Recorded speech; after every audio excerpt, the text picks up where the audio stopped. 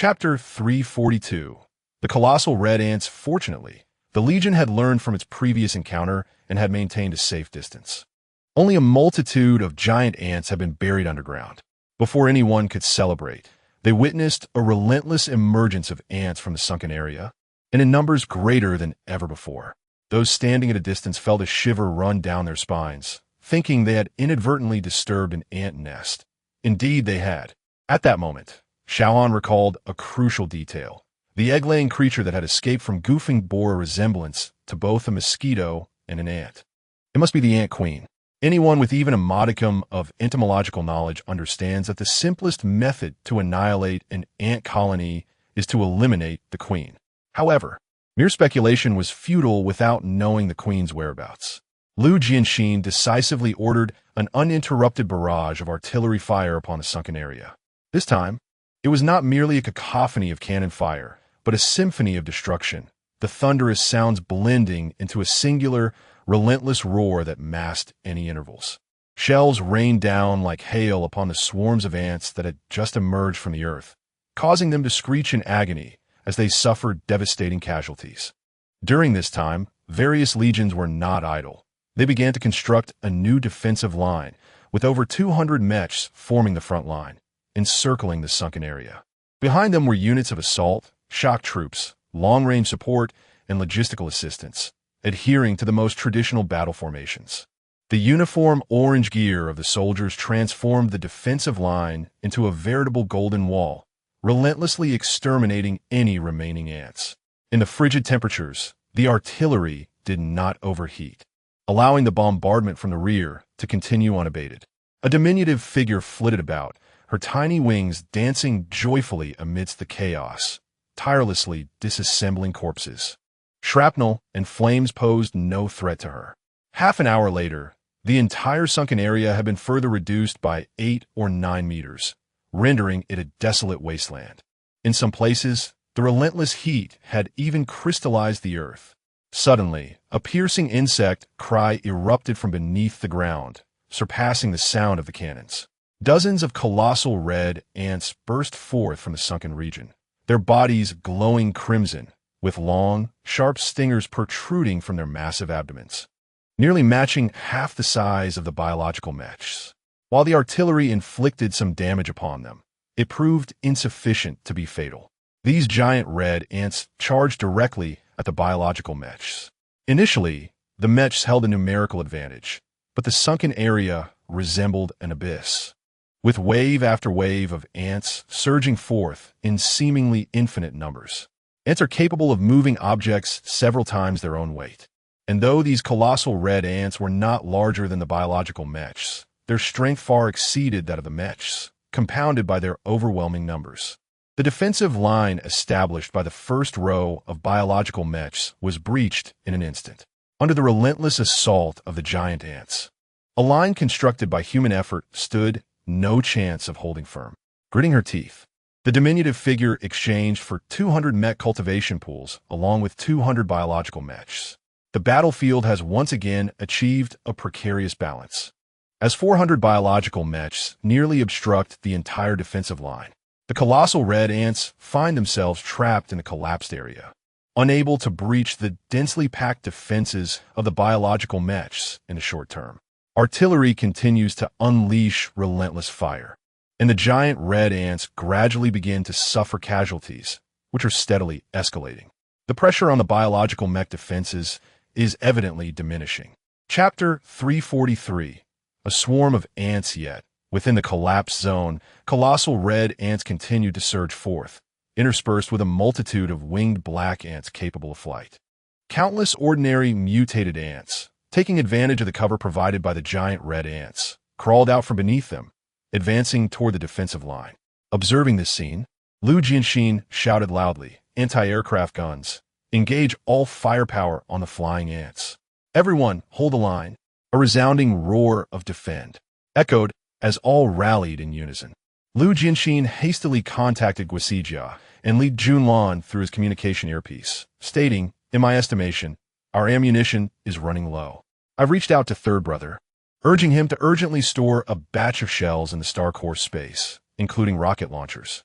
You two should arrange matters at the artillery position in the rear. Understood. Understood.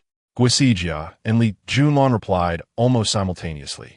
Few possessed space-folding rings, with only 5 Legion commanders across the battlefield equipped with them. To minimize the impact on the defensive line while swiftly retrieving a substantial amount of shells and rocket launchers, dispatching 2 individuals was just right. As Guisijia and Li Junlan departed the front lines, they witnessed a vast horde of ordinary mutated ants breach the defenses of the biomechanical suits, colliding with the shield wall. Without hesitation, they sprinted toward the artillery position in the rear. The biomechanical suits were fully occupied with fending off the gargantuan red ants, leaving them no bandwidth to address the ordinary mutated ants, resulting in a relentless tide of ants surging toward the Legion's defenses. Meanwhile, the airborne ants were temporarily restrained by the preemptively prepared anti-aircraft guns, posing no significant threat to the defenses for the time being. As the ants on the ground crossed the initial barrier of the biomechanical suits, the long-range strike team initiated their assault. Given the limited proliferation of energy guns and the insufficient damage inflicted by standard rifles on advanced mutated beasts, all members of the long-range strike team had transitioned to individual rocket launchers and machine guns. These transitional weapons, while formidable, significantly diminished the ant ranks as they charged forth. When the distance between the two sides closed to a mere 10 meters, squad leaders of the assault team simultaneously shouted, "Hold! Hold!" Following this, a series of 3 resounding clashes echoed as shields struck the ground. In synchrony with the third impact, rows of orange spears tilted forward. The 4-meter-long spears gleamed with a dazzling cold light in the air as the ants, undeterred by death, crashed into the thicket of spears, instantly impaled in a chaotic swarm. This was a preparation level of 7, after all. Yet, this was merely the beginning. The first wave of ants perished upon the spears, followed by the second and third waves. Yet as the 5th wave surged forward, the spears became saturated with ants, rendering them ineffective. The ants, nearly stepping upon the bodies of their fallen comrades, rushed toward the throng.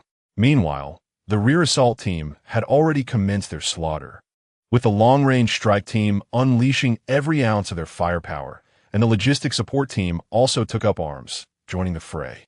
However, the relentless swarm of ants continued to breach the defenses, launching attacks from behind against the crowd. The situation grew increasingly dire. Lu Jianxin and his companions found themselves overwhelmed, scrambling to manage the escalating crises. Yet, the front stretched too far. Relying solely on a handful of Legion commanders proved insufficient. In the end, Lu Jianxin had no choice but to resolutely seek the assistance of the Special Operations Team. Chapter 344, Bioenergy Detector. The Special Operations Team has expanded from a mere 100 to 500, each soldier a paragon of excellence. However, the command of this elite unit rests solely with Feng, akin to the Imperial Guard of ancient times. To mobilize the team, one must first consult Feng. Only upon his approval does the Special Operations Team plunge into battle. As the team made its entrance, they astounded onlookers with their diverse and extraordinary abilities, their precise and ingenious coordination, and their swift and decisive strikes, transforming the entire defensive line into an impenetrable web. In the rear, artillery units were inundated with crates of shells, deftly retrieved by Guisijia and Li Junlan from their rings. In a short span, hundreds of shells were amassed behind the artillery. But that was not the end. Li Junlan and Guisijia also summoned numerous rocket launchers from their spatial storage. Team members promptly adjusted their angles and positions. Soon, amidst the thunderous roar of artillery, the sound of rockets being launched filled the air, leaving behind trails of white smoke that scarred the sky. The rockets and shells detonated among the horde of ants, causing the colossal red ants to finally succumb. Collapsing in droves, the intense flames incinerated the wings of many ants that had yet to take flight. The diminutive figure cheered exuberantly, proclaiming their fortune. "We hit the jackpot." As they shouted, they frantically decomposed the fallen foes. In H province, Feng felt a heat radiating from his forehead as fragments of the star core visibly grew larger at an alarming rate. The bombardment of artillery and rockets continued relentlessly for over an hour before gradually ceasing. By this time, the temperature in the entire area had been significantly affected, with vast expanses of ice and snow melting. The team members found themselves drenched in sweat, their fur garments slightly warming against their skin. The ground in the collapsed area transformed into a viscous fluid, devoid of even a single ant carcass, as the diminutive figure had decomposed all the remains. Lu Jianxin pondered. Has it ended? The diminutive figure shook their head. Not yet. They then handed Lu Jianxin an object resembling VR goggles, indicating for him to wear them. Upon donning the goggles, Lu Jianxin noticed hundreds of green halos beneath the surface, the shapes reminiscent of ants. The central halo had transcended mere illumination, presenting as a vivid green image, strikingly more distinct than the others. Lu Jianxin removed the goggles, exclaiming, "What is this?" "A bioenergy detector," the diminutive figure replied. "It is perfectly suited for detecting the hidden mutated beasts lurking in the shadows." They continued, "The creature below is the Ant Queen. Eliminating her could enhance the defensive capabilities of Hope City by at least 30%. Lu Jianxin felt a stir of interest, yet he hesitated, weighing the risks against the potential rewards. The Ant Queen must be formidable as well, the diminutive figure casually remarked. She managed to escape from Gu Feng's full-force strike. Just think about it. A weight settled in Lu Jianxin's heart. He was acutely aware of Gu Feng's formidable strength. Even 5 army commanders combined might struggle to withstand the full brunt of Gu Feng's assault. This indeed posed a challenge for Lu Jian. To his astonishment, the little one directly connected with Gu Feng through the communication earring, stating, "Gu Feng, the Ant Queen has been located. We require the Special Operations Team's assistance. Eliminating the Ant Queen is expected to enhance Hope City's overall defense by 30%. Chapter 345, The Siege of the Ant Queen, Part 1, on the other side. Upon hearing the news, Gu Feng could no longer maintain his composure. He immediately connected to Lu Jianxin's communication earring and exclaimed, "Little Jian, give it your all. Our future happiness depends on you. The Special Operations Team is under your command, and I have faith in you." Lu Jianxin, feeling an urge to vent his frustration, was thwarted as Gu Feng abruptly ended the call. Resigned, Lu Jianxin steeled himself for the task ahead. He summoned the other 4 Legion commanders and called the Special Operations Team for a strategic discussion. He remarked, "If the Ant Queen does not emerge, we have no choice but to descend. However, we are entirely ignorant of the conditions below and must first gather information." All present were astute individuals, and it didn't take long for them to think of Xiao Han, the only one who had previously ventured below and thus possessed intimate knowledge of the situation. Before long, Xiao Han was summoned. Upon learning of their plans, she bluntly stated, "After the previous 2 large-scale collapses, the situation down there has undoubtedly changed, so summoning me is futile." The group sighed in unison. Suddenly, Xiao Han had a revelation and continued, "The last time the Ant Queen escaped from the City Lord's grasp, it was due to the existence of an underground river. She fled along its currents, which complicates matters." Lu Jianxin and the others furrowed their brows. The underground river was a labyrinthine network. Should the Ant Queen take fright and plunge into the depths, it would render their efforts utterly in vain. Ji Yu rose and declared, "I can assist in the water, but I cannot guarantee that I alone can force the Ant Queen to surface." Lu Jianxin understood that Ji Yu's unique ability allowed her to partially transform into a serpent, granting her unparalleled agility in the water, making her the sole individual in attendance whose combat prowess remained unaffected in aquatic environments. Suddenly, Lu Jianxin turned to Xiao Han and inquired, "Your ability is to freeze, correct?" Everyone's eyes lit up with realization. Indeed, if they feared the Ant Queen's escape via the underground river, why not freeze it in advance? Xiao Han replied candidly, "To freeze the river sufficiently to withstand the Ant Queen's assault will require considerable time."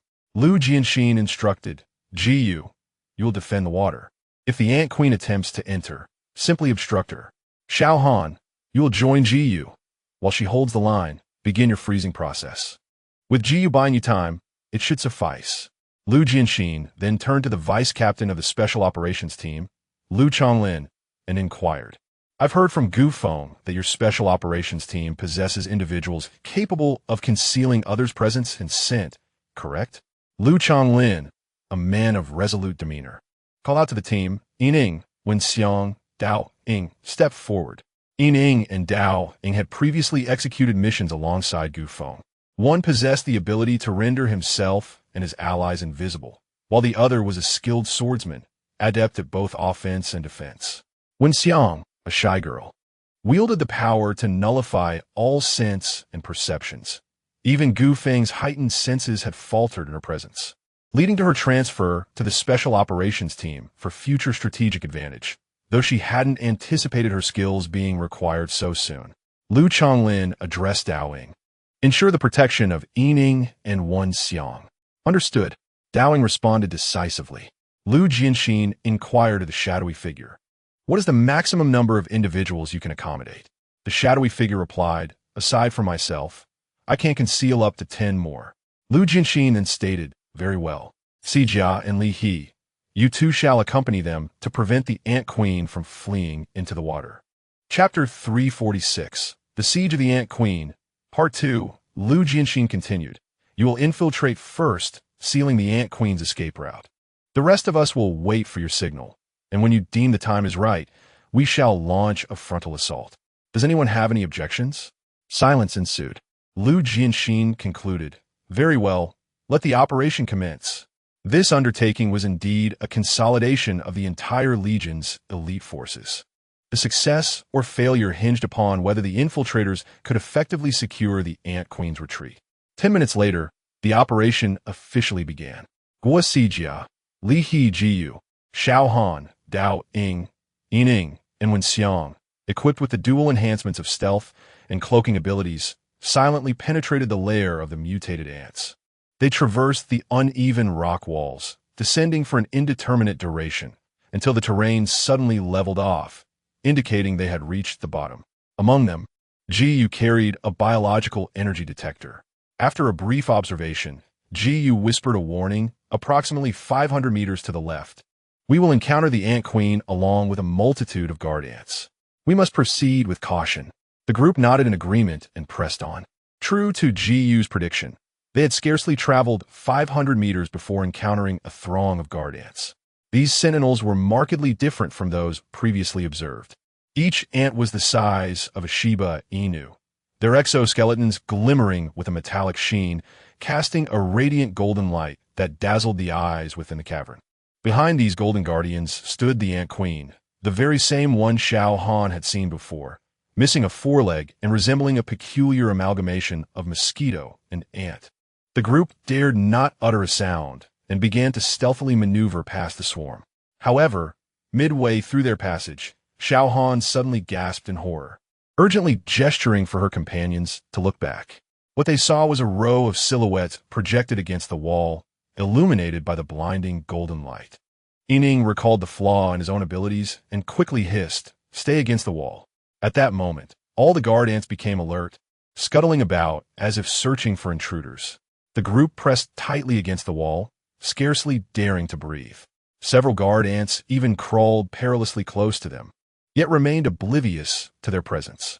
In truth, their anxiety was unwarranted. Although ants possess eyes, they seldom utilize them, and even when they do, distinguishing objects prove challenging. Thus, even if shadows were cast, it posed no threat. After navigating through the ant horde without incident, they continued for another 10 minutes until they reached the bank of a rushing underground river. The water here was warm and flowed swiftly, making it a formidable task to freeze. Nevertheless, the moment for action had arrived. Aligning in a single file, Xiao Han plunged her hands into the water, and instantly, ice began to form upon the surface, growing larger and thicker. By the time 1/3 of the water's expanse was frozen, Xiao Han felt a wave of dizziness wash over her, a clear sign of her abilities nearing exhaustion. As the ice finally reached half coverage, the group could distinctly sense the surrounding temperature plummeting. Though the vision of the ants may be rather limited near the subterranean river, their sensitivity to temperature is remarkably acute. How could the queen ant fail to perceive the fluctuations in the river's temperature? With a resonant call from the queen, dozens of sentinel ants hastened to investigate. In a state of invisibility, one cannot employ their extraordinary abilities. Thus, as Xiao Han utilized ice powers, concealment became impossible. Exposure was now unavoidable.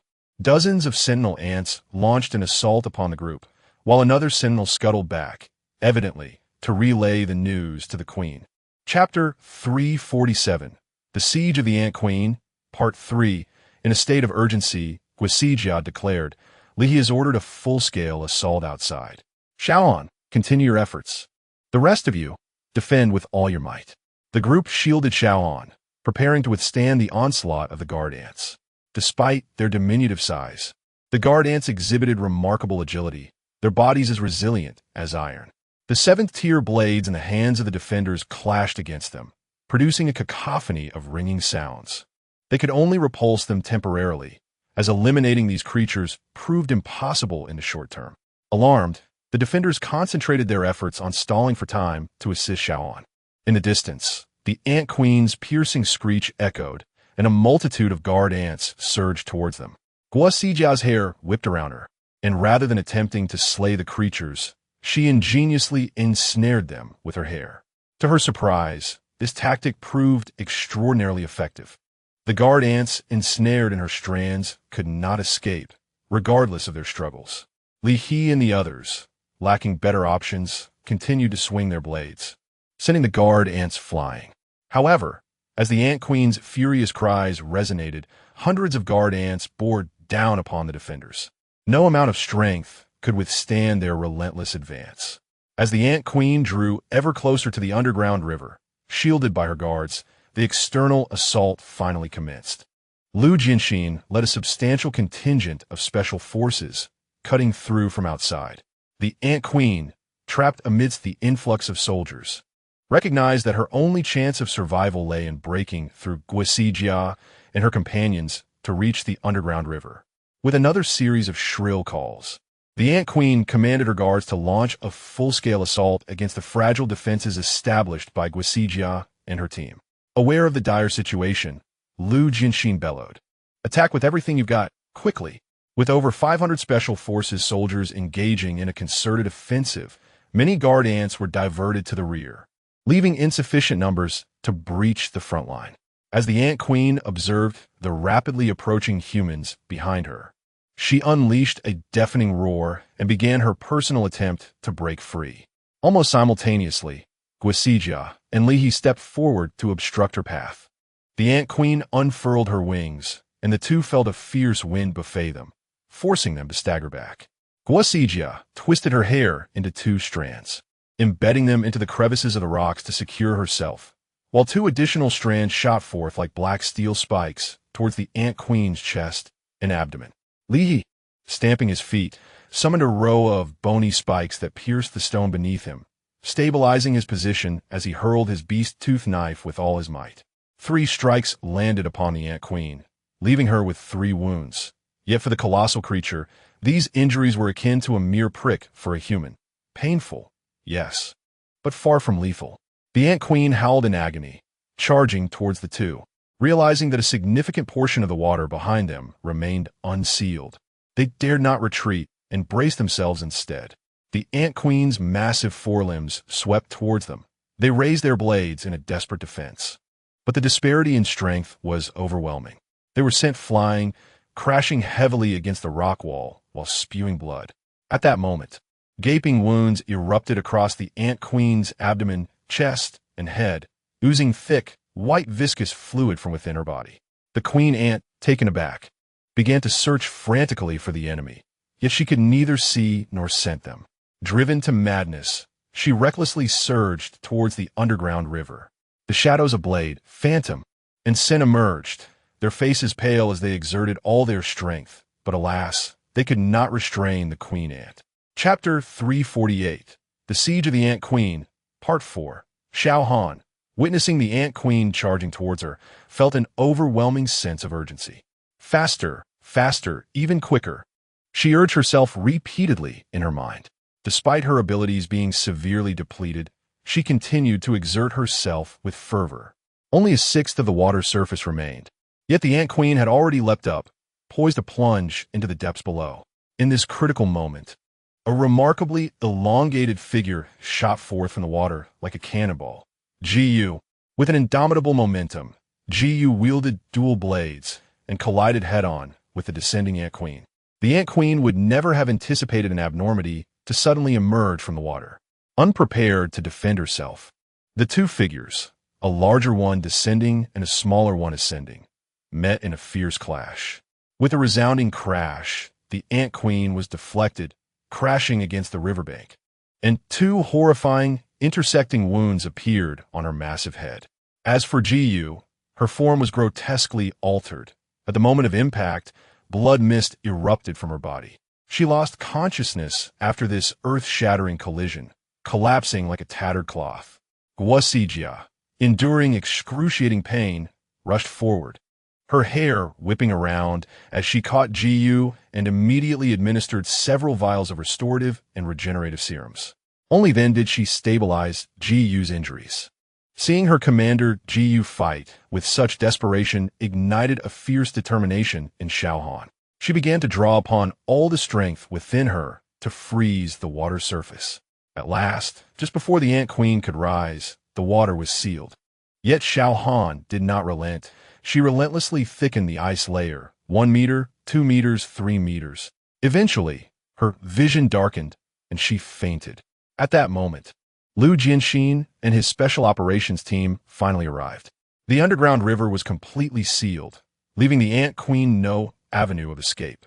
Hundreds encircled the Ant Queen, unleashing a barrage of abilities. Even so, it took them over half an hour to finally slay the Ant Queen. Exhausted and drenched in sweat, everyone lamented the Ant Queen's tenacious vitality. Little Dot, cheerfully dismantling all the corpses, bid farewell before vanishing without a trace. In City A of Province H, Feng, braving the snowstorm, had just arrived at a mining site when Little Dot flew out.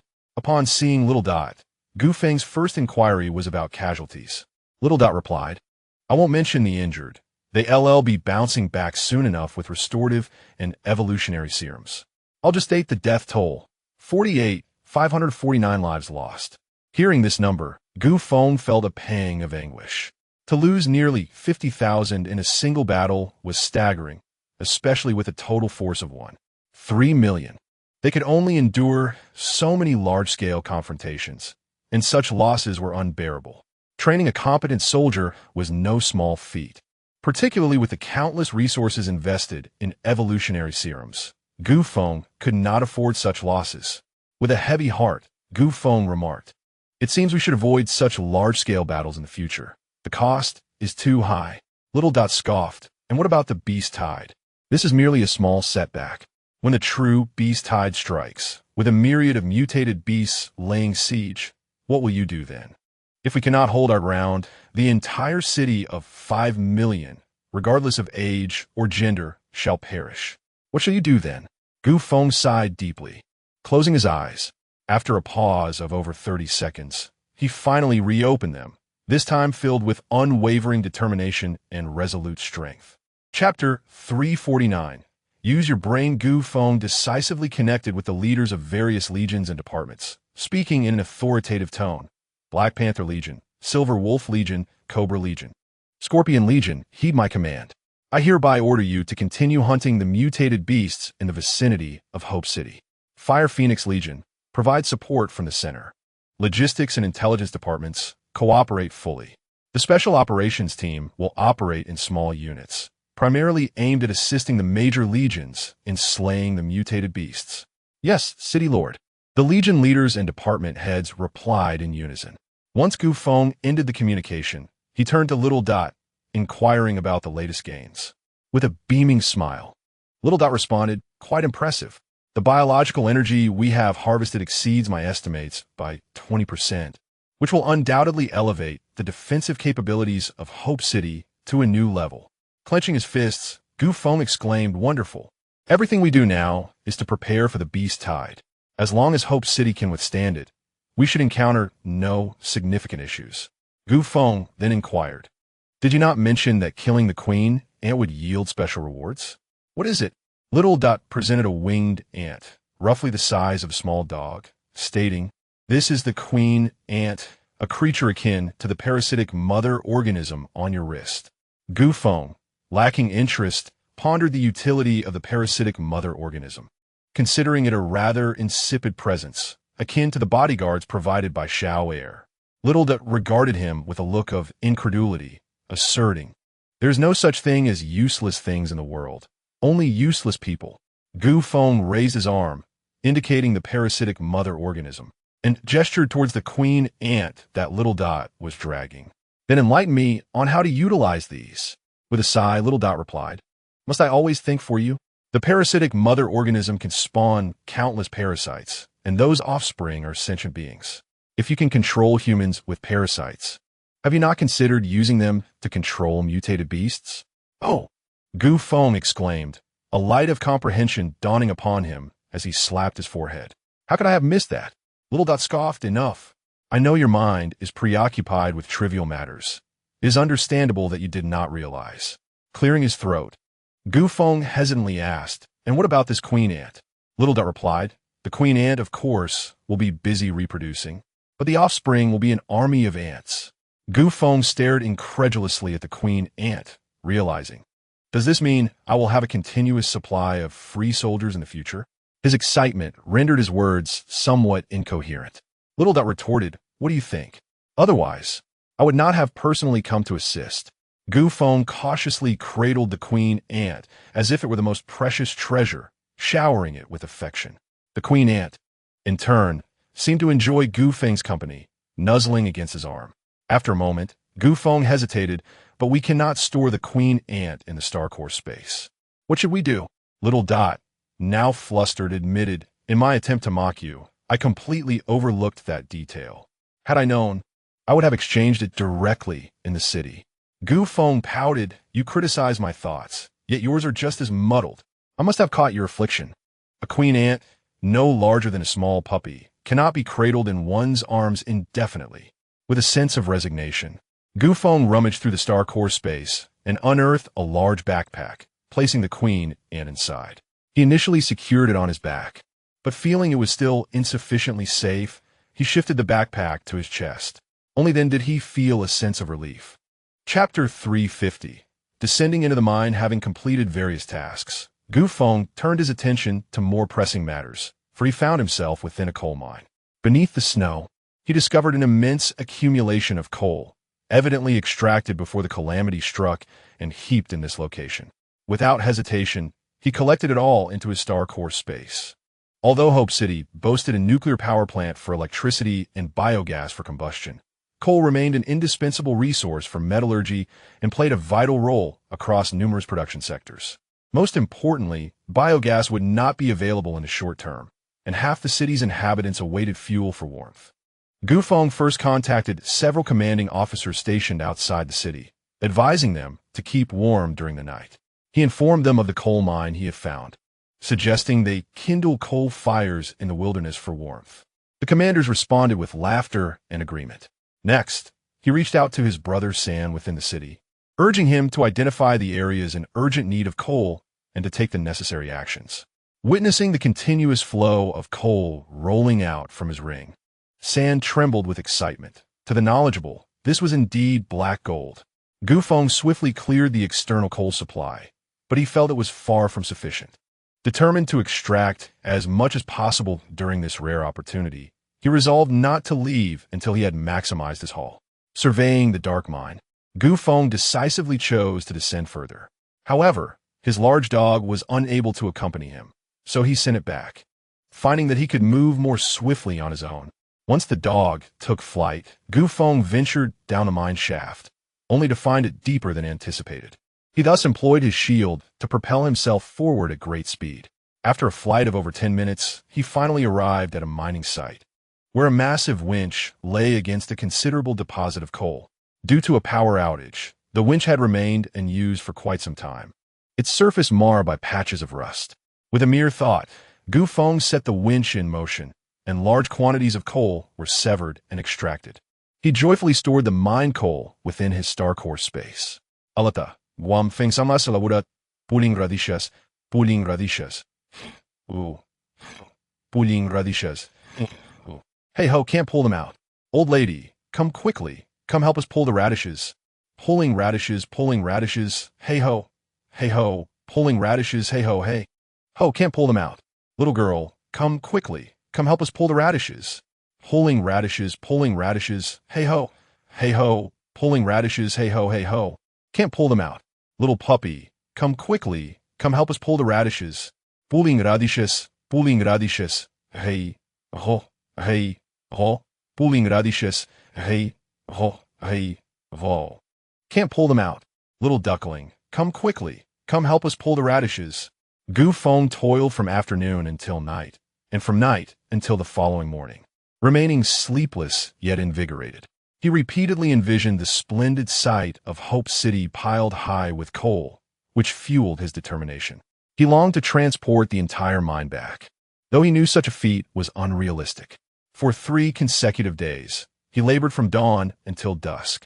Yet, he eventually began to feel a sense of tedium, repeatedly questioning within himself if he had gathered enough, if it were time to cease his endeavors. At a moment when Feng was engulfed in uncertainty, the coal mining winch unexpectedly became jammed. Feng felt a sinking sensation in his heart. As he gazed ahead, he discovered a colossal, circular stone obstructing the winch. Pondering what kind of rock could possess such formidable hardness, he was taken aback when the stone began to move of its own accord. Suddenly, it split open in the middle, revealing a massive, rotund head and robust limbs. From a distance, it bore a striking resemblance to a pangolin, yet its size was astonishingly disproportionate. Chapter 351. The proper use of parasites. Feng expressed his bewilderment. A mutated pangolin? At that moment, the little one also soared into the air, a fortunate discovery indeed. The pangolin, seemingly disturbed from its slumber, abruptly awakened and began to survey its surroundings. Upon spotting Feng, its eyes transformed into a blood-red hue and it lunged directly towards him. Between the human and the beast lay a massive steel winch. Yet to Feng's astonishment, the pangolin ferociously bit and tore at it, reducing it to fragments. Feng sighed. "This is your own doing. Prepare to work for me." As he spoke, he raised his right hand and exerted a powerful grip towards the pangolin, employing his newly devised technique, the divine right hand. In an instant, countless pieces of coal and stones coalesced into a colossal right hand that surged forth from the ground, seizing the pangolin by its neck. Despite its frantic struggles, the pangolin could not break free. Feng's fingers tightened slightly, and the pangolin's neck seemed to be gripped by an immense force, causing it to stick out its tongue and struggle even more violently. Feng shook the parasitic mother on his wrist, urging, "Awake, time to get to work." The parasitic entity writhed and split off a crimson parasite, which then fell into a dormant state, coiling around Feng's wrist. The blood-red parasite then launched itself and burrowed into the pangolin's ear.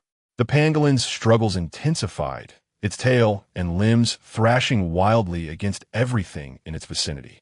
Feng swiftly lifted his left hand, and another hand formed from coal and rock seized the pangolin's tail. Suddenly, the pangolin convulsed, its blood-red eyes rolling back to reveal the whites, its body going limp.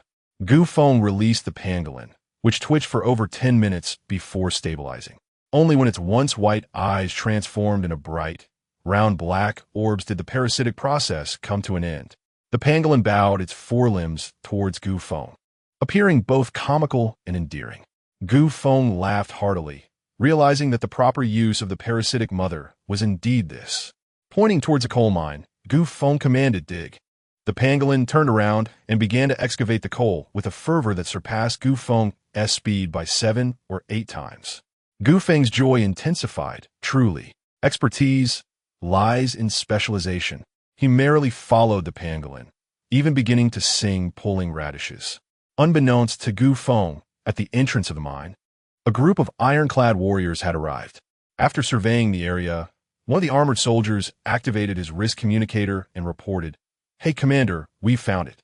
The individual should be beneath the mine. All the coal outside is gone. There's an 80% probability we can confirm the person's identity." "Yes, understood. We'll lie in wait for your arrival." "All right." After concluding the call, the iron soldier signaled to the other warriors, and they all sprang into action. A myriad of sophisticated devices and miniature robots were deployed around the sole entrance of the mine, determined to ensnare it in an intricate web. Meanwhile, Feng remained blissfully unaware, immersed in his coal mining endeavors, exuding enthusiasm and a sense of purpose as he believed he had found a lifelong vocation in coal extraction. After more than 4 hours, a young man clad in a wool military coat and black combat boots, his forehead adorned with a blue crystal the size of a winter jujube, arrived at the mining site accompanied by a contingent of fully armed soldiers. The steel warriors promptly advanced, kneeling in reverence as they reported that the esteemed commander had set everything in place, awaiting the emergence of the individual from within.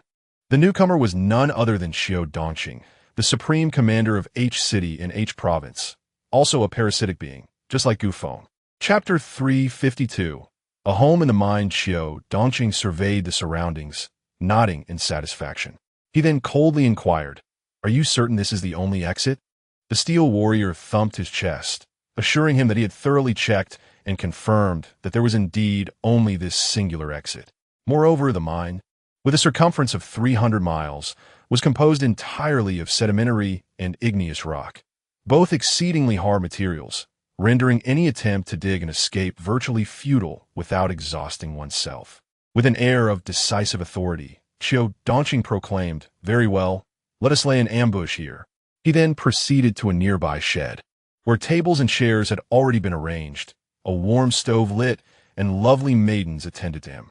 He mused on the disparity in treatment between himself and Feng, who was still laboring underground to extract coal. Despite being fellow hosts of star core fragments, their circumstances were starkly different. At that moment, Feng remained blissfully unaware that his exit had been sealed, awaiting his own entrapment. His thoughts were solely consumed with the coal mine, pondering when the extraction would conclude. Unexpectedly, news arrived from Third Brother, stating that every viable spot in Hope City for coal storage was filled to capacity. There was simply no room left. Feng, unconcerned, replied, "It's of no consequence. If there is no space, then so be it. The star core space is vast enough. There is no need to retrieve more." His star core space now spanned over 1,000 square kilometers, roughly the size of a county, so he had no worries about running out of room. Furthermore, with the assistance of the pangolin, Feng felt that if he grew weary, he could simply take out a bed and rest, later gathering all the coal the pangolin had unearthed into his star core space. While others might possess mines, Feng could proudly declare that he had made his home within one. Wasn't he that impressive? And so, Feng spent his days in a cycle of eating and sleeping, and after 3 days, the entire vein was nearly depleted. Meanwhile, Xiao Dongqing at the mine entrance grew increasingly impatient, his face turning a shade of green from waiting.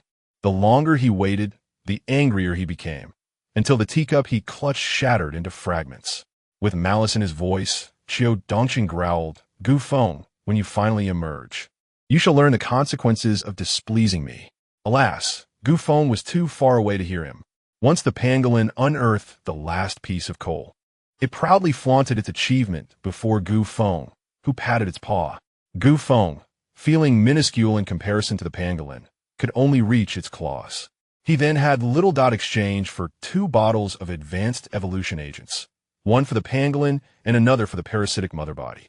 As the 2 creatures prepared to utilize the agents, Feng's backpack suddenly shook, indicating that the ant queen had also developed an interest. Unable to resist, Feng instructed Little Dot to exchange for another bottle and personally fed it to the ant queen. Upon consuming the potion, the ant queen fell into a deep slumber. Little Dot explained that the ant queen had yet to reach maturity and required more time to evolve. Feng understood. His next objective was to seek other resources, oil, iron, copper, and aluminum, suggesting further mining endeavors. Feng gestured to the pangolin, fearing his signals might be unclear. So he contacted Gulan to send images of various resources through the spatial folding ring into the star core. He retrieved the photographs and showed them to the pangolin. Remarkably, the pangolin comprehended immediately, pivoting and resuming its excavation. Feng remained oblivious to the nature of the nearby rocks and their potential for excavation. Nevertheless, With the pangolin forging ahead, Feng progressed smoothly northward. Meanwhile, on the ground, Dongqing remained unaware, still waiting amidst the biting cold winds and disarray. This wait stretched on for another 7 or 8 days. Dongqing was on the verge of an explosion. Was that scoundrel residing within? Enough waiting. Charge down and drag that rascal out. Chapter 353. The joyful dump truck. So, where exactly is our Feng now? Well, Feng himself is utterly oblivious to his whereabouts. Underground, he twists and turns, ascending and descending, making it virtually impossible to discern direction. After much effort, Feng finally managed to follow the pangolin and emerge onto the surface, only to find himself in a desolate wilderness, devoid of any village or shop, surrounded solely by a thick blanket of snow, with not a single tree in sight, and the cold biting fiercely. The pangolin, seemingly averse to the chill, sniffed around before selecting a direction, resuming its digging. Feng, ever the devoted follower, continued in tow. His recent endeavors had yielded an abundance of treasures. Under the guidance of the pangolin, Feng had discovered a source of hematite 3 days prior. Much like coal mining, the pangolin led the way in extraction, while Feng leisurely transported the ores into the star core space. For 3 consecutive days, the duo nearly plundered the entire vein. In the star core space, piles of hematite loomed as high as 600 or 700 meters, surpassing the combined height of 5 Egyptian pyramids. Now, the pair was off in search of other mineral deposits, and with the pangolin at the helm, Feng relished the leisurely pace. Perhaps the collection of minerals was simply too effortless for him. Feng had tied a dump truck to the pangolin's tail. This was no ordinary vehicle for transporting coal. Rather, it was a contraption for Feng's indulgence, lined with animal skins, warm and soft. He would recline within, munching on peanuts and sipping fine wine. The life of settling down in the mines was indeed delightful. However, occasionally, the clumsy pangolin would inadvertently toss dirt into the dump truck, and on several occasions, Feng had nearly been buried alive due to his inattention. Exasperated, Feng flew atop the pangolin, delivering a series of taps, a futile effort against such a hard skull. The pangolin, mistaking the taps as playful antics, eagerly leaned in closer. With no other recourse, Feng returned to the dump truck, using his abilities to shield his precious peanuts and wine from being wasted. Meanwhile, at the coal mine, Dongqing led a large contingent of subordinates into the depths, all on high alert, cautiously advancing to avoid alarming the enemy. Tension hung thick in the air, for they were up against an adversary of equal stature to the marshal, compelling everyone to tread with utmost care. After descending into the mine for a grueling 7 to 8 hours, the group finally reached the depths of the shafts. Upon surveying the sprawling network of tunnels below, Dongqing gritted his teeth and commanded, "Split up and search. Notify me immediately upon any discovery." "Understood, Marshal." The group began to disperse. Initially, they divided into 2 factions, but soon after, they split into 4, encountering yet another fork in the path, and continued to divide. This process repeated until they found themselves with insufficient numbers to cover the search. Some even became hopelessly lost within the labyrinthine tunnels. Dongqing, too, had the means for spatial reconnaissance, yet like Feng, he refrained from utilizing it, fearing it might alert the enemy. With no other options, they had to search painstakingly. This quest persisted for 4 days, during which the group remained on high alert, enduring considerable hardship. After finally scouring all the tunnels, they found nothing. Dongqing was infuriated, seething with rage. How could there be nothing? How could there be nothing? After wandering here for half a month, I ultimately found nothing. The iron warrior responsible for tracking, trembling on his knees, explained to the commander, "We truly tracked him here. The infrared tracking cannot be mistaken. He must have hidden himself here. Or perhaps he escaped through another exit." Chapter 354. Belonging to the mouse, Dongqing placed his hand upon the steel warrior's helmet and inquired, "Did you not claim there was but a single exit?" To his astonishment, the helmet began to twist and contort, and the warrior could only emit a brief gasp before his entire head transformed into a fist-sized metallic mass, blood oozing from the crevices. The bystanders, paralyzed with fear, Dare not even exhale. From the fragments of the star core embedded in Xiao Dongqing's forehead, a diminutive girl emerged, bearing an uncanny resemblance to the small creature. Were it not for her icy gaze and the shimmering metallic dress she wore, one might have mistaken them for the same being. Upon her emergence, the girl flitted her wings, and, with a mere flick of her wrist, the corpse vanished. Moments later, an identical steel warrior reappeared, though now imbued with a chilling, mechanical demeanor. Before long, news arrived of a newly discovered exit. Xiao Dongqing and his entourage promptly advanced toward it. As Xiao Dongqing peered from the wilderness, he realized Gu Feng had been absent for 7 or 8 days. Unbeknownst to him, he cursed at the sight of a nearby new mine. Are you a mouse? Burrowing holes? Very well. I shall pursue you today. With that, he led his followers into the new tunnel. Meanwhile, 7 days prior, after a brief exploration of the wilderness, Gu Feng had followed the pangolin deeper underground. Time slipped away unnoticed until a peculiar stone unearthed by the pangolin caught Gu Feng's attention. Its yellow hue and metallic sheen prompted him to shine his flashlight upon it and compare it to a photograph, leading to the joyous revelation that it was indeed brass. Excited, Gu Feng exclaimed, "Dig, dig, dig! You have accomplished a great feat this time. Finish your work, and I shall reward you with a bottle of high-grade evolution serum." The pangolin, clearly understanding the command, labored with renewed vigor. Gu Feng lounged atop a dump truck, munching on peanuts and sipping liquor, while simultaneously amassing a considerable quantity of brass within the star core space. This bustling endeavor continued for 2 days, during which time they inadvertently stumbled into a nest of mysterious insects. These creatures, with fluorescent tails and bodies resembling tiny iron rods, were black and roughly the size of an adult's fist, swarming toward the man and beast. Before Gu Feng could react, the pangolin, as if enticed by a delectable feast, opened its maw wide and commenced a frenzy of consumption. The crunching sounds emanating from the pangolin's mouth were akin to the gnashing of nails, a sound that sent shivers through Gu Feng's teeth. To his surprise, the ant queen nestled in his arms dashed forth to join the feast. Gu Feng began to worry whether there would be sufficient insects for the two gluttons. Over 2 hours later, not a single mysterious insect remained in the mine. The pangolin and ant queen returned, satiated and belching contentedly, while the pangolin resumed its mining efforts, and the ant queen crawled back into Gu Feng's backpack, drifting into slumber. By the time Gu Feng had exhausted the brass, 5 days had elapsed. The pangolin guided him back to the surface for a breath of fresh air. Then, the pangolin resumed its exploration, ultimately identifying a specific location and continuing to dig downward.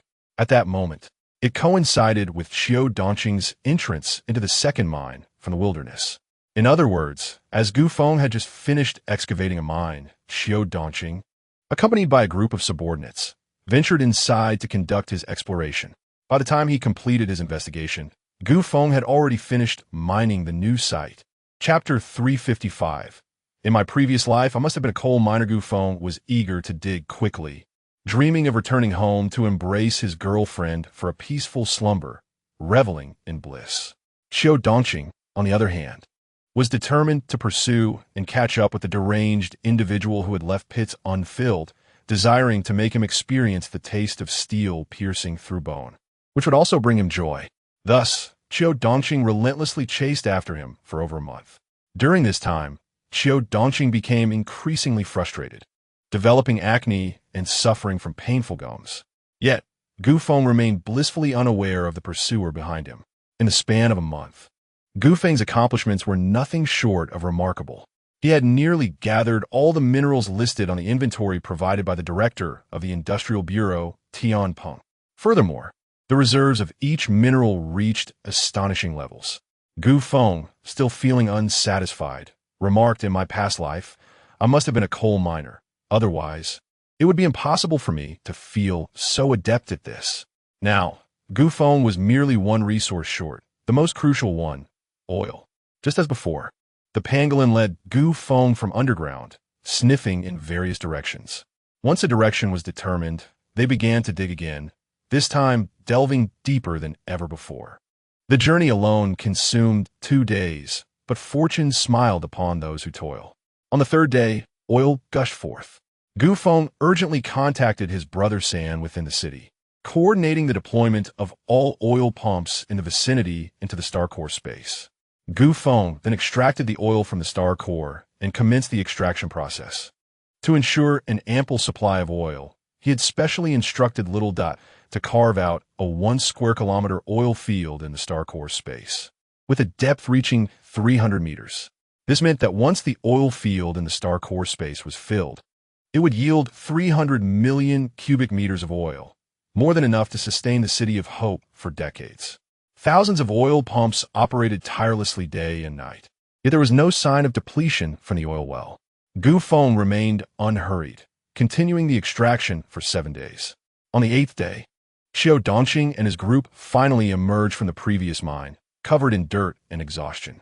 Xiao Dongqing, with a weary face and tears unshed, gazed skyward, feeling more disheveled than ever before. He contemplated giving up, thinking to himself, whatever happens, I'm done chasing. This is absurd. The tunnels are like a labyrinth. Is it easy for me to walk out alive? After calming his wounded spirit, Xiao Dongqing addressed his subordinates. Ahem, I shall not partake in this venture. I entrust this glorious task to you all. Remember to locate that scoundrel and inquire whether he belongs to the rat family. His subordinates exchanged glances, unsure of how to respond. Just as they prepared to part ways with their leader, someone suddenly exclaimed, Hey, look around. Why does this place seem so familiar? Indeed, now that you mention it. Look, that direction appears to be towards H City.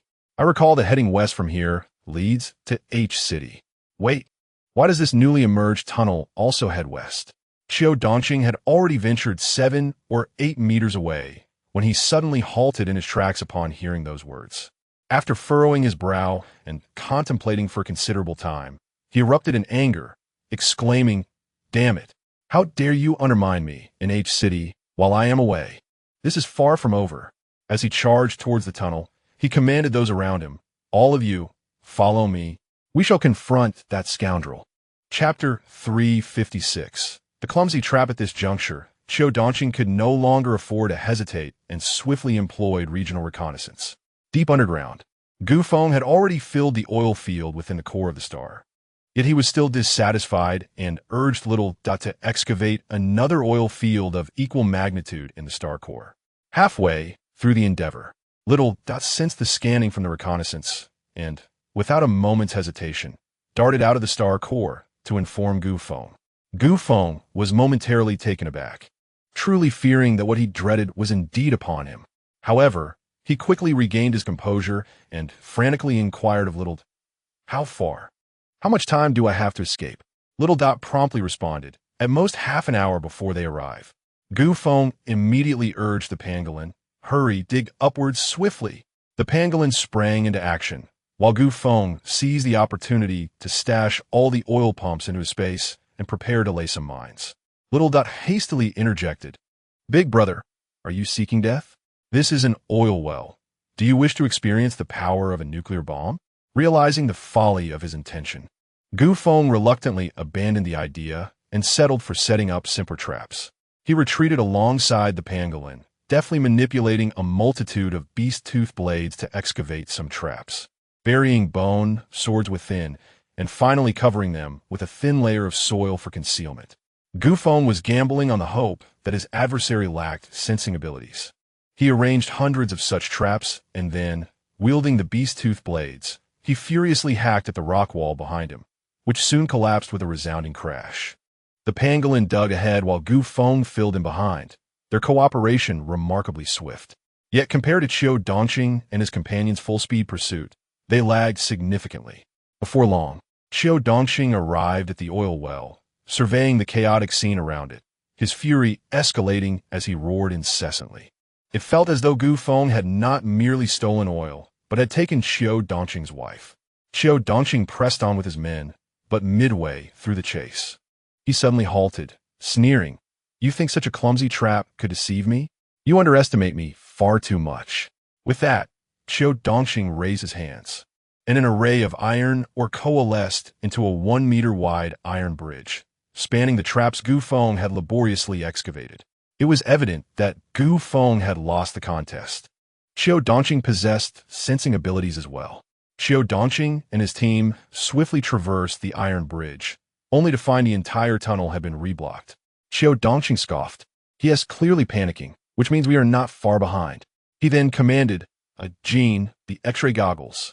From the fragment of the star core embedded in Qiu Dongqing's forehead emerged a small, cold-eyed girl who, like a magician, produced a pair of exquisitely crafted goggles imbued with a strong sense of technology, featuring a miniature scanning device on the lenses. No sooner had Qiu Dongqing donned the goggles than a diminutive, rotund figure appeared on the lenses. This was the pangolin's silhouette, while Gu Feng's figure was nearly imperceptible unless scrutinized closely. The distance was evidently too great, yet the fact that it was visible indicated the urgency of the situation. Qiu Dongqing, adorned with spectacles, meticulously assessed the positions of both the individual and the beast. With a synchronized motion of his hands, he observed as minute metallic particles began to coalesce above the iron ore. In a short span, these particles amalgamated into a colossal metallic drill bit, shimmering with a brilliant metallic luster. Chapter 357. The underground chase. If there were a metallurgist present, they would undoubtedly be rendered speechless with astonishment. Not even the most advanced metallurgical techniques could produce steel of such remarkable performance. Both hardness and strength reached levels unimaginable for ordinary steel. Yet, Qiu Dongqing appeared to treat this as a trivial matter. With a sweeping motion of his hand, the drill bit began to move of its own accord, accelerating with increasing speed. A multitude of stones and earth were swiftly excavated. Qiu Dongqing and his companions followed closely behind the colossal drill, hastening towards Gu Feng. Meanwhile, Gu Feng was alarmed as Xiao Budian exclaimed, "The distance is closing. If you don't devise an alternative plan soon, they will catch up within 20 minutes." Gu Feng was already sweating. They were within the enemy's territory, and he understood the dire consequences of being overtaken without needing Xiao Budian's reminder. With a determined resolve, Gu Feng said to Xiao Budian, "We are far enough from the oil well. We can deploy landmines now, can't we?" Xiao Budian nodded in agreement, and Gu Feng decisively buried the explosives. However, when Qiu Dongqing reached the minefield, he burst into laughter, exclaiming, "You bought landmines? Do you not realize the shells are made of iron?" As he spoke, he casually lifted a hand, causing all the landmines to emerge from the ground intact, which he then collected into his stellar core space. "I will graciously accept this gift. Let us see what other tricks you have up your sleeve." Gu Feng, calculating the time, grew increasingly anxious when no explosions were heard. His heart sank. It was only logical that his ability to control metals rendered the landmines ineffective against him. He then turned his gaze to the pangolin, stating, "Your survival now rests upon you." Just as he finished speaking, the parasitic mother organism on his wrist stirred, elongating into a straight line and directly entering the pangolin's ear. The pangolin already harbored a parasite within its brain, and now the mother organism had entered to take control personally. To Gu Feng's astonishment, the pangolin, after a brief moment of confusion, was suddenly infused with golden light, dramatically increasing its excavation speed 4 or 5-fold. How could this be? Gu Feng marveled.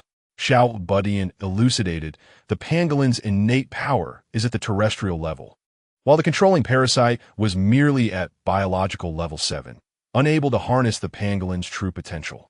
Now that the level 2 terrestrial parasite mother is in control, it can fully unleash the pangolin's capabilities, perhaps even exceeding its limits. Gu Feng quickly inquired, "Is the distance increasing?" Xiao Budian sensed the situation and confirmed, "Yes. The gap is widening." Gu Feng felt a measure of relief, though he continued to work tirelessly, hacking at the surrounding rock walls to seal the cave. On the other side, Qiu Dongqing also sensed the growing distance between them, but found himself curiously unperturbed. He was confident that it would not be long before the other party emerged above ground, where he would have ample opportunity to pursue that rascal. Suddenly, Gu Feng turned to Xiao Budian and asked, "Who do you think is stronger, I or the formidable Qiu?" In his heart, Gu Feng had already prepared for the worst. The diminutive one remarked, "I cannot ascertain who among you two is superior. I can only observe that the evolution level of the star core fragments across from us is somewhat higher than ours." With a furrowed brow, Gu Feng inquired. By how much? The diminutive one replied, not by much. Had it not been for the last time I assisted you in your revival, we two would likely be evenly matched. Chapter 358. Is there any difference? Gu Feng remarked. Last time you resurrected me, although you expended a considerable amount of biological energy, my strength remained unaffected. This implies that my capabilities should be comparable to that of the formidable leader. Let us hope so. Gu Feng understood that in a scenario where both sides possessed similar strength, the outcome would hinge on the allies one had at their disposal. Clearly, he was at a significant disadvantage. Once on the surface, it was uncertain whether his opponent could pursue him, but with the pangolin in tow, his speed would undoubtedly be compromised. Being besieged was inevitable. Rather than face such a predicament, it was more prudent to continue burrowing underground. Having specialized in tunneling for a millennium, Gu Feng had faith that a consummate expert in this domain would not falter against an amateur. Resolutely, he instructed the pangolin. Dig downward. Under the influence of the parasitic mother, the pangolin promptly altered its course and began to excavate deeper. Xiao Dongxing, observing through his X-ray goggles, seethed. How could you possibly escape so easily? With that, he accelerated the drill's rotation speed. Yet regrettably, the rate of digging seemed to have reached its limit, showing little improvement. Frustrated and exasperated, Xiao Dongxing could only watch helplessly as Gu Feng's figure vanished entirely from view. Utilizing area reconnaissance underground proved futile. As Gu Feng had previously discovered when he eradicated the mutated rats below, Xiao Dongxing was certainly aware of this, yet he employed it to drive Gu Feng away, hoping to halt his oil theft and in-sight panic that would compel him to surface. As Gu Feng had anticipated, emerging onto the surface would spell doom. All of Xiao Dongxing's prior maneuvers amounted to nothing more than a psychological battle, and it was evident that he had lost. Gu Feng managed to escape over 30 miles underground before inquiring, "Have we shaken him off?" The little one replied, "I can no longer sense him. It seems he has disabled the area reconnaissance." Furrowing his brow, Gu Feng asked, "Do all parasites possess area reconnaissance?" "Of course," the little one clarified. "Not only area reconnaissance, but also various potions, weapon upgrade systems, weapon development systems, and mechs." Gu Feng could not help but exclaim, "What more could there be?" The little one replied earnestly, "Indeed, each parasite possesses unique abilities, and the weapons and equipment they can exchange vary accordingly. Although they are all mechs, there can be significant differences." Gu Feng scoffed. "There are indeed many differences." After a moment of contemplation, he chuckled. "However, this is advantageous. At least we can roughly deduce what capabilities our opponent possesses." The little one chuckled. "You underestimate these differences far too much. With your capability to command a game-changing parasitic mother, are you not concerned that others may possess similar entities?" The little one's words jolted Gu Feng back to reality. Meanwhile, Xiao Dongxing emerged from the underground with a grim countenance, surveying the surroundings. Noticing that he was not far from H City, he resolved to return to the city for a brief respite before plotting his next move. Unexpectedly, at this moment, I received an urgent communication from a trusted subordinate in H City. I heard Xiao Dongxing exclaim, "Hello, what is the matter?" "What?" "The foundation is sinking, and the city is tilting." "How is that possible?" "There are voids beneath." As Xiao Dongxing spoke, his face flushed with rage, nearly causing him to spit blood in disbelief. It turned out that the site from which Gu Feng had been siphoning oil lay beneath H City. Gu Feng had extracted a substantial portion, leaving half of the city's substructure hollow. It was no wonder that the city was tilting.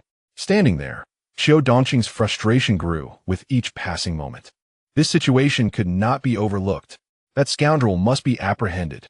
With this thought in mind, he activated the communication device on his wrist and declared with authority, "I command all combat units to prepare for deployment to the City of Hope with the intent to raze it to the ground and utterly extinguish their hopes." Chapter 359.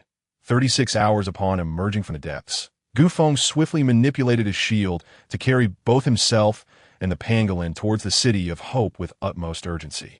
The distance was considerable, and to evade further pursuit, Gu Feng opted for the most direct route. Not long into his journey, a small figure flew out from the star core, enveloped in a radiant red glow. Its hollow gaze and cold, mechanical tone delivered a dire warning. Alert! Alert! In 36 hours, the first tide of mutated beasts will commence. In 36 hours, the first tide of mutated beasts will commence. The internal conflict among the parasites will begin in 36 hours. The internal conflict among the parasites will begin in 36 hours.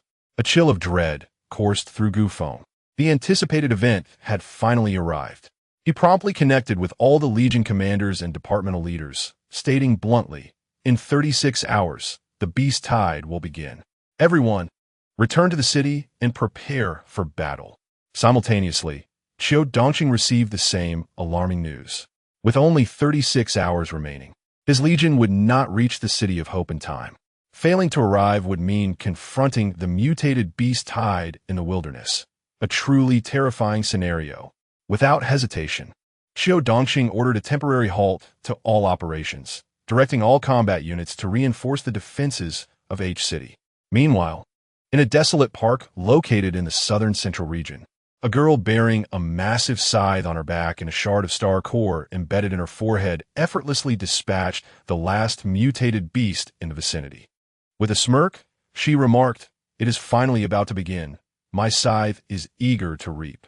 As she spoke, the entire forest erupted into frenetic growth, blossoming with countless vibrant flowers, each as large as a sunshade. This spectacle was only the beginning. The flowers wilted and began to bear fruit.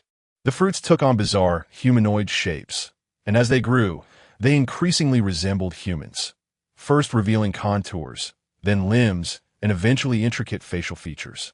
This transformation unfolded in mere seconds.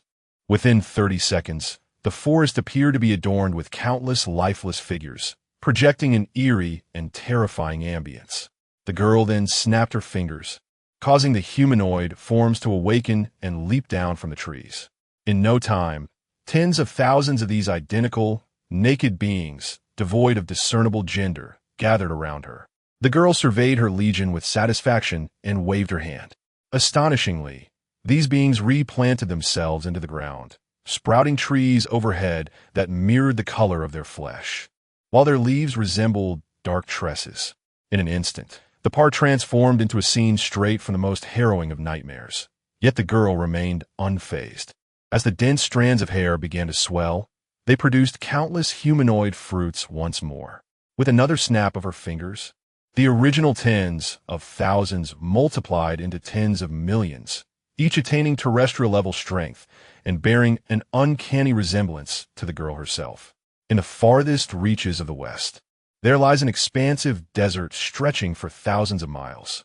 At the very heart of this desert stands the largest volcano in the world, which is currently erupting with a thunderous roar. Fiery magma bursts forth from the crater, soaring several dozen meters into the air. Suddenly, a youth, entirely enveloped in crimson, leaps from the molten rock. His entire being is a vivid red, with even his hair and eyes mirroring the hue. As the boy steadies himself, a flying, advanced mutated beast descends from the sky, launching itself at him with ferocity. With merely a glance, the boy ignites the beast in flames, and within moments, it is reduced to a pile of ashes, utterly lifeless. At the center of the boy's forehead lies a shard of a stellar core. Chapter 360. The countdown begins along the eastern coastline. An endless array of mutated beasts emerge from the depths of the sea, each one an enormous entity bearing the characteristics of marine life. However, there existed a peculiar 3-kilometer stretch along this lengthy coast, a veritable vacuum for these creatures. Every mutated beast that dared to ascend from this 3-kilometer zone was effortlessly dispatched by a middle-aged man clad in a short-sleeved shirt and shorts, his feet adorned with flip-flops. The man seemed to relish the experience. With a mere tug, he extracted all the moisture from the bodies of the mutated beasts, leaving behind nothing but desiccated corpses, which then vanished in an instant. Upon closer inspection of the man's forehead, one could discern a fragment of a star core. To the southwest lay a basin, perpetually shrouded in humidity, once teeming with wildlife, now transformed into a haven for ferocious mutated beasts. At this moment, a lean man, his head wrapped in a cloth cap and a bamboo basket tied at his waist, emerged suddenly from the depths of the basin. With arms outstretched, the entire basin erupted with countless sharp stone pillars, each towering several dozen meters high, densely packed together. The mutated beasts inhabiting the basin were impaled upon these stone formations, their lives extinguished. In the blink of an eye, the bodies of the mutated beasts disappeared without a trace.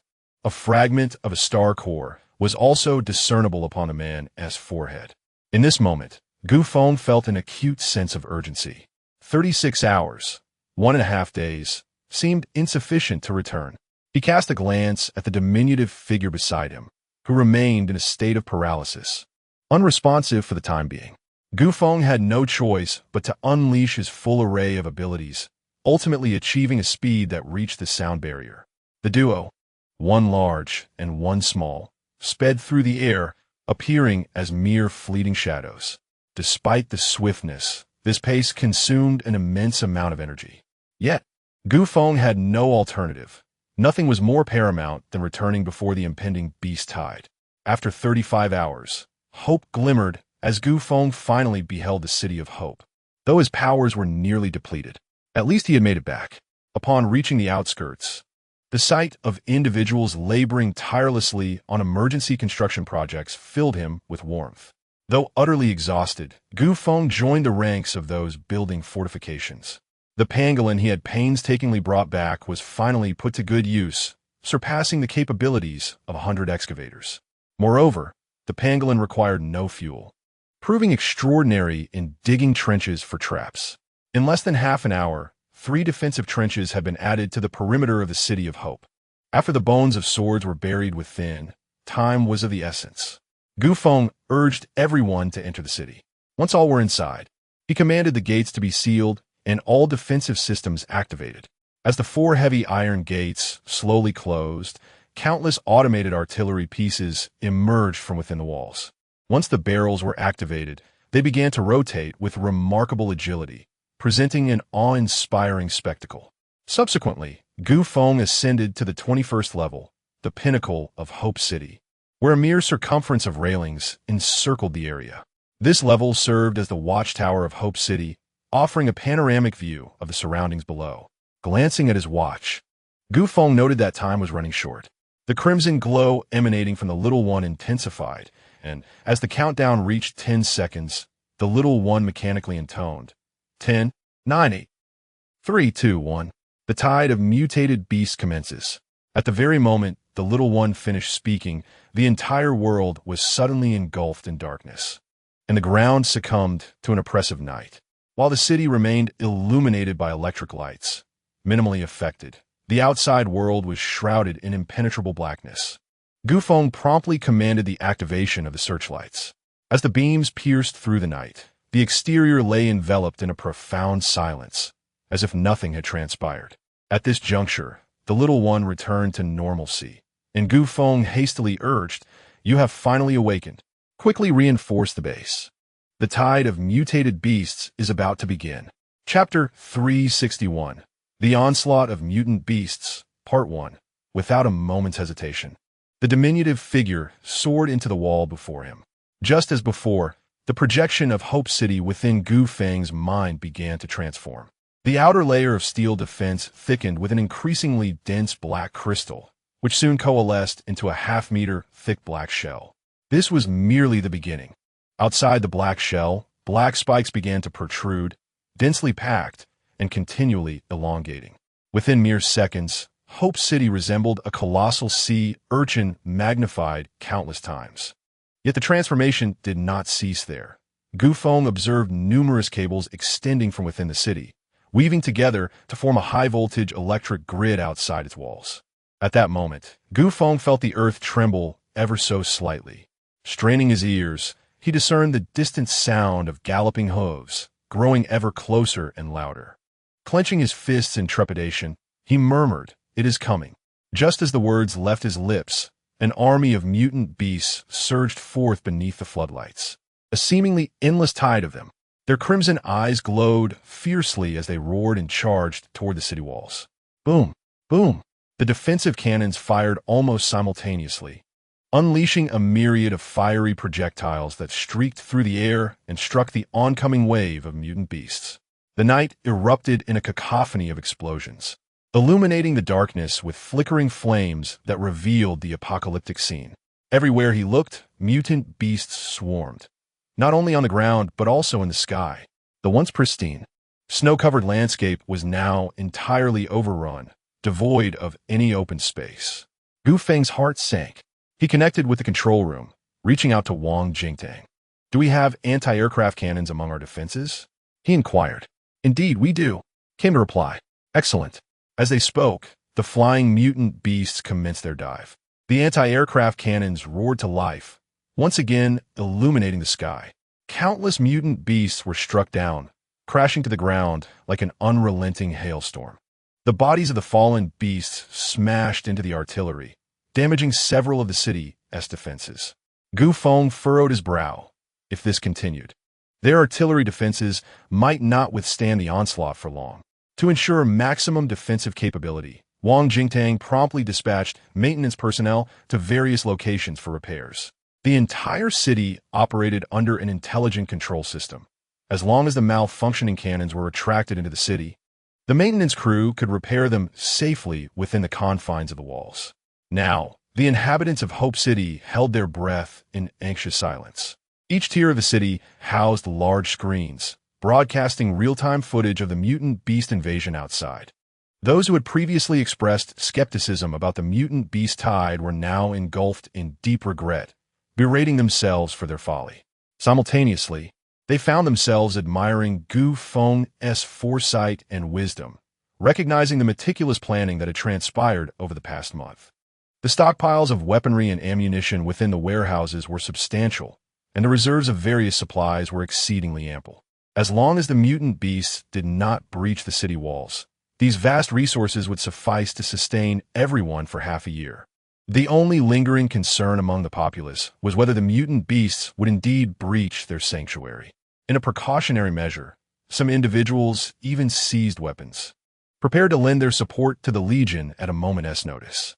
At this moment, the City of Hope exemplified true unity, a collective spirit of determination.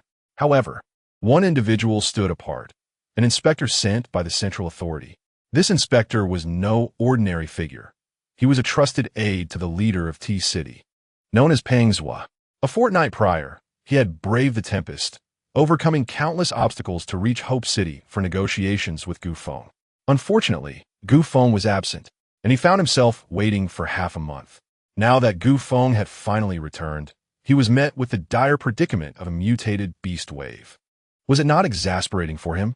With no escape in sight, Peng Zhua felt utterly cursed, believing himself to be the unluckiest soul to have been assigned such a task. Unbeknownst to Peng Zhua, he was, in fact, quite fortunate. If one were to view the situation from space, it would become evident that a mutated beast wave was erupting worldwide. Regardless of the city or region, endless hordes of mutated beasts were assaulting human settlements. The Southern Lords believed that the Hualing mountain range could effectively shield them from the beast wave, and indeed, under normal circumstances, it had. However, the current scenario involved a beast wave. Moreover, the Tian Shan Mountains harbored flying mutated beasts that the Hualing mountain range could not repel. The sole terrestrial passage through the Hualing mountain range lay to the south of Hope City. Everyone assumed that as long as Hope City stood firm, the mutated beasts would be unable to advance southward. Yet, what if the beasts could not breach Hope City, or if they could not do so in a timely manner? Would some of the mutated beasts not circumvent Hope City and continue their advance southward? Chapter 362, The Tide of Mutated Beasts, Part 2. If one were to gaze upon the majestic Hualing Mountains at this very moment, they would witness a dark cloud of mutated birds soaring through the skies, while on the ground, countless mutated beasts circumvent the City of Hope, embarking on a southerly descent. The rulers of the South, accustomed to a life of tranquility, perceive even 100 mutated beasts as an overwhelming threat. With their military readiness in decline and their spirits languid, they lack the experience to confront a massive incursion of mutated creatures. The convergence of these factors culminated in a tragic plight for the Southern realm. At the forefront of this calamity was City T, regarded by the central authority as a bastion. Within a mere 3 minutes, its defenses crumbled entirely. The leaders of City T abandoned the populace, prioritizing their own safety as they fled with their heavily armed escorts. Bereft of military protection, City T swiftly transformed into a hell on Earth, where multitudes of humans were torn apart and devoured by the mutated beasts. The air was filled with anguished screams, while the streets ran red with blood and bodies lay strewn about, illuminated by flickering flames. The phantoms of beasts surged like a relentless tide, painting a grim tableau of the apocalypse. Thus, City T met its demise. Within less than half an hour, the mutated beasts, having savored the taste of flesh, grew increasingly frenzied, spreading their chaos throughout the southern territories. Countless cities fell, countless officials fled, and the entire South descended into pandemonium, echoing with cries of despair and rivers of blood. In stark contrast, the City of Hope had yet to see its first line of defense breached since the onset of the mutated beast tide. Tens of thousands of artillery pieces engaged in a relentless barrage, effectively cleansing the land with their shells. Despite the overwhelming numbers of mutated beasts, they were no match for the shrapnel unleashed by the bombardment. On the ammunition conveyor belts, numerous residents eagerly assisted in transporting munitions. The arms factories operated at full capacity, producing shells at an unprecedented rate. On the 21st floor, a multitude of Special Forces soldiers wielded energy rifles, their eyes equipped with biological evolution-level detectors. They unleashed a relentless hail of fire, targeting both the sky and the ground. Each shot rivaled the power of artillery shells, and the energy rifles featured targeting lock capabilities, indicating their specific aim at high-level mutated beasts.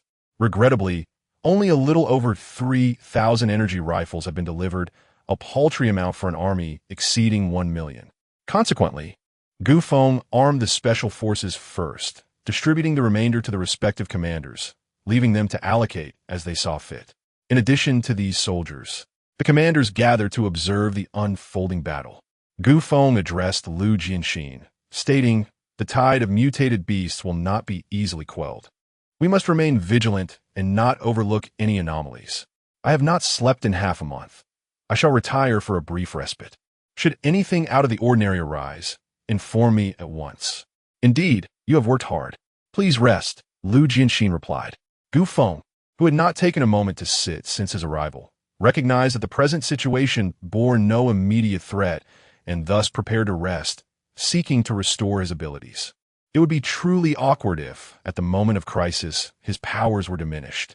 Feng first arranged for the Queen Ant to be placed in the 61st underground level, then proceeded to the control room on the 60th floor, where he discovered a flurry of activity. Wang Jingtang was intently monitoring the various screens, his eyes bloodshot with fatigue. Feng chose not to disturb him, instead finding an unoccupied room where he promptly lay down to sleep. As Xiao Air and the others sensed the location of the mother entity and arrived, they discovered that Feng had already fallen into a deep slumber, prompting them to quietly stand guard outside the door. Meanwhile, Xiao Budian flitted about outside the city, eagerly disassembling the corpses of mutated beasts. At that very moment, tens of thousands of these creatures were perishing every second beyond the city limits. A veritable treasure trove of biological energy that Xiao Budian could hardly afford to overlook. As time marched on, the mutated beasts surging forth from the depths of the night underwent a transformation. They were significantly larger than those that had initially charged forward, exhibiting enhanced speed and strength.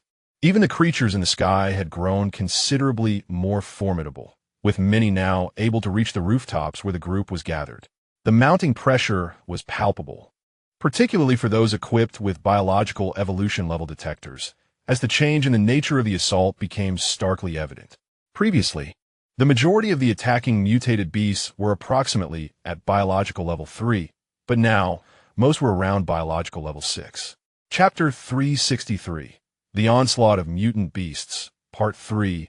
Up until now, the might of the artillery had remained largely unaffected. However, an unshakable sense of anxiety lingered in the hearts of the crowd. They all understood that the more formidable mutant beasts had yet to arrive. 3 hours later, Larger and more resilient mutant beasts surged forth. Wang Jingtang in the control room decisively ordered the switch to armor-piercing shells. Switch to armor-piercing shells. Someone echoed loudly. Numerous operators began to coordinate and manage the controls with fervor. Everyone moved like cogs in a well-oiled machine. A plethora of armor-piercing rounds were transported from the warehouse to the ammunition conveyor belt. The fully automated artillery required no manual loading. Simply supplying the appropriate ammunition to the conveyor belt sufficed. With the enthusiastic assistance of the city's residents, the transportation task was completed within a minute. A vast quantity of armor-piercing shells were unleashed, penetrating the colossal mutant beasts, with some shells even managing to pierce through multiple targets at once. Over 6 hours had elapsed since the onset of the mutant beast tide, yet the horde had yet to breach the first line of defense. The morale of Hope City soared to its pinnacle. Everyone felt that the arduous efforts of the past month had been worthwhile. Gu Feng, having slept for more than 6 hours, awoke with a lingering unease. He returned to the 21st floor. Upon arrival, he discovered that the first line of defense had not yet been compromised, filling him with renewed confidence. The little one, belching, mockingly remarked, "Don't celebrate too soon. The mutant beast tide will not be so easily subdued. It's only been a short while, and we haven't even encountered a single terrestrial-level mutant beast. Don't you find that peculiar?" Gu Feng pouted. "Just say what you need to say." The little one continued. "The duration of the mutant beast tide is unpredictable. It could last a day, a month, or even a year. Regardless, how long do you think the saturation bombardment can possibly last? Well, considering the artillery fires around every 2 seconds, with 80,000 artillery pieces citywide, that equates to 80,000 rounds every 2 seconds, 240,000 rounds per minute, and 144 million rounds per hour. We have already been firing for nearly 6 hours, meaning we have discharged 864 million rounds." Gu Feng calculated further, but halted. He recalled that the total stockpile was merely 1 billion rounds. With only 200 million remaining, the artillery could sustain fire for at most another 2 hours before running dry. Although the production lines were operating at maximum capacity, manufacturing is not a magic trick. It cannot be conjured instantaneously. Once the ammunition ran out, the first line of defense would inevitably fall. Yet, there was little to be done about it. Simultaneously, Wang Jingtang received reports of insufficient ammunition and contacted Gu Feng via his communication earpiece to explain the situation. Gu Feng calmly replied that he understood. 2 hours later, the artillery indeed fell silent. The first line of firepower had been breached by the mutant beasts.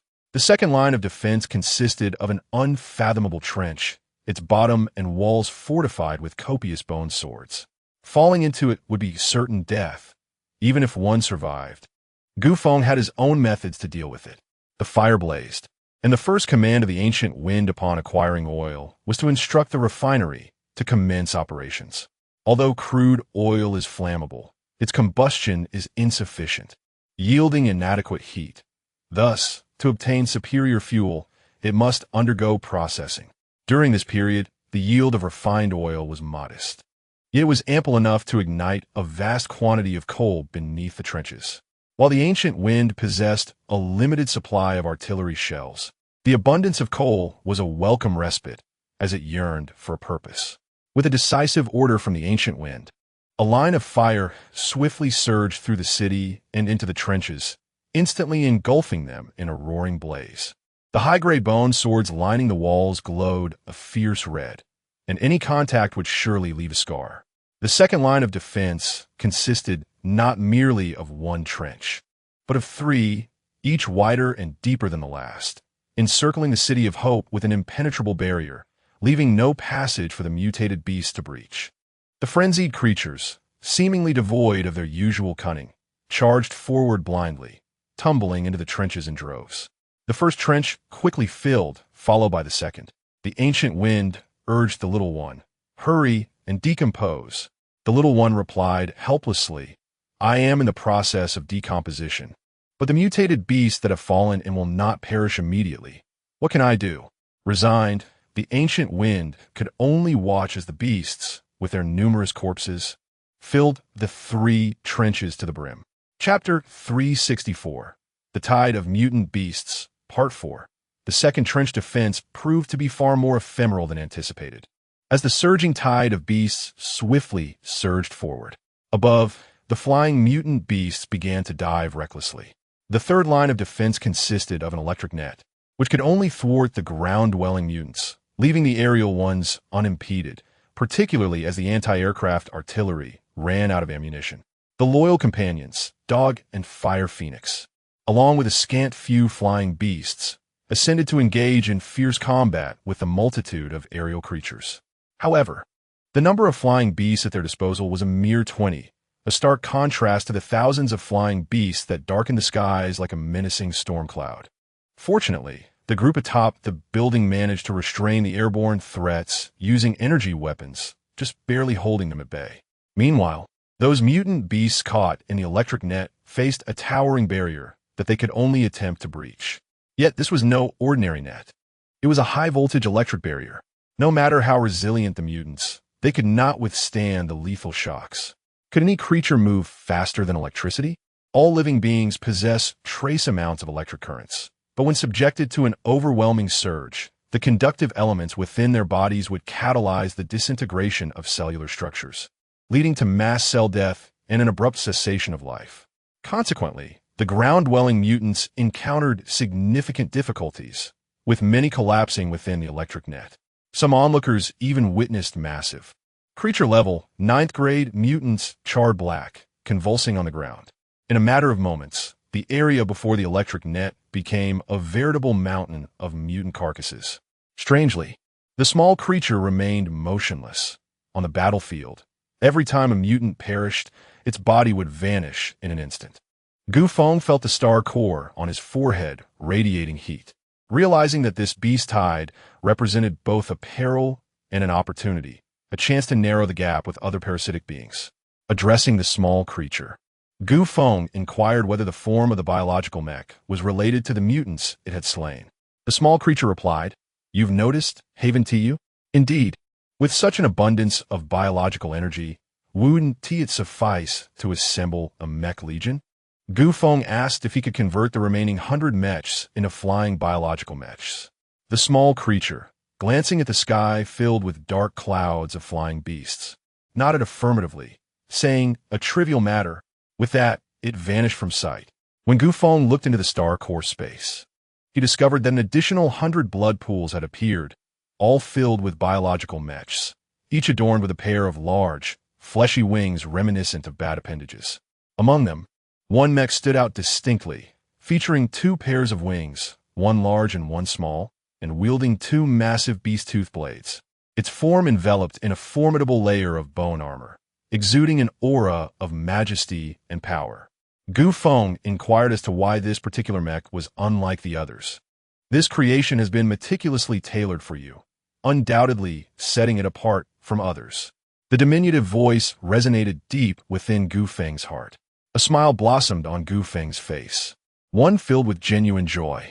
After stretching his limbs, he turned to the several Legion commanders and remarked, "In this space, there are flying mechas. Those interested may venture up to experience them." As he spoke, he gestured towards the sky. Upon concluding his words, Feng retrieved the specially crafted mecha designed for him from the space. Immersing himself within the cockpit, a familiar neural connection surged through him, and when Feng opened his eyes once more, the world appeared to have shrunk. In that moment, Feng was the mecha, and the mecha was Feng. He cast a glance at the wings behind him, feeling as though he had gained an additional pair of arms. With a gentle flutter of the wings, the entire mecha surged forward with great force. The onlookers atop the building were taken aback, swaying unsteadily from the powerful gust generated by the enormous flapping wings. Chapter 365. The Tide of Mutant Beasts, Part 5. The crowd finally managed to steady themselves, only to witness a shocking scene. The mecha piloted by Feng unexpectedly shot out at an angle, increasingly tilting until it ultimately crashed to the ground with a resounding thud. Boom! The mecha fell in a spectacular fashion, crushing a multitude of mutant beasts beneath it. "Cough! Cough!" Lu Jian remarked with a knowing smile. "Ah, the City Lord does not forget to vanquish mutant beasts even while stumbling. Truly dedicated. Let us learn from the City Lord. Fortunately, there were not too many people on the rooftop. Well over 1,000, but humiliation was unavoidable. Gu Feng, hastily rising from the wreckage, dared not linger. Should the mutant beasts close in, even a massive mecha would be rendered useless. Once again, Gu Feng flapped his wings, and this time he managed to hold his position for a good 10 seconds longer before plummeting again, once more crushing a host of mutant beasts in his descent. Little Dot looked at Gu Feng with a beaming face, cheering him on. I believe if you fall a few more times, the mutant beasts will surely be frightened away. Gu Feng grimaced, struggling to maintain balance. It was akin to suddenly walking on 4 legs, requiring some adjustment. After an earth-shattering practice session, Gu Feng finally learned to pilot the mecha into the air. Although his speed was modest, he ascended with a certain stability. Before long, as Gu Feng soared, a swarm of flying mutant beasts lunged at the mecha. With deft control, Gu Feng wielded his dual blades, sending the carcasses of the flying beasts raining down like a deluge. The more he fought, the more proficient he became. The massive curved blades danced in the air, each strike severing hundreds of flying mutant beasts in two. Yet that was not all. The various Legion commanders and elite team members took to the skies in their own flying mechas, transforming a passive strategic defense into a proactive one under Gu Feng's leadership. Little Dot was overjoyed as the influx of biological energy surged dramatically, bringing him immense satisfaction. With electric nets restraining the mutant beasts on the ground and flying mechas engaging the airborne threats, the battle reached a precarious equilibrium.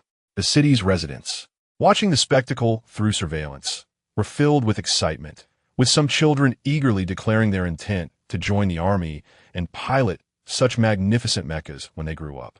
Meanwhile, production lines continued to expand, focused solely on artillery shell manufacturing.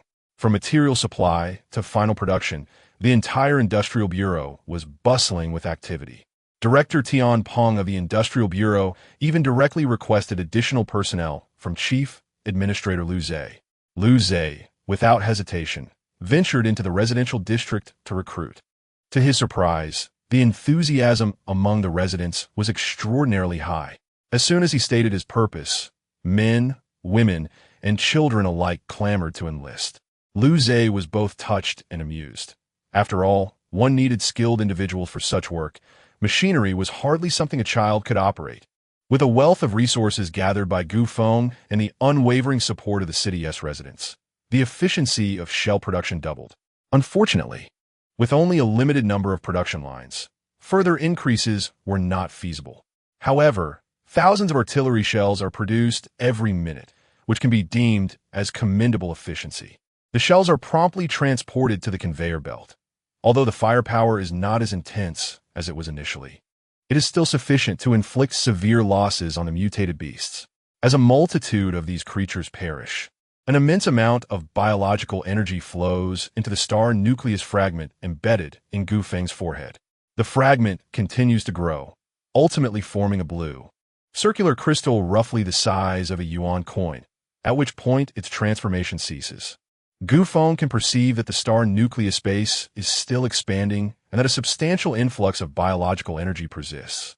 He vaguely senses that the star nucleus fragment has entered a new phase.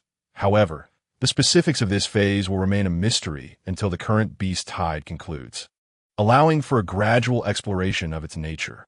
Chapter 366, The Onslaught of Mutant Beasts, Part 6. After prolonged usage, the flying mechs required recharging, and Little Dot would promptly replenish their bioenergy, ensuring that all mechs could engage in extended combat.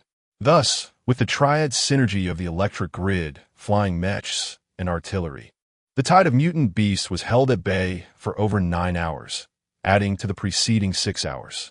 In total, the beast wave had persisted for 15 hours, during which the sky not only failed to brighten but grew increasingly dark, reaching a point where visibility was nearly non-existent. Fortunately, the team had diligently safeguarded the searchlights, preventing the situation outside the city from escaping their scrutiny. During this period, aside from Gu Feng, the pilots of the flying mechs had rotated once, as the mechs could operate continuously, but human drivers could not. Even seasoned drivers would require rest after 3 hours behind the wheel, let alone those piloting high-intensity mechs. After the 21st hour of the mutant beast wave, a deafening roar echoed from the distant night. Everyone clutched their ears, the sound reverberating painfully against their eardrums. The less seasoned warriors suffered severe consequences, with blood trickling from their ears. Adjusting his altitude, Feng piloted the mech downwards. The land-level beasts have finally arrived, he remarked with a stern expression. A cacophony of roars erupted from all directions, clearly indicating that more than one land-level beast was present. While piloting a mech, the use of psychic abilities was prohibited, rendering them unable to sense their surroundings. Feng dared not venture into the areas obscured by the searchlights, uncertain of how many land-level mutant beasts lay concealed within. They could only wait for these creatures to breach the illuminated zones.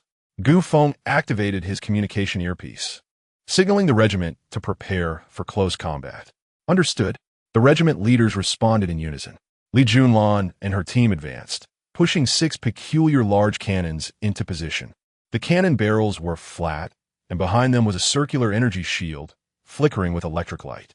These 6 cannons were the laser artillery that Feng had entrusted to the Research Institute prior to his departure. Producing 6 completed units in just 1 month was a remarkable achievement. Feng had personally experienced the power of the lasers, knowing they would be effective against the land-level mutant beasts. Lu Jinxin, Guisijia, Lihi, Jiyu, Dotao, and others all took to their biomechs, preparing for battle. With a thunderous roar, a massive figure burst into view.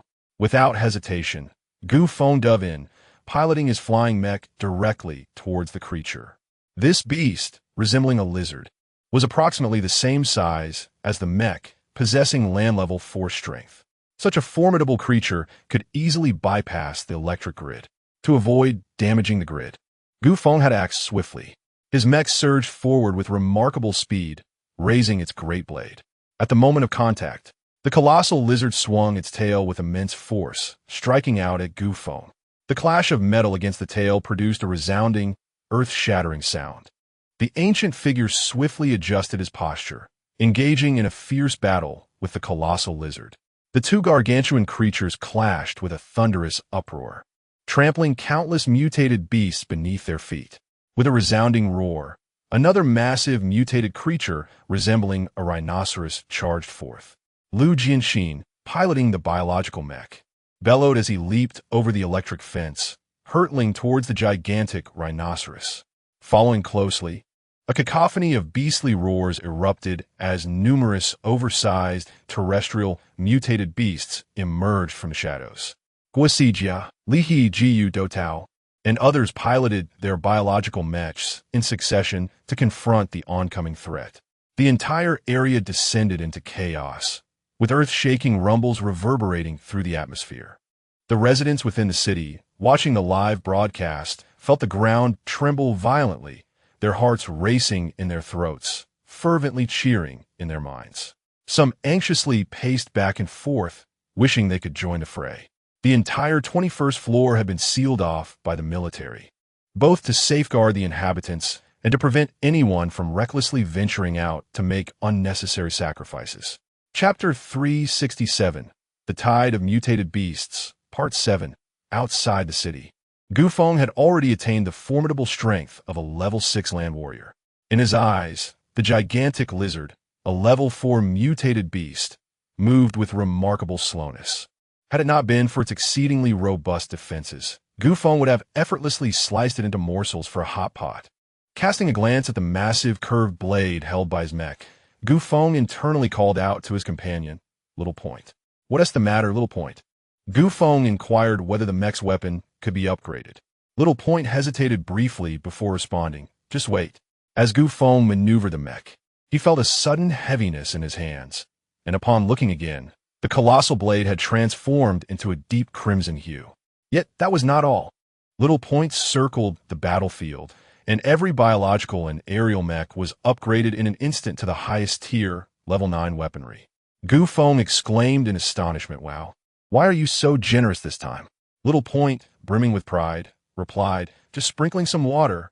However, Gu Feng understood without further explanation.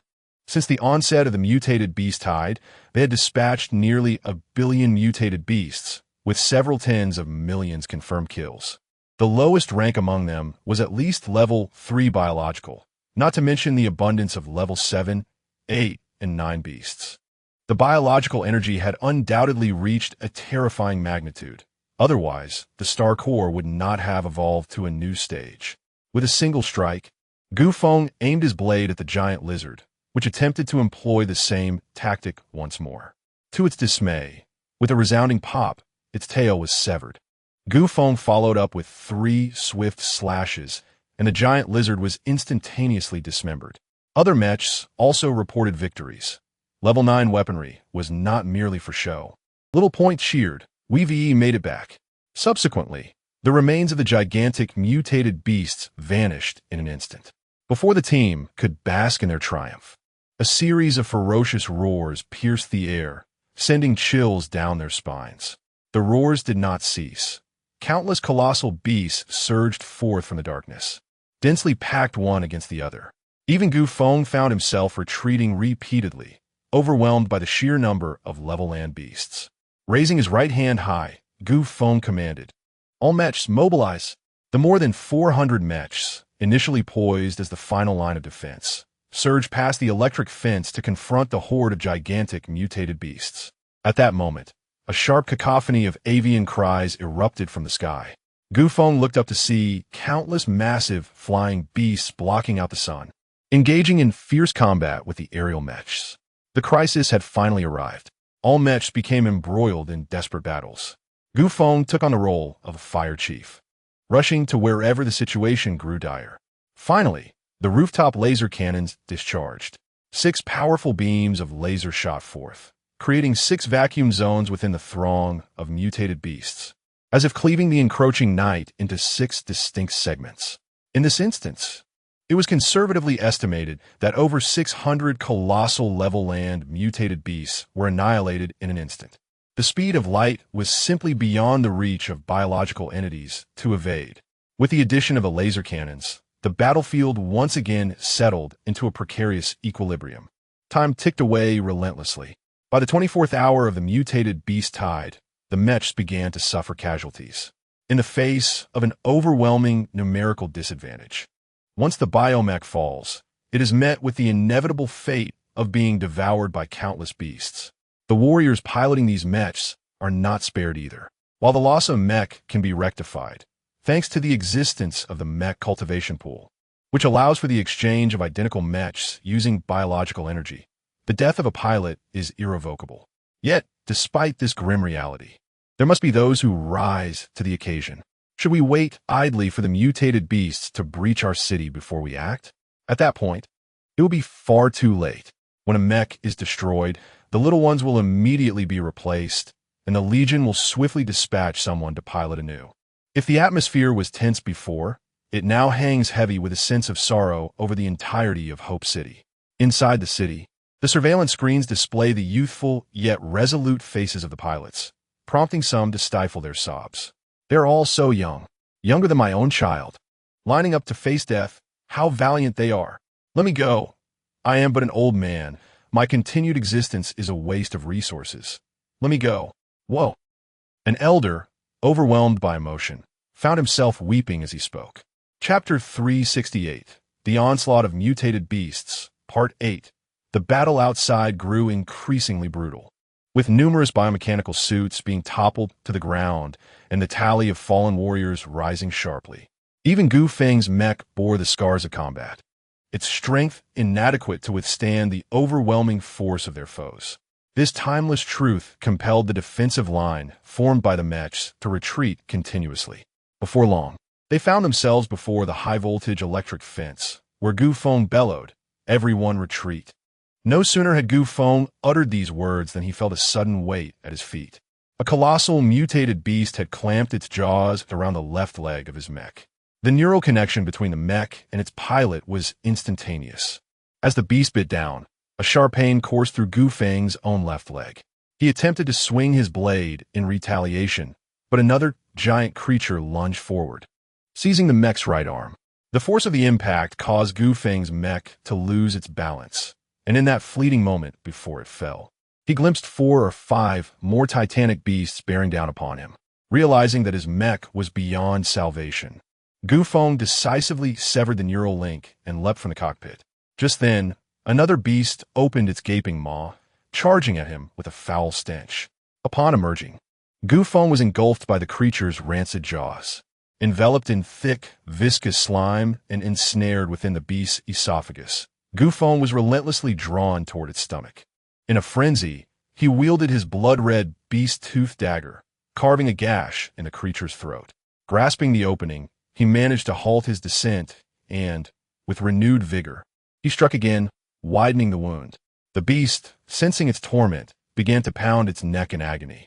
Gu Feng, momentarily disoriented by the sudden impact, summoned his resolve and unleashed a myriad of blood-red beast-toothed daggers from the void, sending them spiraling into the beast's esophagus in a frenzied assault. After a tumultuous struggle, he finally carved a pathway through the creature's neck and emerged victorious, its insides already a mangled ruin, teetering on the brink of death. Gu Feng was coated in the creature's viscous fluids and blood, appearing utterly disheveled. Meanwhile, the situation outside had deteriorated completely. The electric fence lay in ruins, and mutated beasts feasted upon the fallen biomechanical suits. Many warriors had yet to escape their mechs, for not all possessed Gu Feng's extraordinary resilience to extricate themselves from the belly of the beast. Calling out to Xiao Budian, Gu Feng found that this time, the creature seemed to understand his intent. Billions of blood-red beast-toothed daggers suddenly materialized around him, transforming the sky into a crimson hue.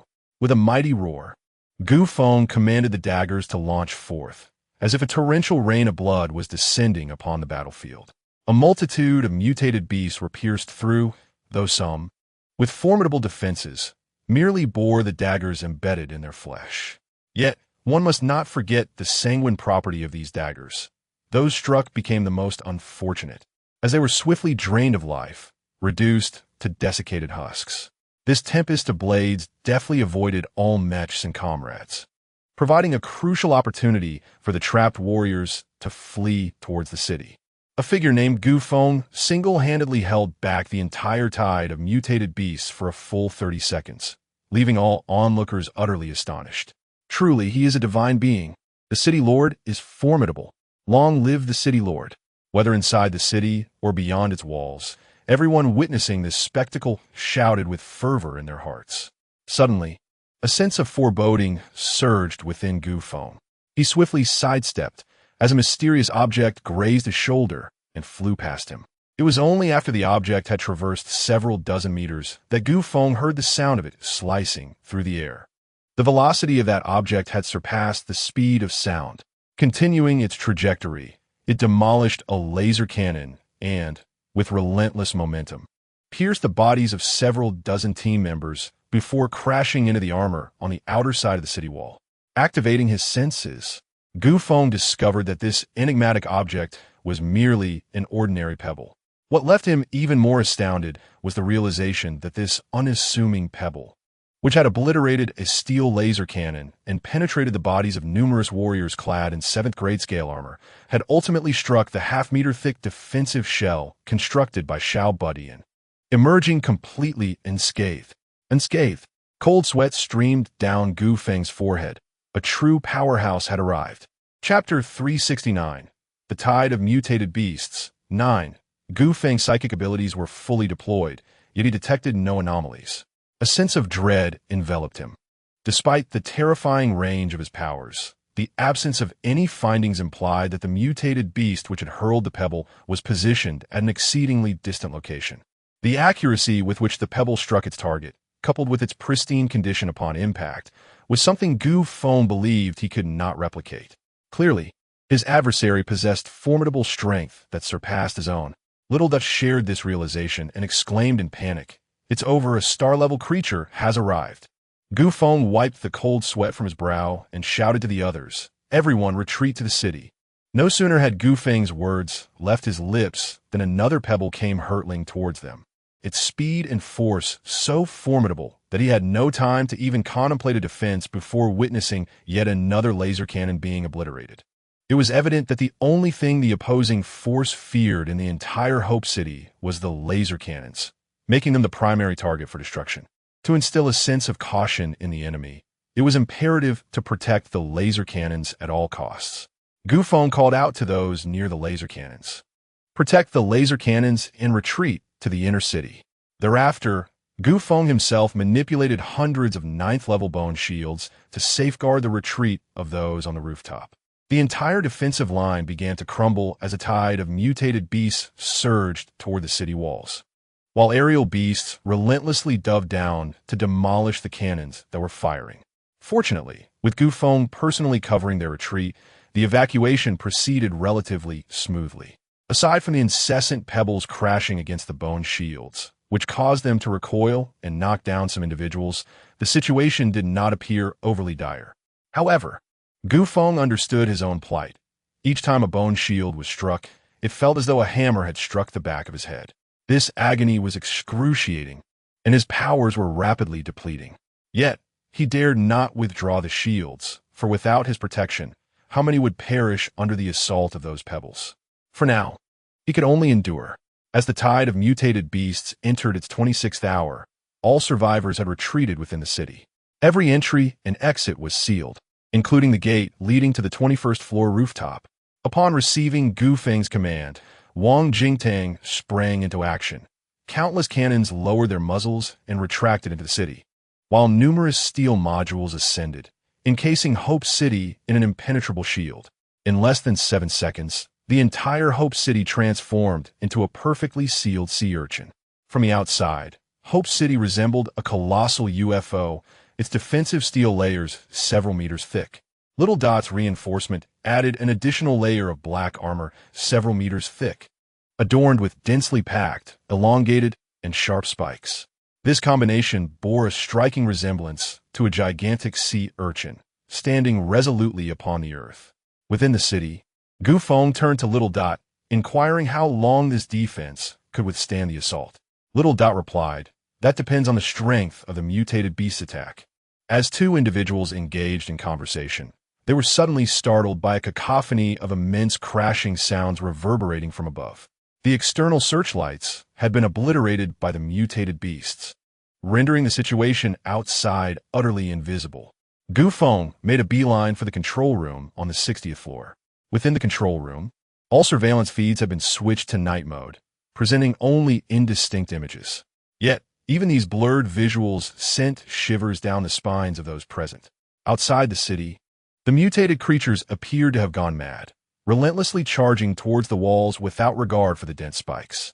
The smaller beasts were impaled directly, while the larger ones were grievously wounded, their blood spilling as they continued to assail the barriers. Countless mutated beasts trampled over their fallen comrades, launching their assault on the city walls. The sheer number of these creatures resembled a tidal wave, intent on overwhelming the entire City of Hope. In mere moments, the outer perimeter of the City of Hope was swarming with mutated beasts. Feng withdrew his gaze from the surveillance screen and turned to Xiao Budian, remarking that since the onset of the beast tide, you must have accumulated a considerable amount of biological energy. Upgrading the base should pose no challenge now, correct? Chapter 370, The Tide of Mutant Beasts, Part 10. Little did not rush to speak. Instead, he first disassembled the numerous mutant beasts that had been impaled on the spikes before he finally said, "Should we go for full defense, or a combination of offense and defense?" Without a moment's hesitation, Feng replied, "The best defense is a good offense. I choose the latter." Little Dot nodded, and then soared towards the central computer. As before, Little Dot inserted his feet into the USB ports at the back of the supercomputer, his tiny form shimmering with blue light. Feng observed a colossal beam of green energy emanating from the star core, projecting onto Little Dot, who then transmitted this energy to the central computer and, subsequently, throughout the city. Feng noticed that those around him remained oblivious, as if he were the only one able to perceive this energy. In truth, there was another who could see it. Noa. Her school had been suspended, with all students and teachers sheltered deep underground to avert any unforeseen incidents. The oppressive atmosphere had evidently affected the children, many of whom cried out for their parents. Nuan, displaying remarkable maturity, assisted the teachers in comforting her classmates. If you keep crying, if your wails grow louder, the monsters outside will surely hear you and be the first to snatch you away for a meal. After this Nuan-style reassurance, the unruly child only wailed louder. Frustrated, Nuan declared that those monsters relished devouring children, particularly the weeping ones. When the monsters arrive, they will undoubtedly feast on you first. If I were a monster, I would start with your arm. As she spoke, she pinched the child's arm playfully. Startled, the child ceased crying, his tears still glistening in his eyes as he glanced around in bewilderment. Having achieved some success, Nuan approached another sobbing child, repeating her earlier words, and indeed, the effectiveness was remarkable. Her efficiency soared, leaving the overwhelmed teachers in stunned silence. Suddenly, Nuan spotted a nearly tangible layer of green energy enveloping all the walls. So much green, she exclaimed in surprise. The others looked at her and then around, seeing nothing at all. Observing their reactions, Nuan's mind raced with thoughts, and she resumed her mission of comforting the crying children. As the entire city of Hope became enveloped in energy, it began to emit a thunderous roar, a sound distinct from the impacts of the mutant beasts outside. It was the sound of the city of Hope thriving. Feng felt this sensation most acutely. Ever since the base mode had activated, it seemed as though the entire city of Hope had come alive, imbued with a newfound vitality. This feeling intensified further. First, the outermost spikes animated, the once immobile colossal spikes rhythmically retracting and then thrusting outward, ensuring that the corpses of the slain mutant beasts would not remain lodged upon them, thus preserving their lethal efficacy. Subsequently, four enormous black blades emerged from the four cardinal directions, resembling the propellers of a ship, yet astonishingly massive. Once the blades appeared, they began to spin, gaining speed and moving upwards. Regardless of how many mutated beasts there were or their size, before these colossal blades, they would merely result in a heap of shredded flesh. At this moment, the City of Hope resembled a gigantic meat grinder, with the encroaching mutated beasts serving as fresh sustenance for the machine. The scene was gruesomely bloody, yet it ignited a fervor among the onlookers. Even during the upgrades of the base, the little one did not forget to dismantle the slain mutated beasts. The balance of offense and defense once again hung in equilibrium. This was the longest-lasting defensive line in history. Of course, this line was sustained entirely by the little one. Observing the little one's condition, Feng felt confident that it could endure for another year without issue. Time ticked away 1 minute after another, an hour, 2 hours. The inhabitants of the city had dined twice and taken 3 turns to rest. A full 20 hours passed just like that.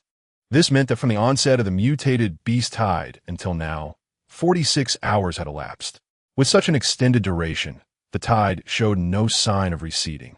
While Feng and others returned to their peak condition, constantly monitoring the situation outside the city against the relentless onslaught of mutated beasts. Chapter 371, The Tide of Mutated Beasts, Part 11. With nothing much to occupy his time, Feng inquired of the little one about the pebble. You mentioned that the other party was of star level. Previously, I was only aware of biological and terrestrial levels. What are the classifications of these levels? And how are they determined?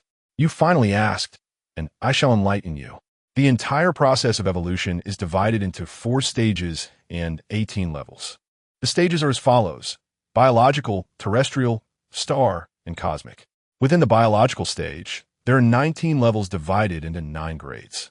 The terrestrial stage consists of 16 levels divided into 6 grades. The star stage comprises 13 levels divided into 3 grades. Finally, there exists the cosmic level, which is singular and undivided, representing the ultimate grade of life forms, as well as the genesis of all.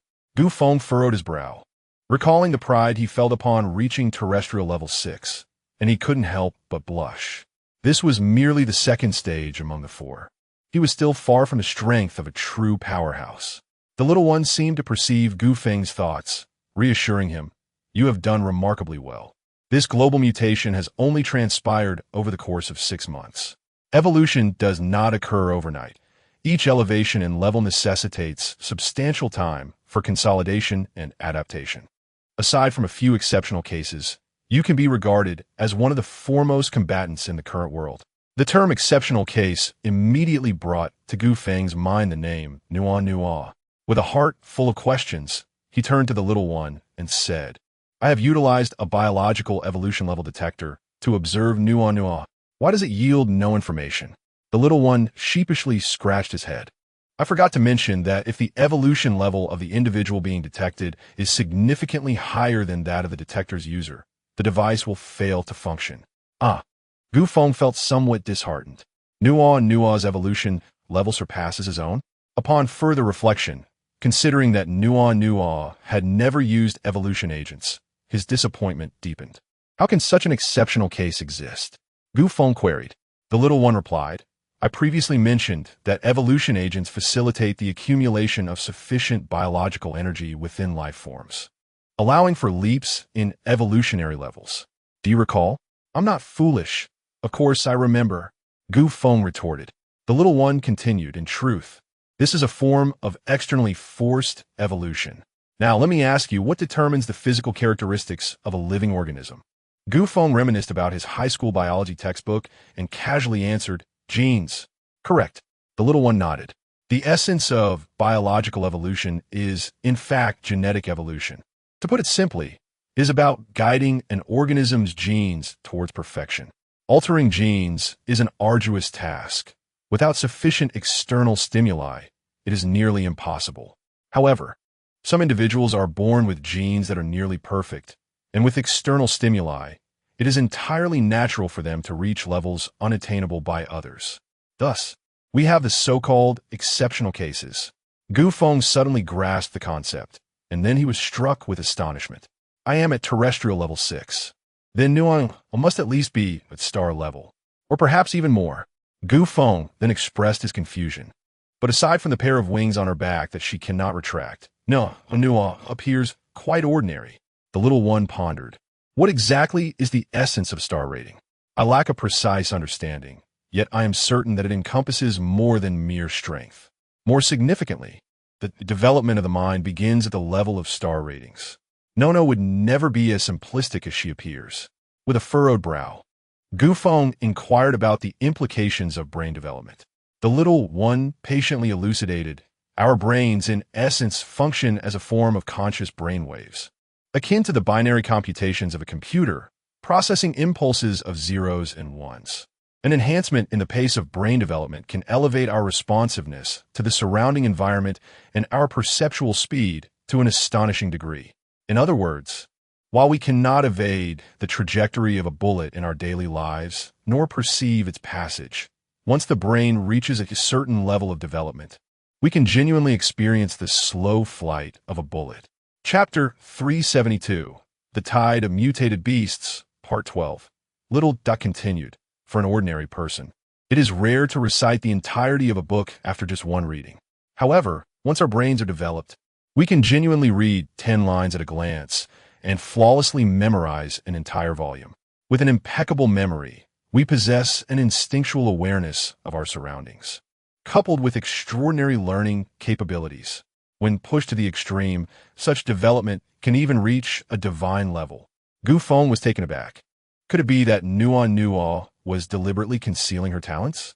Little remarked, if I were a child who suddenly comprehended many truths previously unknown, and discovered matters even adults are unaware of, I too would act in such a manner.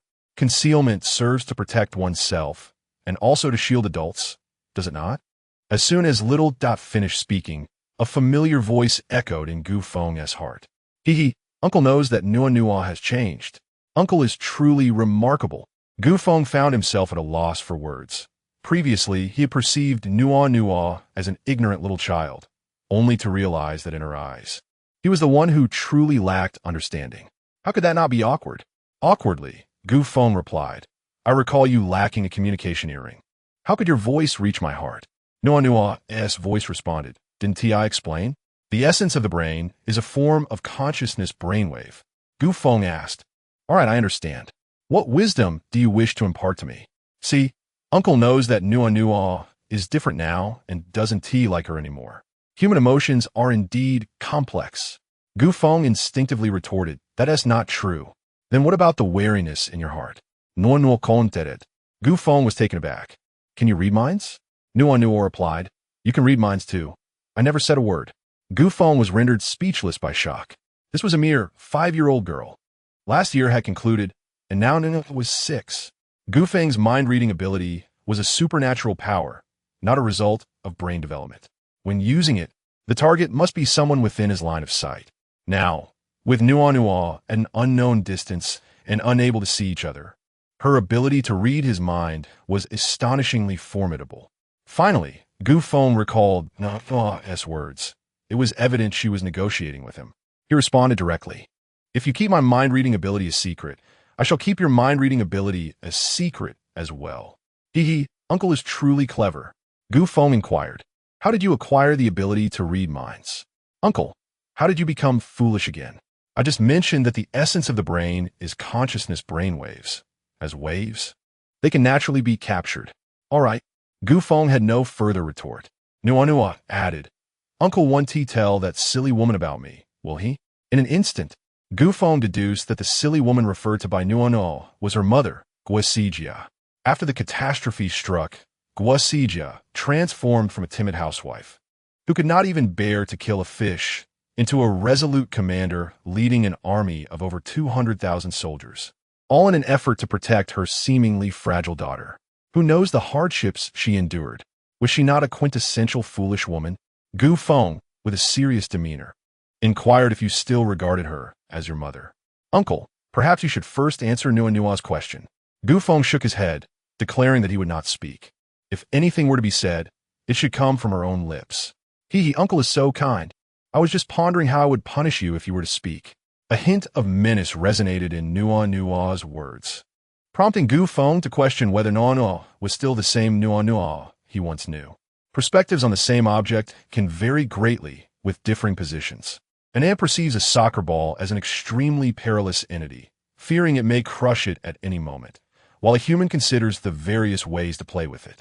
Gu Feng felt a profound dread, fearing that in Nua's eyes, the soccer ball might indeed crush those around her.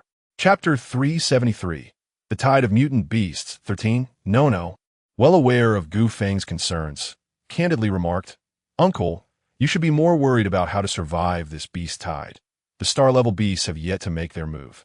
A friendly reminder. There is more than one star-level beast out there. After Nono spoke, her voice faded into silence. Gu Feng had already been taken aback numerous times today and had become completely numb to the sensations. After a moment of contemplation, he turned to the little one and inquired, why did I not experience the pain during my last evolution? Gu Feng was eager for evolution. The little one elucidated, when I resurrected you, I also made some modifications to your body. The barriers to your physical evolution no longer exist. At last, Gu Feng received a piece of encouraging news. I can evolve infinitely. In theory, yes. Theoretically, it is possible, but practically, it may not be so. Speak plainly. Gu Feng felt a surge of impatience. The little one responded, if we liken your former body to a hollow lotus root, each evolution required breaking through the nodes to allow the entire body to absorb energy for a thorough evolution. Naturally, this process was excruciating. Now, your body has transformed. It resembles a balloon without joints. Thus, the pain of evolution has vanished. However, a balloon cannot be inflated beyond its limits. Overinflation leads to bursting. If a balloon has its limits, does that mean I will remain stuck at a certain level? The little one, exasperated, clarified, that was merely a metaphor. Allow me to put it this way. Biological energy can be converted into part of the balloon, causing its walls to thicken, enabling it to expand further. Gu Feng felt a slight relief. Can I continue to evolve now? The little one circled around Gu Feng and finally declared, no. What if I force the evolution? Gu Feng probed tentatively. The little one scoffed. You wish to replicate last time's desperate gamble? To risk everything for a star-level mutant beast to accompany you in death, and then expect me to resurrect you again? Gu Feng awkwardly cleared his throat. Is that a possibility? The little one regarded Gu Feng with a look of disbelief, saying, "You can certainly try." Seeing the little one's expression, Gu Feng grasped the answer to his unvoiced question. Why not? The little one explained, as I mentioned. The reason you could destroy that land-level mutant beast before your body exploded was that your body was structured like a lotus root, segment by segment. Even if one section burst, it would not lead to a complete explosion, giving you time to slay the mutant beast. However, now your body is like a balloon. If it bursts, you are finished with no time for me to assist you. Yes, I can resurrect you, but you are aware of the condition you would be in post-resurrection, a prolonged dormancy period. By the time you awaken from this slumber, Hope City may very well have transformed into a city of death. Resigned, Gu Feng abandoned his final hope. Gu Feng anxiously inquired, "Can the defenses we are building withstand the assault of star-level mutant beasts?" The little one, with a hint of exasperation, replied, "Have you not heard of the host suppression principle?" "What does that mean?" Gu Feng asked. "Much like parasitic plants in nature that latch onto other flora for sustenance, these parasites, when they grow unchecked, can ultimately lead their hosts to perish from a lack of nutrients. Without a host, the parasite itself faces inevitable demise. Therefore, for sustainable development, the parasite must not surpass the host in strength. Do you comprehend?" "Oh, you mean that I am currently a terrestrial host, rendering you incapable of constructing defenses robust enough to withstand stellar assaults? What else could it be? Very well, I accept my shortcomings." Gu Feng finds himself in a state of distress. Nothing seems feasible. Once the mutated star-level beasts commence their siege, must one then kneel and surrender? Indeed, Gu Feng must devise an alternative strategy. There are more than one star-level threats outside. Let Nuan will restrain one, while he himself holds another at bay. The combined efforts of a regiment leader and a special forces team can manage yet another, but that only amounts to the ability to restrain three. What if more than three emerge? Gu Feng sighs repeatedly within, contemplating the grim reality that at this juncture, casualties are unavoidable. It becomes merely a matter of how many will fall. Chapter 374, The Wave of Mutated Beasts, 14. With a resounding bang, the entire city trembled. The inhabitants were nearly toppled by this unexpected assault. The monitoring screens in the central control room shook violently, plunging the operators into a momentary frenzy. Yet, Gu Feng stood unwavering in the center of the control room, a steadfast anchor that instilled confidence in everyone present. Soon, calmness returned, and individuals resumed their posts with renewed determination. Outside the city, numerous black spikes, which had been relentlessly thrusting forth, had begun to break. Two of the colossal rotating blades had also been destroyed. Such feats could not possibly be attributed to terrestrial-level mutated beasts. It was evident that stellar-level mutated beasts were at play. Gu Feng still held some cards close to his chest, but in order to prolong their defenses as much as possible, he could only allow the small being to make repairs for the time being. It was not yet the moment to reveal his trump card. The small being, a true representative of the Star Corps, exhibited remarkable efficiency in the repairs.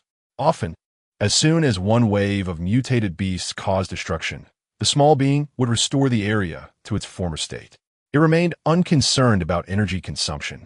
Every passing second outside saw numerous mutated beasts perishing, providing an unceasing supply of biological energy for the small being. Gu Feng had little cause for alarm. Evidently, the stellar-level mutated beasts outside were indeed being hindered by this relentless restoration.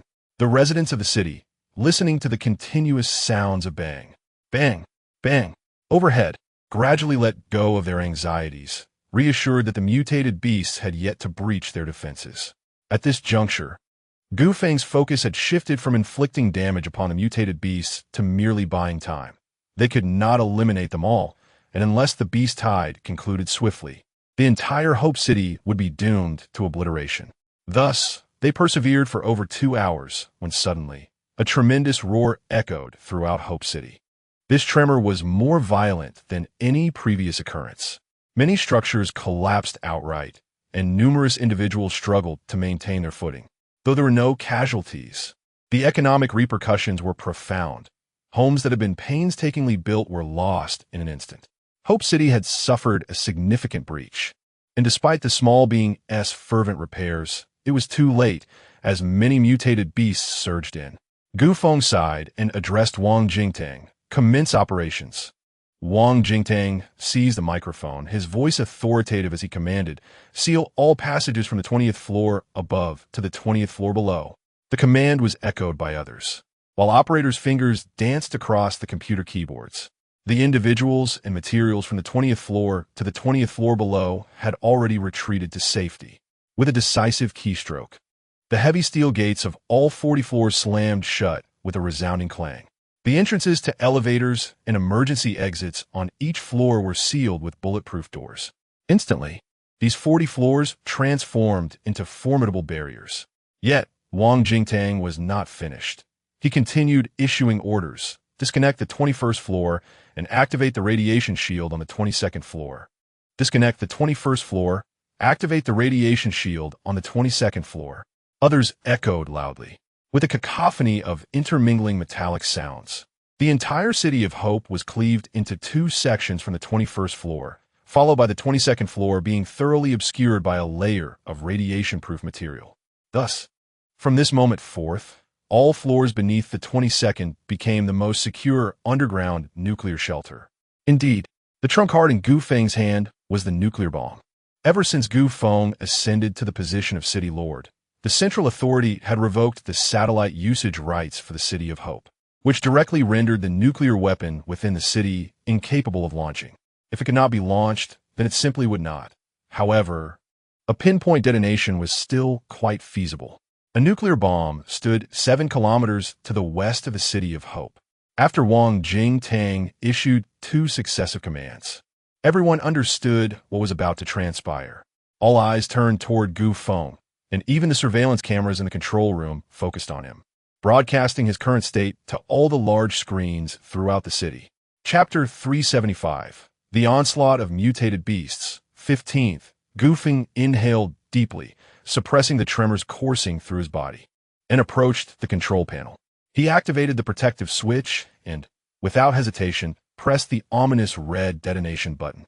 As if rehearsed countless times, the personnel swiftly deactivated all electronic communication devices and powered machinery within the City of Hope, including the nuclear power station and all lighting facilities, simultaneously with Gu Feng's action. The world was momentarily enveloped in silence. Then, a blinding white light illuminated the earth, rapidly expanding in its reach. This radiant light was the harbinger of radiation fire. Within a radius of 500 meters from the epicenter of the nuclear explosion, all mutated beasts and plants were instantly vaporized. Within 3 kilometers, all mutated creatures were incinerated.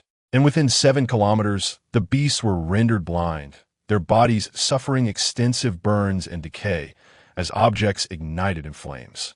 Only then did a deafening roar, akin to the tearing of the heavens, erupt.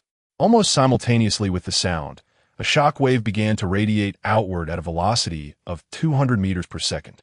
This colossal wave, centered around the nuclear blast, obliterated all structures, living beings, and even slightly protruding rocks within a kilometer, reducing them to mere dust. Within 5 kilometers, all mutated beasts experienced internal ruptures, blood gushing forth, while those within 7 kilometers were violently propelled away. Deep within the subterranean City of Hope, the inhabitants felt the intense tremors. Everyone lay prostrate on the ground, anxiously awaiting the dissipation of the shock wave. Yet this was far from the end. Next came the early nuclear radiation. This radiation, released during the initial moments post-explosion in the form of neutron streams and gamma rays, posed a lethal threat to mutated beasts within 5 kilometers of the epicenter, while those within 10 kilometers faced certain death within weeks.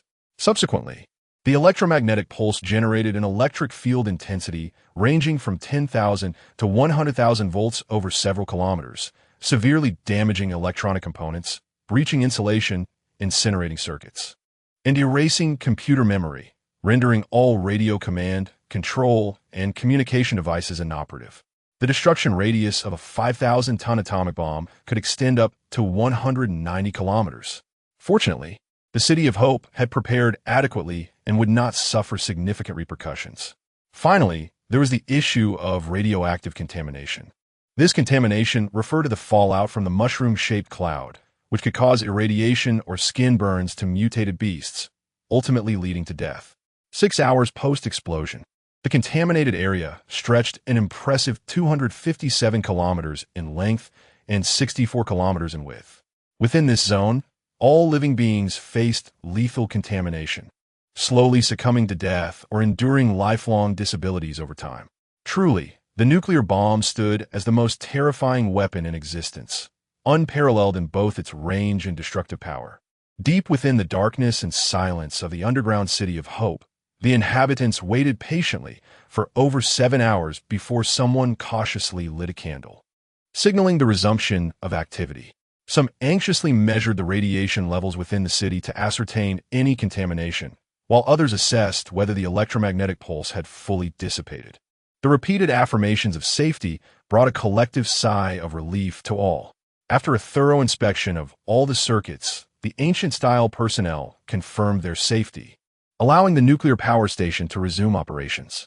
At the moment the lights illuminated, a wave of exhilaration swept through the crowd, erupting into cheers. "Ah, we have succeeded. We have succeeded. Oh, we have survived. We have survived. Ha ha ha, we have endured." Excitement radiated from every face. The explosion of a nuclear bomb, such a tremendous uproar, had inevitably reached the ears of the high-ranking officials of Z country, whether early or late. Yet what did it matter? They were struggling for their own survival. In the face of such peril, launching nuclear missiles appeared to be a viable solution.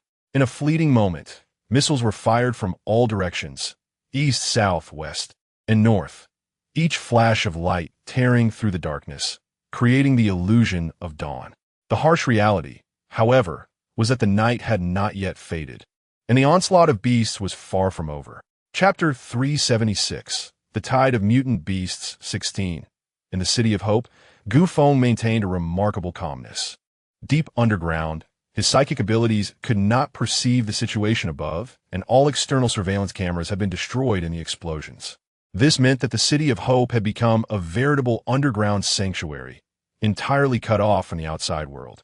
Perhaps this is for the best, Feng murmured to himself. He then glanced around, noticing the absence of the little one. Logically, given the countless casualties among the mutant beasts outside, it was peculiar that the little one remained unfazed. Feng vaguely recalled that when he pressed the button, the little one had hidden within the star core. He speculated that the little one might indeed be a supercomputer, seeking refuge from the electromagnetic pulse caused by the nuclear explosion, which would explain everything. To validate his hypothesis, he called out to the little one. Tentatively, the little one emerged from the star core, lacking its usual poise. "Do the bodies of the mutant beasts outside not decompose?" Feng inquired. "They do," the little one stammered in response. "Then why aren't you going out?" Feng pressed. "What has to rush?" "I'll go shortly," the little one replied, showing no intention of moving. Observing this reaction, Feng felt reassured yet slightly astonished. The little one, as an AI, exhibited an astonishingly human-like demeanor. It displayed a range of emotions akin to human sentiments, except for its diminutive stature. It was in essence remarkably human. Once more, Feng pondered the star core. What exactly was it? Why did it possess such extraordinary capabilities, including a highly intelligent AI? Was it an extraterrestrial artifact, or perhaps a product of advanced future technology, akin to something from a dystopian narrative? Could it be that future humanity, fearing that their present counterparts would not survive the impending calamity, had sent this advanced technology back through time? However, these thoughts were merely baseless musings. Shaking his head slightly, Feng began contemplating the current situation. Regardless of the circumstances above, it was prudent to wait for a while before deciding whether to venture out. Yet, matters were far from simple.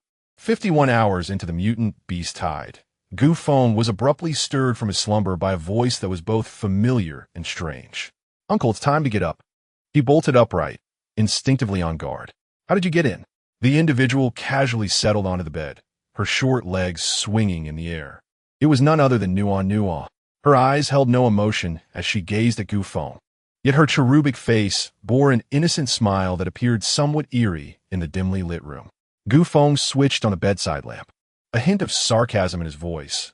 I almost forgot you're a star-level powerhouse. Those little ones outside couldn't possibly stop you. Non remained silent, her gaze fixed on Gu Feng, until after a few seconds she suddenly remarked, "You've returned to your peak state, haven't you?"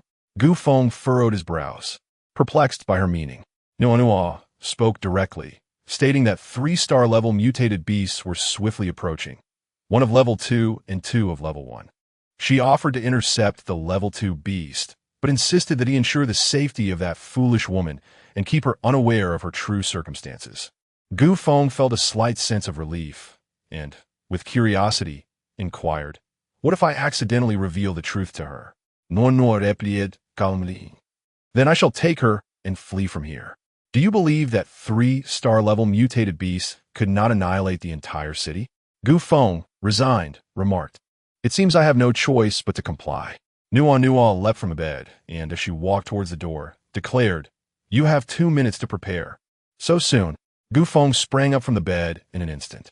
Upon exiting, he found that Nua had vanished without a trace. The attendants remained serious, diligently observing their surroundings, seemingly oblivious to the fact that someone had just entered.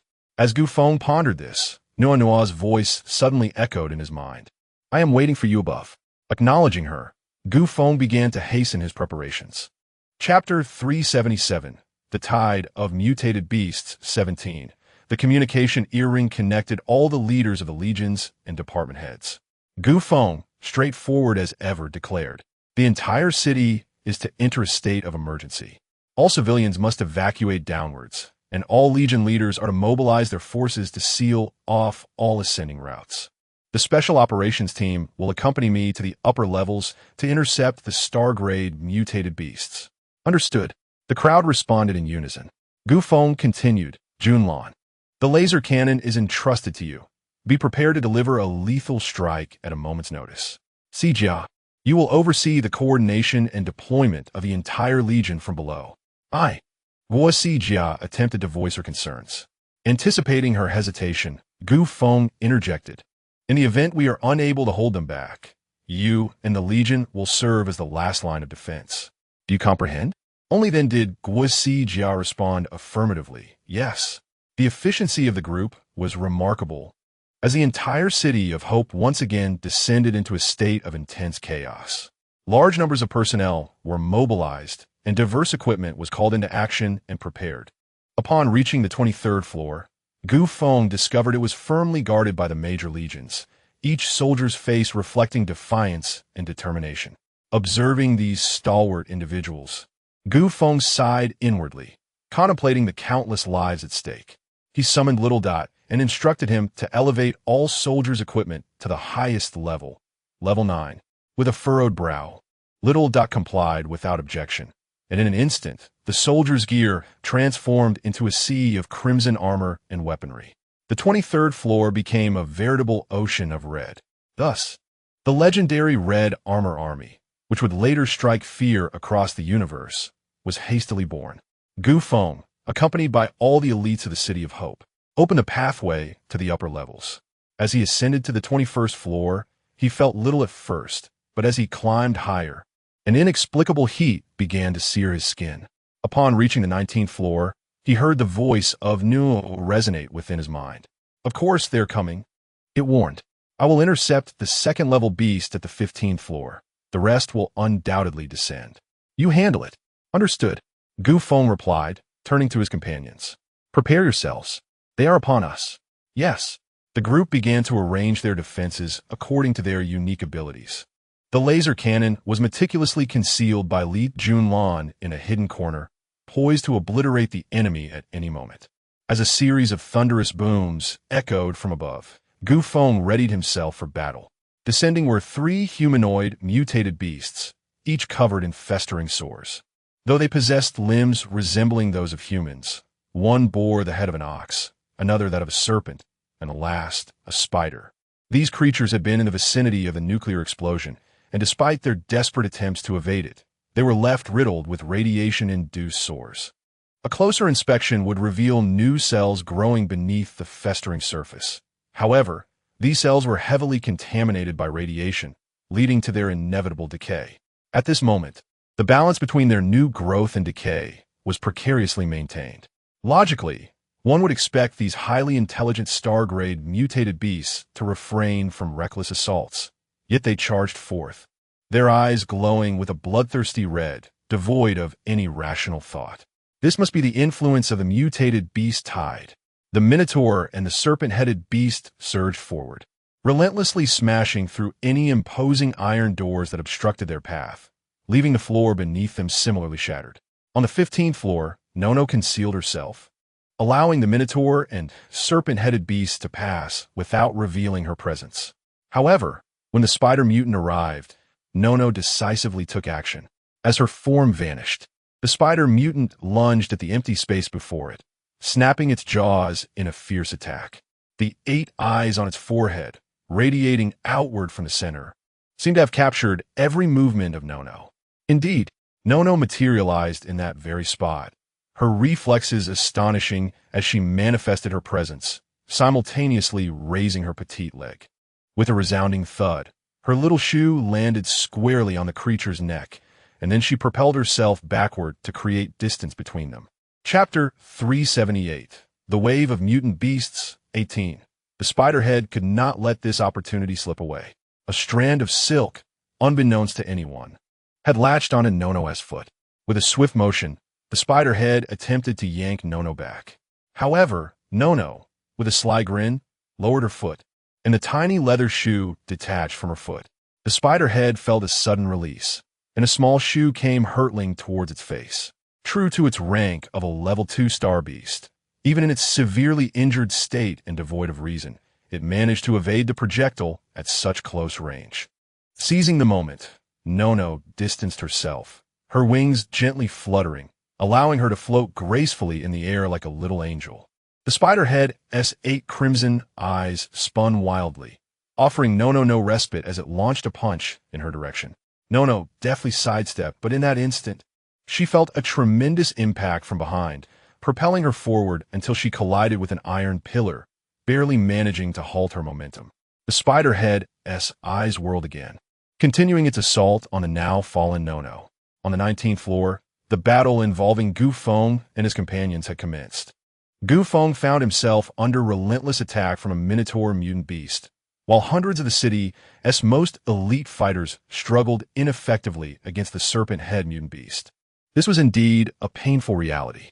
Feng watched as members of the Special Operations Team were continuously dispatched by the serpent-head mutant, feeling utterly helpless. Even as he exerted all his strength to contend with the Minotaur, he found himself overwhelmed, unable to match its speed or power, forced into a position of passive defense.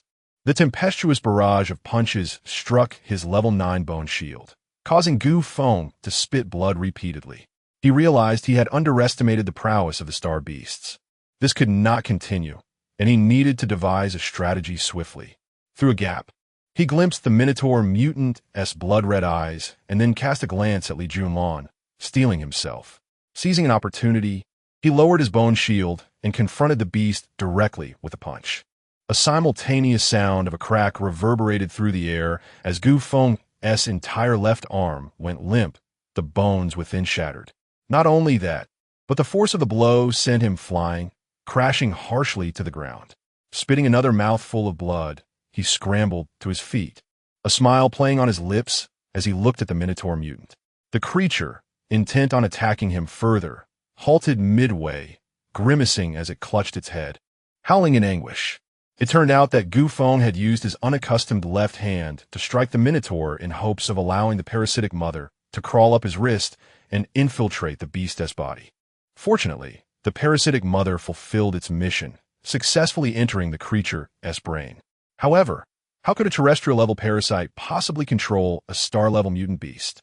The disparity in levels was too significant. In truth, Feng did not anticipate the mother to gain control. His true trump card lay in the laser cannon. With a thunderous shout, he called out to Junlan, "Laser cannon." Who was Li Junlan? She possessed eyes that rivaled the might of a super telescope. Once locked on her target, there was no escape from her lethal aim. This time, it was not a mere bullet, but a devastating beam of laser. A blinding laser pierced through the chest of the bull-headed mutant beast, penetrating a steel wall of 19 layers before ultimately reaching the outermost rock face. Despite this, the bull-headed mutant beast remained alive, its struggles only intensifying. Feng commanded dozens of blood-red beast-tooth knives to strike at the creature. In a frenzied state, the bull-headed beast charged headlong, refusing to evade, colliding violently with its adversaries. Many Special Forces operatives, caught unawares, were directly killed in the process. Feng's blood-tooth knives inflicted grievous wounds, exposing bone as they relentlessly siphoned the beast's blood. Yet, its life force proved remarkably resilient. After relentlessly hacking at it for over 80 seconds, Feng finally succeeded in slaying the beast. From the creature's brain, the parasitic mother emerged, soft and pliable, and crawled into Feng's pocket, sinking into a deep slumber. Feng, wary of pausing, hastily consumed 3 or 4 vials of regeneration and recovery agents. Although his left arm required time to heal completely, time was of the essence. He needed to rejoin the effort against the snake-headed mutant beast swiftly. The damage inflicted by the snake-headed beast on the team was staggering. While Feng dealt with the bull-headed mutant, over 200 Special Forces operatives had already perished at the hands of the snake-headed creature. This urgency left Feng no room for rest. Lu Jianxin, Jiyu, Li He, and Dou Tao spearheaded the assault, while Feng, limited to his right arm, could only wield a bone shield to provide defense for his comrades. The Special Forces unleashed a barrage of long-range abilities upon the snake-headed beast, yet the damage inflicted was far from satisfactory. Both sides found themselves locked in a stalemate. Chapter 379, The Tide of Mutated Beasts, 19. Lu Jianxin had ascended to the 3rd tier of the terrestrial level, ranking 4th within the city.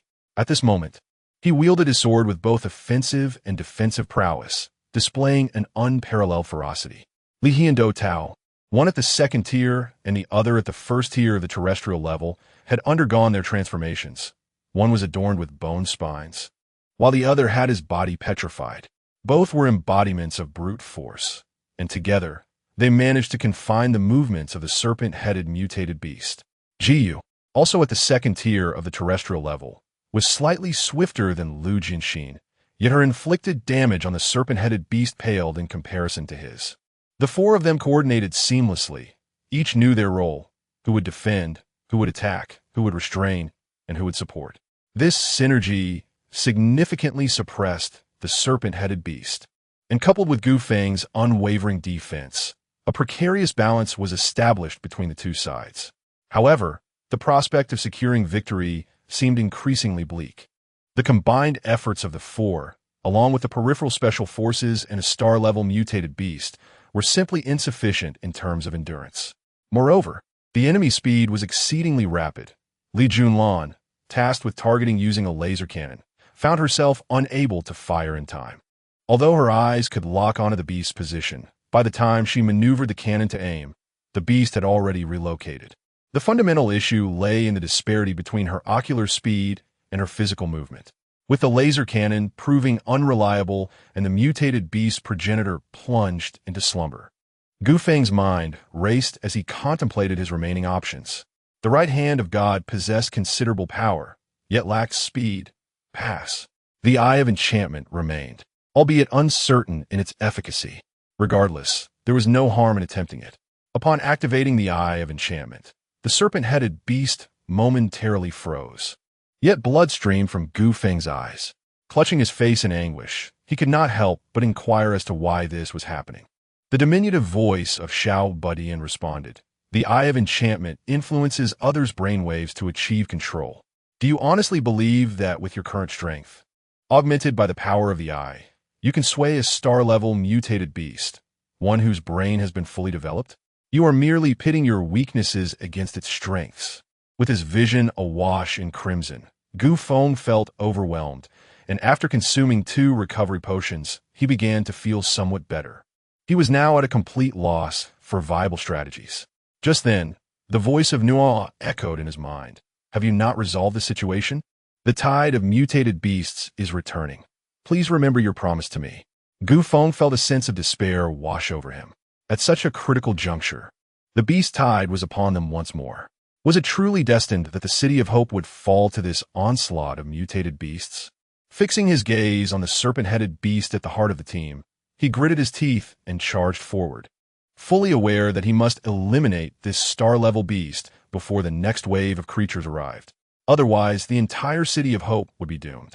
Midway through his charge, Feng halted. He had never been a reckless individual. One must employ intellect, even in desperation. A plan began to form in his mind. The right hand of God was a fusion of martial arts and abilities, so why not extend this concept further by combining swordsmanship with his powers? In ancient times, the concept of supernatural abilities was envisioned as a unique arm, an arm that possessed the power of invisibility, capable of extending and retracting at will, with no limitations on quantity. In the past, Feng wielded swords and blades with a simplistic approach, merely projecting them through his supernatural powers or executing basic, linear maneuvers. While this method was undeniably powerful, it also lacked finesse. To compensate for this rigidity, Feng continually sought to increase the number of objects he could manipulate. However, this led to a new dilemma: the excessive consumption of his powers. Now, Feng had effectively elevated his control of objects to a theoretical new level. Yet the actual performance would depend on the intricacies of his execution. As he engaged in a mental exercise, reminding himself, "This is an arm, this is an arm," he began to manipulate a blood-red beast-tooth knife, practicing fundamental techniques in an open space: slicing, hacking, flicking, prodding, intercepting, pushing, and stabbing. After 2 attempts, Feng nodded with excitement. It was a success. Chapter 380, The Tide of Mutated Beasts, Part 20. Feng, unwilling to concede, wielded an additional blade, deftly maneuvering 2 daggers as he practiced the renowned technique, 2 heavens as one. This classical dual dagger style emphasizes the interplay of illusion and reality, seamlessly intertwining and transitioning between the two. After executing the technique, Feng found himself drenched in perspiration, his focus intensely concentrated on a singular point. Prolonged exertion began to deplete his mental fortitude. He acutely sensed that his control over his extraordinary abilities remained inadequate in terms of finesse. Consequently, Feng rehearsed 2 heavens as one once more. Although it seemed ill-timed amidst the chaos of battle, with others fiercely contending against the mutated beasts, he, a city lord, practiced in an open space, striving to avoid inadvertently harming his allies. The battlefield's circumstances were ever-shifting, and without mastery over his skills, recklessly charging and could lead to a catastrophic misstep, potentially resulting in his companion's demise, an undeniably awkward predicament. After practicing twice, Feng felt minimal depletion of his willpower, yet his mind was utterly fatigued. It was a peculiar sensation. A certain barrier within his thoughts seemed to have loosened. The daggers, now falling to the ground, brought him into a contemplative state. Was willpower? This question inexplicably surfaced in Feng's mind. The voice of the little one echoed within him. Willpower, or consciousness, encompassing both the conscious and subconscious, forms the mental state of belief. It is the self-regulated autonomy of the mind, cultivated into a formidable force field after a mild state of tranquility. It discards all intermediary steps, possessing penetrative power, leaps, and is unbound by the constraints of time and space. Feng inquired further, "Then how do willpower and spirit differ?" The little one replied, "Spirit includes consciousness, thought, and mental awareness. It is the dispersed essence of will. Essentially, spirit and willpower are indistinguishable. High-intensity mental energy manifests as willpower. This willpower is a crucial aspect of human potential, capable of influencing the dynamics of objective phenomena through a unique consciousness of the brain. In truth, willpower is a vast energy that humanity inherently possesses but has yet to be fully harnessed and utilized. Theoretically, every ideology represents an energy field. However, differing levels yield varying manifestations. Modern physics posits that only interactions between matter can generate force. Yet it has overlooked the potential of human will and spirit to produce force independently. Feng pondered, "I see. But why do I currently feel a disconnection between my will and spirit?" The little one responded, This is due to your instinctive differentiation of the two, causing your subconscious to adhere to your instinct. Realization dawned upon Gu Feng as he repeatedly murmured, high-intensity mental energy is indeed willpower. At that moment, an aura began to surge from Gu Feng. The little one, brimming with excitement, circled around him. As Gu Feng emerged from his reverie, everyone was taken aback, their hearts inexplicably trembling. Powerful, overwhelmingly powerful, more so than the danger exuded by the serpent-headed mutated beast. Little Dot flew directly in front of Gu Feng, offering heartfelt congratulations for achieving a stellar rank without the use of an evolution agent. I truly did not misjudge the person.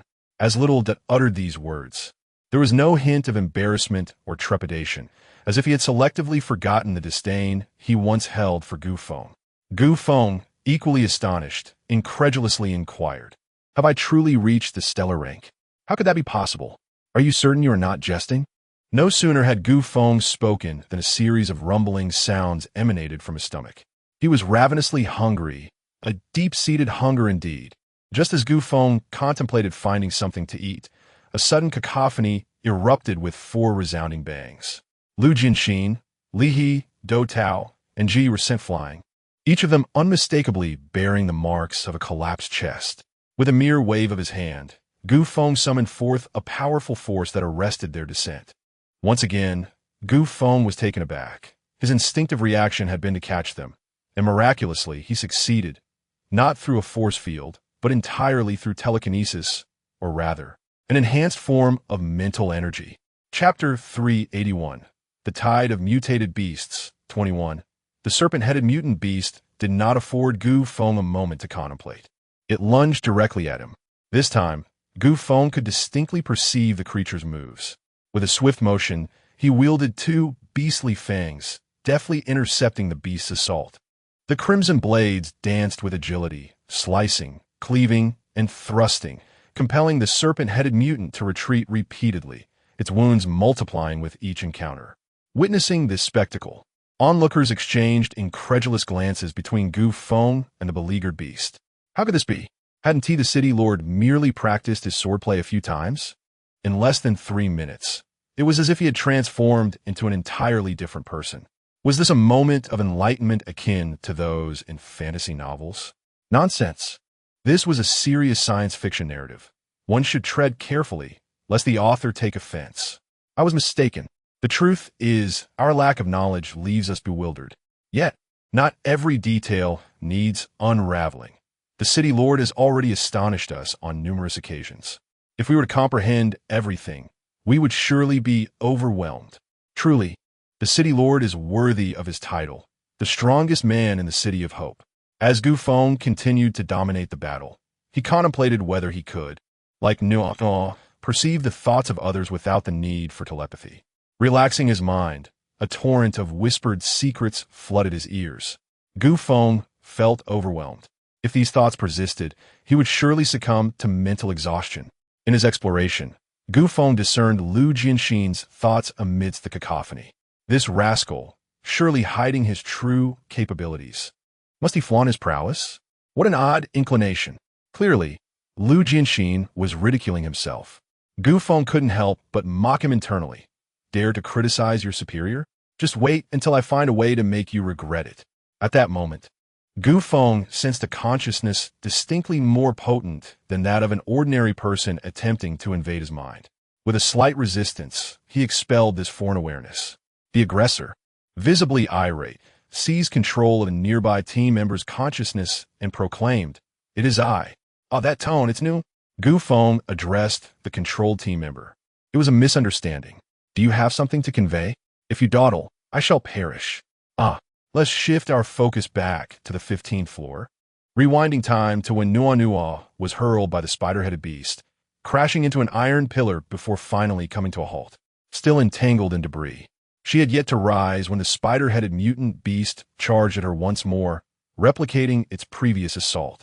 Despite her evasion, an inexplicable force propelled her backward. The onslaught was relentless, and soon Nuo found herself overwhelmed, blood spilling from her lips. Yet, the resilience of a star-level life form could not be extinguished by mere blows. As the spider-headed beast lunged again, Nua abruptly lifted her head and screamed at the creature. This is Nono's ultimate move, which she had previously employed just once. It was precisely due to that instance that Feng managed to escape from his hometown village. Had it not been for that fateful night, they would have all met their demise. It was after that event that Nono became aware of her uniqueness and has kept it hidden ever since. The spider head was caught off guard by Nono's lethal strike, leaving its entire body momentarily stunned. The pustules on its form burst open, and of its 8 crimson eyes, 4, the smaller ones, exploded, releasing a viscous green fluid. Nono continued to scream at the spider head, not daring to let her guard down for an instant. Yet at that moment, her vision was engulfed by a surge of red light. Suddenly, she felt a violent blow to her chest, and once again, she was sent hurtling backwards, spewing blood mid-air. Nono's strength was only at the first level of the star rank, a full tier below the spider head. From the onset of the star ranking, the disparities between each level are astronomically vast. Nono had only agreed to hold off the second-level foe for Feng, indicating the immense risk she had undertaken. Yet, this was not solely for Feng. It was for the foolish woman she spoke of. Chapter 382, The Tide of Mutant Beasts, Part 22. Nono fell heavily to the ground, one of her wings shattered, her eyes consumed by a crimson glow, rendering her vision void. Despite her previous successes, her mental wave sensing failed to detect the spider-headed mutant beast this time. Struggling to rise, she randomly selected a spot, let out a piercing scream, and then listened intently, utilizing sound waves to locate her adversary. Found it. Nono quickly adjusted her direction and emitted another scream towards the foe. Nono's cleverness was not in vain. The spider-headed creature was indeed present. However, it did not grant her the opportunity to speak, launching a kick towards Nono's small head. Anticipating the attack from the change in sound waves, Nono responded with a kick of her own. Instead of engaging in a direct confrontation, she stepped onto the creature's leg, leveraging the force to distance herself once again. Throughout this ordeal, Nono's screams never wavered, the vibrations in the air intensifying with each cry. The spider-headed beast's movements were noticeably hindered, and blood began to erupt from its body, as if its internal fluids resonated with the sound waves emanating from Nono. The creature was already severely irradiated, and now, with Nono's sonic assault, it suffered further grievous harm, becoming a grotesque sight. In theory, as long as Nono maintained her distance and continued to exhaust her opponent from afar, it would not be long before she triumphed. However, one must not forget that beyond the star level, the disparities between each tier are vast and profound. The spider-headed beast let out a shriek that echoed to the heavens, its form beginning to morph. In the blink of an eye, a spider the size of a tank materialized on the 15th floor. The creature retained the upper half of a humanoid form, with a spider's head, while its lower half was entirely that of a spider, its massive, furry legs adorned with bristles resembling steel needles, each seemingly laced with a strikingly vibrant poison. Post-transformation, the spider appeared more agile, weaving webs as it darted between the pillars, clearly intent on ensnaring Nono in a deadly trap. Despair enveloped Nono. If this continued, her demise was inevitable. Just then, she sensed an overwhelming surge of mental waves from Feng. It was evident that Feng had ascended to the star level. Seeing a glimmer of hope, Nono immediately reached out to Feng. To her surprise, Feng inadvertently expelled his mental wave, creating an awkward moment. Fortunately, he was surrounded by others, allowing Nono to seize control of those nearby to relay her dire situation. Meanwhile, on the 19th floor, Feng observed the ordinary team member under Nono's control and was struck with an idea. His previous failure to dominate the snake-headed mutant beast stemmed from not having reached the star level. Now that he had ascended, combined with the allure of his enchanting eye, he believed he could succeed this time. Without hesitation, Feng activated his enchanting eye, yet there was no response. Frustration boiled within him as he exclaimed, "You come out here. What on earth is going on?" Little elucidated. As I previously mentioned, the mutated beast tide is a catastrophe wherein all mutated beasts succumb to a frenzied state, assaulting human settlements. Do you truly believe that a singular star-level mutant can alter the rules that induce such widespread frenzy among all mutated beasts? Do not overthink it. It is best to focus on the task at hand and eliminate them. Feng, wishing to inquire further, realized that the situation with Nua left no room for delay. Resolutely, he executed a lethal move against the snake-headed mutant beast. The amalgamation of his divine right hand and the newly devised technique resulted in the immediate slaying of the creature. Without a hint of courtesy, Little Duck proceeded to dismantle the carcass. The crowd erupted into fervent cheers upon witnessing the demise of the snake-headed mutant beast. Long live the Lord of the City! Long live the Lord of the City!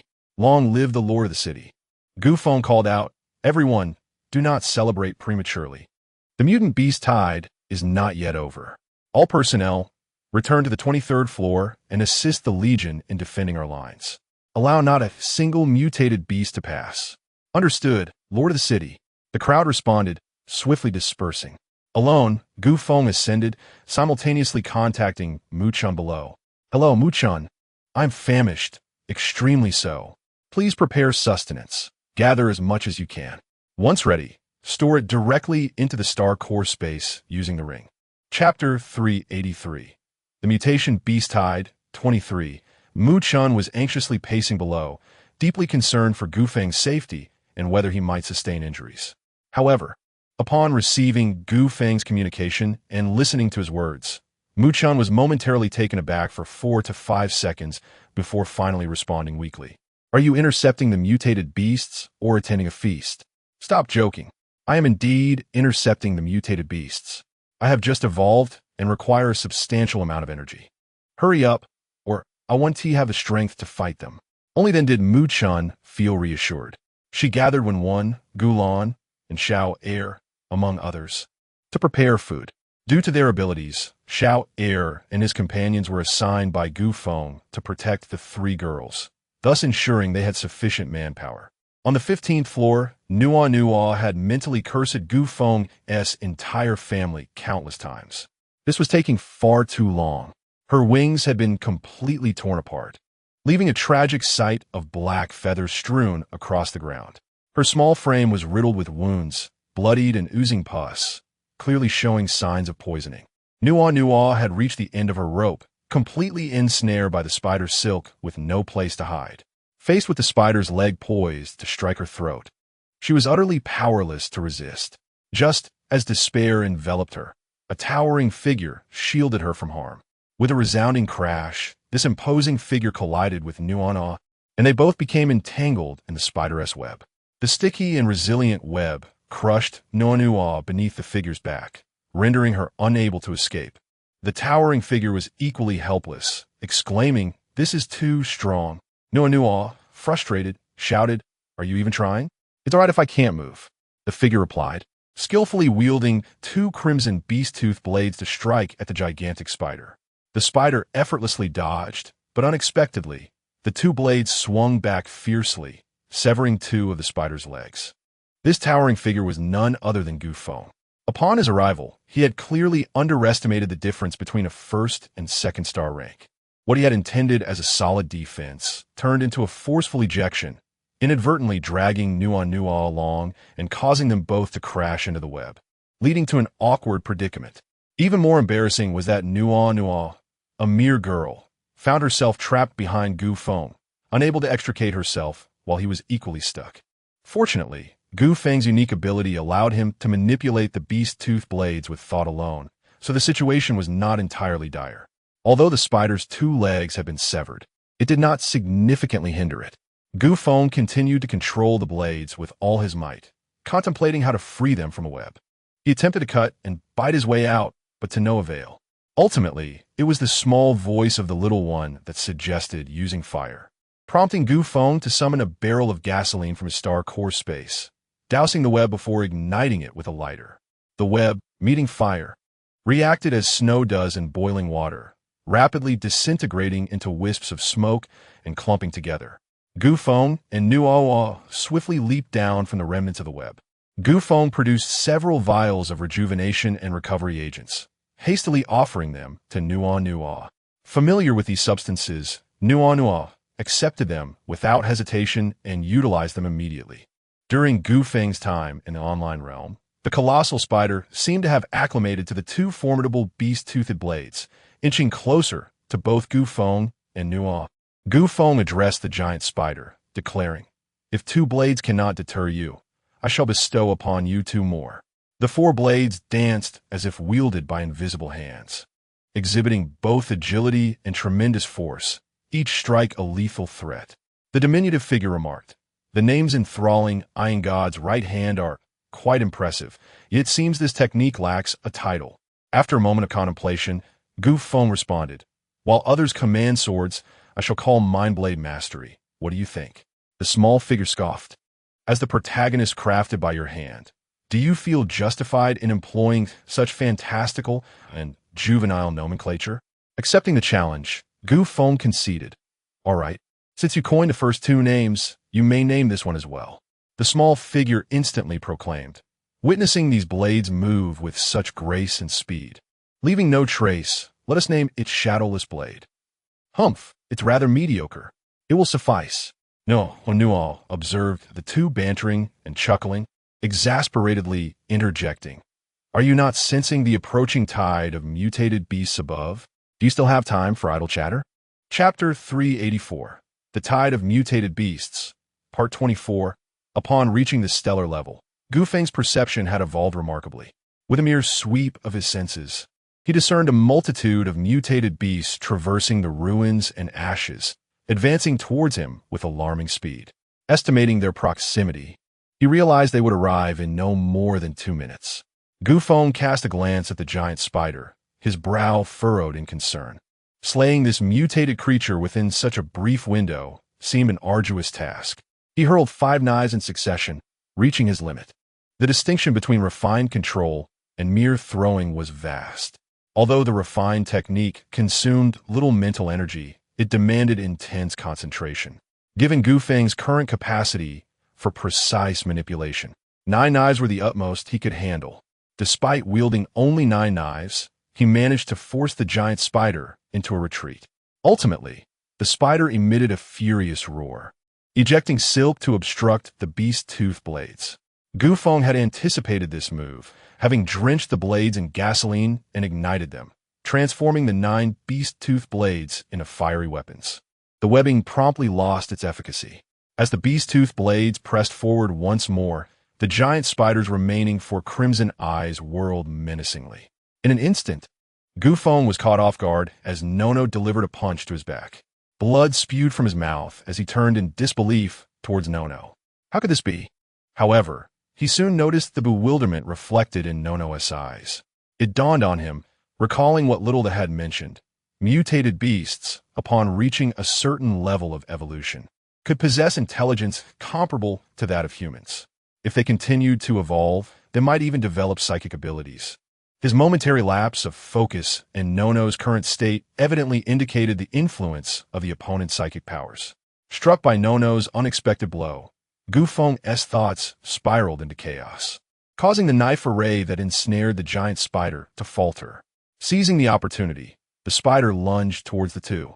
In a moment of urgency, Gu Feng called out to Nono. She snapped back to reality, and together they hastily evaded the impending threat. As Gu Feng awkwardly dodged, he inquired of Little Dot how to guard against psychic abilities. Little Dot responded, "Wasn't your enchanting eye already effective just now?" No, being at the same stellar level as you, fell under its control, while you merely experienced a moment of distraction. This speaks volumes. Relieved, Gu Feng recognized the advantage of possessing the enchanting eye. He glanced at Nono and continued to probe Little Dot, questioning what one would do in the absence of such a power. They couldn't simply endure the onslaught indefinitely. With a hint of encouragement, Little Dot observed, "Did you not accomplish this once before? Nono's consciousness attempted to invade your mind, but you expelled it directly." Gu Feng pondered. "Are you suggesting that in the face of psychic attacks, one must employ mental defenses?" "Exactly," Little Dot affirmed. Gu Feng felt clarity dawning upon him, realizing that with Little Dot's guidance, many matters became elucidated. Indeed, a stellar core guide was invaluable. Turning to Nono, Gu Feng declared, "Only mental prowess can counteract mental attacks. Having entered the stellar realm 6 months prior, Nono possessed considerable understanding of psychic forces. Gu Feng's words struck her like a revelation, illuminating her mind. The giant spider, driven to madness by the tide of beasts, had lost its reason and thus unleashed only half its true fighting potential. In the event that the colossal spider were to awaken, even if Gu Feng and Nono were to discover a method of counteracting psychic assaults, their demise would be inevitable. The psychic intensity of a second-tier star far surpasses that of first-tier star, rendering any mental resistance futile. Indeed, it could even result in a descent into madness. The only source of gratitude for both parties lies in the fact that the beast tide has stripped these mutated creatures of their reason. The colossal spider, already grievously wounded by nuclear radiation and further depleted by the relentless efforts of the two individuals, found its strength considerably diminished, allowing them to exploit a fleeting opportunity. As the colossal spider prepared to unleash its psychic misdirection once more, Gu Feng and Nono had already steeled themselves, effortlessly withstanding the onslaught. Observing that the colossal spider had exhausted its arsenal of attacks, Gu Feng and Nono launched a counteroffensive. Gu Feng wielded 9 beast fangs in close combat to restrain the creature, while Nono utilized sonic waves from a distance to wear it down. New wounds continually emerged on the spider's form, its thick, green blood flowing profusely. With every passing moment, the spider's speed diminished, and it became increasingly apparent that it was on the brink of being utterly exhausted. Chapter 385, The Wave of Mutated Beasts, Part 25, To his astonishment, the colossal spider emitted a piercing shriek. The 2 legs that Gu Feng had severed earlier suddenly burst apart, transforming into countless tiny spiders that surged toward the 2 individuals. Gu Feng shielded Nua, retreating rapidly to evade the onslaught. The miniature spiders rapidly converged back onto the giant spider, and what followed was a spectacle of wonder. The tiny arachnids clambered onto the giant spider as if they were dissolving, merging seamlessly into its form. The immense creature appeared rejuvenated. Not only had its wounds healed significantly, but the 2 severed legs had also regrown. Gu Feng, in disbelief, exclaimed, "Is this the power of a second-tier, star-level creature? It's as if it has been augmented." No one responded to Gu Feng's inquiry, for the giant spider charged forward once more, utterly disregarding the onslaught of the 9 beast fangs. Gu Feng's heart sank. If the giant spider continued to engage with the beast fangs, he would remain in a position of relative safety. However, should the spider choose to ignore the beast fangs, his defeat would be imminent. Determined, Gu Feng swung the beast fangs directly at the spider's head. The situation had crystallized. The giant spider would either evade the attack or withstand the blow and persist in its assault. Gu Feng was incredulous that the spider could charge at him without concern. Unfortunately, his calculations were flawed. The spider indeed pressed on without hesitation. The beast fangs nearly cleaved the spider's head into quarters, yet simultaneously, the spider's attack reached him. A massive leg swept toward him, striking fiercely at his side. The razor-sharp spines carved into his flesh, leaving numerous gaping wounds that bled profusely, saturating half of his body in crimson. Agonized, Gu Feng trembled violently. The wounds festered at a visible rate, releasing a foul stench. He collapsed onto the ground, unable to rise. With that single blow, he was utterly stripped of his combat capability. Nua attempted to rush to his aid, but was swept aside by the spider's leg. The situation had taken a dire turn. Meanwhile, the giant spider, with its head cleaved open, sprouted countless fleshy buds that intertwined and fused, rapidly restoring its form. The only apparent drawback was that of its 4 once vibrant crimson eyes, now reduced to 3. Gu Feng hastily administered 4 antidotes to himself, halting the necrotic progression of his wounds. Yet, recovery in the near term was an impossibility. At that moment, the sound of countless iron hooves echoed from the rooftop, and despair washed over Gu Feng. The wave of mutated beasts was upon them. With a roar of defiance, he rose to his feet, challenging the giant spider. "Come and slay me." The spider, drawn by Gu Feng's voice, veered toward him. Gazing at the creature with its remaining 3 eyes, Gu Feng's mind began to strategize. The beast fangs descended once more upon the creature's head, mirroring the previous encounter almost perfectly. As the weapon cleaved into the spider's skull, Feng was once again sent sprawling. This was a battle of attrition, trading wounds for wounds. The outcome was painfully evident.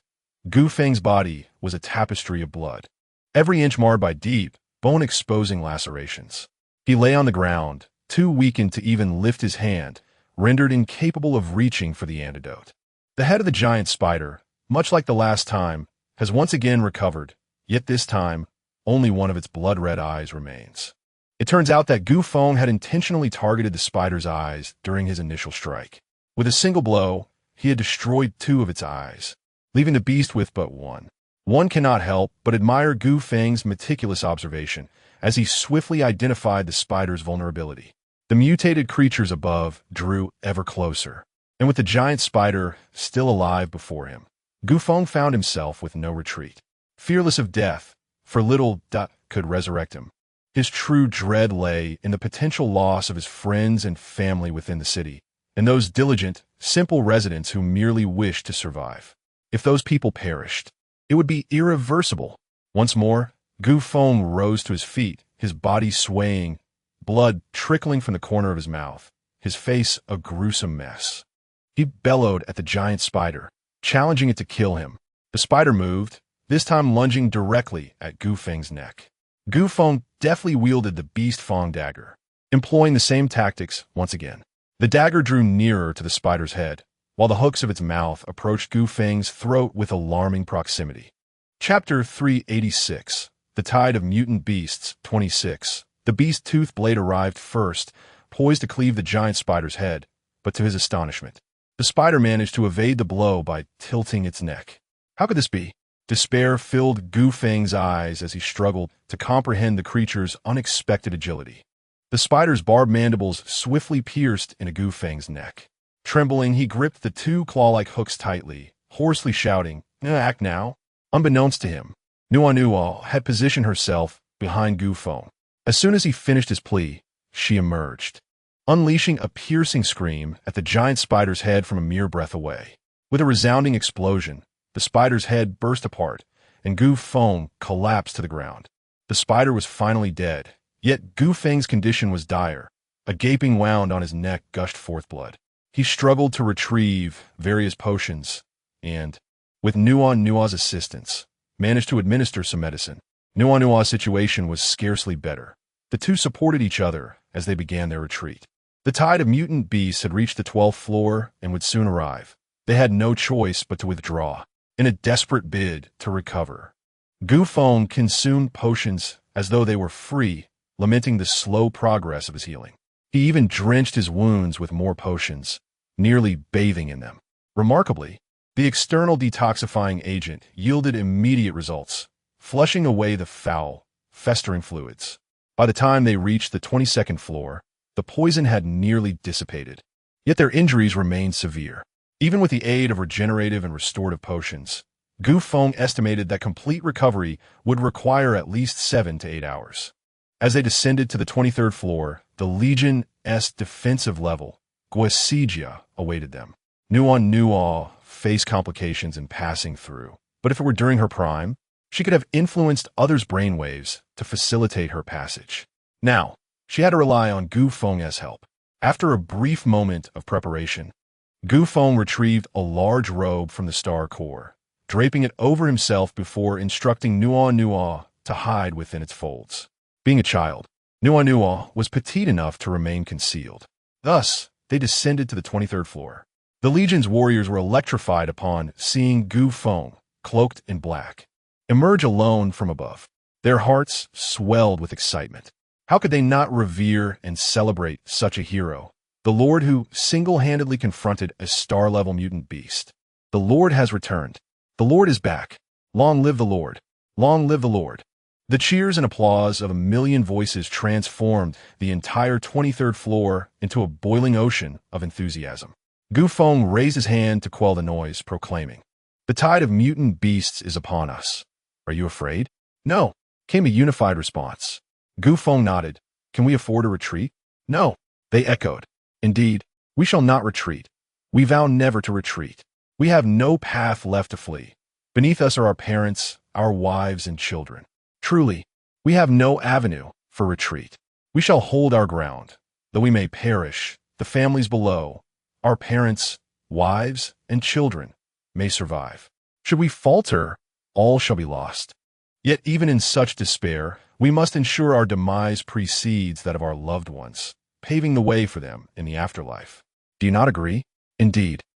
All voices echoed with resolute conviction. The fervor of the moment stirred the blood of the crowd, and while attention wavered, Gu Feng discreetly ascended to the 24th floor. He returned to the center of the 23rd floor, where a makeshift command platform had been erected, allowing him to oversee the entire floor while ensuring that everyone below could witness the events unfolding on the platform. There was but one chair upon the platform, and Gu Feng took it without hesitation. Flanking him stood Lu Jianxin, Guisijia, Li He, Li Junlan, the large-nosed man, and Lu Chonglin, the vice captain of the Special Operations Team. These individuals represented the pinnacle of the Legion's combat prowess and constituted its core leadership, each a figure of immense significance. Meanwhile, in the control room, Wang Jingtang transmitted the surveillance footage of the 23rd floor to the large screens across the other floors. The residents of the city gathered before the screens, anxiously observing the young children and the warriors who protected them, silently offering their prayers. Chapter 387. The Tide of Mutated Beasts, 27. The iron hooves of the mutated beasts thundered overhead like an army of thousands, approaching with the relentless force of the surging tide of the Qiantang River. Gu Feng summoned the little one, stating, rather than allowing them to proliferate indiscriminately, it would be wiser to provide them with an entrance. This necessitates that other areas remain sufficiently fortified. Do you comprehend? Upon hearing Gu Feng's words, the little one nodded in understanding and melded into the wall. Gu Feng's message was straightforward.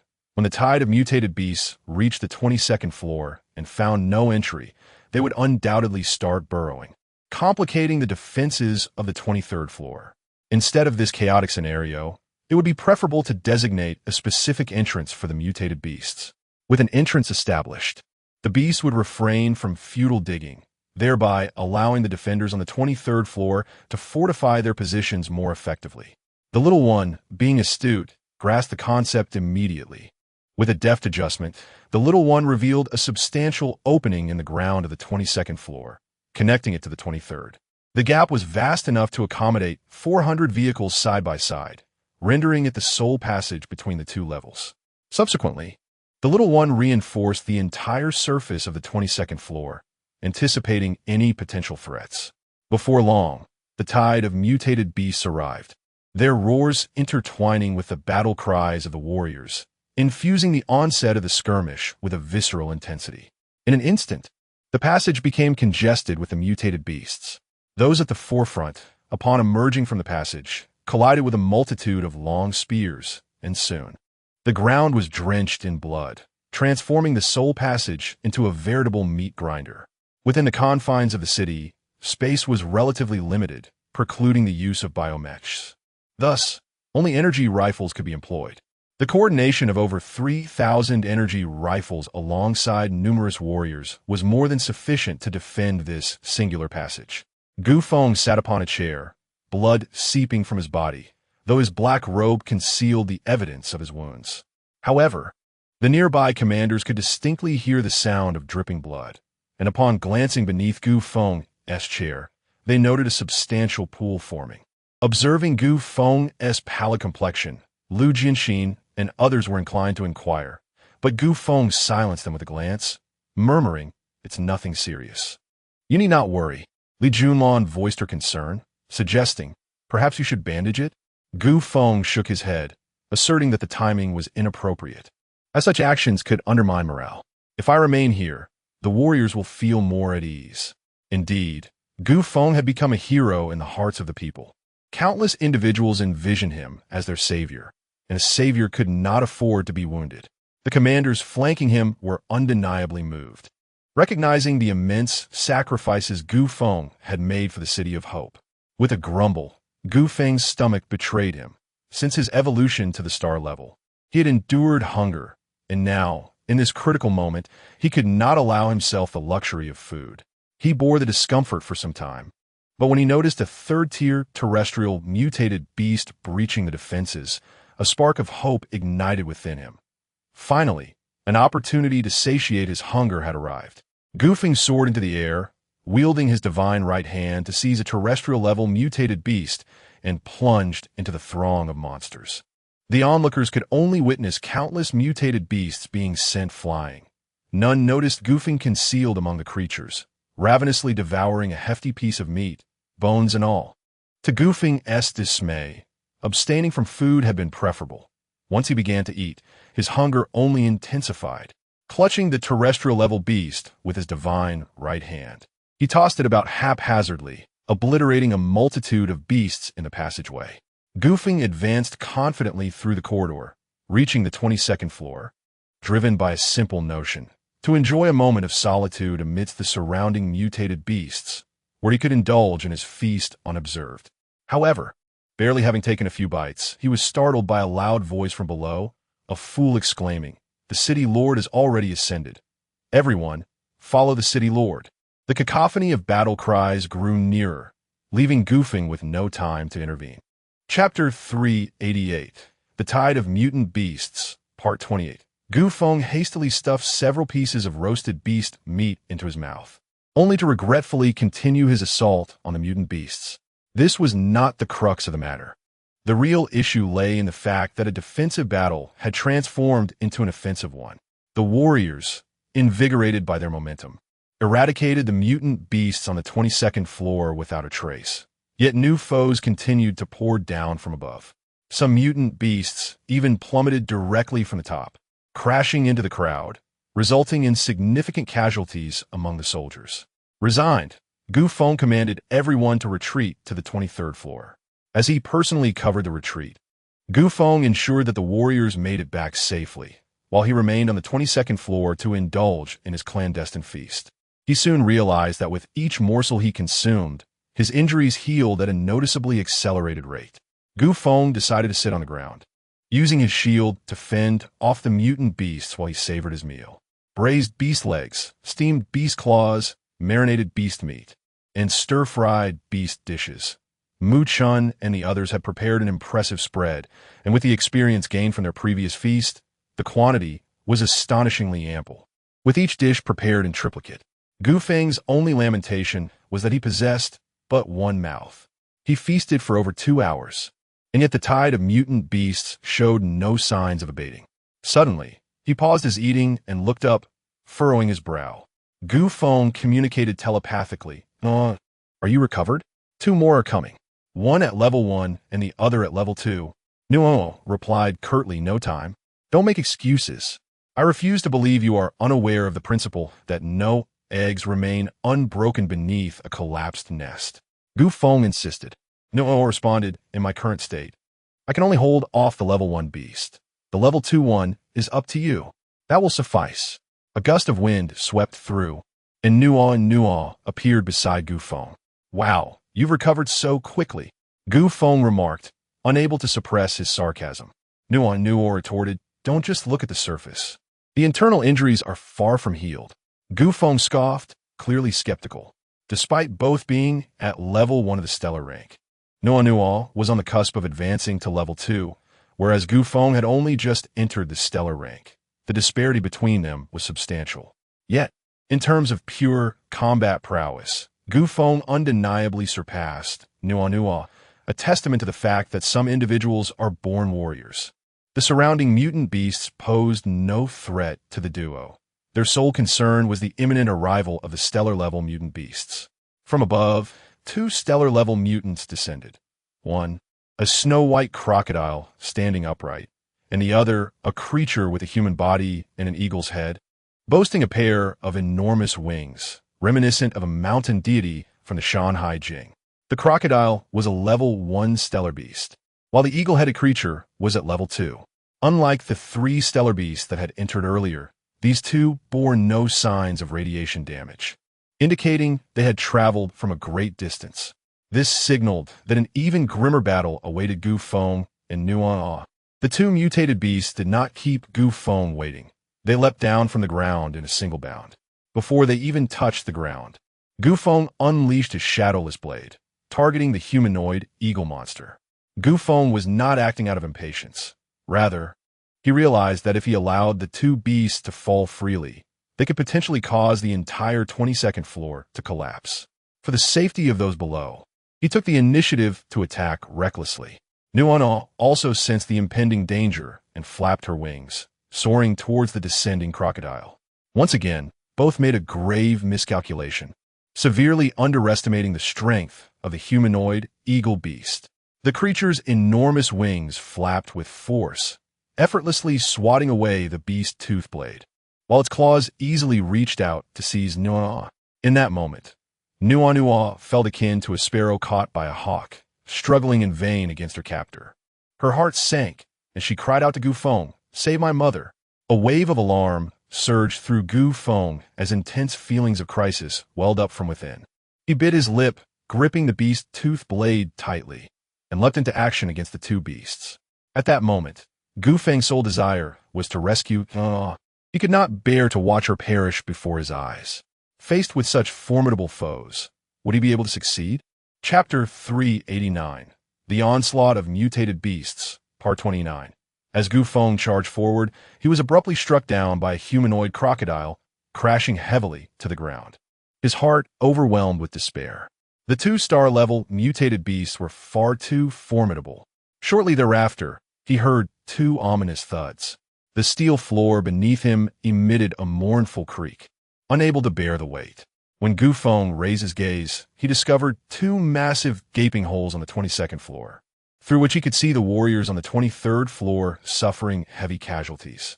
His heart bled as he witnessed Nuana ensnared in the eagle's claws, being used like a sledgehammer to shatter the steel floor. At that moment, her human form was unrecognizable, drenched in blood, her flesh a grotesque mess. Even Guosijia, upon seeing this horrific scene, could not identify the mangled mass beneath the eagle's grip as her own daughter. Fueled by rage, Feng charged downwards, desperately attacking the humanoid, eagle-headed beast. To the eagle-headed creature, Feng was indistinguishable from the others. With wings unfurled, it struck out, and Feng was the first to bear the brunt, feeling as though he had collided with a wall. A sharp pain constricted his chest, and he coughed up blood, sent flying by the force of the blow. The surrounding warriors were similarly swept away by the gale-force winds generated by the creature's wings. Meanwhile, the crocodile had commenced a savage rampage among the throngs of warriors, each swing of its tail, each charge, and every bite claiming the lives of numerous soldiers. Several brigade leaders, unwilling to hesitate any longer, leaped from the high platform and surged towards the two-star-level mutated beasts. The two newly formed gaping holes between the 22nd and 23rd floors became conduits for an unending influx of mutated beasts. The soldiers found themselves overwhelmed, rapidly engulfed in a desperate battle. The defense line they had painstakingly constructed crumbled in an instant. Without a unified front, humans and mutated beasts clashed in chaotic melee, the glint of blades and the flash of fangs and claws intermingling. As hot blood erupted into the frigid air, it was utter chaos, complete disarray.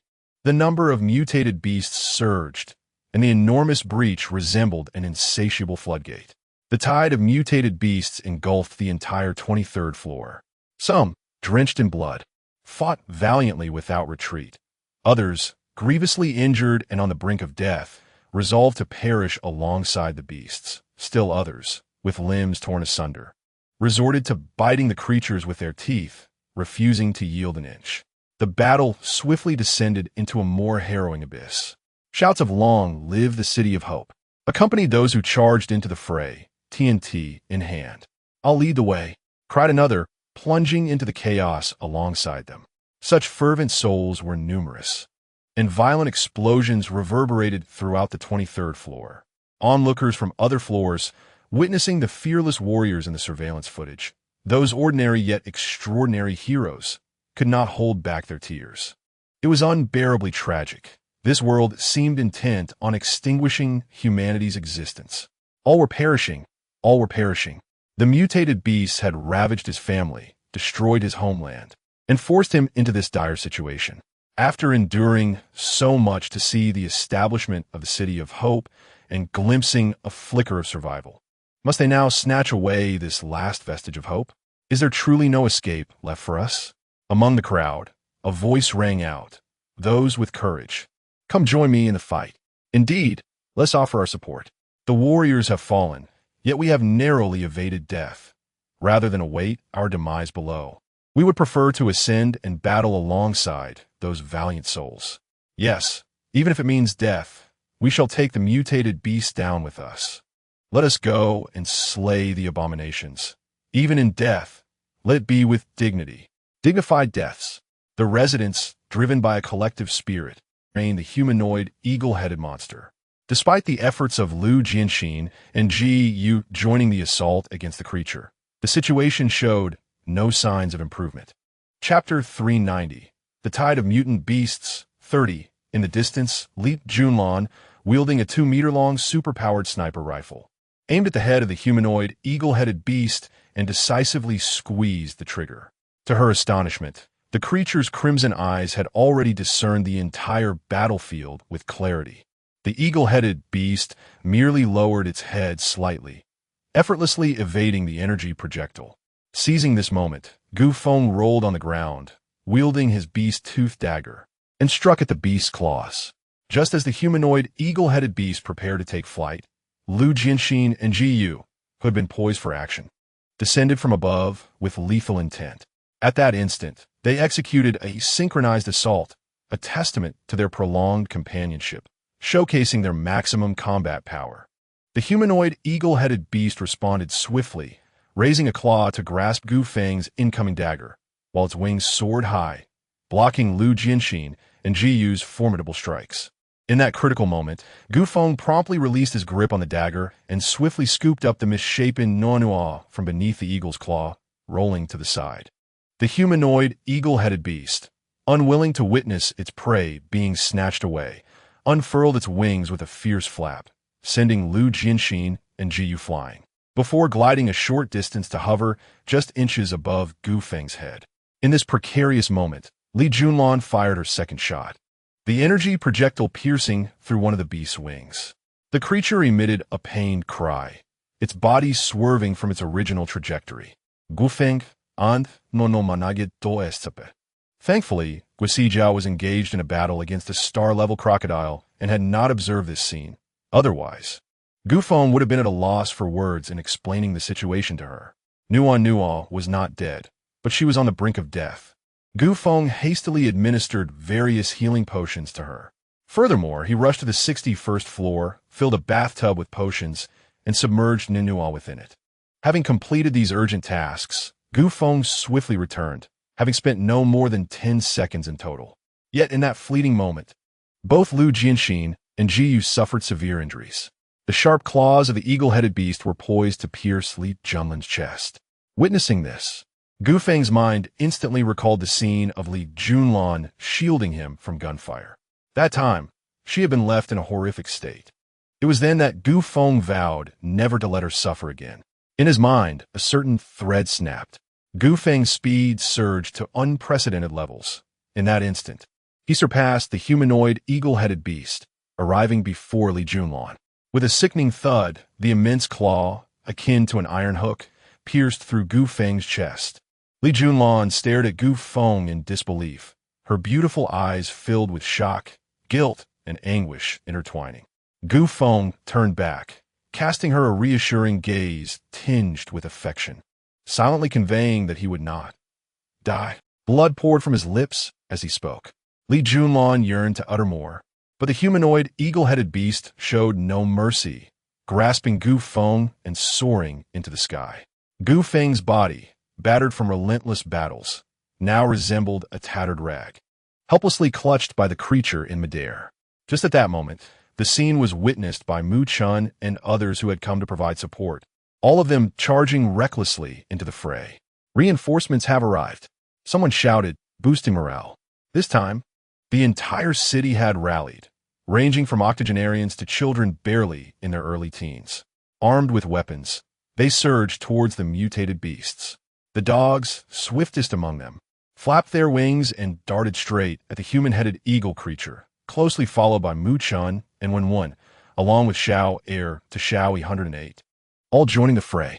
Lu Jianxin and Ji Yu, having consumed their potions, struggled to their feet and joined the encirclement of the human-headed eagle. Li Junlan, her eyes gleaming with frost, steadied her energy sniper rifle, fiercely restricting the creature's movements. As the crowd assaulted the human-headed eagle, numerous mutated beasts surged forward to disrupt their efforts, including land-level mutants posing significant threats. To shield the others while rescuing his elder brother, Gulan retrieved a makeshift energy Gatling gun, constructed from dozens of energy rifles, and began to unleash a torrential barrage upon the mutated beasts.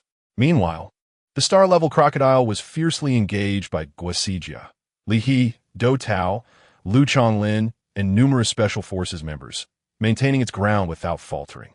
Chapter 391, The Tide of Mutant Beasts, Part 31. Li He had lost countless bone spines, and the ones that regrew were still stained with blood.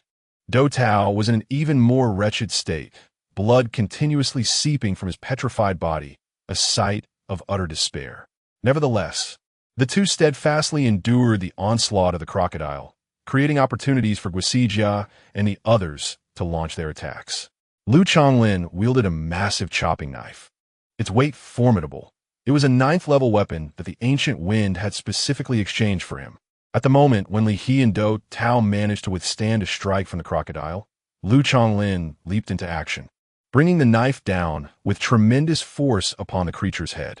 A resounding clang echoed, but instead of cleaving through the crocodile's defenses, he ended up injuring his own hand, blood gushing forth, rendering him unable to maintain his grip on the weapon. Seeing this, Guasijia swiftly altered her strategy, twisting 2 strands of hair into sharp spikes aimed directly at the crocodile's eyes. The crocodile opened its massive jaws to block her attack, then snapped its mouth shut, capturing Guasijia's hair. Caught off guard, she had no time to react before the crocodile yanked her toward its gaping maw. Fortunately, Lu Chonglin reacted in time, swiftly severing her hair with his knife, thus saving her from a dire fate. The star-level mutant beasts were simply beyond the capabilities of their group of terrestrial-level mutants to confront. Yet, even in the face of such overwhelming odds, surrender was not an option, yielding meant certain death. To fight with all their might could perhaps offer a glimmer of survival. This understanding was shared by all, and everyone was striving with unwavering determination. Meanwhile, on the side of the humanoid eagle-headed monster, no matter how the group attacked, they could not force it to release Gu Feng. Li Junlan, consumed with rage, put away her sniper rifle and took control of the laser cannon. The destructive power of the laser cannon was immense, and with the mutants now mingling among the beasts, firing it posed a significant risk of friendly fire, thus rendering the cannon temporarily inactive. Now that Li Junlan had taken command once more, it was evident she was prepared to go all out. She was willing to do anything for Gu Feng, even if it meant accidentally harming her allies. Wen's body was no different from that of an ordinary person. Her sole ability was to draw the consciousness of others into the world she had created. At this moment, she decisively activated her power, and to her astonishment, it succeeded. The weakened Gu Feng was baffled, questioning how this could be, as her previous attempt with the enchantment I had failed. The reason was quite simple. The purpose of the enchantment I was to alter the opponent's will, but it had not succeeded because during the beast tide, the consciousness of a mutant beast was influenced by nature and plunged into a frenzy. This state was beyond human control. In contrast, Wen's power did not seek to change consciousness, but rather to direct it to a specific place, making her success far more attainable. The humanoid, eagle-headed monster became ensnared in Wen's world, its body frozen in place. Upon witnessing this, Mu Chun was elated and attempted to rush to Gu Feng's aid, only to be halted by Wen, who cautioned her against moving. If the creature were to feel threatened, it would break free from her world, and they needed to ensure a decisive strike. As Wen spoke, she directed her gaze towards Li Junlan, who was charging the laser cannon. Mu Chun understood the urgency and anxiously shouted to the crowd, "Do not allow the surrounding individuals or mutated beasts to come into contact with them." Lai Wu Yangxin Yi Ypsilonwe. Xiao Air and others swiftly formed a circle, shielding the human and the eagle-headed creature within. The battlefield was in utter chaos, with stray bullets flying and blades flashing indiscriminately. The group was almost sacrificing their own flesh and blood to protect the solitary human and beast at the center. During this time, Feng seized the opportunity to tend to his wounds. While they successfully safeguarded the pair, they unfortunately overlooked the most crucial caster. It was only when a small, biological-level mutated beast suddenly lunged and sank its teeth into Wen's neck that the crowd was struck with horror. Chapter 392. The Mutation Beast Tide. 32. Mu Chun swiftly rescued Wen, yet Wen's abilities were irrevocably lost, just as their efforts appeared on the verge of collapse. Li Junlan decisively fired the half-charged laser cannon.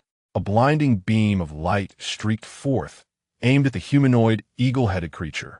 The creature, sensing the imminent danger, could only attempt to evade the fatal strike. A gaping hole, wide as a barrel, was blasted through its chest, leaving a charred interior. The creature emitted a mournful cry. It did not succumb to death. Releasing Feng, it lunged directly at Li Junlan, perceiving her as the greatest threat that must be eliminated. Others rushed to her aid, but it was too late. With a single claw, Li Junlan's head was severed. In her last moments, she cast a glance at Feng, the man she had silently loved. Witnessing this, Feng was engulfed by sorrow. No, he coughed up a torrent of blood in a fit of rage. At that moment, he heard Li Hi's anguished cry, "Do no." Struggling to see, he discovered Do Tao gripped in the jaws of a star-level crocodile, its petrified neck on the verge of snapping. In an act of desperation, Do Tao relinquished his petrification and retrieved TNT from his ring, forcefully shoving it down the crocodile's throat. With a thunderous explosion, Do Tao was obliterated into fragments, while the crocodile's jaws were torn apart, its entrails spilling out. Yet astonishingly, the beast still drew breath. Li He, in a furious roar, charged forth to engage the crocodile in close combat. Feng beheld as Li He pierced the creature's eyes with two bony spikes, driving them into its brain, while the crocodile's steel-like tail impaled Li Hi's abdomen. With Li Junlan and Do Tao perishing, Li Hi's fate hung in the balance. At this moment, Feng was tormented by despair, questioning how it had come to this, how it had escalated to this point. Tears mingled with blood streamed down his cheeks. The star-level crocodile fell lifeless, and Li Hi's life was salvaged by Guasijia. However, the humanoid, eagle-headed creature continued its brutal rampage among the crowd. Indeed, the battle was escalating into a more harrowing spectacle, and mutated beasts continued to surge in from outside, some even breaching the 40th floor. Below lay the elderly, women, and children, yet despite this grim reality, no one could extricate themselves to offer aid. In the control room, Wang Jingtang adjusted his uniform, donned his hat, then stood and commanded, "All personnel, arm yourselves and join me in slaying these mutated beasts." Though the operators were themselves mutants, they had never engaged in the slaughter of mutation beasts. Many had never even held a knife, as their roles as high-skilled professionals had never necessitated such actions. Yet today, these intellectuals had no choice but to take up arms and make a final stand. Just then, Wang Jingtang's communication earpiece crackled to life with Feng's voice. "Wang Jingtang, how many nuclear bombs do we have left?" Wang Jingtang responded, 3.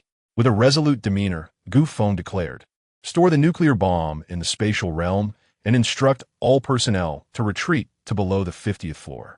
I trust there is no need for further elaboration on my part." "Yes, my lord."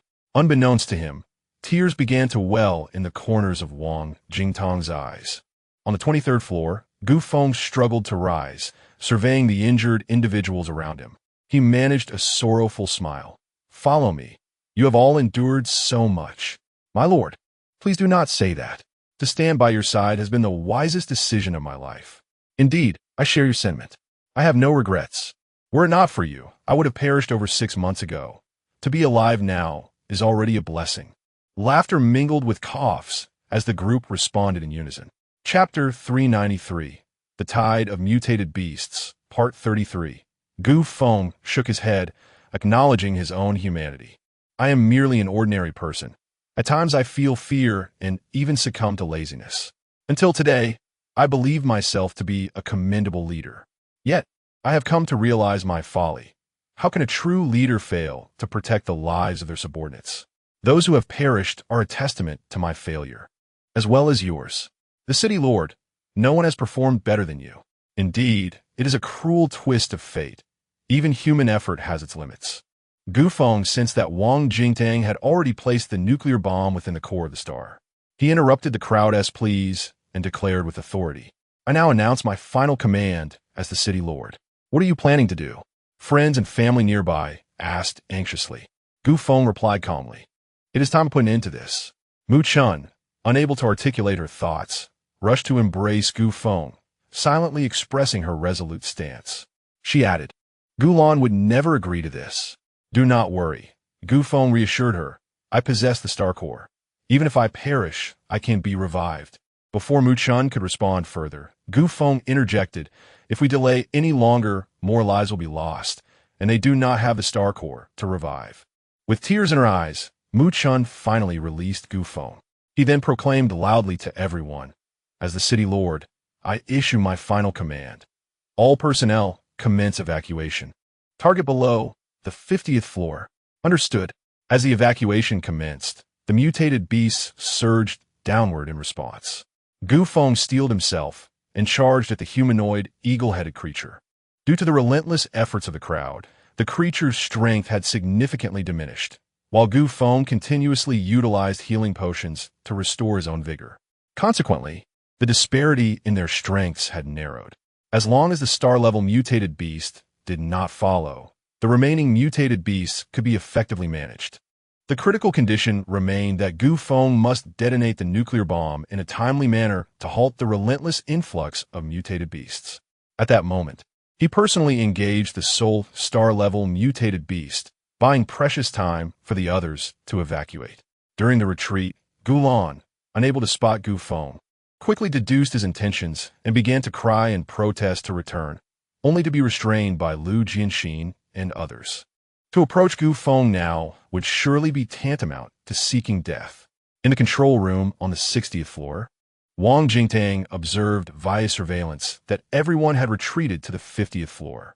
He promptly ordered the closure of all passages above the 50th floor and severed the connection pillars to the 49th, fearing that any substantial tremors above would transmit downwards.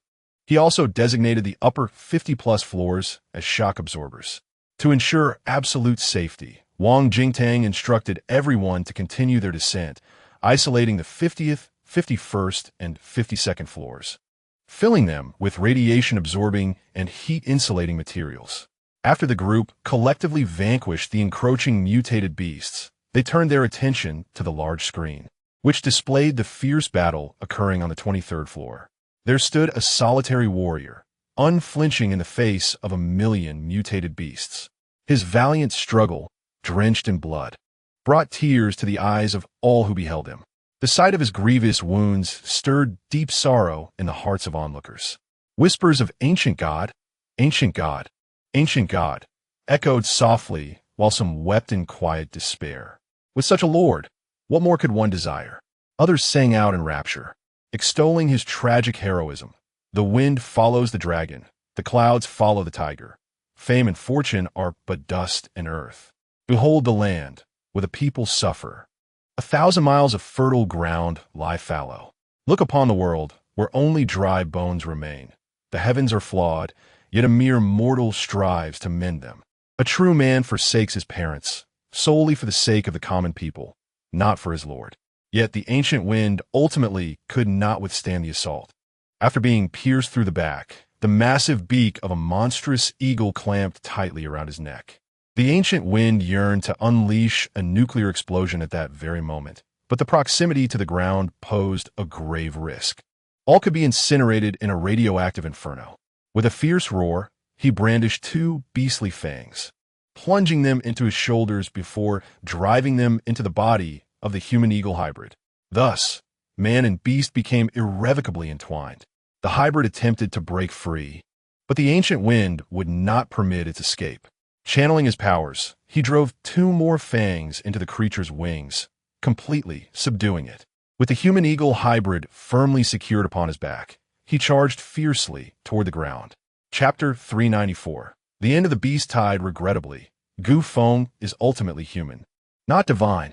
Under the relentless assault of the avian-headed monstrosities, Feng stumbled and fell to the ground on the 7th level, his neck nearly severed, with only a thin layer of flesh remaining for support.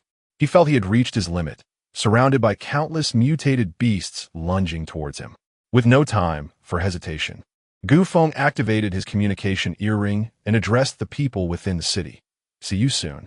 This served as both a consolation and a signal, prompting Wang Jingtang to decisively order the shutdown of all electrical devices. Immediately thereafter, a nuclear bomb detonated on the 7th level. All mutated beasts, including Feng, perished in an instant, leaving behind only a star core that swiftly decomposed the bodies. Following was a cataclysmic explosion akin to the last. Steel melted into molten iron, and the earth transformed into magma, with a tremendous shockwave that upheaved the layers of soil and steel, creating a massive crater with a radius of 500 meters. Deep underground, the last refuge in the iron fortress faced severe turbulence, and those sheltering within felt as though they were tossed upon a stormy sea, the heavy steel walls warping under strain. The 50th and 51st levels were completely melted and deformed, though the 52nd level managed to withstand the onslaught. Once again, the world descended into silence, but it was still too early to emerge. The mushroom cloud had yet to dissipate, and the radioactive flames still raged.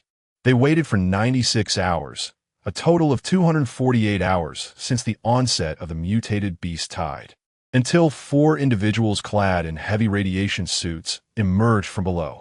What greeted their eyes was the awe-inspiring sight of the solidified steel waterfall and the crystalline structures surrounding them.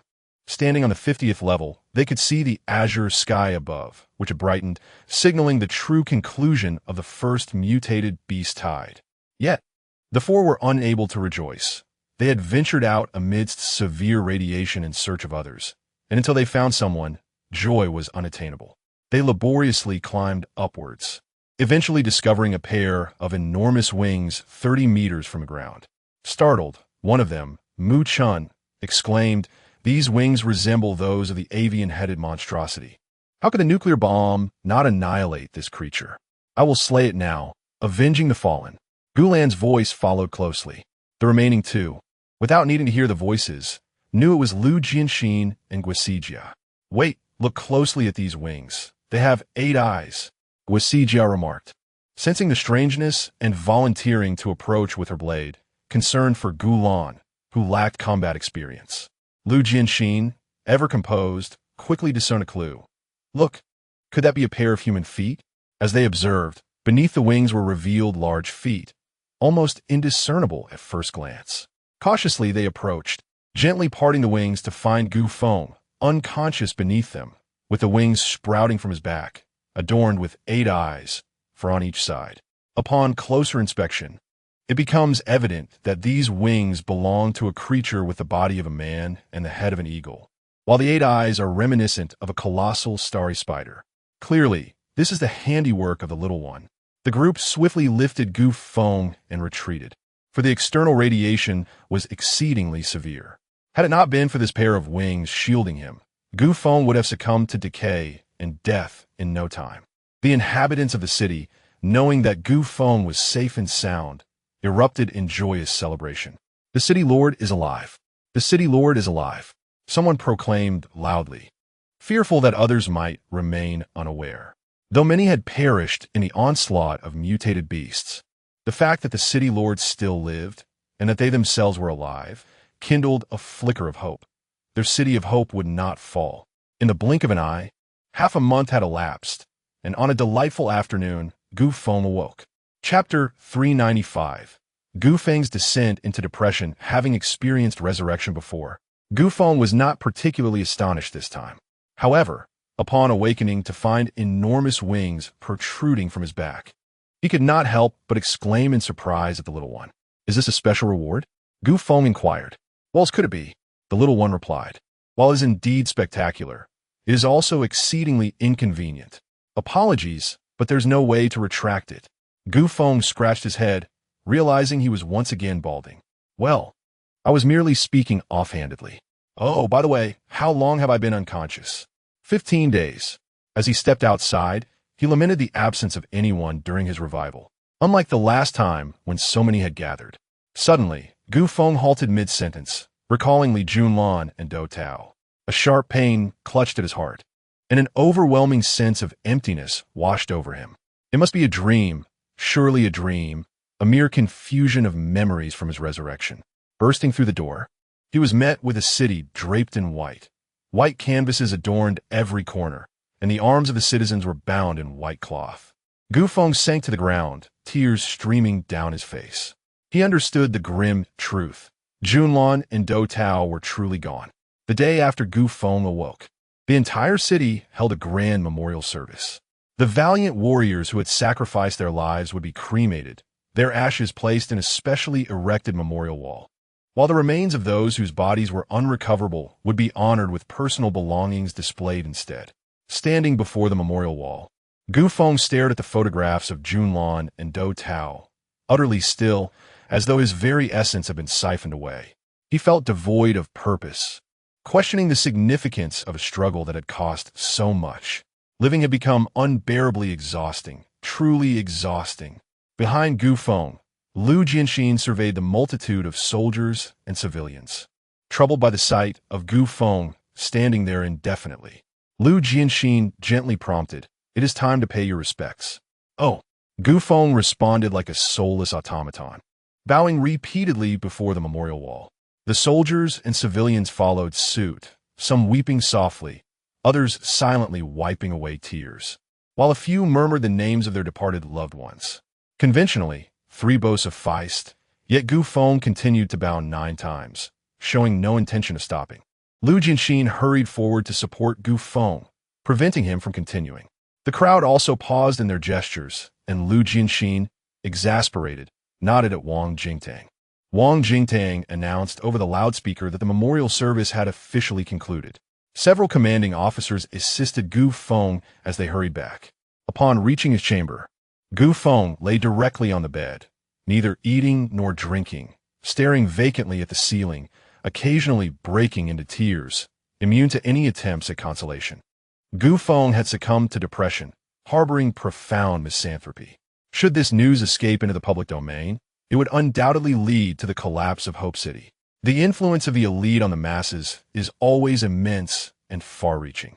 Just as in ancient times, when emperors favored slender waists, commoners would starve themselves in pursuit of such ideals. In the same manner, if a city lord like Gu Feng began to embrace despair, how many ordinary individuals already engulfed in grief over lost loved ones would contemplate suicide? The consequences of such a phenomenon are unimaginable. However, Lu Jianxin was certain that the numbers would not be insignificant. This conviction compelled him to forcibly intervene in Gu Feng's erratic behavior during the memorial service. After Gu Feng was brought back, the news was swiftly sealed off. Outside Gu Feng's door, round the clock, there were sentinels stationed, and anyone wishing to enter had to possess the signatures of all the existing Legion commanders. Presently, the affairs of the entire city could only be managed with the encouragement of a few Legion commanders. Yet, this was hardly a sustainable solution. The significance of Gu Feng to the City of Hope was well understood by all. Should Gu Feng remain out of sight for an extended period, it would undoubtedly incite public panic. A remedy for the heart's ailment must come from the heart itself. The intelligence department, with its keen insight, began a covert search throughout the city for psychologists. Psychologists, however, were a rare breed, and in the end, they managed to find one. Yet none dared to employ their services. It was ultimately Gu Lan and Mu Chun who made the decision to engage this individual. This person was none other than Gu Qingqing, who harbored a deep-seated enmity towards Gu Feng. Chapter 396. Because you love him, Gu Qingqing found herself in an awkward position in the City of Hope. As the granddaughter of an ancient lineage, despite her having committed no wrongs, she was met with abundant malice from others. There were even instances when people pointed at her, derogatorily labeling her as the granddaughter of a corrupt official, insinuating that she too must be of ill character. Once revered as a golden phoenix, she had swiftly transformed into a despised, ugly duckling. Had this been anyone else, they might have succumbed to despair or even taken their own lives. Yet she persevered, largely due to her own psychological resilience. But more importantly, the words of that one person echoed in her heart. You have done nothing wrong. This sentiment continually encouraged and warmed her spirit, guiding her to this very moment. She felt content, finding solace in the occasional distant glimpse of him. In the harshness of a post-apocalyptic world, she no longer harbored any desires. When Gulan and Mu Chun approached her, she was taken aback. What brings you here? Gu Qingqing inquired with curiosity. Gulan, a bit awkwardly, replied, I was at fault before. I hope you can forgive me. Gu Qingqing was further puzzled by this unexpected confession. Mu Chun interjected, Gu Feng is unwell and needs you. Gu Qingqing, not being naive, understood all too well what kind of ailment required her expertise. Hesitating, she said, though I studied this field, I have never treated anyone seriously. Mu Chun, with a face etched in bitterness, responded, he is suffering daily, and you're the only one in the city who understands psychological therapy. We must try something. Gu Qingqing retorted, aren't you afraid I might take advantage of the situation? Gulan clenched her fists tightly, glaring at Gu Qingqing with fury. Mu Chun gently placed a hand on Gulan's to calm her, then turned to Gu Qingqing and said, you wouldn't do that? Gu Qingqing coldly countered, how can you be so sure I wouldn't? Because you love him. Thus, Gu Qingqing became Gu Feng's psychological therapist. To better observe and treat him, she moved next door to him. The time they spent together surpassed that of Mu Chun, his official girlfriend. After an initial 7 days of psychological guidance, Gu Feng's condition showed marked improvement. Gulan and Mu Chun were elated. Gulan asked Gu Qingqing, how did you manage this? Gu Qingqing replied, sometimes people fixate on what they have lost. I merely redirected his focus to a perspective of normalcy, helping him realize that many beautiful things have been preserved. Because of him, Gulan appeared perplexed, her expression filled with questions. Gu Qingqing simply smiled. In the second round of therapy, they no longer confined themselves to the room. At times, they strolled through the city, conversing with different individuals or visiting various households. Naturally, these encounters were meticulously chosen by Gu Qingqing, comprising optimistic and positive individuals. Gu Qingqing cultivated a hopeful and encouraging external environment for Gu Feng, significantly enhancing the efficacy of the entire therapeutic process. After the conclusion of the third round of treatment, Gu Feng was able to manage some simple tasks, and her emotions had stabilized significantly. The bond between the two grew so intimate that they resembled both lovers and confidants. Of course, Mu Chun experienced feelings of jealousy. However, since Gu Feng had not yet fully recovered, she could only endure. As a fellow woman, Gulan understood Mu Chun's sentiments, often coming by to reassure her. Rest assured, my brother is not that kind of person. He would never betray you. I know. Mu Chun feigned calmness. Meanwhile, when one, who had come to join the fray, lamented, the competition is rather fierce, isn't it? Alas, it seems my hopes of stealing someone away are becoming increasingly dim. Gulan retorted in annoyance, please don't add to the chaos. Do you think this is some kind of job competition? Speaking of which, when my brother was single, I, as his sister, was troubled. Now that so many beautiful women admire him, why should I still worry? Woman rolled her eyes. I can't help but detect a hint of pride in your words. No, absolutely not. Gulan vementin denit. Mu Chun also caught on, looking at Gulan, is that really true? Sister-in-law, you must believe me, it's not. With a mischievous grin, Gulan looked almost like a rogue. I wouldn't trust you for a second. Just wait until I deal with you. Oh no. Sister-in-law, haha, the three women erupted into a joyful uproar. Chapter 397. Gu Feng's relinquishment of leadership after Gu Qingqing's treatment. Gu Feng fully recovered 2 months after the end of the mutated beast tide, which brought them to the 3rd day of the 5th lunar month. By this time, summer was supposed to have arrived. However, the ice and snow outside had only just begun to thaw. The temperature had risen to 3 or 4 degrees above zero. filling the air with the vitality of spring. The radiation from a nuclear explosion still lingered, necessitating that everyone don thick protective clothing against radiation when venturing outside.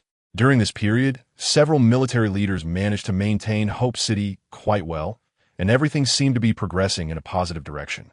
On the first day of his recovery, Feng, feeling invigorated, went to work where all the senior officials of Hope City had gathered in the conference room, awaiting his arrival. Feng was taken aback by the unexpected assembly, exclaiming, "I didn't notify anyone. Why is everyone here?" Lu Zhe responded, "If you intend to resign, I must find someone to persuade you to stay." Following the recent beast tide, Feng had developed profound doubts about his own abilities, prompting him to consider stepping down from the position of city lord in favor of someone more capable. This revelation had terrified Lu Zhe and the others, leading to their current gathering. In the conference room, the attendees began to persuade him with reason and emotion, but ultimately, they could not sway Feng. He declared firmly, "My mind is made up. Please do not try to convince me further." With that, he turned to leave. "Wait." Lu Zhe slammed his hand on the table. "I respect your decision." Feng, taken aback, turned around and nodded at Lu Zhe. The others were left in utter shock. "Lu Zhe, what are you doing?" they exclaimed. "Have you lost your mind? Why are you going along with this madness? Why can't we just enjoy our good days?" Lu Zhe signaled to the group to trust him and continued, "As the former city lord, who do you believe is suitable to take your place?" Feng was momentarily speechless by Lu Zhe's question. He sighed and replied, "I am merely an ordinary person, lacking talent and incapable of leading troops. Aside from having practiced martial arts for a few years, I possess no other skills. Being good at fighting does not equate to being a good leader. You should select someone more capable." Lu Zhe retorted earnestly, "Lack of talent is not a convincing excuse." Liu Bang, the Han Emperor, once admitted that he was outmatched by Zhang Liang in strategy, by Xiao He in governance, and by Han Xian in warfare. Yet he was able to unite the realm because he knew how to utilize talent. The mere fact that we are gathered here indicates you possess the ability to recognize talent and are indeed the best leader among us.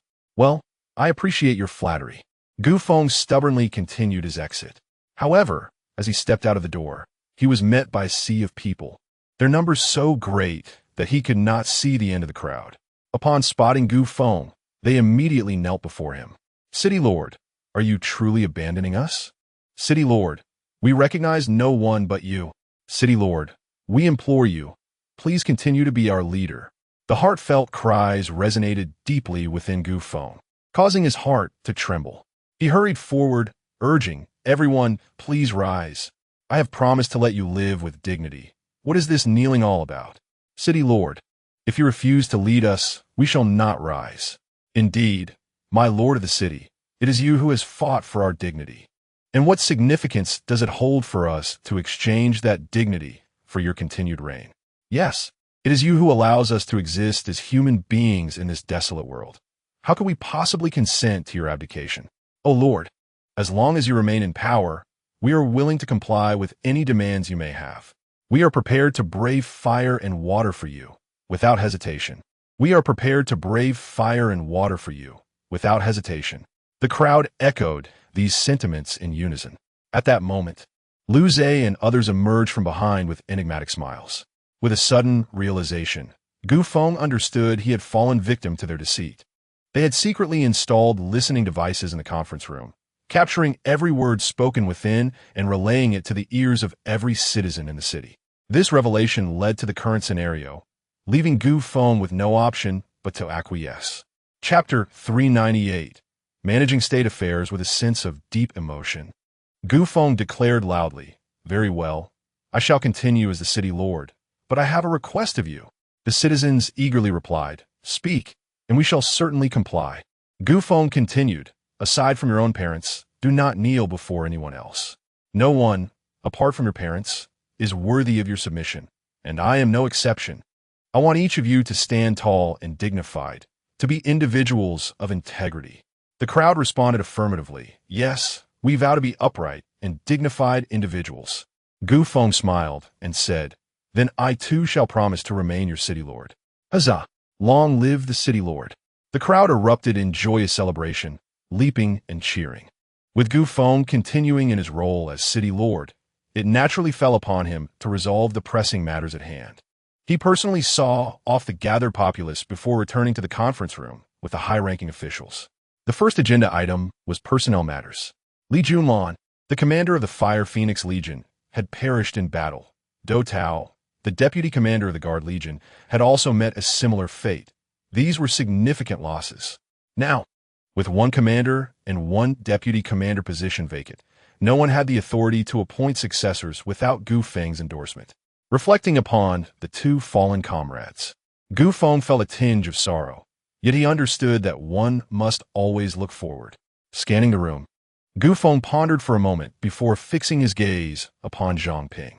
Zhang Ping, you have endured hardships and emerged from oppression. I appointed you as the deputy commander of the Fire Phoenix Legion because I recognized your adherence to discipline and principles. Now that you are to be promoted, do not let me down. Gu Feng's intentions were clear. Zhang Ping was to be the new commander of the Fire Phoenix Legion. Zhang Ping rose and affirmed, I will not disappoint you. Gu Feng continued, since you are being promoted, you will need a deputy. There is a capable individual named Xiao Han, who has also faced adversity and possesses a fierce sense of justice. She would be well suited for your team. You interjected, City Lord. Xiao Han has been performing admirably in our legion, and I was planning to assign her additional responsibilities. Gu Feng chuckled and insisted, let her join the Fire Phoenix Legion. Is the right fit for her. Indeed, I will have her report to the Fire Phoenix Legion after the meeting. Yu agreed. Gu Feng then turned his attention to Wang Jingtang. Do Tao had been Wang Jingtang's deputy, a deliberate arrangement by Gu Feng to keep an eye on the seasoned politician who had once surrendered. However, after the recent beast tide, Gu Feng's impression of Wang Jingtang had significantly improved, and his trust in him had grown considerably. Gu Feng addressed Wang Jingtang. The Guard Legion is a fully mechanized unit responsible for the safety of Hope City. Thus, it requires someone with technical expertise. I am but a novice in mechanized warfare. Therefore, you should choose your own deputy and report back to me. Understood, Wang Jingtang replied. The second agenda item involved a report on the losses incurred from the recent beast tide, and the report would naturally be delivered by Lu Jianxin. Lu Jianxin remarked, the beast tide lasted for 248 hours, equivalent to 10 days. The number of military casualties reached 600,000, while civilian deaths in the city amounted to 900,000. The total fatalities, including both military and civilians, stood at 1,573,813. Gu Feng felt a pang of sorrow. Prior to the mutated beast tide, the city's population was merely over 4 million. A single wave of mutated beasts claimed nearly one-third of the city's inhabitants. How could this not evoke deep sorrow? Gu Feng inquired about the remaining population of the city. Lu Jianxin replied, 3,411,688. Sighing, Gu Feng expressed his dismay. Lu Zhe offered consolation, stating at that time, mutated beasts were rampant throughout the city. Fortunately, our universal soldier policy enabled everyone to acquire some combat skills, or else the casualties would have been even greater. The Universal Soldier Initiative, introduced by Lu Zhe and Gu Feng long ago, involved utilizing idle production time to organize training for residents in combat techniques. It was indeed thanks to this policy that the consequences were not even more dire. Gu Feng nodded, encouraging Lu Jianxin to continue. Lu Jianxin, holding the report, proceeded originally. The City of Hope, which boasted 140 floors, now lies in ruins with only 30 floors remaining. There is sufficient space on these 30 floors to accommodate both military personnel and various factories. But as for the farms, Chapter 399, Governance, cultivating crops inherently demands substantial space, and to satisfy the agricultural needs of over 3 million military personnel and civilians, the planting area must reach an extraordinary extent. Merely filling the existing 30 layers may prove insufficient. In the absence of farms, the populace's primary food source would necessitate venturing outdoors to hunt mutated beasts. Regrettably, the current period of post-war recuperation is not conducive to organizing large-scale military endeavors. This circumstance also elucidates Lu Jianxin's decision to pause. Gu Feng lightly tapped his fingers upon the table, addressing those present. What suggestions do you have to address this predicament? Li He was the first to respond. The solution to this issue can be succinctly encapsulated in 4 characters: increase sources and reduce expenditure. Gu Feng was taken aback by Li He's maturity, prompting him to continue. Increasing sources involves 2 main strategies: expanding the City of Hope through the reconstruction of farms and dispatching elite teams to hunt mutated beasts. As for reducing expenditure, it entails implementing food rationing. Every day we endure is a day gained, allowing us to hold out until we secure sufficient food supplies. Li's remarks encompassed all viable options. The subsequent decision rested with Gu Feng. Let's adopt a multifaceted approach, Gu Feng concluded. Li, you shall lead the effort to hunt mutated beasts for sustenance.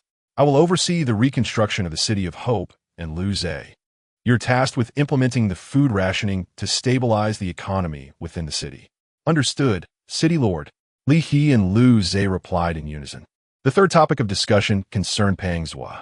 Pang Zhua had been dispatched by the Central Authority as an inspector prior to the onset of the mutated beast tide and had been waiting in the City of Hope for nearly 3 months. Now is the time to address matters concerning Pang Zhua. At Lu Zhe's gesture, Pang Zhua was promptly summoned. Upon entering, Pang Zhua spotted Gu Feng and hurriedly extended his hands to grasp Gu Feng's greeting. Your valiant deeds have reached my ears daily during these past 3 months. Pang Zhua's words were cordial, yet the underlying message was unmistakably pointed, implying that mere bravado was insufficient justification for having kept him waiting for 3 months. Gu Feng, a man of high standing and broad-mindedness, discerned the veiled critique, but chose not to engage in a dispute. I am curious to know what guidance the inspector has brought to the City of Hope, he inquired. Pang Zhua straightened up, surveying the room. With a smile, Gu Feng called out, bring a chair for Inspector Pang. Shortly, a female warrior entered, carrying a chair. Upon seeing her, Pang Zhua felt a surge of warmth, but quickly composed himself, settling into the chair with an air of self-satisfaction. The assembled individuals, astute and discerning, exchanged knowing glances at Pang Zhua's demeanor. Propping his leg nonchalantly, Pang Zhua declared, my purpose in coming to the City of Hope is to convey Chief Pan's orders. Gu Feng frowned. Chief Pan? I have not heard of him. Who is he? Wang Jingtang abruptly coughed, clearly aware of the individual in question.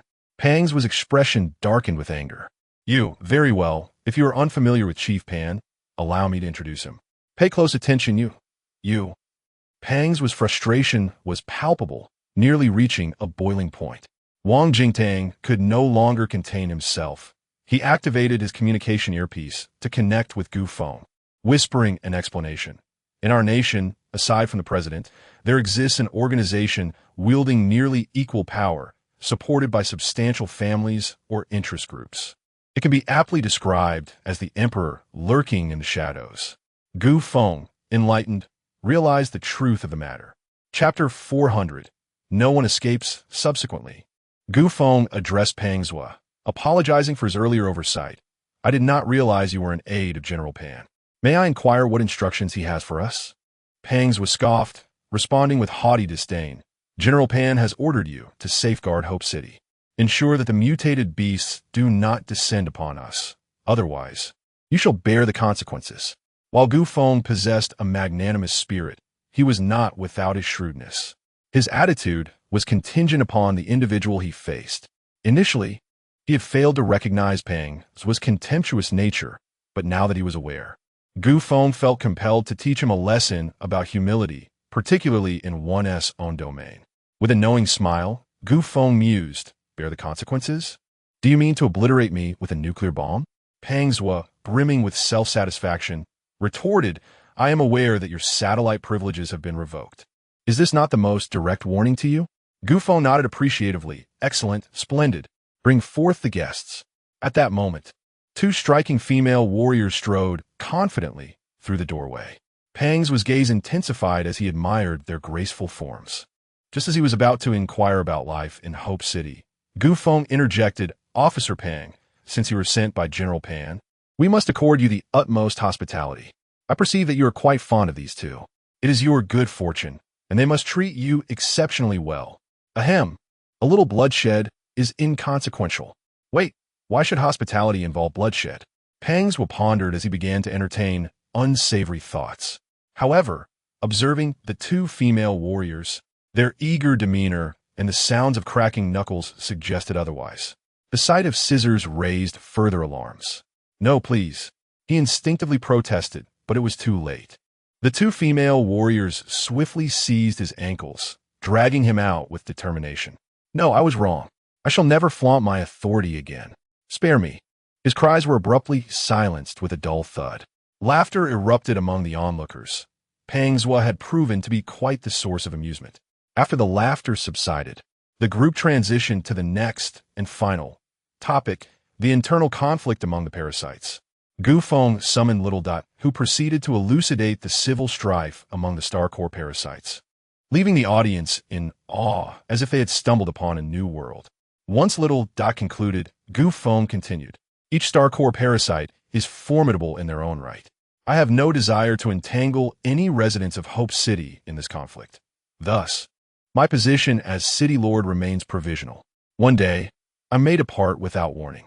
Luze seemed to grasp the implication. "So, this was your intention from the outset, to abdicate in favor of another?"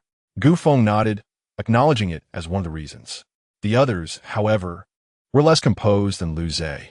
"City Lord, we shall assist you in winning this battle," one exclaimed. "Indeed, City Lord, as the saying goes, it takes a fence of 3 stakes to support a single post. You stand at a disadvantage if you confront the other parasites alone." Another chimed in. "You have always protected us. Now it is our turn to protect you." Listening to the words of the crowd, Feng felt a profound sense of emotion. Such a burden would haunt me for eternity. "City Lord, please do not act this way. Indeed, do you still regard us as family? As family, we should share both joy and hardship together." Feng wished to counter, but at that moment Little Dot interjected, Hey, let us cease this quarrel. I shall speak plainly, especially to you, Feng. The civil war among the parasitic beings will not spare anyone in Hope City. All must partake in this conflict, as it pertains to the fate of humanity itself." Feng furrowed his brow. "Isn't this a civil war among the parasitic beings? How does it concern the entire city?" Little Dot explained. "The civil war among the parasites is not merely the process of reconstituting the fragments of the 9 stellar cores. It is also a phenomenon of massive biological energy accumulation. To put it more plainly, the losing side will not only have its life and stellar core fragments absorbed, but everything derived from those fragments will also be consumed. Do you understand?" Feng's face turned ashen. "Are you suggesting that if I lose, not only will I perish, but all things and individuals in the city associated with the stellar core fragments will also be consumed? Is that correct?" Little Dot nodded somberly, whispering, "From the moment the evolutionary agent was employed, everyone's fate was already sealed." Chapter 401. Charging forward, Feng was overwhelmed with sorrow, struggling to comprehend the gravity of the situation. Initially, he had been indifferent to the news of the internal conflict among the parasitic beings, thinking it merely a matter of life and death. However, the realization that the fates of millions were intertwined in this battle weighed heavily upon him, as if he were burdened by an insurmountable load, leaving him breathless. The little one continued, "Risk and reward are directly proportional. When Judgment Day arrives, only those sheltered by the final star core will survive." "Judgment Day! Judgment Day!" echoed the astonished voices of those in the room. The little one nodded, indicating that after the 3rd wave of mutated beasts, Judgment Day would come, revealing the ultimate fate of humanity. Whether annihilation or survival would depend on the Star Core's ability to coalesce completely on that day. Everyone was rendered speechless by the revelation, while Feng slumped in his chair, his gaze vacant, lost in thought. After a lengthy silence, he regained his composure, feeling a profound sense of guilt as he glanced at the others. To his surprise, once they emerged from their shock, the group wore expressions of joy. What is happening? Have they all lost their wits? Feng pondered. Luze, visibly relieved, said, "Well, it seems you must remain the city lord for the foreseeable future." The others chimed in, laughing, "Now we are all in this together. None can escape. City Lord, there is no turning back now. You might as well lead us forward." "Indeed, City Lord, let us charge ahead." Inspired, Feng murmured to himself, rather than cower in fear. It is better to charge forward with determination. Yes, we must press on. With a sweeping gesture, he declared, "All right, everyone, follow me as we advance." Onward. The crowd shouted in unison. With the strategic direction shifting, an additional topic was introduced in the meeting: how to secure victory in the internal conflict against the parasitic beings. Winning this war necessitated sufficient strength, which comprised two aspects: combat prowess and strategy. A sound strategy could turn the tide of battle, emphasizing the importance of collaboration rather than isolated skirmishes among the 9 parasitic beings. Combat strength further divided into individual and team capabilities. Individual prowess could be honed through evolution and training, while team strength required the recruitment of more allies to bolster their forces. Thus, the future trajectory became markedly clearer. Next came an analysis of the situation. Feng stated, "Currently, I am aware of 2 parasitic beings.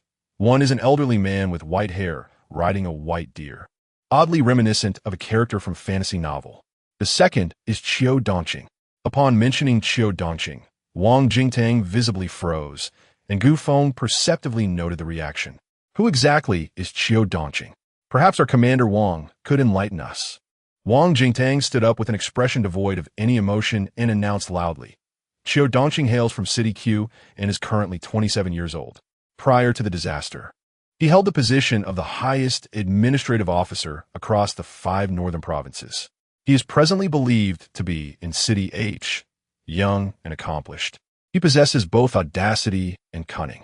More importantly, he is a direct descendant of the Qiu family, the most powerful lineage in our nation, Z. His father occupies the esteemed position of the chief among the 7 governing seats." Feng chuckled. "Listen to that, the chief.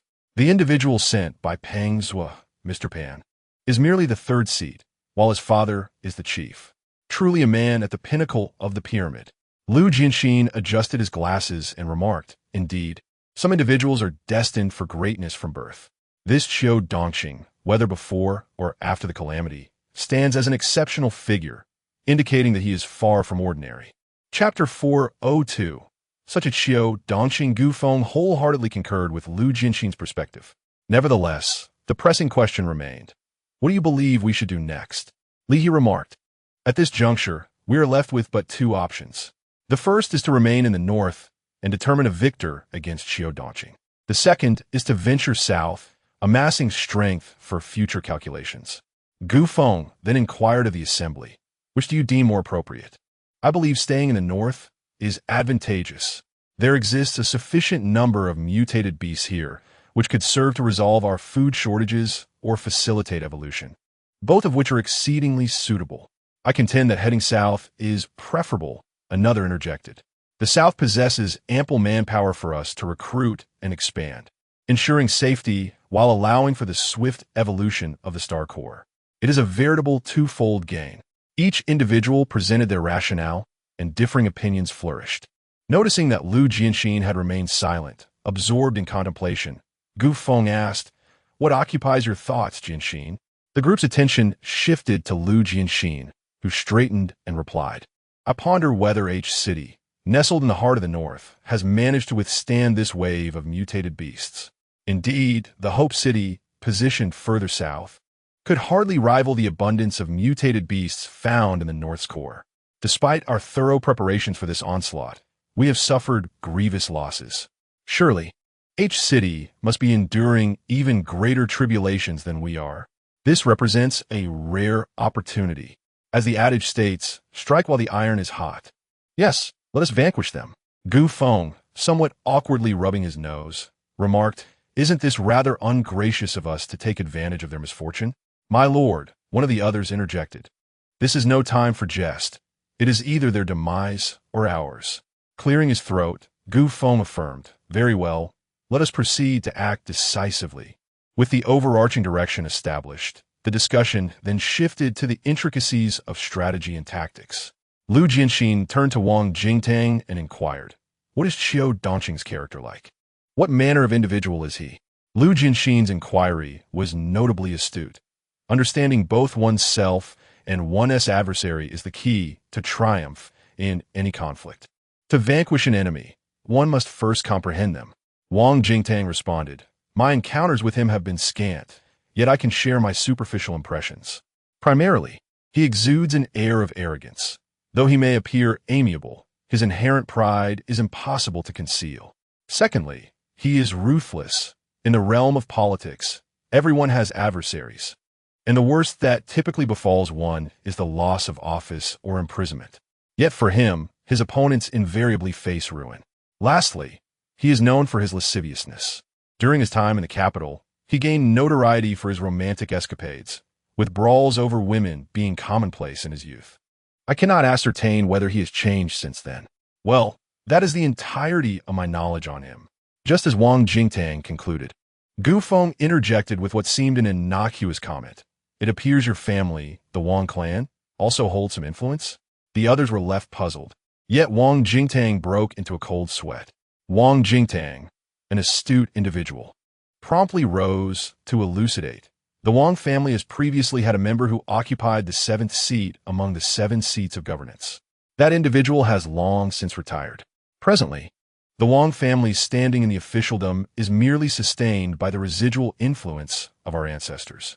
To flourish, we must align ourselves under the auspices of the Chiu family. However, we are but a minor clan among the many adherents of the Chiu lineage, lacking any significant prominence. Moreover, I have become estranged from my family, and I have also utilized your lordship's evolutionary agent. Should I betray you, I would surely meet my own demise. Gu Feng chuckled. I merely inquired casually, yet you have provided such an extensive explanation. Naturally, I trust you. Otherwise, I would not have appointed you as the Legion commander. Thank you for your trust, Lord Xie. Wang Jingtang then took his seat. What intentions lay within Wang Jingtang's heart? Gu Feng could not help but discern. On one hand, there were the lives of himself and his spouse. On the other, the lives of over 100 kinfolk from his family. It was a dilemma that weighed heavily upon any individual. Chapter 403. Wang Jingtang's calculations. If the Chiu family were to learn that Wang Jingtang had allied himself with Gu Feng, it would be of little consequence, at most. They would expel the Wang family from their power games. However, should they discover that Gu Feng, with the assistance of the Wang family, had eliminated core members of the Chiu family, the situation would escalate dramatically. In his anguish over the loss of his beloved son, Chief Chiu, unable to exact revenge on Gu Feng, could easily crush the Wang family like ants, annihilating over 100 of their kin, including Wang Jingtang's parents, siblings, and close friends. Wang Jingtang's true intention was to betray Gu Feng. He understood Gu Feng well enough to know that he was not a ruthless killer. Even if his treachery were to be uncovered, Gu Feng would never harm his own child. Ultimately, if Gu Feng were to be defeated, he and his wife, having consumed Gu Feng's evolutionary serum, would accept their fates, but his son, still young and untouched by the serum, would survive. This way, he could preserve both his family and his son, though he would feel remorse for Gu Feng and the 300 million people. Yet, that mattered little. The millions in H City would surely express their gratitude to him. Wang Jingtang's inner machinations were intricate and loud, but unbeknownst to him, Gu Feng's mind-reading abilities had already laid bare his intentions, clear as day. Gu Feng's words served both as a reprimand and a plea for attention. Yet Wang Jingtang's seemingly sincere responses were riddled with deceit, revealing not even 1% of his true thoughts. Gu Feng could not help but admire these seasoned politicians. They could craft a narrative while maintaining a composed facade, their hearts steady and unflinching. Lu Jianxin cast a questioning glance at Gu Feng, who nodded reassuringly, encouraging him to continue speaking. Lu Jianxin stated, strategic deployment is fundamentally about a few approaches.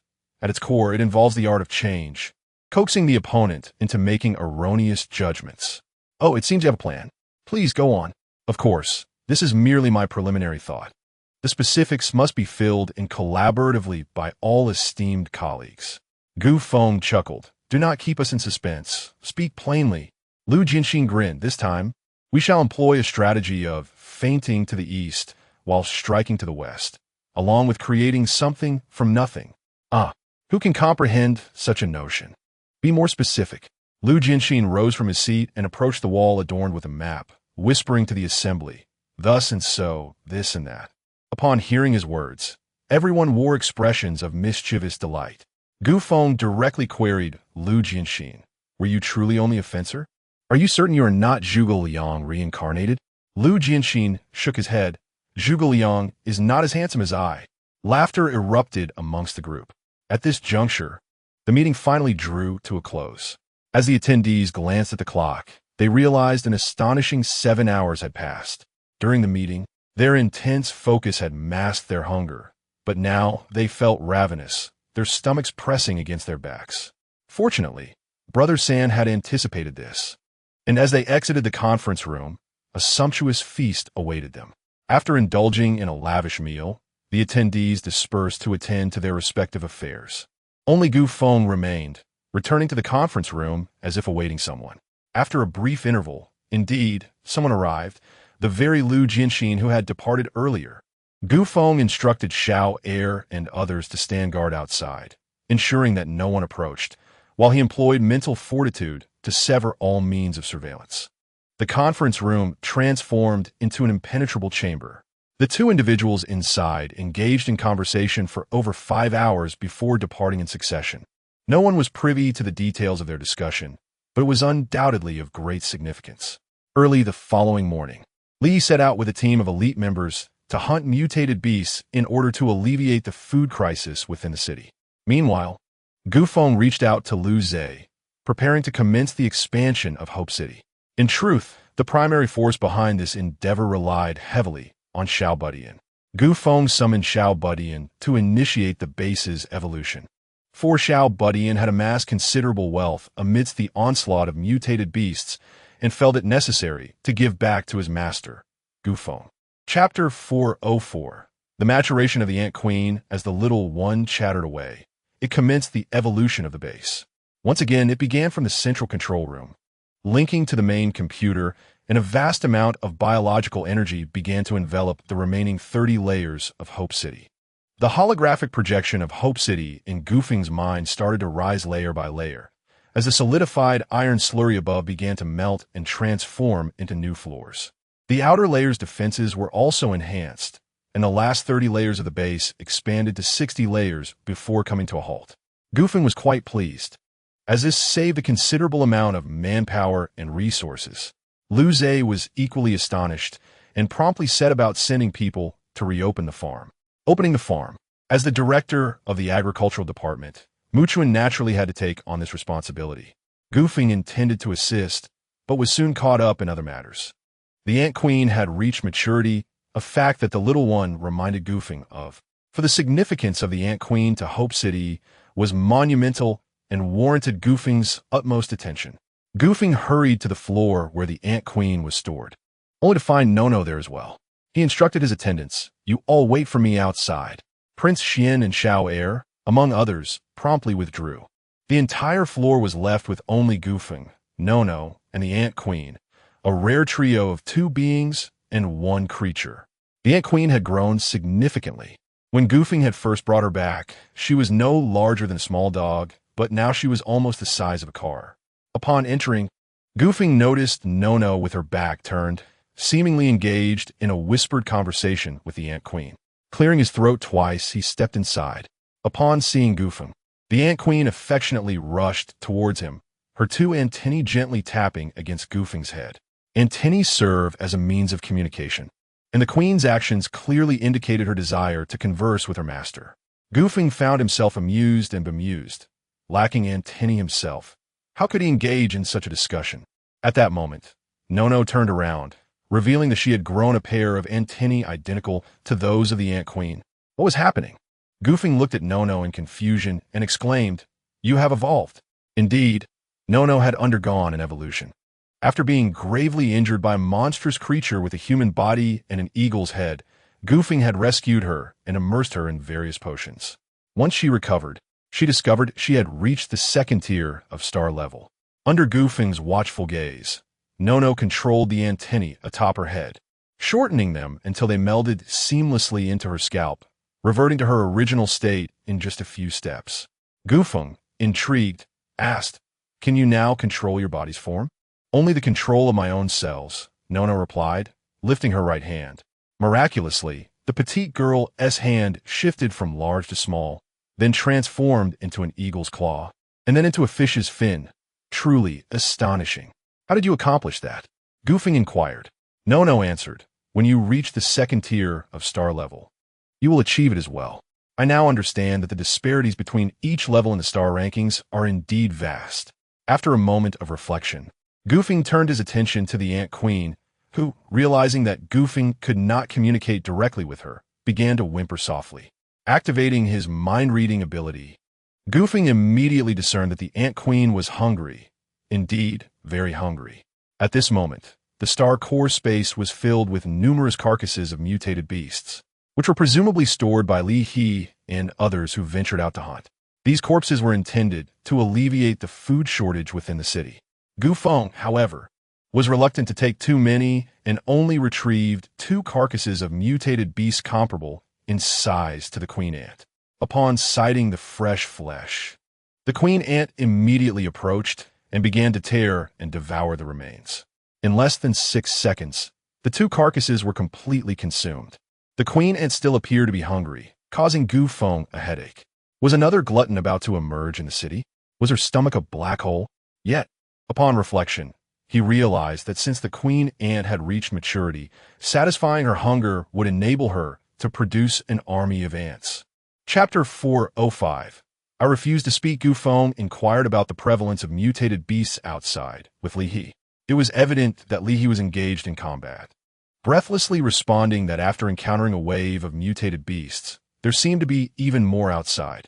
I barely exited the city, and within 500 meters, I stumbled upon a horde of mutated beasts, with the weakest being level 5. Gu Feng chuckled. Can you handle it? Ah, no problem. Although I have brought only a few people, they're the C-Army de la C-Army. Excellent. I require a substantial amount of mutated beast blood and flesh. Do you understand? Brother Gu, I might not have anything else, but as for mutated beast blood and flesh, ask as much as you need, and I shall provide. Gu Feng replied. All right, then I shall unleash my efforts. Once the conversation concluded, Gu Feng generously produced over 300 carcasses of mutated beasts for the Ant Queen to consume. The smaller beasts were devoured in a single bite, while the larger ones were consumed in merely 3 or 4. The speed at which the Ant Queen feasted was astonishing. Within mere seconds, she had completely cleared the bounty. With a firm resolve, Gu Feng presented 1,000 mutated beast carcasses, creating a veritable mountain of remains. Ample sustenance for the Ant Queen. Taking advantage of the moment, Gu Feng turned to Nua. You waited here for me. Is there something you wish to discuss? Gu Feng was skeptical that Nua had come solely to play with the Ant Queen. Nua replied coldly. What is the true plan between you and Lu Jianxin? Gu Feng laughed. How curious. There are still matters in this city that you are unaware of. I simply do not want you to drag that foolish woman down with you. Gu Feng frowned. You seem the least qualified to call her foolish. No nos rugid indifferently. Speak. What is your true intention? You wish to know? I refuse to disclose. Nua coldly retorted. If you remain silent, I can always seek out Lu Jianxin. I may not read your thoughts, but do you think I cannot decipher his? Haha. If your mind reading were effective, you wouldn't be waiting here for me. Nua narrowed her eyes at Gu Feng's communication earring. What is this peculiar device? Gu Feng nodded proudly. This time it's a necklace, specifically designed to block mind reading. It turned out that after a secret discussion with Lu Jianxin, Gu Feng had instructed Xiao Budian to design a necklace that would shield against mental probing. Thus, Nua was now incapable of uncovering Lu Jianxin's thoughts. Consequently, she sought the opportunity to inquire about their plans, but regrettably, Gu Feng withheld the information, leaving Nua momentarily speechless with frustration. Observing her silence, Gu Feng smiled. You still care for her, don't you? Despite the elevation of your life essence, your emotions remain. So, do cease this icy facade. You were ever so charming before. Nua regarded Gu Feng with a cold stare, remaining silent. Gu Feng continued. In truth, even if you hadn't sought me out, I would have come to find you. You should have overheard everything we discussed during the meeting. You must realize that your mother cannot remain unscathed. If I lose, your mother shall perish. This is not a threat, but a fact. Therefore, we must never falter. I must remind you that you have also utilized evolution agents and restoration potions. Thus, you are also bound by the fragments of the stellar core. Therefore, for the sake of everyone, including yourself, you must assist me. Nono's complexion shifted between shades of green and white, her gaze fixed on Gu Feng, brimming with fury. Gu Feng, feeling quite helpless, lamented that he did not desire this predicament either. However, now that matters had escalated to this point, he found himself with no retreat. After a lengthy sigh, Nono resignedly stated, "I will help you." Gu Feng's face lit up with joy, exclaiming, "That is splendid." He instinctively reached out to pat Nono's head as he had done in the past. "Oomph." Nono glared fiercely at Gu Feng's hand raised in the air, as if to convey, "If you dare to touch, I shall sever your hand." "Ha! Misunderstanding, I am accustomed to it." Gu Feng forced a smile, striving to alleviate the awkwardness. Chapter 406. The Ant Queen lays eggs in a brief exchange between the two. The Ant Queen had already consumed the enormous carcass of the mutated beast. Gu Feng gritted his teeth, resolute in his disbelief that she could not be satiated. This time, he extracted 5,000 mutated beast corpses directly from the star core, piling them before the Ant Queen. As she commenced her feast once more, Gu Feng's communication earring chimed. "Hey Guga, what are you up to? You've already used over 6,000 mutated beast corpses, enough sustenance for 20,000 people for 3 days. You devour them all in mere minutes." He exclaimed, panting heavily. Feeling somewhat embarrassed, Gu Feng replied, "Ahem, it's an investment. You'll understand in due course." Very well. He had brought 30,000 men out of the city, tasked with hunting enough provisions for 300,000 to last a month, an immense undertaking. He had assumed that Gu Feng would utilize just a handful, but was astonished to learn that Gu Feng had consumed 6,000 corpses in only a few minutes, all of particularly large size. At this rate, even if Li's 30,000 men worked tirelessly, they could not keep pace. In an effort to reassure Li, Gu Feng remarked, "Rest assured, I shall join you in the hunt shortly." "Really? As the city lord, your word is your bond." "All right, I'll await your arrival." After ending the call, Gu Feng produced a communication earring and a spatial folding ring, offering them to Nua Nua. "Nua Nua, that's it." Gu Feng insisted, "It's for the sake of convenient communication." Nua Nua retorted, "Are you foolish? At my age, this is hardly appropriate. Besides, my mother would certainly become suspicious." Embarrassed, Gu Feng scratched his head and withdrew the items, contemplating for a moment before summoning Xiao Budian. Xiao Budian understood Gu Feng's intent, presenting a hairpin to Nua Nua. This can facilitate communication and also store items within the star core space. Only then did Nua Nua accept it, before inquiring, "You Haven T shared your plans with me. At the very least, when do we commence?" Gu Feng replied, "Such a grand undertaking requires preparation. We tentatively set the date for 10 days hence." "Very well. I shall remember that. If there is nothing else, I must attend my classes. Go ahead. I'll reach out when I require your assistance." Gu Feng called after Nua Nua as she departed. Continuing to await the Ant Queen's feeding, Gu Feng observed that after approximately half an hour, she had consumed the last of the mutated beast corpses. Yet, upon inspecting her, it appeared she was only half sated, 6,000 corpses. This time, the Ant Queen did not rush to eat. Instead, she circled around what was previously the 61st floor, now designated the 41st floor. This level had been specifically prepared for the Ant Queen's habitation, and thus, it was devoid of any distractions. After confirming her safety, the Ant Queen entered her oviposition phase. Her egg-laying was remarkably rapid, nearly 6 eggs per step. Astonishingly, within 10 minutes, she produced over 1,000 eggs, each larger than an adult human, arranged in an orderly fashion. After laying these eggs, the Ant Queen returned to her feast, continuing to consume the remaining corpses. Upon witnessing the remarkable phenomenon of these enormous eggs, autonomously growing from the size of an adult to that of a car, Gu Feng could hardly contain his excitement. Just as he prepared to approach for closer inspection, a rustling sound emanated from within the gigantic eggs. Clenching his fists in anticipation, Gu Feng realized the first batch was about to emerge. The colossal eggs did not disappoint. As the first ant crawled out, an increasing number followed suit. Gu Feng discerned at a glance that these ants were of biological level 6.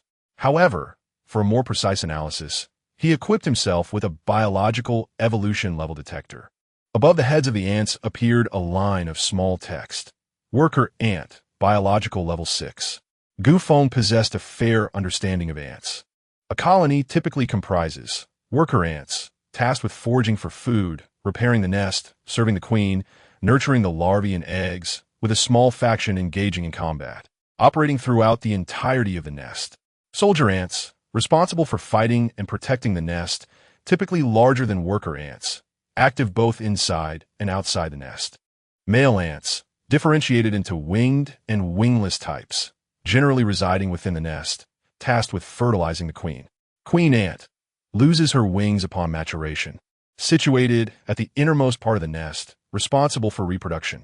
Of course, these classifications pertain to typical ants. The current specimens had undergone mutations, and their specific roles would require Gu Feng's own exploration and deduction. Chapter 407. Cheers for the city lord after the worker ants emerged. They began to consume the remnants of the eggshells. Once they finished, they gathered before the queen ant, who then approached Gu Feng. Feeling somewhat awkward, Gu Feng scratched his head, pondering how to communicate with them. He summoned Little Bit, who expressed his disbelief, questioning whether Gu Feng's star level was genuine, as his brain couldn't transmit information. Once again, Gu Feng found himself being chastised as if he were a child. Through a prolonged exchange of thought waves with the queen ant, she finally understood the imperative not to harm the inhabitants of Hope City, while allowing for other arrangements. After conferring with the leading worker ants, the queen resumed her consumption of the mutated beast's flesh and blood. Following a structured dialogue among the worker ants, they set off in organized groups. To prevent panic among the city's residents, Gu Feng contacted Wang Jingtang in the central control room, asking him to announce the situation regarding the ants over the citywide broadcast. Attention, residents of Hope City. I have an exciting announcement to make.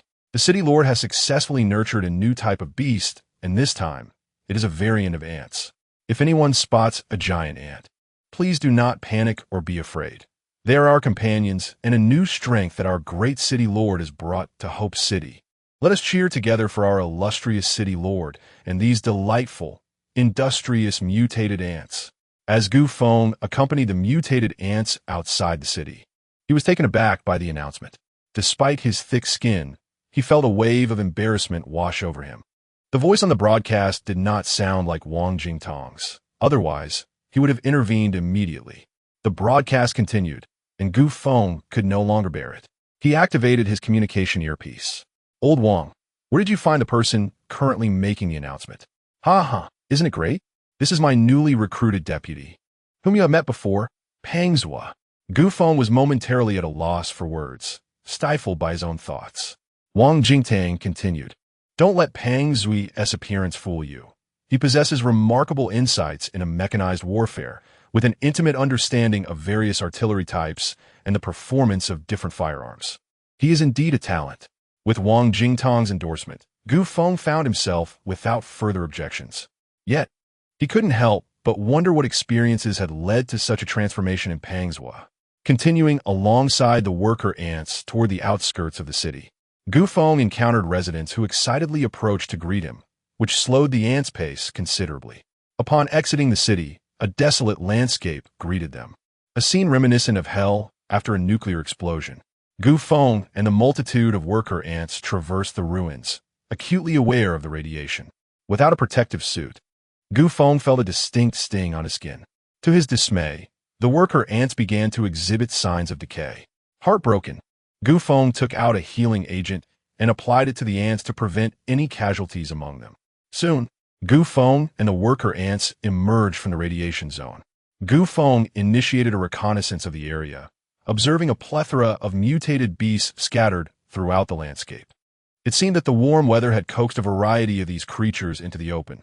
Some soared through the sky, others scuttled across the ground, while some swam in the water. They exhibited an astonishing diversity: bipedal, quadrupedal, octopedal, adorned with wings, covered in scales, some furry, and others encased in shells. A true cornucopia of life. Gu Feng's gaze then fell upon Li He and the others. They appear to be in no immediate danger and were not far from him. Therefore, he refrained from hastening towards them, choosing instead to continue observing the worker ants. After emerging, the worker ants dispersed to seek out mutated beasts. Gu Feng noted that upon discovering a creature, they did not rush to attack. Rather, they first assessed whether the beast was stronger than themselves. If they encountered one that was superior, they would retreat along the same path to seek assistance. Conversely, if they found themselves at an advantage, the worker ants would launch their assault without hesitation, exhibiting remarkable coordination.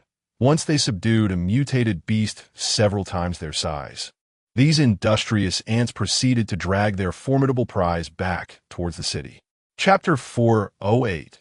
Preparing to exploit the resources at this moment, Gu Feng found himself in a quandary. The worker ants would sustain injuries upon traversing the radiation zone, and without prompt intervention, they could even perish. Yet, returning to the city necessitated passing through this hazardous area, and it was impossible to equip the worker ants with radiation protective gear. With a resigned sigh, Gu Feng decided to escort them after all. He fell in line behind the procession of worker ants, guiding them through the perilous passage.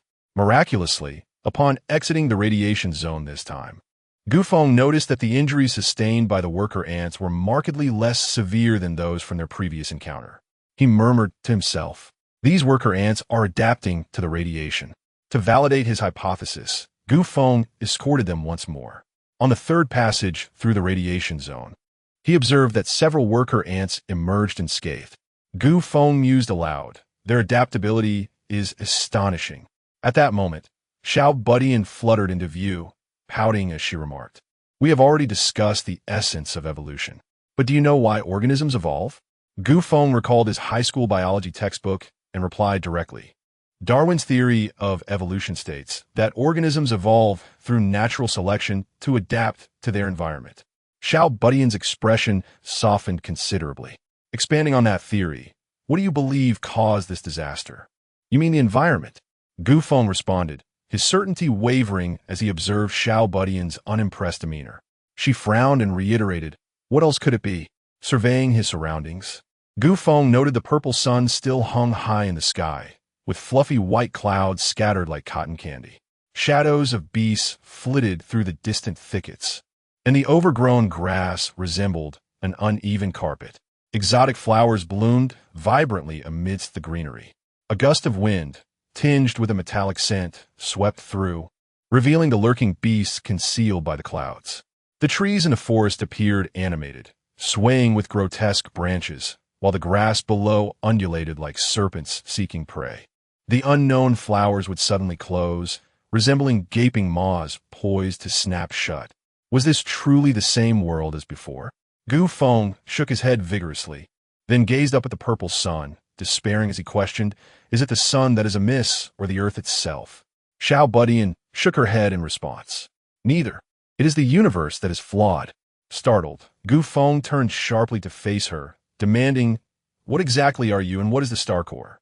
Unfazed, Xiao Budian replied, "When you reach the cosmic level, you will understand everything. For now, it is best to focus on the tasks at hand." With that, she returned to the star core, ignoring Gu Feng's pleas for her to re-emerge. Inspired by Xiao Budian's insights, Gu Feng recognized that the radiation served as a catalyst akin to a mutation agent, accelerating the pace of biological evolution. On the ninth passage through the radiation zone, Gu Feng witnessed several worker ants evolving directly to level 7 of their biological classification. This revelation led Gu Feng to perceive the expansive radiation zone at the city gates as a boon rather than a burden. Not only would it conserve mutation agents, but it would also stimulate the evolution of the residents and their tamed beasts. What a splendid opportunity. Feeling considerably uplifted, Gu Feng turned his gaze back to the worker ants, only to realize that their numbers seemed off. As the ancient winds unfurled, the area reconnaissance commenced, and the count began, growing increasingly alarming. My heavens! Merely a few hours had passed, and outside the city, the worker ants had swelled to a staggering 5,000, not including those hauling prey into the city. How prolific these ant queens are! Subsequently, the ancient winds broke into a foolish grin, reveling in their remarkable reproductive prowess. Before long, the ancient winds beheld the emergence of soldier ants, slightly larger than their worker counterparts, appearing outside the city in droves. These soldier ants, all at the formidable level 8, swiftly located the mutated beasts with the assistance of the worker ants and launched an assault. With bodies forged from impenetrable exoskeletons and immense strength, these soldiers wielded their massive claws like scythes harvesting life, capable of spewing corrosive formic acid. Even mutated beasts of significantly higher ranks could not withstand the onslaught of the relentless soldier ants. After vanquishing the mutated beasts, the soldier ants hastened towards another site, leaving no mutated creature along their path unscathed. Meanwhile, the worker ants laboriously dragged the carcasses of the fallen beasts back to the city, their roles clearly delineated. The ancient winds, filled with excitement, mused that at this rate of development, within 5 days, the ant army would be fully formed, alleviating any concerns regarding food supplies within the city. With these soldier and worker ants toiling day and night, even a fraction of the mutated beasts would suffice to feed all the residents. The ancient winds were now eager to reap the rewards, truly embodying the essence of a thick-skinned and scrupulous opportunist. Chapter 409. The fortune of Feng. As Feng observed the ants returning to their routine, he unfurled the eagle wings upon his back and ascended into the air, reaching the vicinity of Li He in the blink of an eye. Upon seeing Feng's arrival, Li He chuckled and complained, "Gu, why have you only just come? The day is nearly done, and the number of mutated beasts we've hunted is still far from our target. I expect you to exert more effort for the remainder." With a smile, Feng replied, "No need to rush. Let's return to the city and rest." "What about our rations?" Li He inquired. "Fear not. Assistance is at hand. Oh, rather, we have tamed beasts aiding us," Feng declared with pride. "Is that true?" Li He remained skeptical. Feng chuckled.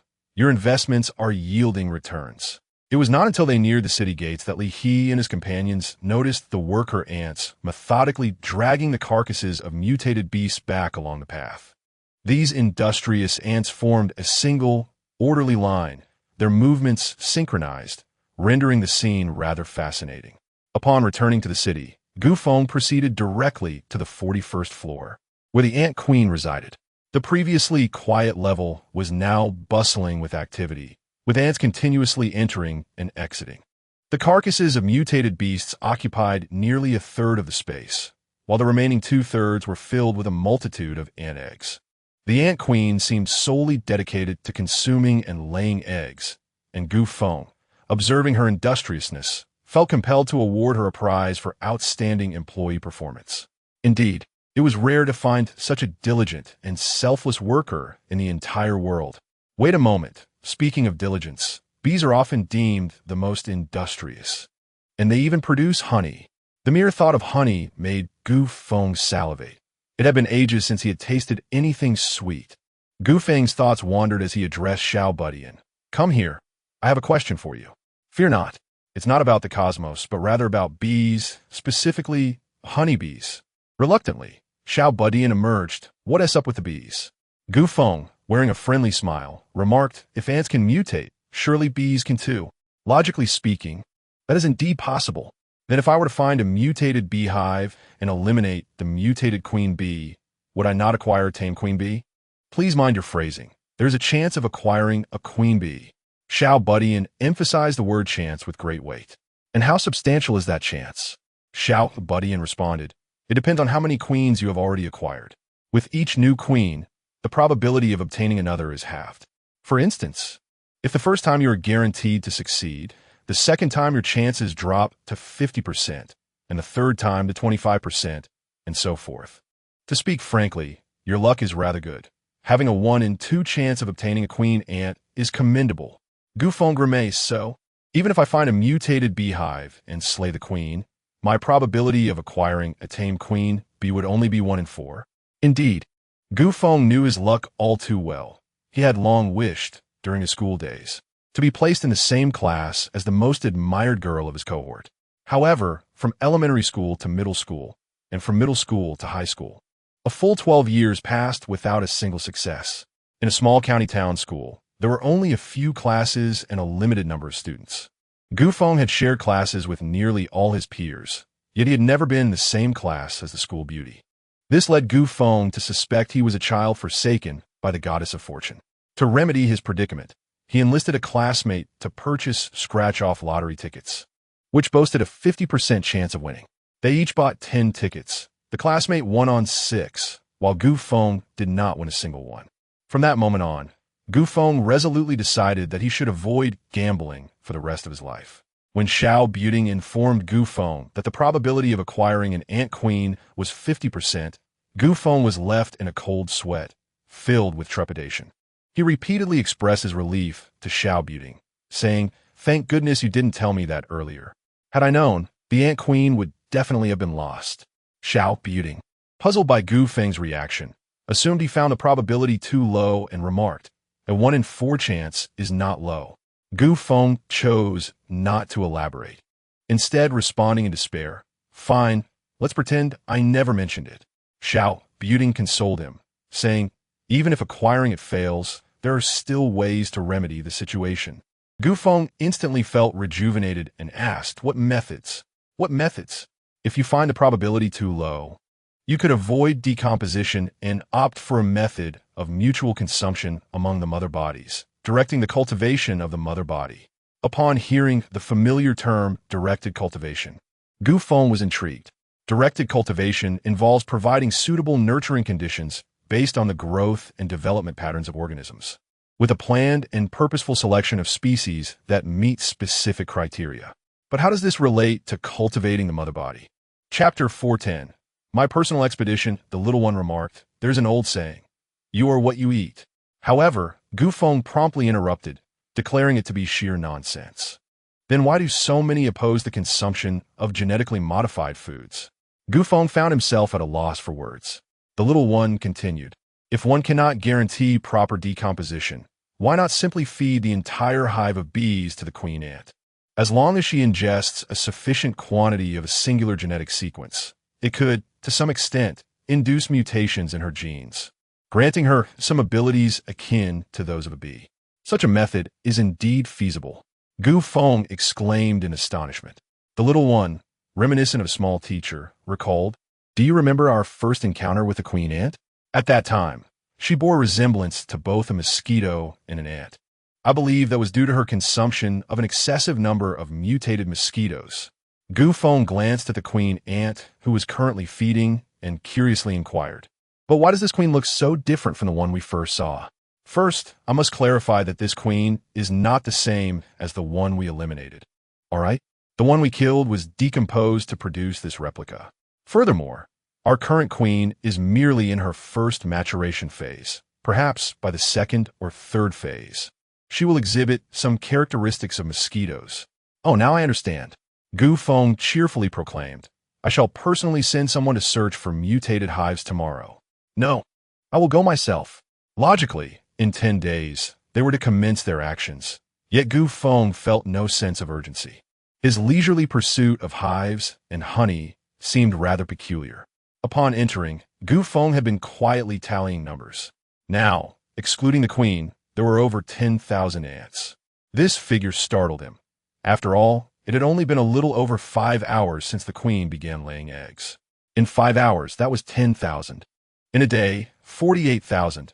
In 10 days, 480,000. These ants were all at least level 6 biological entities. Given sufficient time, how formidable could their power become? Gu Feng was nearly beside himself with joy, though he took a moment to compose himself. There was still a crucial matter to discuss with the queen. He transmitted his request for a substantial number of mutated beast corpses into the queen's mind. The queen immediately ceased her feeding, retreating with a pitiful demeanor. Soon after, she commanded the worker ants to deliver all the mutated beast corpses to Gu Feng. Gu Feng was taken aback by her earnestness. He quickly conveyed, through thought waves, that only half of the food was necessary. The queen promptly understood, affectionately nudged Gu Feng, and resumed her feeding. Meanwhile, the worker ants dutifully carried half of the food to Gu Feng, and those ants returning with the mutated beast corpses willingly apportioned half. transporting the mutated meat to Gu Feng's designated location. With this, Gu Feng need no longer worry about the lack of food in the City of Hope. With the relentless efforts of the ants bringing back mutated beasts, the City of Hope was now free from any concerns. The following day, Gu Feng indeed dispatched a multitude of intelligence personnel along with all special operations team members to search for the mutated beehive. Such a significant commotion naturally captured the attention of the public. Gu Feng had intended to accompany the team on their quest. However, he was momentarily hindered by other matters. Thus, he instructed the team to proceed without him, assuring them that he would catch up once he had concluded his responsibilities. Although the task at hand was not of monumental significance, it bore a profound meaning. Since the establishment of the City of Hope, the first newborn had arrived. This event transcended the mere birth of a child. It symbolized the transmission of hope. The underlying essence of this occurrence reflects humanity's indomitable spirit to persist and procreate even amidst overwhelming adversity. The birth of this child will inspire countless despairing souls, allowing them to glimpse hope once more. Chapter 411. A New Hope. The child is a boy born last night. His father works at the munitions factory, while his mother is employed in the logistics department. The two had known each other even before the establishment of Hope City. The man had lost his wife, and the woman had lost her husband and son. Both were solitary figures, devoid of support. Perhaps it was their shared experiences that led them to meet and connect during a gathering in the city. Subsequently, they endured a series of upheavals during the early days of Hope City, supporting and encouraging each other through the tempests of life. As the city was founded, they glimpsed a newfound hope, and it was during this period that the woman discovered she was pregnant. They decided to welcome the child, holding their wedding on the very day of the city's inauguration. Although the ceremony was modest and attended only by colleagues, they regarded each other as the closest of kin. The simplicity of the wedding was imbued with warmth. What neither of them anticipated was that their newborn would capture the attention of the entire Hope City. Lu Zhe organized a grand celebration to commemorate this occasion. Gu Feng, initially skeptical, suspected that Lu Zhe was spurred into action by the sight of ants tirelessly transporting mutated beast meat. Regardless of his reservations, as the city's leader, Gu Feng felt it was his duty to partake in the festivities. Amidst the jubilant cheers of the crowd, Gu Feng, accompanied by numerous leaders and officials, stepped onto the stage. The child's parents soon joined them, cradling their infant, who was passed around like a torch of hope. The baby's cries resonated with inexplicable joy and elation among the onlookers.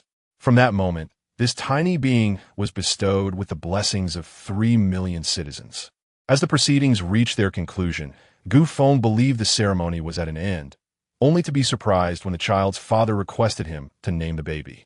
With so many eyes upon him, Gu Feng felt compelled to comply and inquired about the father's surname. The father replied, "My humble surname is Xia, like the summer."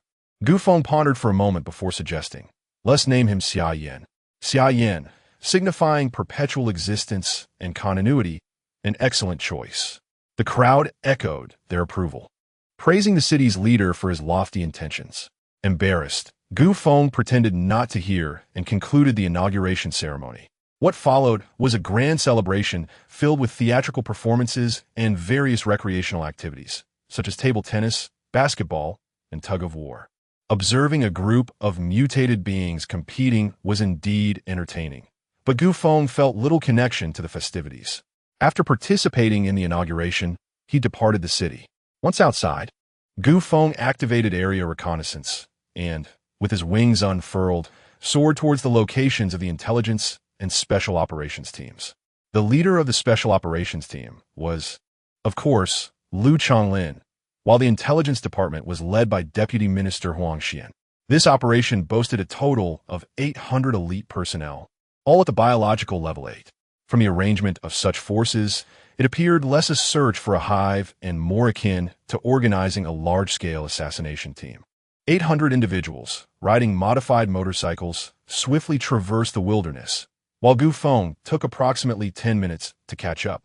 Upon noticing Gu Feng overhead, the riders did not reduce their speed, maintaining their rapid pace. Gu Feng communicated with Liu Chonglin and Huang Xian through his earpiece. Once we reach the border of H province, we shall commence our journey on foot, and from that point onward, no iron objects may be utilized. Understood, City Lord. Gu Feng soared in the skies, gazing at the more than 800 modified motorcycles below, feeling a swell of pride. Be cautious on your journey. I shall proceed ahead to draw attention. Yes, City Lord. With a powerful flap of his wings, Gu Feng accelerated, heading toward H province. Along the way, he continuously activated his area reconnaissance, hoping to locate a mutated beehive. Chapter 412. The Betrayal of Wang Jingtang. Undoubtedly, the search for the mutated beehive was a secondary task. The primary objective remained the collection of intelligence regarding H City. Hope City was not situated in close proximity to H City. Given Gu Feng's current flying capabilities, it would take him half a day to reach there if he exerted himself to the fullest. Not to mention traveling by car, which would require at least 3 days, provided he did not encounter any mutated beasts and the roads were in excellent condition. Therefore, Gu Feng was not in a hurry to head to H province. Instead, he drifted aimlessly through the skies, hoping to locate the mutated beehive while simultaneously contemplating the plan for this operation. Suddenly, Gu Feng seemed to recall something, muttering to himself, "Old Wang, do not let me down." Meanwhile, in Hope City, the celebratory festivities were still underway. After confirming Gu Feng's departure, Wang Jingtang excused himself, claiming he needed to attend to duties in the central control room, and discreetly left the celebration. Wang Jingtang found an unoccupied elevator, slipped inside, and glanced up at the surveillance camera. The elevator descended at a constant speed. Unlike typical elevators that pause for 15 seconds on each floor regardless of occupancy, this particular elevator was evidently under special control. Wang Jingtang felt neither surprise nor concern as he allowed the elevator to carry him down, stopping only at the 59th floor. This floor had now become a restricted area, as the 60th floor housed the nuclear power station, an area generally off-limits to the public. However, Wang Jingtang navigated through it with ease, presenting credentials exclusive to nuclear power station personnel, and passed through without hindrance. At last, he halted before a door, using his fingerprint to unlock it. After scanning his surroundings nervously and confirming that no one was present, he hurriedly entered. The room was small, yet the control console resembled a compact version of a central control room, equipped with various electronic components and communication devices. Seated at the console, Wang Jingtang's hands trembled with anxiety. With a flurry of beeping and buzzing operations, an electromagnetic signal, previously non-existent, was transmitted. This signal resonated like a call in the night sky, intended solely for a select audience. Soon, the crackling of electrical noise filled Wang Jingtang's earpiece, signifying a successful connection. Moments later, a man's voice emerged from the earpiece. "You finally reached me," Wang Jingtang replied. "Greetings, Commander Chiu. You contacted me to inform me that Gu Feng intends to take action against me, correct?" Wang Jingtang exclaimed in surprise. "You already knew. It seems the only matter that would prompt you to contact me is indeed this one," Commander Chiu replied. Wang Jingtang fell silent, pondering the extraordinary intellect of those he was dealing with. How could an ordinary person like him possibly navigate such circumstances? The individual he had contacted was none other than his target for this operation, Chiu Dongqing, the esteemed Commander Chiu. Commander Chiu continued, "I am pleased that you were able to reach me. This signifies that you are a person who values gratitude. The men of the Wang family are indeed commendable." Wang Jingtang's heart swelled with mixed emotions, realizing that his thoughts had been discerned by this astute individual. "I owe you my life for the pressure you exerted in front of Gu Feng. Otherwise, I would not have survived to this day. That was merely my duty." Splendid. You have contacted me regarding the plans of Gu Feng, have you not?" Wang Jingtang did not rush to respond. Instead, he proposed a condition. "Please ensure the safety of my son." Aware that his request was rather abrupt, Wang Jingtang hastily added, "I understand the dire consequences for the losing side. Both my wife and I have utilized Gu Feng's evolutionary agent. If Gu Feng were to lose, we would meet our demise. As long as you can guarantee my son's safety, our deaths would be of little consequence." Chiu Dongqing spoke deliberately. "I promise you." Wang Jingtang understood that a proud individual would not go back on their word. With Qiu Dongqing's assurance, Wang Jingtang felt a sense of relief. Hope City is aware that you can employ satellites to monitor every move here in real time. Thus, they plan to dispatch a substantial force in 10 days, feigning a southward advance while secretly excavating tunnels underground. After moving southward from the surface, they intend to return covertly to Hope City as an ambush for the final confrontation. Simultaneously, Feng will deploy the remaining troops to H City, creating disturbances and attacks to deliberately provoke you, enticing your grand army to emerge from the city for a fierce battle. They will then feign a retreat, knowing you will pursue them, and along the way, various traps and mechanisms will exhaust your forces while thoroughly inciting your wrath. This will compel you to recklessly march towards Hope City, leading to a weary and heavily diminished army. Meanwhile, Feng will be prepared, with their ambush fully deployed. Naturally, you'll find defeat. Chapter 413. The game of the clever Qiu Dongqing chuckled lightly, finding the plan rather commendable, albeit somewhat juvenile. Wang Jingtang, puzzled by Qiu Dongqing's sentiments, replied, I was also involved in the tactical simulation and found no discrepancies. I merely mentioned it in passing. There's no need to take it so seriously. Is that truly their entire plan? Qiu Dongqing inquired. Indeed. Very well, I understand. With that, Qiu Dongqing abruptly severed the communication. Wang Jingtang sensed a hint of disinterest from the esteemed General Qiu regarding this plan. This should not be the case. Was he misinterpreting the situation? Or did the plan itself harbor flaws? After several internal reviews, Wang Jingtang remained convinced of the plan's integrity, leaving him somewhat bewildered. In H Province, H City, Qiu Dongqing disdainfully set down the headset. His loyal aide, Feng Mingzhong, respectfully remarked, From my perspective, this plan is impeccably crafted. Might I ask what nuances the general has discerned? Qiu Dongqing replied with a cold smile. The plan is indeed flawless. If it even accounts for my character, what issues could it possibly have? Oh, then we must prepare in advance. Feng Mingzhong feigned alarm. Qiu Dongqing calmly shook his head. Do not rush. While the plan itself is sound, the individual proposing it is questionable. Feigning surprise, Feng Mingzhong asked, Are you suggesting that Wang Jingtang has already allied with that peasant? Deliberately deceiving you? Not necessarily. Perhaps Wang Jingtang himself is unaware that this plan was intentionally leaked to me by Feng. Qiu Dongqing's words detonated like a deep-sea bomb, prompting gasps of astonishment from those around him. What nefarious intentions! What a wicked scheme, truly despicable. When one cannot compete, they resort to such underhanded tactics, utterly shameless. A chorus of condemnation erupted. Feng Mingzhong praised Qiu Dongqing. Thanks to the general's astute perception, he has swiftly unraveled the enemy's cunning schemes, saving the edifice from collapse. Yet, I am curious. How did the general discern this? Qiu Dongqing, brimming with pride, explained, Firstly, the plan was overly detailed. Who would unveil such a critical and intricate strategy a mere 10 days before execution? Secondly, that Feng, with whom I have interacted, possesses strength comparable to mine. If I have evolved to a star rank amidst this mutated beast tide, he surely has as well. Upon reaching the star rank, one acquires a unique ability, mind reading. Do you think that with such a power, Feng would be oblivious to Wang Jingtang's betrayal? As Qiu Dongqing spoke, his gaze menacingly swept over his subordinates. At the mention of mind reading, they instinctively recoiled, some bowing their heads in trepidation, murmuring incessantly, Do not think, do not think, do not think. Human nature is curious. The more one attempts to suppress a thought, the more it lingers. It was evident that Qiu Dongqing had discerned the true thoughts of a particular individual.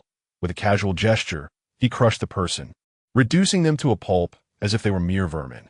Clearly, this was not Qiu Dongqing's first encounter with such brutality. His expression remained unchanged, as though he had merely squashed an ant. Subsequently, Qiu Dongqing beckoned to Feng Mingzhong with a flick of his finger.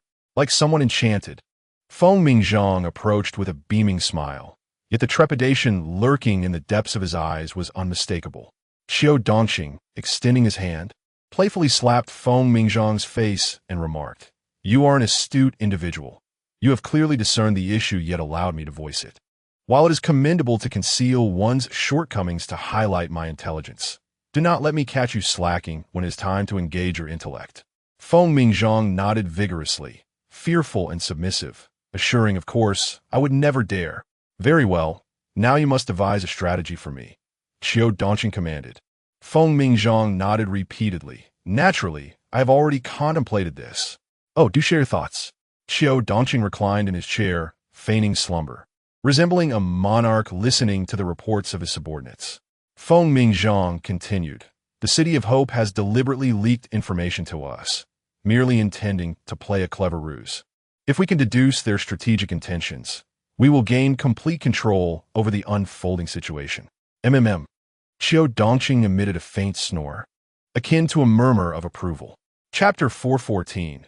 Two strategies. Feng Mingzhong continued. If we remain unaware that their plans are a ruse, our optimal strategy would naturally be to concentrate all our forces and decisively eliminate the enemy's primary commander responsible for luring us. This approach would be both efficient and effective, potentially bringing a swift conclusion to this conflict. However, to encircle an opponent possessing extensive reconnaissance skills, we would need to mobilize a substantial number of troops, which would leave our rear base, H City, vulnerable. Should an enemy strike at H City during this period, they would assuredly achieve significant success. It is evident that the adversary intentionally disseminated this plan through Wang Jingtang, aiming for us to execute the outlined strategy. When our forces are thin, they will launch a surprise attack on our rear base, H City. I suspect their true intent is as follows. A large contingent will descend from the south, then stealthily return underground, not to Hope City, but directly towards H City. They will then dispatch someone to impersonate our commander, drawing our main forces out of the city, while a multitude of ambushers will promptly assault the city. Even if we manage to slay their false commander, the destruction of our base would equate to a significant defeat. Their military intentions are now clear. The next step is to dismantle their scheme. I propose two strategies to counter this predicament. The first strategy is straightforward. Regardless of how many routes they take, we shall concentrate all our resources and personnel to directly seize Hope City, leaving H City a barren shell for them. This approach is advantageous for several reasons. Firstly, it minimizes casualties while maximizing gains. Secondly, Hope City's strategic significance cannot be overstated. It is a stronghold for both offense and defense, allowing us to hunt mutated beasts for evolutionary star core fragments to the north, while also recruiting reinforcements to the south to bolster our strength. It is a territory we must contest fiercely. Furthermore, I have heard that Hope City is entirely forged of steel and possesses a nuclear power station beneath, perfectly complementing the abilities of our commander. The second strategy focuses primarily on inflicting casualties. If they send forces to engage in fierce combat, we shall feign temptation and lure them out of the city. In reality, we will conceal our troops within, and when their ambushers penetrate our defenses, we will unleash our hidden forces to strike back, effectively trapping them and ensuring their complete annihilation. Qiu Dongqing suddenly sat up, exclaiming, "Excellent!" Feng Mingzhong, in a state of alarm, inquired which strategy the commander favored. The second. Feng Mingzhong awkwardly responded. However, the second strategy may only incur some losses on their side, insufficient to fundamentally alter the course of the battle. Qiu Dongqing asserted, I have a strong intuition that Gu Feng will personally lead his troops to seize the city. Feng Mingzhong pondered, and if that were the case, the second strategy would indeed be most suitable. In an internal conflict of the parasitic forces, akin to a game of chess, if the commander falls, it signifies true defeat. Even before the battle commenced, both sides had begun their psychological warfare, demonstrating their preparedness for a comprehensive engagement, whether through martial prowess or cunning stratagems. Meanwhile, on Gu Feng's side, extensive searches yielded no findings of mutated beehives. Along the way, they encountered several land-based mutated beasts, which displayed an intelligence and emotional depth rivaling that of humans. Some even learned to kneel and plead for mercy upon seeing Gu Feng. Gu Feng was left with an unsettling impression that these land-based mutated beasts were merely humans disguised in animal skins. They exhibited fear that brought them to tears and anxiety that rendered them trembling. They possessed the ability to articulate human language, albeit with varying degrees of fluency. On several occasions, Gu Feng found it difficult to deliver a fatal blow. One encounter stood out distinctly. It involved a level 6 terrestrial mutant beast, adorned with a human body and a sheep's head, its entire form cloaked in pristine white, and its eyes radiating clarity.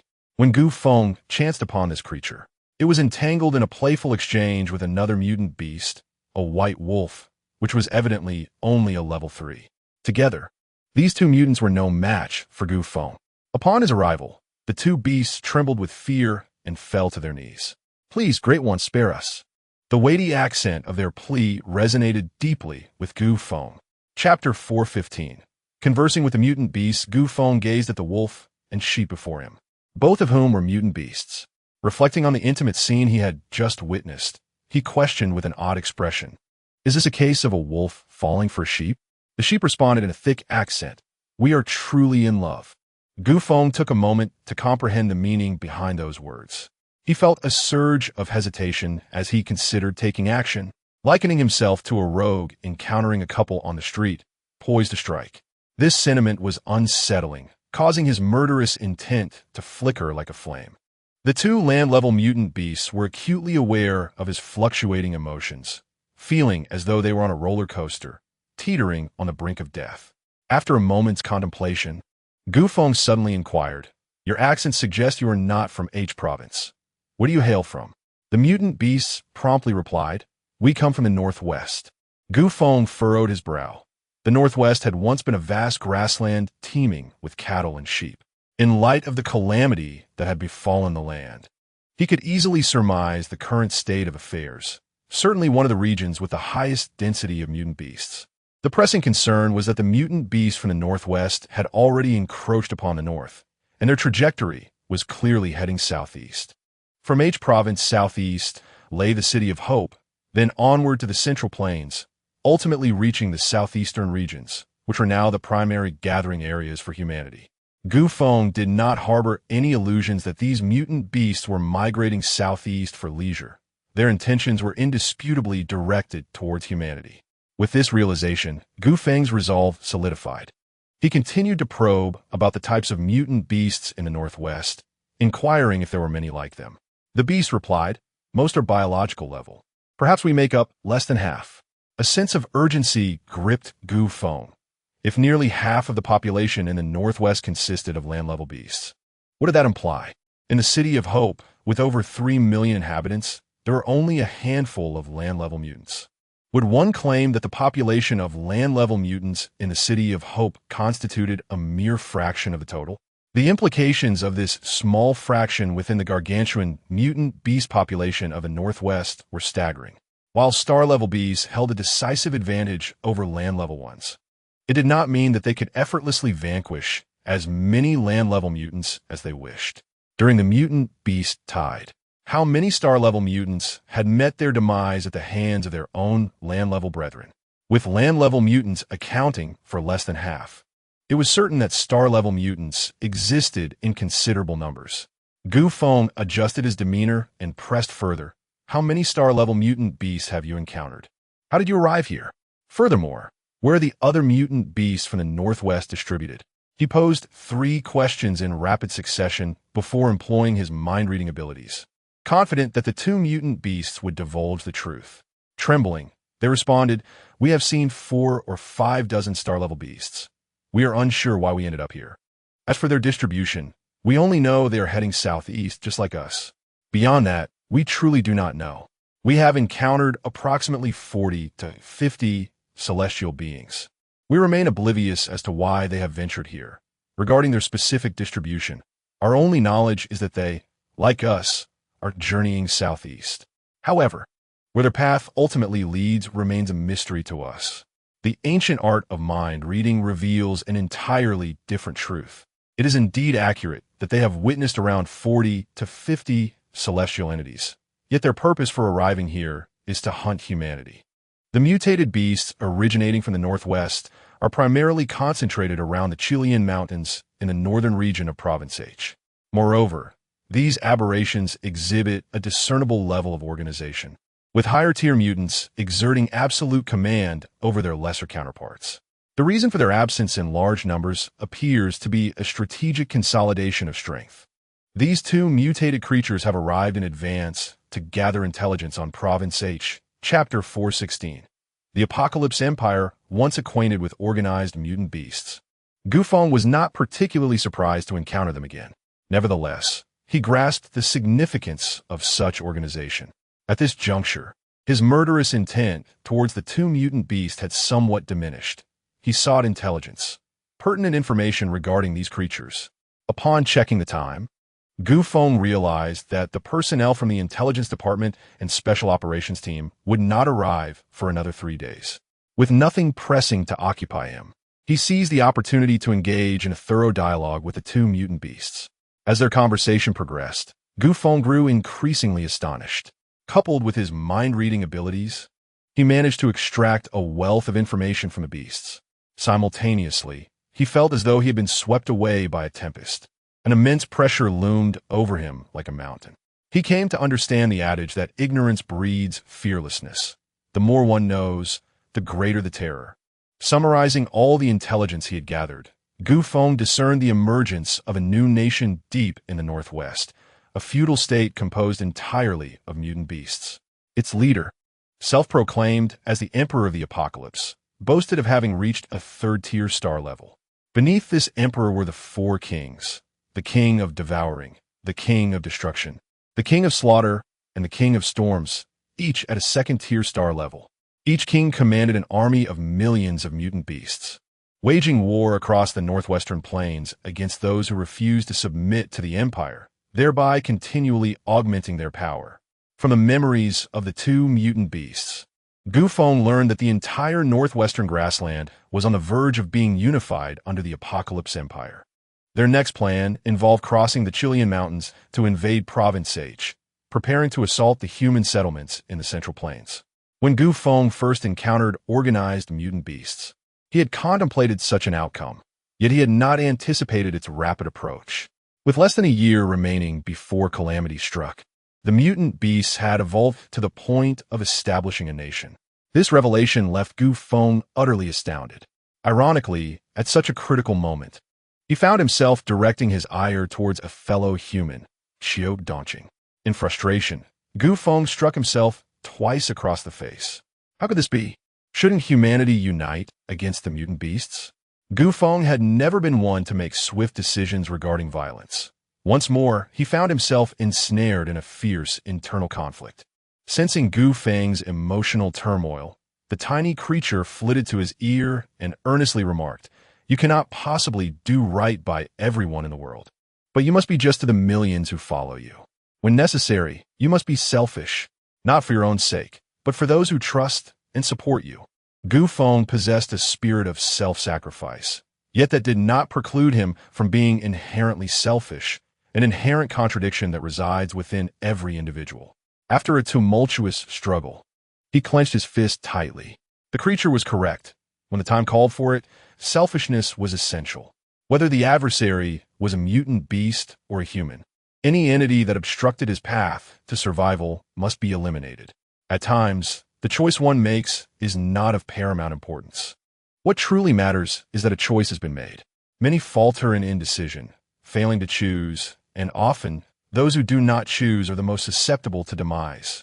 At this moment, the demeanor of Feng underwent a transformation, his countenance now bearing a hint of coldness. Feng had come to comprehend everything, and the next step was to determine how to deal with the two mutated beasts. The two creatures, sensing their impending doom, trembled in fear, pleading for mercy. "Please, noble sir, do not slay us. We implore you." Feng posed a singular question. What would you do if you encountered a human of inferior rank? Upon hearing this, the two mutated beasts, realizing their fate was sealed, decided to fight for their survival. In an instant, they surged toward Feng with ferocity.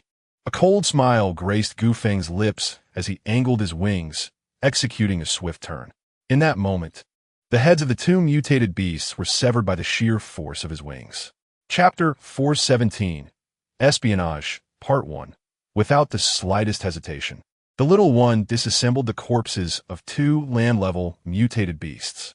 Gu Feng found himself positioned at the southeastern border of H province, awaiting the arrival of Huang Xian and Lu Chonglin, among others. During this interval, Gu Feng remained industrious, capturing numerous mutated beasts in the vicinity, subsequently employing the parasitic mother body to generate parasites for control. To evade alarming the city of H, Gu Feng targeted only low-level mutated beasts, adept at concealment and evasion. These included diminutive mutated birds, as well as low-tier mutated beasts that were deemed unworthy of killing, alongside many burrowing mutated rats and insects. Once the parasites successfully established their hold, Gu Feng dispatched these controlled beasts in batches. The parasites possessed remarkable intelligence and shared a unique communication method with the mother body, rendering the controlled mutated beasts as Gu Feng's covert operatives scattered throughout H province. Any disturbances would be promptly relayed to Gu Feng through the parasitic mother body. For the next 2 days, Gu Feng diligently continued this endeavor until the third day, when Huang Xian, Lu Chonglin, and the others finally arrived to rendezvous with him. Prior to officially entering H province, the group convened for a brief meeting. Gu Feng stated, "Our mission is to gather and organize intelligence. We must ascertain the number of their military units, the personnel within each unit, the leaders in charge, and their personalities and flaws. In essence, I require comprehensive knowledge about H city. Do you understand?" "Understood," they replied in unison. Gu Feng continued, "Once we enter H province, you will have no support, no rear guard. You will be like wolves wandering the wilderness. Are you afraid?" "Not afraid," they responded resolutely. Finally, Gu Feng posed a critical question. "What if you're captured? What will you do?" "Commit suicide.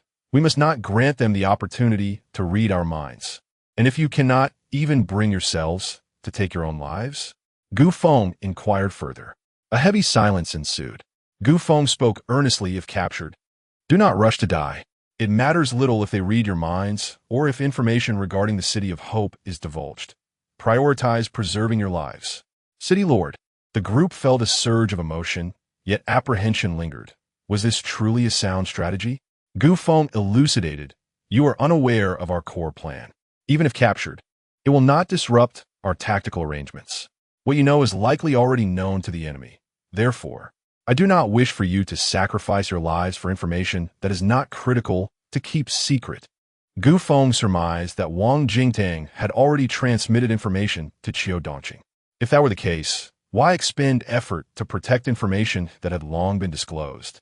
The group, with limited knowledge, struggled to grasp the deeper implications of Gu Feng's words, their faces reflecting their uncertainty. Gu Feng firmly stated, "I order you to prioritize your survival. Do you understand?" Only then did they collectively respond affirmatively. Subsequently, Gu Feng spoke. "In order to prevent the enemy from discerning our retreat route through mind reading and extracting information from the captured members, I shall distribute a special piece of equipment shortly. This device can be affixed to one's teeth, allowing the wearer to activate it immediately upon capture. This way, others will promptly know if someone has been seized, who it is, and where the capture took place. The remaining individuals will be able to alter the retreat route or mount a rescue for the captured companion in a timely manner." Therefore, Feng then summoned Xiao Budian, who flew before the assembly and, like a magician, produced numerous items resembling dental guards. This was the equipment Gu Feng had mentioned. Chapter 4:18 Intelligence Gathering, Part 2. After everyone donned their gear, the diminutive figure reminded them, "I must caution you all that since the onset of the parasite civil war, an instinctive aversion has arisen among the mutated beings of different factions. Therefore, for those intending to infiltrate H City to gather intelligence, I strongly advise you to abandon that notion at once." "Ah, is that truly the case?" came the lament of one.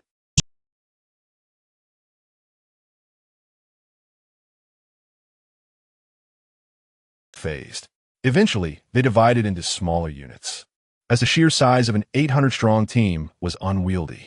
Each special operations team typically consisted of 4 members: assault, defense, support, and logistics. This constituted a complete tactical unit. However, this operation would see the addition of an intelligence officer to each team. These officers possessed a keen sensitivity to information, ensuring that every team was equipped with a communication earring and a spatial folding ring, thus enhancing their operational efficiency. With 800 individuals organized into groups of 5, they formed exactly 160 teams. In the end, only Huang Xian and Liu Changlin remained behind to coordinate support while compiling the intelligence relayed from each team. Each province served as Feng's eyes, while the 160 operational teams acted as his hands. The efficacy of this coordination would determine whether they could penetrate the formidable Fade of each city, with the outcome resting on the actions of the following day. After the meeting, everyone settled down for a day of rest. The next morning, at dawn of night, Feng, Liu Changlin, and Huang Xian remained in place. The weather was splendid, with bright sunshine and a gentle, refreshing breeze. In H City, as the first rays of sunlight streamed down, the heavy iron gates creaked open with a resounding roar. Countless emaciated, ragged individuals emerged, wielding rudimentary weapons, so archaic that even the City of Hope had long since discarded them, stepping into the day to engage in their relentless pursuit of mutated beasts for sustenance. Among these individuals were both mutated beings and ordinary folk. In stark contrast, the City of Hope now harbored no ordinary citizens aside from a handful of very young children. It was populated entirely by mutants. The disparity was staggering. One could scarcely fathom how the ordinary inhabitants of H City had managed to survive thus far. In H City, civilians were barred from utilizing evolution agents. Furthermore, they were required to pay a residence tax at regular intervals. Those unable to meet the tax obligations faced dire consequences. They either sold themselves to the enforcers or were expelled from the city. The policies bore a striking resemblance to those in X City prior to the establishment of the City of Hope, yet in H City, there existed an unspoken rule mandating that all female civilians must unconditionally comply with the directives of the enforcers. Noncompliance was met with severe punishment. In this environment, women were regarded more as commodities than as individuals, a tragic reflection of a society that revered strength above all else. A situation exacerbated by the oppressive rule of Qiu Dongqing. Previously, we have discussed the profound and far-reaching influence of the upper echelons on the lower strata of society. The tale of the king of Chu, enamored with slender waists, resulting in countless deaths from hunger within his palace, serves as a poignant illustration. Numerous examples abound. Qiu Dongqing, notorious for his lasciviousness, indulged in revelry almost every night, surrendering to the pleasures of the senses. In their fervent quest to win his favor, those beneath him spared no effort in procuring beautiful women, culminating in his possession of 3,000 lovely maidens, an accumulation rivaling that of ancient emperors. Yet, one must recognize that modern society ultimately adheres to the principle of monogamy, despite the apocalyptic disruptions that have shattered many legal constraints. How could the ingrained thought patterns of humanity revert to antiquity in the span of a mere year? Behind these 3,000 beauties lie the shattered families, the countless lives lost, and the many women who endure humiliation and bear burdens in silence. Only those who have contributed to the acquisition of these lovely maidens can truly comprehend. When the upper echelons express their desires, the lower tiers inevitably strive to emulate them. If the leader possesses 3,000, then a subordinate believes that having a mere 300 suffices. If the leader has 3,000 and a superior has 300, then 30 is deemed adequate for the next in line. This cycle continues, leading to a multitude of managers with numerous consorts, while the suffering is perpetually borne by the common folk. Chapter 419, Intelligence Gathering, Part 3. In earlier times, one might have fought valiantly, shouting defiantly, willing to risk everything to unseat the emperor. Yet now, the common folk lack even the privilege to fight for their lives, dignity, honor, and character pale in comparison to the value of a single life. The first to leave the city at dawn were precisely these destitute citizens. It was not until midday that the regular troops commenced their departure, equipped with superior armaments, their gleaming armor radiating a cold brilliance, swords at their waists, and energy guns slung across their backs, identical to those of the City of Hope. Trailing closely behind these regular forces were colossal metallic beasts, resembling freight trucks. Their bodies cloaked in a layer of armor that appeared to have been poured on like molten iron, strikingly lifelike.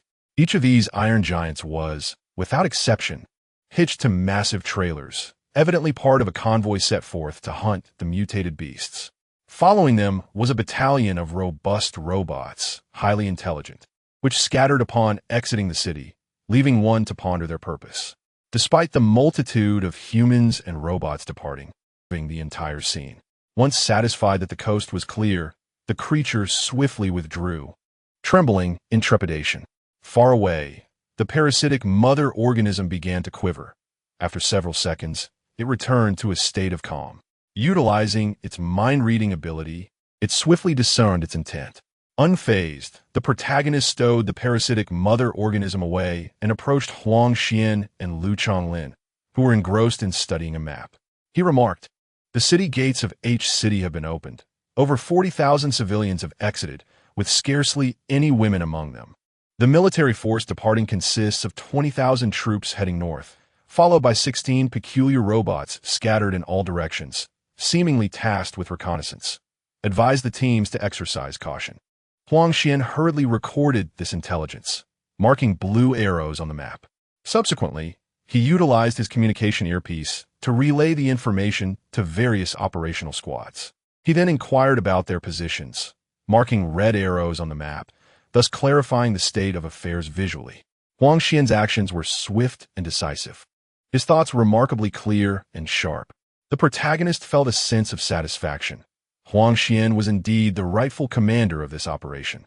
As time passed, reports began to stream in from various parasites. The protagonist relayed this information to Huang Xian, who, based on the enemy's actual circumstances, occasionally coordinated nearby squads for strategic actions.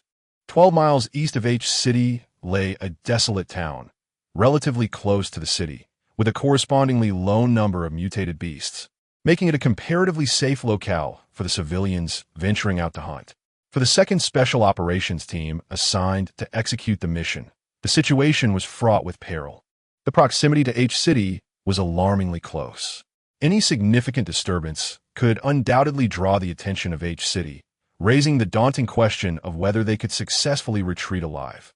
This time, in addition to the operatives known as Blade Shadow, Hidden Shadow, and Pursuit Shadow, there was a colleague from the intelligence department named Feng, a name that exudes femininity, albeit he is indeed a man. Their objective was to conceal themselves within this desolate town and seize the opportunity to capture some civilians from H City, extracting valuable intelligence from their insights. Initially, Blade Shadow and the other operatives were resistant to the idea, perceiving the capture of civilians for the sake of intelligence as an emotional waste. They believed that the civilians were woefully uninformed, and thus, any effort to apprehend them would yield no fruitful results. However, Feng Huan held a contrary perspective. He believed that intelligence is often distilled from a cacophony of information, asserting that the most crucial insights frequently appear the most innocuous, and such understated information could only be maximally gleaned from the mouths of civilians. Feng Huan exuded considerable confidence in his analytical capabilities. After an extensive dialogue, the team ultimately acquiesced to Feng Huan's proposal, recognizing that the mission was not one of extermination, but rather of intelligence gathering. Given the nature of their task, it was only prudent to heed the advice of a professional. To evade satellite reconnaissance, the 5 operatives refrained from exposing themselves on the streets, instead opting to take refuge in a dilapidated 2-story building. To attract attention, Feng Huan intentionally scattered some flour on the street below, ground floor, deliberately leaving an opening for visibility. He then trailed the flour up to the 2nd floor, where the carefully set ambush awaited completion. Chapter 420. Precious Grain Dao waited on the 2nd floor for several hours before a group finally appeared. In a state of concealment, he peered through the cracks of the 2nd floor and observed 3 ordinary individuals and 1 mutant cautiously approaching. They seemed exceedingly anxious. Any slight movement around them could send them into a prolonged state of tension. Dao shook his head at their pace. At such a speed, it would be impossible to traverse the street in less than 10 minutes. The group had no choice but to remain patient. Just as the four individuals were about 10 meters away, a sudden beastly roar erupted from the alley behind them. A level 3 mutated beast sprang forth from the underbrush. Lunging directly at the four, armed with rifles, they unleashed a barrage of gunfire at the creature. However, the level 3 beast, slightly smaller in size and incredibly agile, darted around like an eel, making it exceedingly difficult for bullets to find their mark. Among the group, the sole mutant fared somewhat better, occasionally landing shots that left horrific wounds on the beast. As the battle ensued, it became clear that the mutated beast was at a disadvantage. It swiftly changed direction and bolted toward the weeds behind the street. The four, having expended a significant amount of ammunition, felt compelled to pursue the creature. It would be a grave loss if their efforts yielded no reward. Without hesitation, they hurriedly vanished from Dao Ying's line of sight. Dao Ying sighed, muttering in frustration. How infuriating! Just when we were about to catch our prey, a mutated beast had to ruin everything. Feng Huan reassured, no need to rush. Let us wait patiently. As long as the bait is present, the fish will eventually bite. Before long, the four individuals re-emerged onto the street, appearing considerably more disheveled than before, each bearing various injuries. One middle-aged man had lost the ability to move independently and required assistance to walk. Another dragged the carcass of the recently slain, mutated beast behind him. It seemed they had succeeded, but at a significant cost. Upon returning to the street, they appeared even more anxious than before, unwilling to linger for a moment longer, despite their injuries, as they assisted one another toward Dao Ying's direction. Dao Ying exclaimed with excitement, "They are coming." Dao Ying and his companions braced themselves, fully prepared to strike at any moment. As the four descended to the ground floor, one of them uttered in surprise, "What is this? It doesn't look like lime. Could it be?" Another crouched down, picked up the white powder from the ground, sniffed it, and tasted it, nodding in affirmation, "It's flour." The mere mention of flour sent a wave of audible gulps from Dao Ying and his companions hidden upstairs. It is important to note that in the City of Hope, flour is an exceedingly precious commodity. As formal members of the Special Operations Team, Dao Ying and his companions enjoyed some of the best welfare provisions in the City of Hope. Yet even so, they could only indulge in flour-based dishes 3 times a month, merely as a rare treat, leaving them unable to satisfy their hunger. This scarcity is closely tied to the food shortage and the substantial appetites of the mutated beings. As humanity ascends to higher levels of evolution, their appetite has grown proportionately. An ordinary individual may consume up to 3 pounds of grain in a day, but for those of elevated stature, a daily intake of no less than 30 pounds is essential. The flesh of mutated beasts proves more palatable. Indeed, the higher the grade of the mutated beast, the easier it is to satiate one's hunger. Fortunately, there exists an abundance of mutated beast meat available for consumption. Otherwise, even with round-the-clock cultivation, it would be impossible to sustain the 3 million mutant citizens of the city. But I digress. The four individuals downstairs, upon noticing the flour strewn across the ground, were taken aback. Soon after, one remarked, "What a pity. All this flour has been spilled and rendered unusable. Look over here. There is more flour on the first floor as well. Could this be a hidden stash of grain? It just might be. Let us venture inside and see what we can uncover. If we find flour, even a small bag could yield a significant fortune." Chapter 421. Two groups of people, although Dao Ying and his companions could not see the expressions of those downstairs, they could discern a palpable excitement from their conversation. Feng Huan wore a smile. The fish was finally about to be hooked. Up until this point, the plan had been proceeding smoothly. However, a sudden and jarring voice interrupted, causing Feng Huan's smile to gradually fade. "You cannot go in." The voice, tinged with a slight magnetism, was quite pleasant to hear. "Why?" someone inquired. The magnetic voice replied, "The sound of our gunfire may attract unwanted attention. Encountering others outside the city is far more perilous than facing mutated beasts. Moreover, the flour scattered on the ground is clearly a deliberate ploy, seemingly intended to lure us in. If I am not mistaken, this is a trap." Dao Ying and the others exchanged knowing glances with a mix of amusement and skepticism, as if to say, "Look, your scheme has been uncovered." Feng awkwardly shrugged, then pointed downwards, preparing to take the lead, indicating an intention to act. At that moment, Yining seemed to notice something and pressed his hand down, signaling everyone to wait. Indeed, a turn of events unfolded below. There was a series of claps, followed by a previously unheard male voice rising from downstairs. Your analysis is quite sound, but regrettably, it is a tad late for you to withdraw. Soon after, 4 or 5 footsteps approached, drawing closer and stopping around the small building, clearly indicating that another group had arrived. Ying activated his camouflage ability, quietly positioning himself by the shattered window on the second floor, eager to observe the unfolding drama. The newcomers, 5 in total, were all mutants, with the leader boasting a mutation level of biological level 4.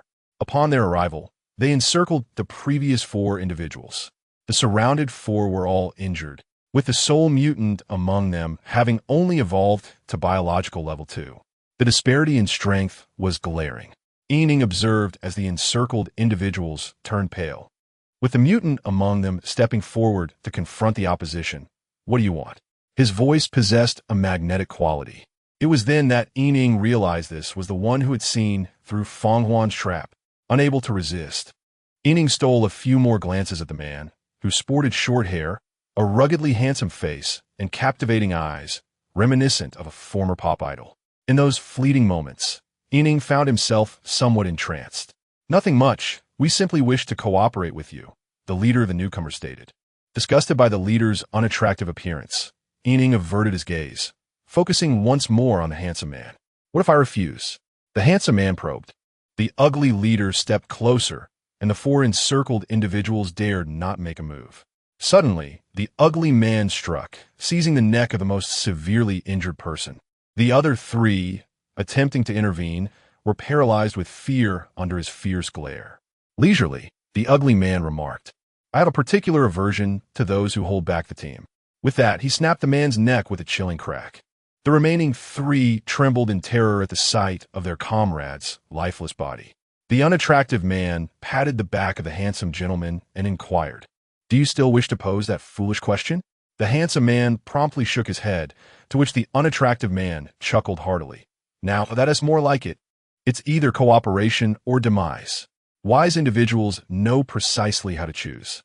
The shadowy figure observed the pitiful state of the handsome gentleman, feeling a pang of sympathy, as if witnessing their beloved idol being bullied. Unbeknownst to him, there was indeed a girl who cared for him from above. With a trembling voice, the handsome man asked the unattractive man, What kind of collaboration do you have in mind? The unattractive man pointed toward a small building, instructing him to fetch some flour from within. The handsome man's complexion paled further. He had already surmised that the proposal for cooperation meant the other party intended for him and his companions to venture inside, potentially triggering traps that could lead to their demise. The adversary would incur no losses while reaping the rewards, and it was unlikely they would share anything with the 3 of them. They might very well eliminate them instead. Yet, at this moment, he found himself devoid of options, as the disparity in strength between the 2 parties was insurmountable. Even the most cunning of strategies could not bridge such a gap. For now, he could only proceed step by step, navigating the uncertain path ahead. Chapter 422. Into the trap under the coercion of the unattractive man and his cohorts. The handsome man, accompanied by 2 teammates, steeled himself as they cautiously entered the first floor, each step taken with utmost care to avoid triggering any hidden landmines or traps. On the second floor, the shadowy figure gestured to the others to prepare themselves, while he leaned over the staircase to observe his idol below. After a considerable amount of time, the trio confirmed that the first floor was devoid of traps and mechanisms. They wiped the sweat from their brows, feeling as though they had just emerged from a vigorous bath, upon successfully spotting a small sack of flour concealed on the first floor.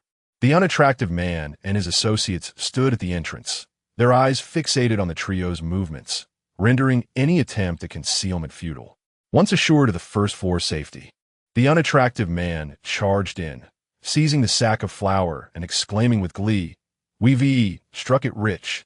With a bit of clever maneuvering, securing the position of captain will be a cinch. Don't forget us when you become captain." Somewhat ingratiated, indeed, The wife you promised me last time? Will I be able to buy her now?" Another chimed in. With a resounding slap, the unattractive man struck the speaker on the head. "Fool! Once I ascend to the position of the security team leader, who needs to buy? We'll have as much as we desire. Each brother will have one, no, two each. We'll rotate them every night." Laughter erupted among them. However, a flicker of disdain crossed the handsome man's eyes, which did not escape the keen observation of the shadowy figure. Feeling a spark of admiration, he thought, "Ah, he is handsome and possesses a kind heart. A truly good man. What a pity." Yet, reflecting on the fact that he belonged to a rival faction, a sense of melancholy washed over him. "Boss, there's flour on the stairs too. Perhaps there's more on the upper floors," one of the men below remarked, having spotted the flour on the staircase. The unattractive man, eager for more, instructed the handsome trio, "You lead the way. If you dare to play tricks, beware of the knives behind you." He then signaled to 3 of his subordinates, who began to push the handsome men step by step up the stairs, while he and 1 henchman remained on the first floor to wait. The shadowy figure frowned at the 2 individuals downstairs.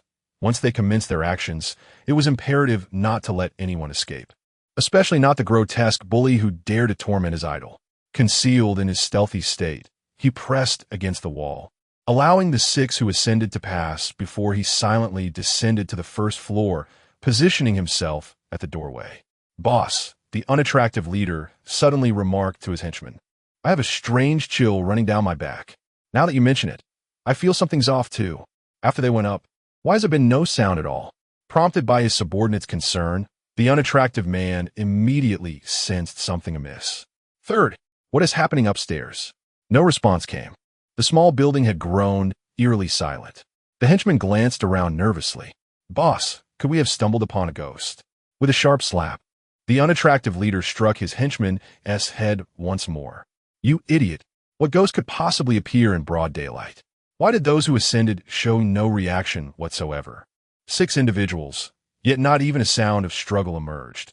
Unless they encounter a ghost, such a phenomenon is simply implausible. The ugly man's complexion fluctuated between shades of green and white. Perhaps those 3 ruffians are merely toying with us. Why not ascend and take a look? "Boss, I implore you, let us depart." The ugly man glared with his squinty eyes and proceeded upward. His subordinate, hesitant, took steps back every few paces, engaging in a continuous exchange of words with another. However, as soon as the silhouette of his subordinate vanished into the corridor, silence enveloped the surroundings. The ugly man's eyes flickered as he surveyed the spacious exit just 2 meters away and glanced at the bag of flour in his hand. A smile crept across his face. Perhaps this is fortuitous, for it would be far better to divide this bag of flour alone.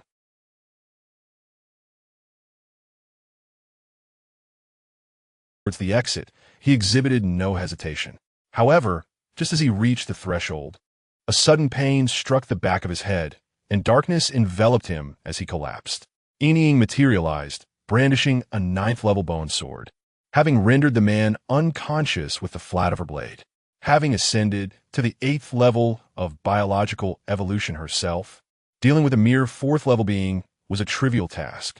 All set, Enying called out toward the upper floor. Feng descended. The 2nd floor, there were 2 groups of people totaling 9 individuals, one of whom, the corpse of a man slain by the unattractive man, was also brought up. The remaining 8 were all in a state of unconsciousness. Feng casually selected one individual, doused him with water to awaken him, and then ushered him into the adjacent room for interrogation. Meanwhile, the others stood guard over the remaining unconscious individuals. Enying continually stole glances at the handsome man, unable to resist the urge to caress his face. This incited jealousy in the film. Who thought, what is so appealing about a pretty boy? It's precisely because he is handsome that it concerns you. Enying pouted defiantly, determined to approach him.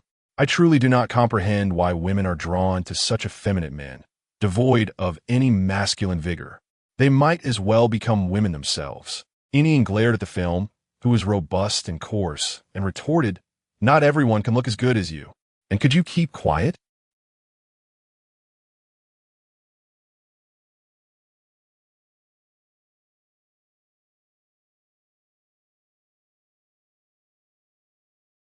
stepped closer to the handsome man, examining him closely before reaching out to pinch the man's neck. "Your male idol lacks an Adam's apple." "What?"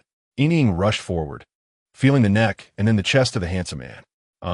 Although it's small, it's definitely there." Ining was struck with disbelief. "Wait, has he been bent the other way? Goodness. This handsome man is a woman in disguise." The film, Daoying and Zhuiying erupted into laughter, which only deepened Ining's irritation. She wished to vent her frustrations on this master of disguise, but found herself reconsidering. In the face of such beauty, gender seemed inconsequential. This thought startled her. She inwardly questioned, could it be that I am naturally inclined that way? Meanwhile, Feng Huan's interrogation next door was far from easy. He meticulously inquired about names, origins, occupations, family members, their journey to each city, duration of stay, means of livelihood, lifestyle habits, acquaintances, and any rumors heard, among other details, more thorough than a household registration investigation. The demeanor of Feng Huan during the interrogation was a stark contrast to his usual amiable self. He appeared entirely transformed, his piercing gaze seemingly capable of penetrating all facades. He could discern, from the subtlest expressions, whether the person was being truthful. The first individual was interrogated late into the night, and it was still ongoing. The unconscious individuals began to awaken one by one, and the unattractive man, upon regaining consciousness, took a considerable amount of time to grasp the dire situation. He had been kidnapped and was in imminent danger. Subsequently, he made a surprising discovery. None of the individuals were bound by ropes, and the window was merely 7 or 8 meters away from his group. Moreover, there were only 4 guards, one of whom was a woman. This series of realizations nearly brought a smile to the ugly man's face. For guards, overseeing 8 individuals was nothing short of ludicrous, even if the opposition was formidable. He found it hard to believe that 4 could restrain all 8 if they charged toward the window simultaneously. Once they could burst through the window, the vast expanse of the outside world awaited them. Escaping would be an effortlessly simple endeavor. The ugly man pondered this in his mind, and when the shadows of Een and chasing descended to prepare dinner, he could no longer contain himself. Feigning a stretch, he began to conspire with the others.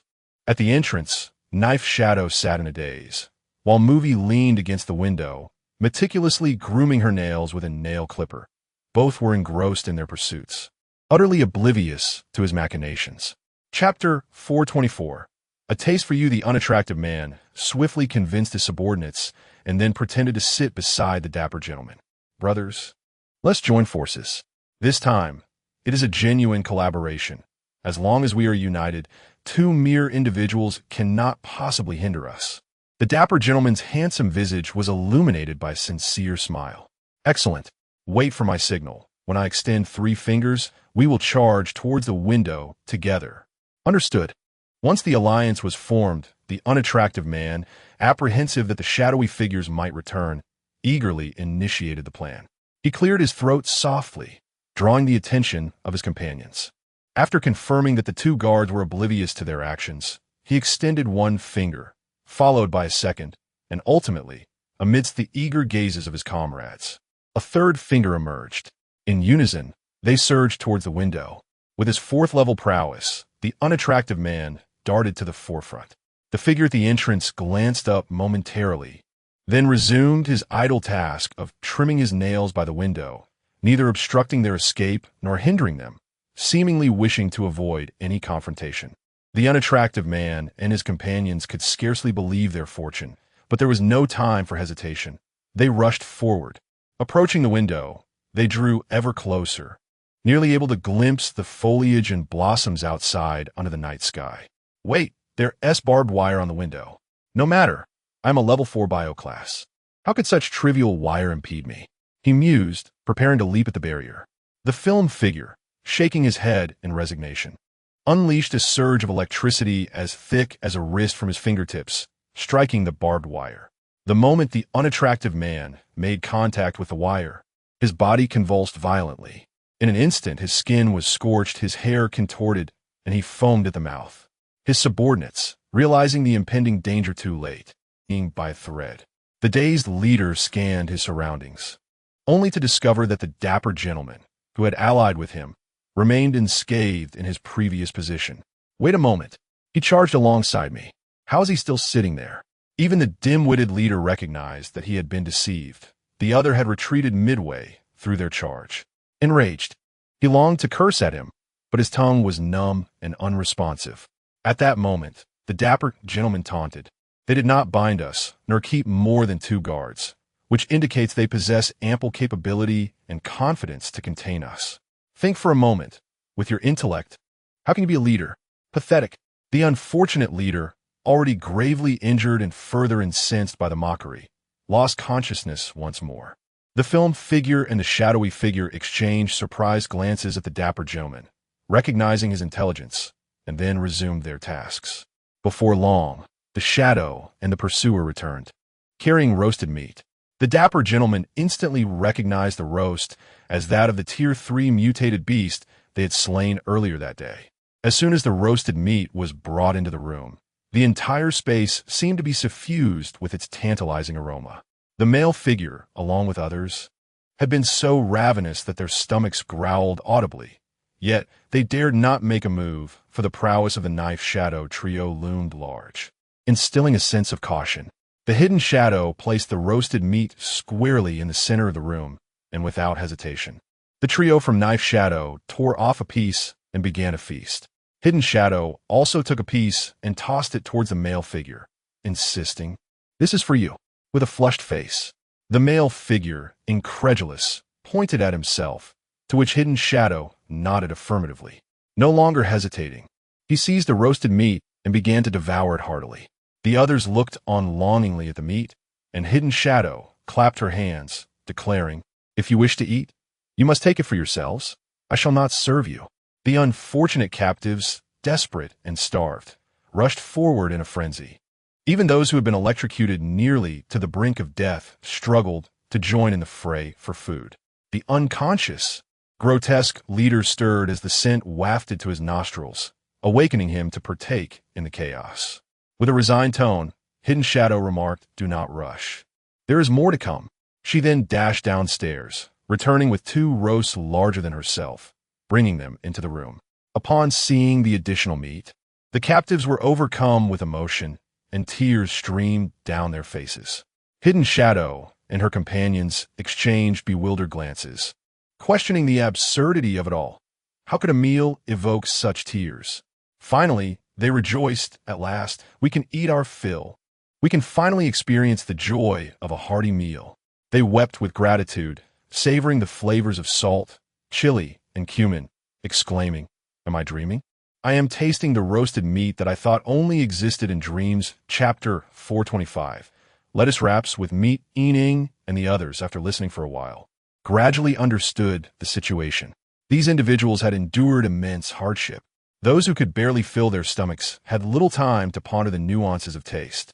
Since the calamity struck, they had almost forgotten the flavors of seasoned meals. Today, as they finally savored it, how could it not evoke deep emotions? The taste of happiness blossomed exuberantly in their mouths, a nostalgia that was profoundly poignant. In this familiar flavor, one could not help but reminisce about the scenes before the disaster. How blissful it was then. Meals were plentiful, and seasonings were used liberally. Loved ones and friends were still by their side. These unfortunate souls, as they reflected on their plight, grew increasingly sorrowful, weeping profusely while still stuffing roasted meat into their mouths, leaving Ening and her companion speechless. Even the androgynous figure discreetly wiped away tears. Ening stepped forward to offer comfort, promising, "I shall prepare meals for you every day, with seasonings of your choice."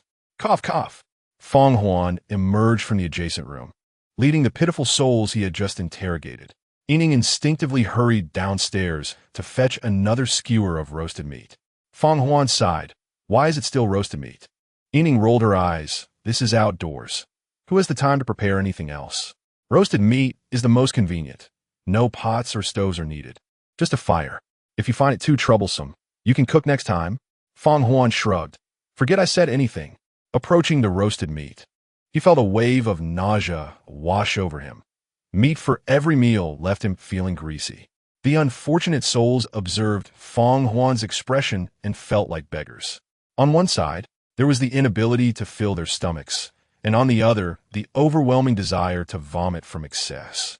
Indeed, without comparison, there is no harm. Suddenly, Feng Huan recalled something and walked over to Yining, asking, "Do we have any lettuce left?" With a flick of her wrist, Yining produced a large handful of lettuce, leaving the unworldly, unfortunate souls agape with astonishment. Naturally, Yining did not possess spatial powers. She extracted it from a spatial folding ring, sourced from the star core space.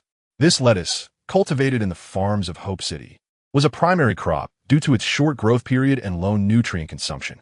The lettuce was impressively large, with each leaf nearly the size of a basin. The handful Yining presented was merely one head, yet the massive leaves clustered together nearly obscured her entire figure. With the lettuce in hand, Feng Huan tore off a small piece of the greasy roasted meat, wrapped it in a leaf, and popped it into his mouth. The crisp, refreshing lettuce enveloped the fragrant roasted meat, becoming increasingly delectable with each bite, all without the greasiness. Yining tried it herself and praised it enthusiastically.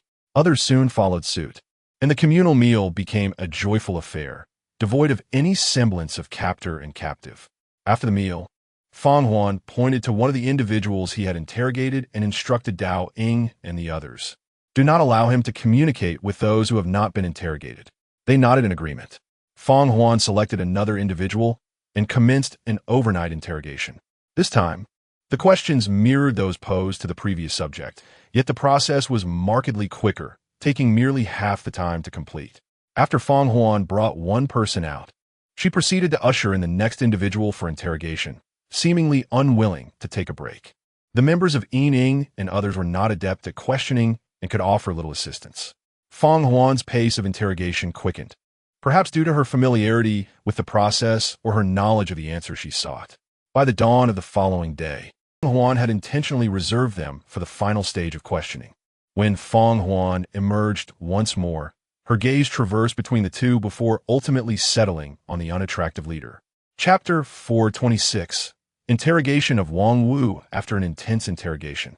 Feng Huan learned that the unattractive leader was named Wang Wu. Before the calamity struck, he operated a liquor and tobacco store, displaying shrewdness and a knack for calculation, leading a relatively prosperous life. However, following the disaster, his shop, home, and goods were confiscated under the pretext that all resources and housing would be uniformly allocated. This was reminiscent of the initial chaos in City X. Yet Wang Wu waited in vain for the promised supplies. With aging parents and a wife and children to care for, he found himself homeless, forced to sleep on the streets while struggling to find enough to eat and of supplies. He was met with the retort, "Have you paid your residence tax?" He countered, asserting that when they confiscated his home and goods, it was agreed that his family of 5 would be allowed to reside in the city for free for a year and receive regular food provisions. The official coldly demanded proof, asking, "Who told you that? Go find them if you have a complaint. Here, we only recognize residence tax. Pay it, and you may remain in the city. Fail to do so, and you're out." Infuriated, he nearly lost consciousness from rage, and his attempts to reason only resulted in a brutal beating. His elderly parents, unable to withstand such torment, passed away shortly thereafter. The family of 5 was reduced to 3, and to cope with the burdensome residence tax, Wang Wu ventured into the wild to hunt mutated beasts while his wife sought work at construction sites. At that time, he was still an ordinary man, surrounded by others in similar straits, some armed with iron weapons, while others wielded sharpened sticks. The struggle for survival was fierce when a group managed to hunt a beast.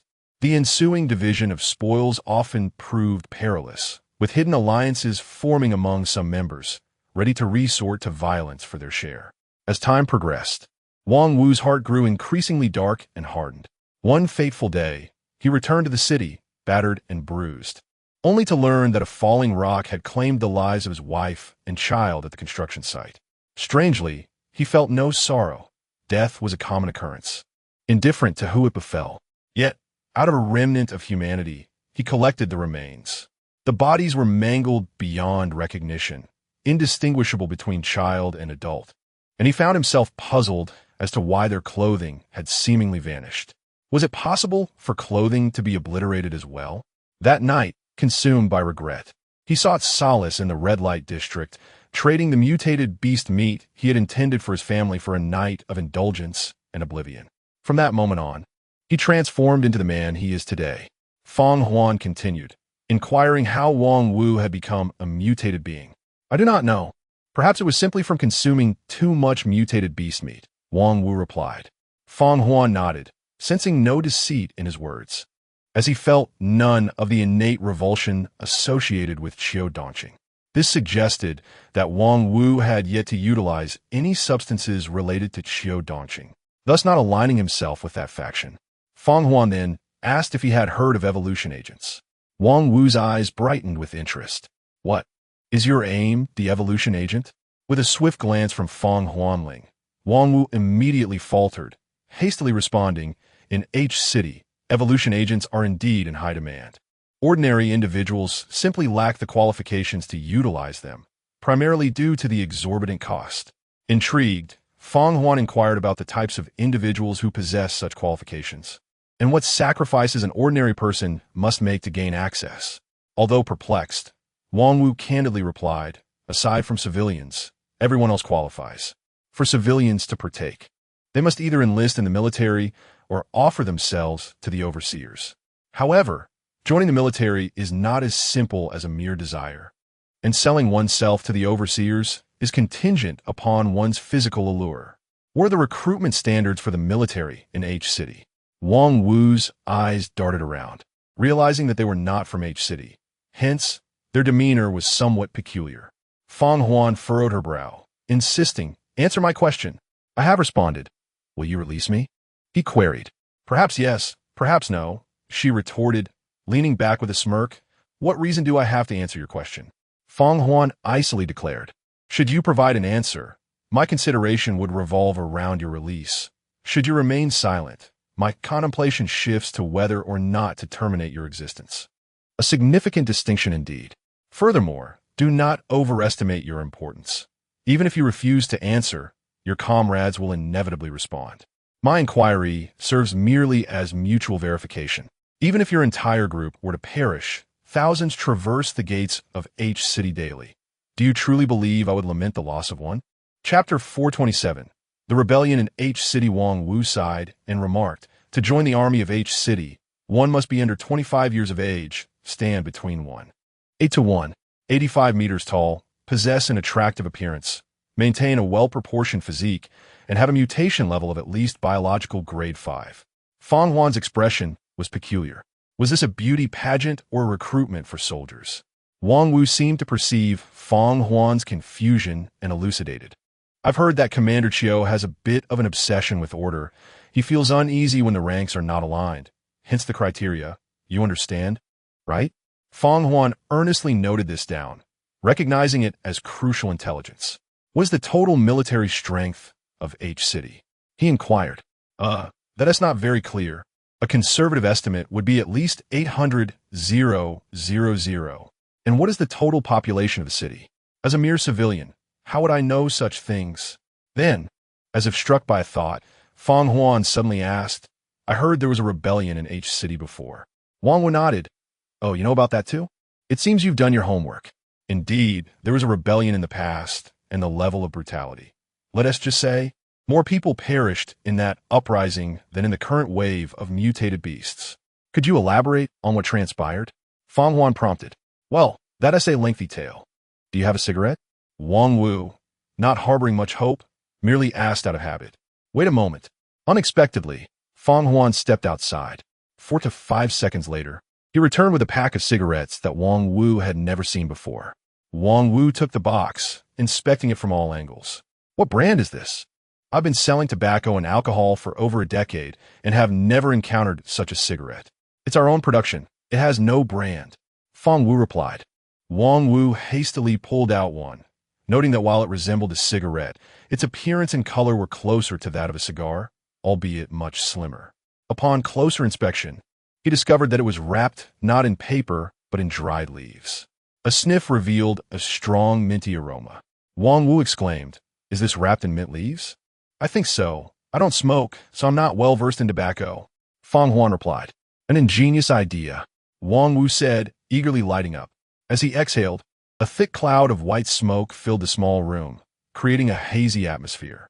That rebellion occurred last November, sometime after the disaster had begun. H City had become a refuge for a multitude of survivors fleeing from all directions. There was scarcely a place to rest. Streets were filled with people, and at night, they slept shoulder to shoulder. In an attempt to alleviate the pressure, the authorities raised the housing tax 3 times in quick succession, a burden many could not bear. Consequently, more and more people were driven out of the city, and those displaced gathered together, emboldened by their numbers, leading to a clash with the military. Initially, both sides exercised restraint. I heard only a few dozen casualties were reported before hostilities ceased, and the situation did not escalate further. After the first confrontation, both parties dispatched representatives to negotiate. In the end, those who had gathered to resist were transformed into a new army. I've heard that the upper echelons of H City allocated a substantial amount of resources to incorporate these individuals. Feng, in a state of perplexity, pondered how a rebellion could still transpire after the integration. Wang Wu, exhaling a plume of smoke, remarked, "This affair is merely in its infancy.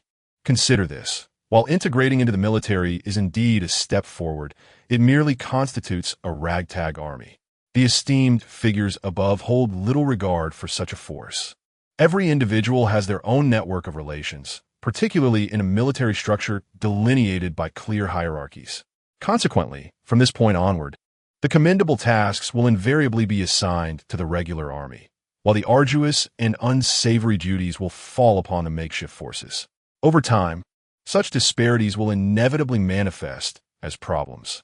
Upon hearing this, Feng found herself questioning the traditional approach to integration, which typically involves dispersing the original personnel and reallocating them among various units. This method not only mitigates the risk of rebellion, but also facilitates the swift acclimatization of the integrated individuals. She was taken aback to discover that here, the integration had allowed a group of troublemakers to remain intact and form an independent military faction. Was this not tantamount to deliberately providing them with an opportunity for insurrection? From Wang Wu's subsequent remarks, it became apparent that the higher echelons in H City had intentionally orchestrated a crackdown. Feng surmised that the upper echelons of H City had long since plotted to eliminate these individuals, whether through negotiation or integration. It was merely the inception of a sinister scheme. Chapter 428. Another interrogation of Bai Zhaodi. As Feng contemplated this, a sense of trepidation coursed through her. Yet her visage remained composed, feigning earnest attentiveness. Wang Wu continued. Subsequently, a contingent was dispatched to assist the regular army, venturing outside the city to hunt down mutated beasts. Hundreds of thousands surged forth, yet less than half returned, while the regular army faced no such calamity. This is nothing short of blatant oppression. From that moment on, this unit began to disregard orders from above and commenced a frenzied recruitment drive within the city. Vast quantities of supplies were poured in, and given the exorbitant housing taxes of the time, joining the military exempted one from such burdens. Thus, many flocked to enlist. Eventually, rebellion ensued, and the authorities responded with remarkable swiftness, quelling the insurrection almost immediately. In the aftermath, the city felt markedly more desolate, with only those in relatively better conditions still having homes. In just one night, it seemed as if half the population had vanished.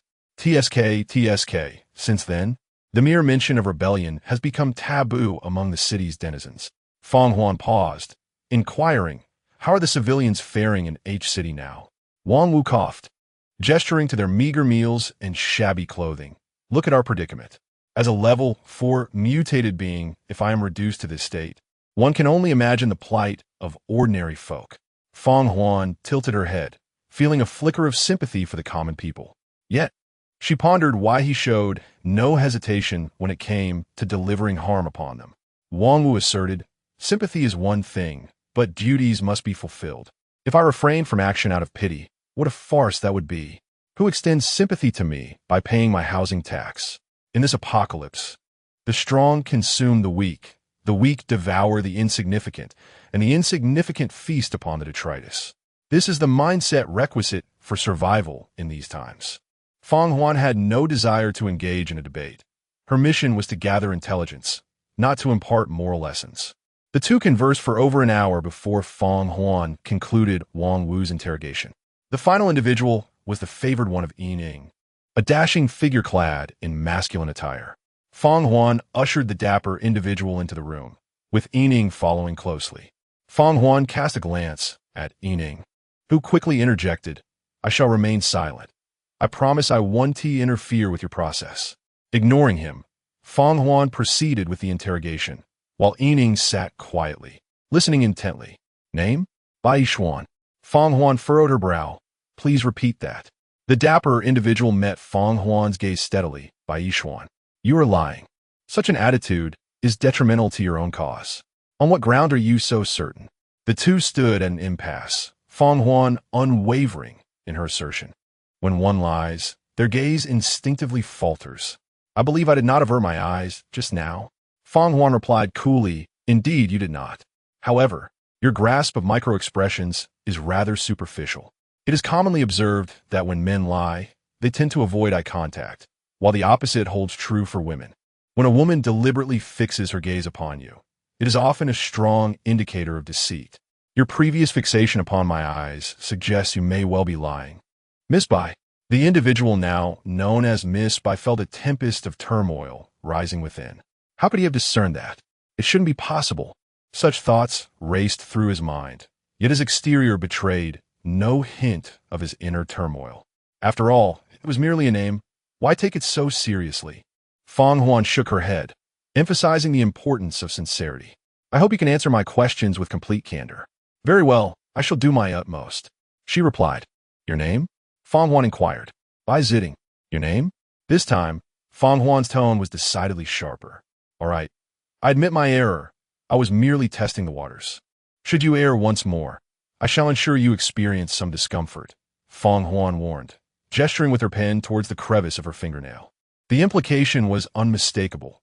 Should you continue to be uncooperative, the pen's tip would find its way into that delicate space. At this juncture, Bai Zhaodi adopted a much more compliant demeanor. Yining could not suppress a laugh and quickly covered her mouth, casting an apologetic glance at Feng Huan. With this exchange, Feng Huan's expression softened. Having experienced this contest of wills, Bai Zhaodi understood Feng Huan's methods and dared not withhold any information.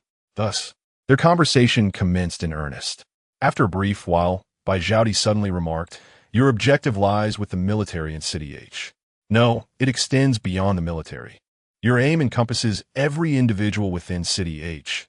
"Wait, you just mentioned the evolution agent." "Ah, I see now. Your target is all those in City H who have utilized the evolution agent." At this revelation, Feng Huan and Yining sprang to their feet, their murderous intent unmistakable. Chapter 429. The truth behind the H-City rebellion by Zhaodi is no ordinary individual. Her astuteness is remarkable. From the inquiries posed by Feng Huan, one can deduce the true intentions of the gathered individuals. It is undeniable that she possesses genuine intelligence. Bai Zhaodi hastily raised her hands in a gesture of surrender. Urging calmness, "Let's collaborate," she implored. Feng Huan responded coldly, "Provide me with a compelling reason, otherwise it is inconceivable that we would allow you to depart alive. You have interrogated so many individuals. You must be well aware of the rebellion that transpired in H-City. My brother was one of the orchestrators of that uprising, and he has perished. Is that reason sufficient?" Bai Zhaodi's eyes brimmed with hatred and resentment as she uttered these words.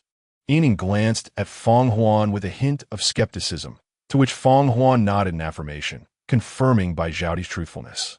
After a lengthy discourse, Feng Huan learned that Bai Zhaodi had a brother named Bai Bin, who held the position of the third-in-command within the rebel forces of H-City. Furthermore, the so-called rebellion was a carefully orchestrated trap devised by the upper echelons of H-City. This revelation substantiated Feng Huan's prior suspicions. The authorities of H-City had never intended to spare the instigators of unrest from the very beginning. They feigned negotiations and staged a fade of integration, aiming merely to temporarily placate the agitators. Behind the scenes, They lavished wealth to corrupt the leaders of these factions while simultaneously preparing to eradicate them. Once all was in place, the powers that be in H City altered their strategy, seeking a definitive resolution to the lingering threat, ensuring that the remaining populace would not dare to utter the word rebellion again. Thus, they deliberately allowed individuals to join a doomed army destined for annihilation. When the dust settled and all conspiracies came to fruition, the aftermath was a gruesome tableau of corpses. By Zhaodi, her voice tinged with sorrow, lamented in a single night. Over 3 million lives were extinguished. The sight of mountains of corpses and rivers of blood is seared into memory, yet in the blink of an eye, they vanished, as if they had never existed. Feng Huan and Yining exchanged glances, both cognizant that the ability for 1 million corpses to disappear instantaneously mirrored the prowess of their lord in disassembling and mutating beasts. It was evident that such a feat could only be attributed to Qiu Dongqing, the formidable general. Feng Huan inquired, "How did you survive?" I had long sensed something amiss with the leader, yet lacked evidence to substantiate my suspicions. My brother refused to heed my warnings.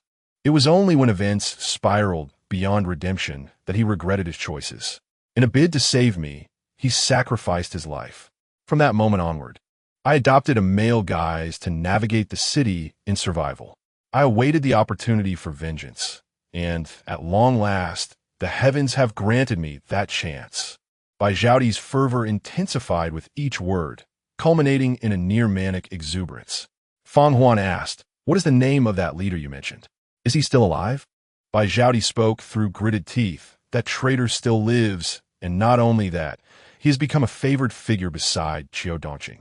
His name is Feng Mingzhang. What are his distinguishing traits, and what responsibilities does he currently hold?" Calculating and shrewd, he is now Qiu Dongqing's closest advisor. Feng Huan felt a wave of apprehension for her strategist. It seemed this battle would prove exceedingly perilous. Feng Huan composed herself and remarked, "Your brother once held a prominent position. Do you have any general statistics regarding the military and civilian population of H City? Additionally, what remarkable weaponry or specialized troops have you encountered? I'm only familiar with the previous data. I wonder if it holds any relevance." "Indeed, it is quite significant for reference. Please go on," Feng Huan asserted as she picked up her pen, ready to take notes. Bai Zhaodi replied, "Prior to the insurrection, H City was home to 9 million civilians and 1.5 million military personnel. After accounting for the 3 million civilians lost during the unrest, exists a particularly powerful firearm resembling a rifle, which nearly every soldier in H City possesses." Yining then revealed an energy gun, asking, "Is this similar?" "Yes, it is exactly the same. How do you possess one as well?" Yining and Feng Huan slumped back in their chairs, alarmed. "This is dire news. They have 150,000 soldiers, 430, organizing intelligence after more than 4 hours. The conversation between Feng Huan and Bai Zhaodi finally drew to a close. Feng Huan nodded to the shadowy figure beside him, who rose to escort Bai Zhaodi out. Left alone in the room, Feng Huan began to sift through the substantial interrogation notes, meticulously summarizing the pertinent intelligence. Unbeknownst to him, another 3 hours slipped by. On the top sheet of paper on the desk, lines of text filled the page as he categorically organized the information. Confirmed facts were marked with a check, while those requiring further validation bore a question mark, and the more dubious entries were crossed out. Ultimately, Feng Huan compiled the verifiable intelligence, appending his own insights and signing off with the names of the 5 members of the action team. He then summoned the shadowy figure back in. The figure stored the documents Feng Huan had organized within the spatial folding ring, placing them into the core space. Feng Huan then communicated with his superior, Huang Xian, via a communication earpiece. Hundreds of miles away, along the border of H Province, Gu Feng, Huang Xian, and Lu Changlin were also engrossed in their urgent tasks. Intelligence reports from 160 action teams were pouring in. The 3 were busy collating this information, and as soon as Huang Xian received Feng Huan's notification, he promptly retrieved the organized intelligence from the core space. By this time, the walls of the house where the trio had settled were adorned with similar documents. Huang Xian and Lu Chonglin compiled the data of the same type and separately organized any intelligence that had not yet been reported. While somewhat tedious, this approach provided a more comprehensive understanding of H City, encompassing everything from lifestyles to production relationships, the struggles of the lower class to the gossip of the elite, and the mundane joys of ordinary citizens to significant historical events of H City. No detail was overlooked. As Gu Feng reviewed the intelligence compiled by Huang Xian, he compared it with the handling suggestions put forth by the team members, seeking practical solutions. This approach seems promising, he exclaimed, pulling down a report affixed to the wall. Huang Xian set down his pen and turned to Gu Feng. While perusing the suggestions on the report, Gu Feng remarked, in light of the intense conflicts between the pipeline authorities and the civilian populace in H City, someone proposed that we could adopt a strategy of undermining the root cause, drawing the lower class to our side. Huang Xian recalled the intelligence he had previously organized and nodded earnestly.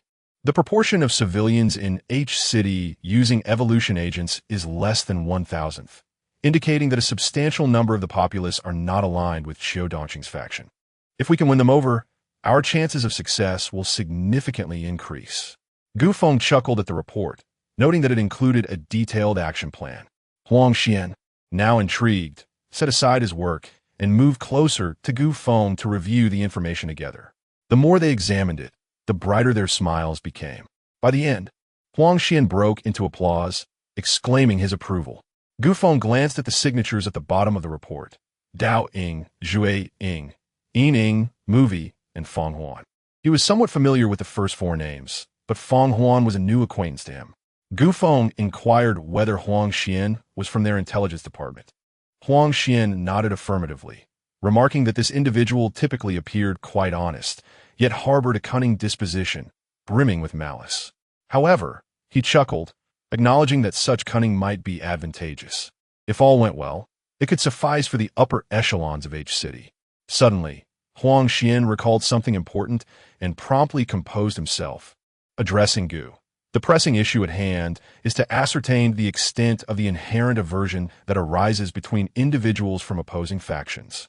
Additionally, we must determine whether a single individual can utilize evolution agents from different camps.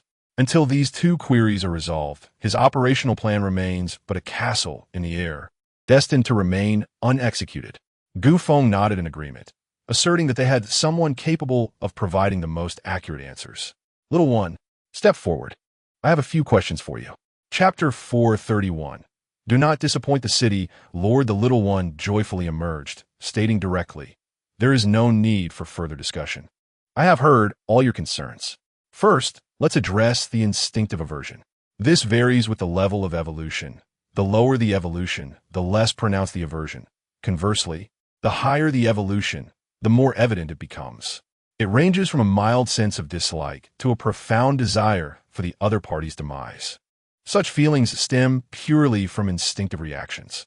Would you consider yourself flawed simply because you detest a specific food? It is a similar principle. These instinctive reactions are difficult to detect as anomalies unless one comes into close contact with the StarCore guide. Now, regarding whether the same individual can utilize evolution agents from different factions, have you thought this through? If it were possible, would we still need to differentiate between factions or rely on mutual devouring for reintegration? Those who stubbornly disregard this may find themselves facing severe rejection reactions. In less severe cases, they might merely expel the evolution agent intact, suffering only minor injuries. In worse scenarios, they could quite literally explode. With the little one's explanation, Gu Feng and Huang Xian exchanged amused glances just as Lu Chonglin entered, carrying a large pot of stew. What is going on? Lu Chonglin inquired in a deep voice. Gu Feng chuckled. Chonglin, after dinner, you must accompany me on a challenging endeavor. Out to slay mutated beasts. Lu Chonglin grinned. That sounds splendid. I've been overwhelmed organizing information these past few days. After the three shared a meal, Gu Feng and Lu Chonglin prepared to depart. Before leaving, Gu Feng turned to Huang Xian and said, You've worked hard alone. For the specific actions over there, I'll leave them to Feng Huan. We shall provide our full cooperation. Understood. Huang Xian nodded in agreement. Once Gu Feng and Lu Chonglin had left, Huang Xian contacted Feng Huan via his communication earring. Hello. Is this Feng Huan? Yes, it's me. Good day, Deputy Minister. Huang Xian said directly, You've done remarkably well. The city lord even specifically inquired about you. Really? Did the city lord truly ask about me? Feng Huan exclaimed excitedly on the other end. Huang Xian laughed. Indeed. I would not dare deceive you with such matters. It's your merit. The city lord is very pleased with your plan. He mentioned that the 2 points you raised are perfectly acceptable. The city lord also instructed me to inform you that you are fully in charge of the plan. Should you require anything, do not hesitate to ask. We shall do our utmost to assist you. Is this real? Minister, I'm not dreaming, am I? Ha ha. Feng Huan concluded with a silly laugh. Huang Xian quickly reminded him, This is your opportunity, but also a test. The city lord has only just begun to notice you. Seize this chance and do not disappoint him. Rest assured, even if it means sacrificing my life, I will not let the city lord down. Enough of that. The city lord does not require such sacrifices. What he needs is for you to complete your tasks in good health. Yes, I will certainly fulfill the mission, Feng Huan assured. Then continued, By the way, please inform the city lord that I may need a substantial amount of evolution agents during this period. Huang Xian chuckled. Do not worry. The city lord is already personally preparing them.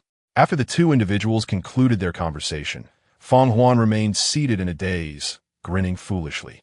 Dao Ying and the others eagerly inquired, What did they say?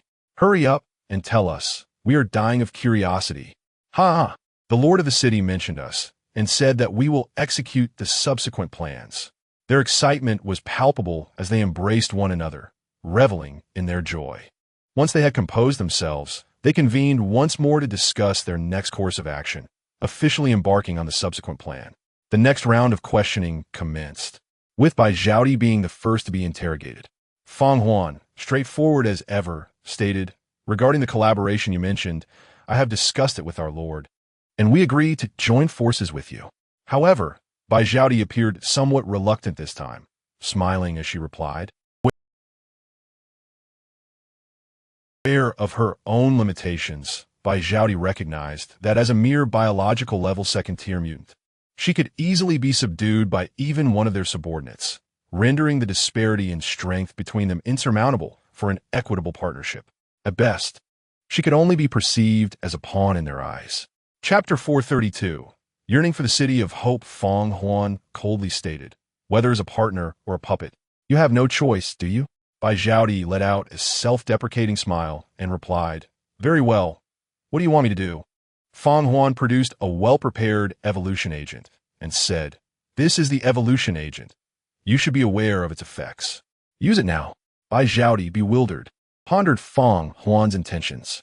Why was she being offered benefits before any action had taken place? Was there something amiss with the medication? A clever mind often harbors suspicion.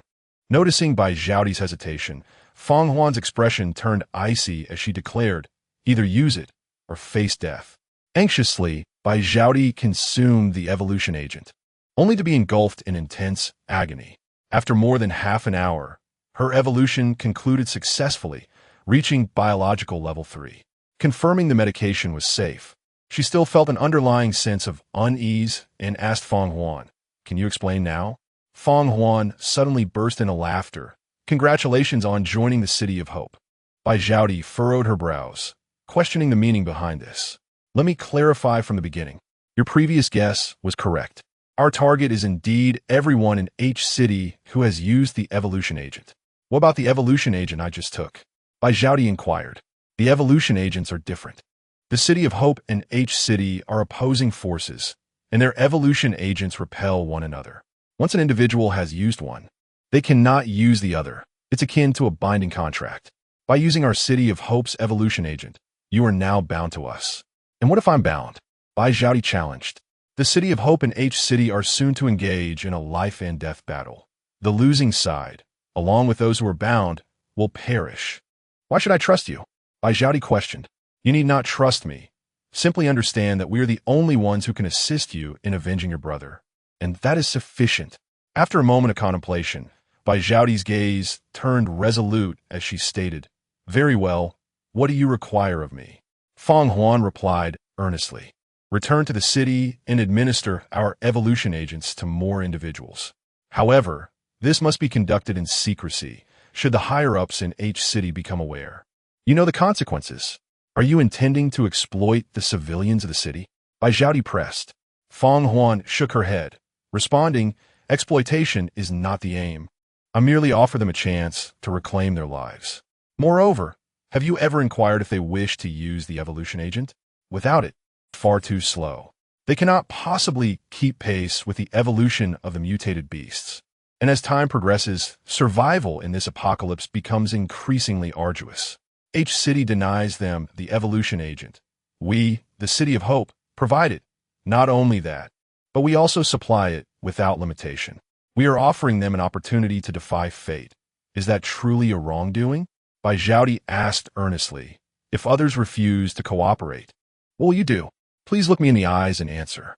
Feng Huan, with sincere eyes, responded, we have regulations against harming innocent civilians. If individuals refuse to comply, we shall have no choice but to forcibly bring them back to the City of Hope. Compared to H City, our City of Hope is nothing short of paradise. As Feng Huan spoke, a gleam of pride sparkled in her eyes. Bai Zhaodi felt a wave of comfort wash over her, and in that moment, she began to yearn for the City of Hope. What kind of place could it be? Why did those hailing from a City of Hope exude such poise and confidence? Very well, I promise you, Bai Zhaodi declared decisively.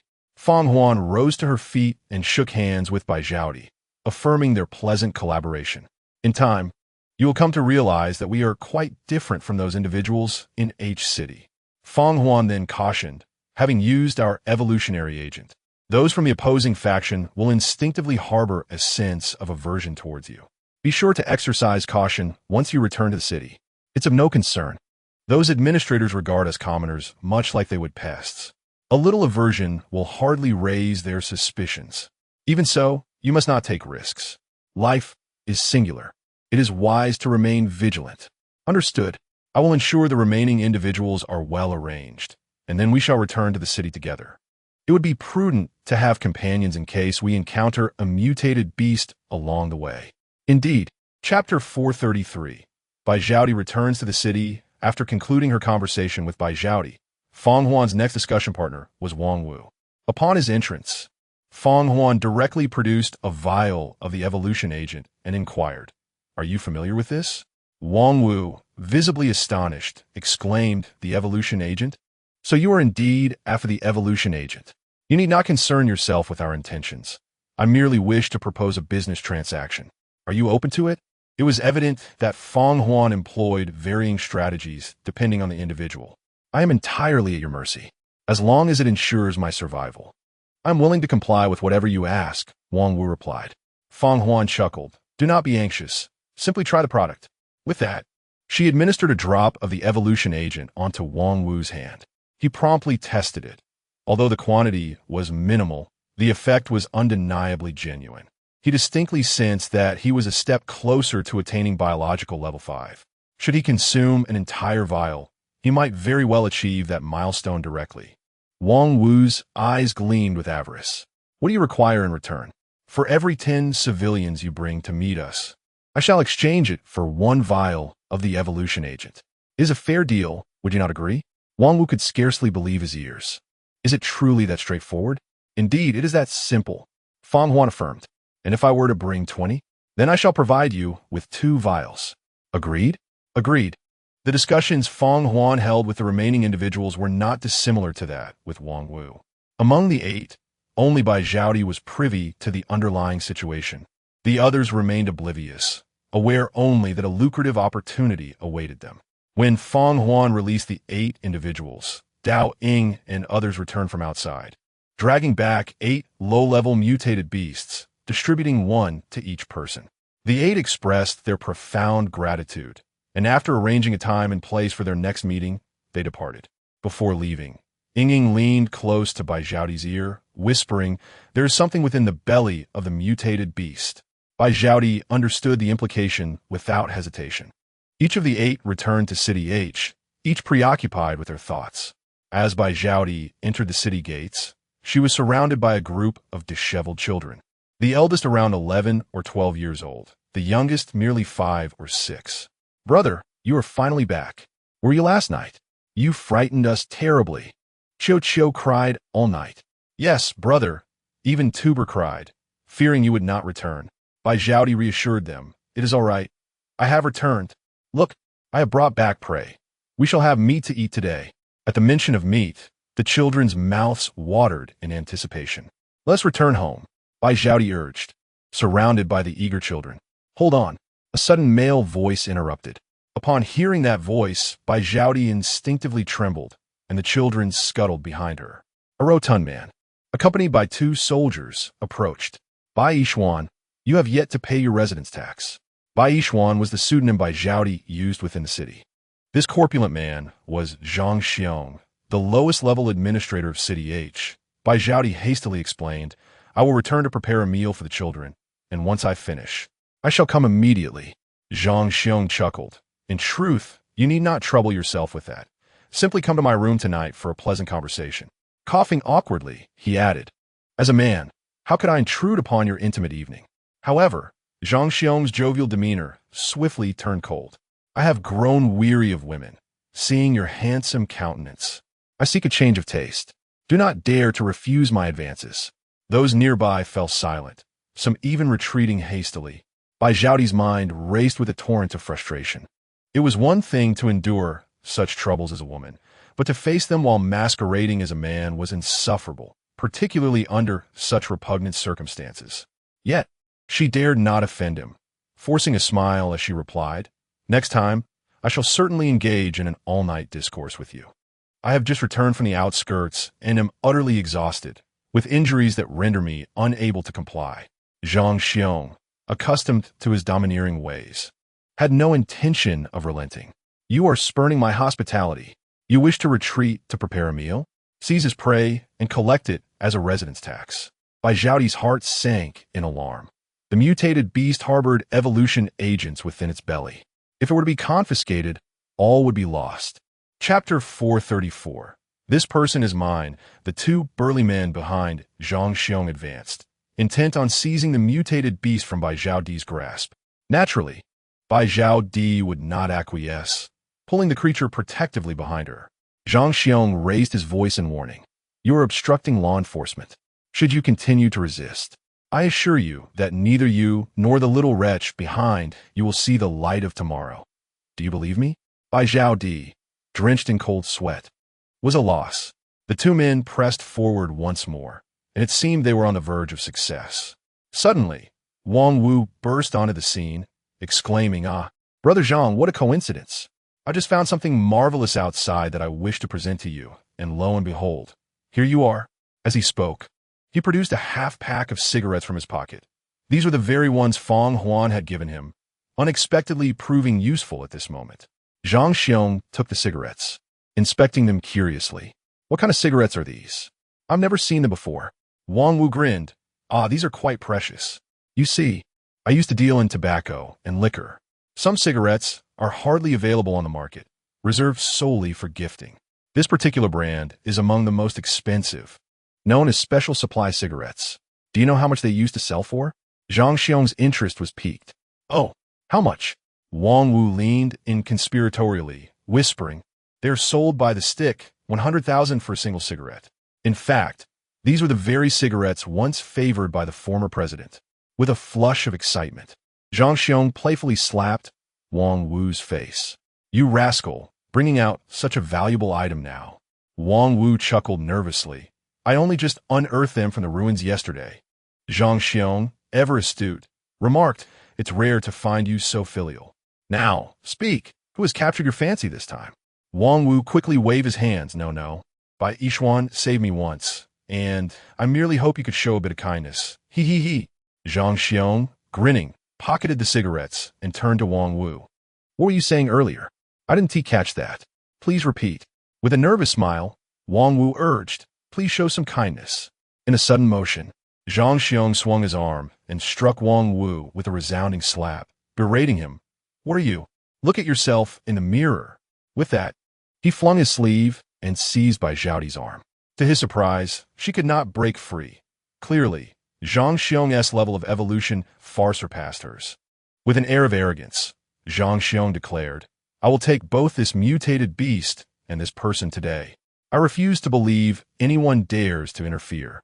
But before he could finish, his expression soured with disgust, and he abruptly released Bai Zhaodi's arm, stepping back several paces with a look of disdain. "How can you be so repugnant?" he remarked, glaring at her. Bai Zhaodi understood the implication, but feigned surprise. "Me? Repugnant?" Zhang Xiong's discomfort grew, and he turned to his subordinates, commanding, "Quickly, release that mutated beast. Do not touch anything that this person has handled." Disgusting. His subordinates, bewildered, released the mutated beast and retreated to Zhang Xiong's side. He glanced around and finally pointed at Wang Wu. "Your mutated beast seems quite impressive." Wang Wu promptly offered the creature forward. "Now, this is more like it." Zhang Xiong swaggered away with the mutated beast, accompanied by his two subordinates. Bai Zhaodi cast a glance at Wang Wu and inquired, "Why do you assist me?" Wang Wu, rubbing his reddened right cheek, replied, "You're also conducting business with that individual, are you not? Then we shall be colleagues from now on. Colleagues ought to support one another, do they not? What do you say? Are you interested in joining forces with me? Together, we could embark on a grand venture.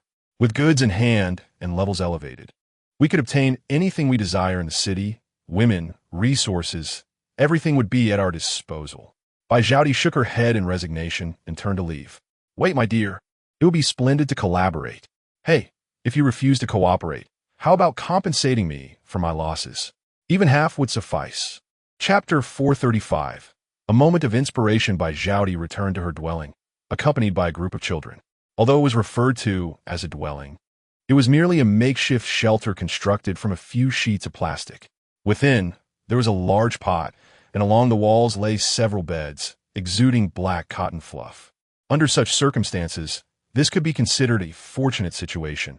In the impoverished district, possessing an iron pot and cotton bedding was a source of pride to boast about. Upon entering the shelter, Bai Zhaodi quickly signaled to the children. The younger ones scampered outside, pretending to play, while in reality, they were on lookout duty. The other children gathered around her, each displaying an uncommon composure and a sense of responsibility. The apocalypse had compelled them to mature swiftly, learning to adapt and improve their circumstances. Bai Zhaodi meticulously dissected the belly of a mutated beast, discovering a substantial quantity of evolution agents, over 500 vials. However, this revelation plunged her into a state of distress. The significance of the evolution agents weighed heavily on her. She could not guarantee that those she recruited would keep the secret. Would she need to explain the existence of Hope City to every new recruit? What if they disbelieved her and reported her instead? The previous rebellion had instilled fear in the common folk, making them hesitant to defy authority. Bai Zhaodi needed a strategy. Suddenly, she recalled how Feng Huan and others had dealt with her, by ensnaring her first, leaving her no choice but to comply before elucidating the implications, thereby reducing the risk of betrayal. Contemplating the evolution agents, she pondered if there was a way to have as many people as possible unwittingly utilize them. Once consumed, they would be unable to extricate themselves from a mission. An idea sparked in her mind. The center of the impoverished district housed a well, which resolved the community's water concerns. What if she discreetly introduced the evolution agents into the well? Resolute, she declared to the children, "Let us fetch some water. We're preparing to wash the meat." The children, unaware of the true nature of her intentions, eagerly complied with her ruse. Bai Zhaodi opened all the vials of evolution agents and poured them into a water bucket. Though over 500 vials had been used, it barely filled half a bucket. The children, clutching various size containers, shielded her as they made their way outside. They arrived at the well with ease, where a throng of people awaited their turn to collect water. When it was Bai Zhaodi's turn, she deliberately swirled the bucket in the well a few extra times before drawing up a bucket of water. The water appeared entirely normal, allowing her to breathe a sigh of relief. Carrying the bucket home, Bai Zhaodi could hardly contain her excitement and took a sip, closing her eyes to gauge the effects. No reaction. After another sip, she felt a slight warmth coursing through her body, barely perceptible unless one focused intently. She realized she had succeeded. Humans could endure several days without food, but not without water. As long as they consumed it, they would be inexorably tied to the momentum of Hope City. Simultaneously, Bai Zhaodi recognized that the well water was sourced from an underground aquifer, which would gradually dilute the evolution agents over time. If this continued, it would not be long before their efficacy diminished. To this end, Bai Zhaodi had to seek another opportunity to venture outside the city, procuring additional evolution agents. Meanwhile, Wang Wu commenced his underhanded schemes throughout the night, assuring others of a team venture beyond the city walls. With his formidable strength at level 4 in the realm of biology, Wang Wu was considered relatively powerful among the common folk. However, his past reputation was abysmally poor.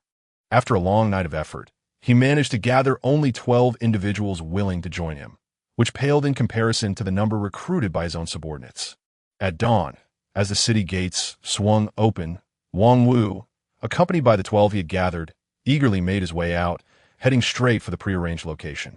To avoid drawing the attention of H City, Feng Huan and the 8 individuals released back in the city maintained the same time and place for their rendezvous. Wang Wu swiftly arrived at the designated spot, and only after confirming that none of the assembled were from Qiu Dongqing's faction did Feng Huan and the others emerge from their concealed positions. Chapter 436. Developing downlines upon their initial meeting, Feng Huan boldly declared before the assembled crowd, "Here is the evolution serum I promised you." With that, he tossed 2 vials of the coveted serum to Wang Wu. An evolution serum. How can this be? It truly is an evolution serum. The 12 individuals behind, bewildered yet intrigued, gasped in astonishment, their gazes toward Wang Wu filled with both envy and admiration. Seizing the moment, Feng Huan continued, "There's no need for envy. Simply answer a few questions and bring a few people out from the city, and I shall grant you the evolution serum. What do you say to this proposition?" As the crowd exchanged glances between Wang Wu and Feng Huan, realization dawned upon them. Such an opportunity was too good to pass up. To bolster his persuasion, Feng Huan instructed Wang Wu to demonstrate the use of the serum in front of everyone. After consuming just 1 vial, Wang Wu ascended to the 5th level of biological evolution, which only intensified the envy of the 12 onlookers, causing them to yearn to return immediately to fetch others. With Wang Wu's successful experience paving the way, the 12 individuals exhibited remarkable cooperation, engaging in open and thorough discussion. Before Wang Wu and the others departed, Feng Huan pulled Wang Wu aside to fully disclose the situation between Hope City and H City. With a pained expression, Wang Wu lamented, "Can I even regurgitate the serum I just consumed?" Feng Huan chuckled, "It's already bound to you. There's no going back unless you perish." Wang Wu felt a surge of despair. He had unwittingly boarded a treacherous ship from which there was no escape. The only path before him now lay in aiding Hope City to secure victory in this conflict. Feng Huan reassured him, "You need not expose yourself. Simply discreetly assist in sending people out daily. We are old acquaintances now, and I shall offer you a discount next time. 5 individuals for 1 vial of evolution serum. Having reached the 5th level, you will require 5 ordinary serums to advance to the 6th level. So best of luck. I have high hopes for you." At this juncture, Wang Wu had no choice but to brace himself and proceed. Feng Huan pointed to the 12 individuals Wang Wu had brought out and said, "Once they use the evolution serum next time, they will become your downlines. You can then discuss the matters of Hope City with them." Wang Wu nearly choked in disbelief. This was reminiscent of the pyramid schemes of old. Yet, he acknowledged the effectiveness of this strategy. If he could develop 12 downlines with just 1 effort, and each of those 12 subsequently recruited 10 more, the next gathering could yield 120 individuals, followed by 1,200 in the subsequent round, a staggering exponential growth that was almost unfathomable. The true nature of this scheme would only be revealed after they used the evolution serum. There was little fear of betrayal. Their disloyalty would not inflict tangible harm upon Hope City, and moreover, they were intrinsically tied to the ship of Hope City. If it sank, they would perish alongside it. Thus, betrayal offered them no benefit whatsoever. Ultimately, Feng Huan painted a vivid picture of the idyllic life in Hope City to uplift Wang Wu's spirits, which resulted in a slight revitalization of his morale. After bidding farewell to Wang Wu and the others, Feng Huan swiftly relocated to another venue, where he would engage with the next group of individuals, following a process nearly identical to that of his meeting with Wang Wu. In the afternoon, Feng Huan was to meet her final individual, Bai Zhaodi. Bai Zhaodi was distinctly different from the previous groups. This was a deliberate arrangement by Feng Huan. Bai Zhaodi was recruited directly from within, while Wang Wu and others were engaged from the outside, employing a dual approach aimed at swiftly guiding the civilians of H City towards the City of Hope. Bai Zhaodi confided to Feng Huan about her own initiative of introducing the enhancer into the well, to which Feng Huan responded with generous praise, recognizing Bai Zhaodi as a clever individual. Subsequently, with a decisive gesture, Feng Huan provided Bai Zhaodi with 5,000 enhancers, allowing her to retrieve more whenever necessary. Thus, the entire plan was set firmly on its intended course. Chapter 437. The momentum of inception. Each day, a multitude of commoners flock to the City of Hope, and the encounters of Feng Huan and his companions outside the city have grown increasingly frequent. Ultimately, the four of them decided to distribute the evolution agents to their subordinates, encouraging them to cultivate their own subordinates in a ceaseless chain of development. With the passage of these agents, the vital connection between the City of Hope and H City was fortified, ensuring that every new recruit understood their binding allegiance to the City of Hope. This linear communication between superiors and subordinates minimized potential losses should any misfortune arise. Moreover, this method of expansion proved to be the swiftest. With millions of evolution agents disseminated, the influx of civilians into the City of Hope from H City has surged like a raging wildfire. As more individuals became aware of the truth, those mutated beings within the city who had already aligned with the City of Hope spontaneously formed a clandestine organization known as the Qinglong Society. The core mission of the Qinglong Society is to assist the City of Hope in triumphing in this life and death struggle. Their routine tasks include gathering intelligence on H City, recruiting secret members, and purging the wavering traitors, among other duties. The leader of the Qinglong Society is a biological-grade level 8 mutant named Song Qinglong. He could have carved out a prosperous career in H City due to his extraordinary abilities, but alas, his beautiful wife was taken by the higher-ups, who claimed she was to be offered to the esteemed Qiu de Shuai. Since that incident, he fell into a state of despair, languishing in the slums for over half a year until Bai Zhaodi found him. She provided him with a substantial supply of evolution agents, reigniting his hope for vengeance. And together, they secretly established the Qinglong Society. Song Qinglong serves as the president, while Bai Zhaodi and Wang Wu hold the positions of vice presidents. Within just a week, the name of the Qinglong Society spread throughout the shadows of H City. In a fleeting moment, those harboring deep-seated grudges against H City, as well as those capable of opposing tyranny, flocked to join. Each applicant was required to have utilized the evolution agents, both to prevent spies from infiltrating and to ensure that all members were united in purpose. Yet, the administrators of H City remained oblivious to the unusual happenings among the lower-class civilians. Several factors contributed to this oversight. The first reason was the disdain held by the administrators towards these lowly individuals. Their gaze was directed upwards, with all levels of management preoccupied with appeasing their superiors. The second reason stemmed from an instinctive aversion arising from the division between factions. Most of the administrators used Qiu Dongqing's evolution agents, while the majority of the civilians employed the agents of Gu Feng, intensifying the disdain felt by the administrators towards these impoverished commoners. The third reason was the impending preparations for war among the management, as the scheduled action loomed closer, leaving them with little mental bandwidth to concern themselves with the plight of the civilians. This circumstance afforded the Qinglong Society ample opportunity to maneuver. In a dimly lit basement within the civilian district of H City, the three leaders of the Qinglong Society sat in silence, seemingly awaiting someone's arrival. Shortly, a figure cloaked in black, shrouded from head to toe, rapped on the door. Bai Zhaodi rose to personally open it. Upon recognizing the visitor, she glanced around cautiously. Seeing no anomalies, she allowed the person to enter. Once inside, the figure removed her hood, revealing a woman of striking beauty. Large, expressive eyes, a prominent nose, and lips marred by alarming bite marks. Her fair skin bore splotches of bruises, rendering her a pitiful sight. Seeing the woman in such a state, Bai Zhaodi could not help but turn away to wipe her tears. The woman managed to smile, offering comfort. "Sister, I am fine. These minor injuries pale in comparison to the countless lives lost." This woman knew Bai Zhaodi's true identity, as she was the sister-in-law of her husband. Her name was Lu Yin, the wife of Bai Zhaodi's younger brother. When Bai Bin was murdered, Lu Yin, due to her beauty, had caught the eye of a high-ranking official in H City, who forcibly took her away. The injuries on Lu Yan's face were, of course, inflicted by this very official. Chapter 438. Delivering the intelligence now. As the two survivors met once more, it was impossible to suppress the sorrow that enveloped them.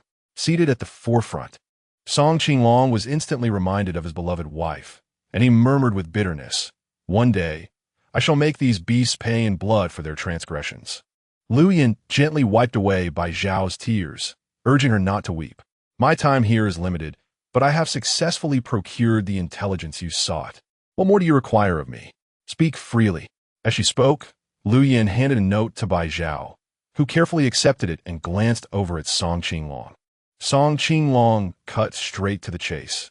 "Can you still establish contact with the wives of other officials?" "Yes," Lu Yin replied. "Then I urge you to circulate among them, seeking any valuable intelligence that could be gleaned. Ideally, we could cultivate them into our informants." "I had the same intention." "Excellent. However, as you proceed, exercise utmost caution, particularly in your selection of informants. Discretion is paramount." "Understood." After Lu Yin departed, the three scrutinized the intelligence. The document detailed the current military strength of H City along with the names and characteristics of various military divisions, even including information about the commanding generals. It was of utmost significance. They promptly resolved to dispatch the intelligence beyond the city at dawn the next day. At the break of dawn, Wang Wu set off with the intelligence. However, upon reaching the city gates, an unforeseen complication arose. The sentinels informed him that the gates would remain closed for 2 days, with further announcements regarding their reopening yet to come. Burdened with concern, Wang Wu sought out Feng Huan. Upon receiving the intelligence, Feng Huan gleefully grasped Wang Wu's hand, exclaiming, "At last, we know the extent of their military might. This is splendid news.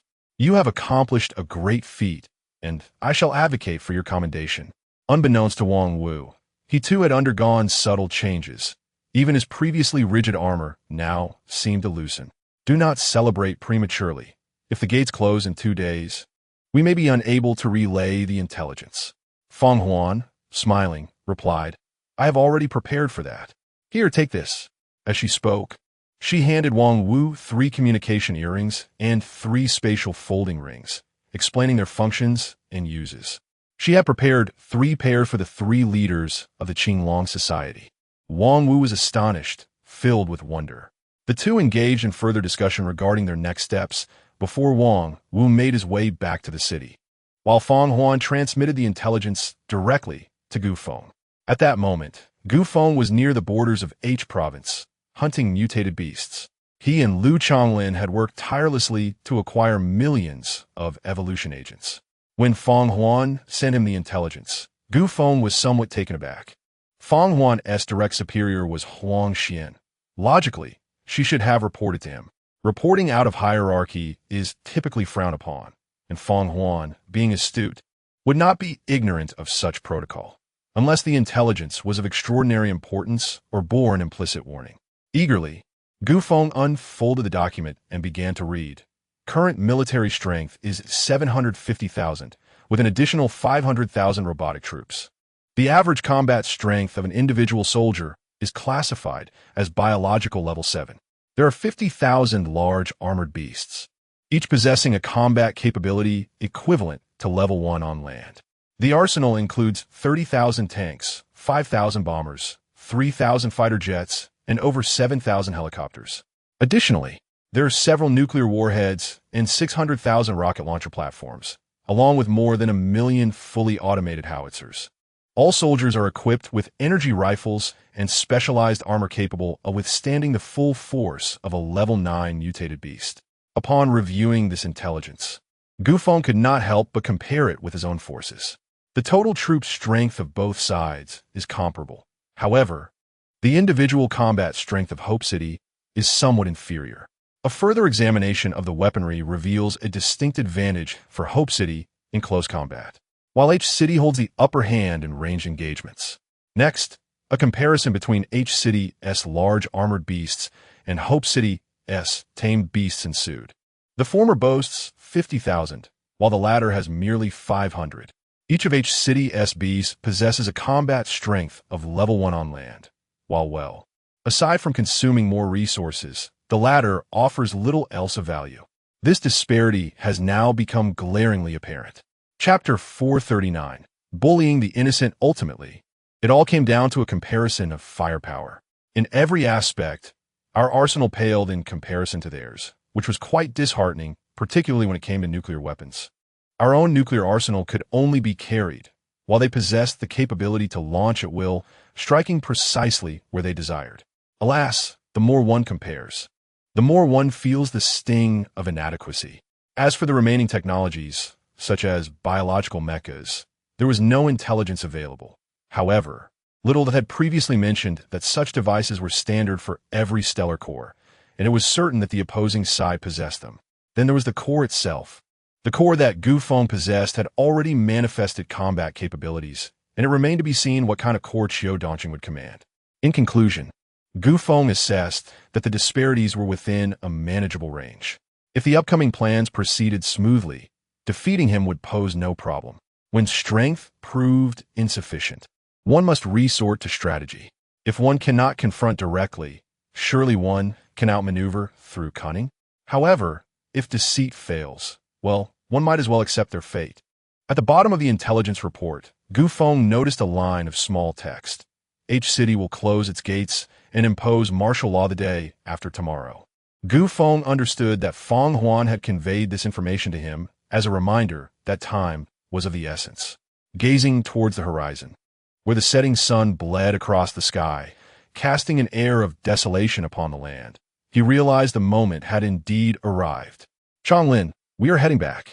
Gu Feng called out loudly as he soared towards their temporary base. Lu Changlin, riding his motorcycle on the ground, followed closely behind. Upon returning to their makeshift refuge, Gu Feng addressed Huang Xian, saying, "Have all the action teams withdraw." "Understood," Huang Xian replied with enthusiasm, fully aware that an unprecedented battle was about to commence. Gu Feng added, "You all will remain here for the time being. I need to return to the city for a brief visit. Contact me if anything arises." "Yes." Both Lu Changlin and Huang Xian responded in unison. Exiting the room, Gu Feng unfurled his wings and took flight towards Hope City, moving with the swiftness of lightning.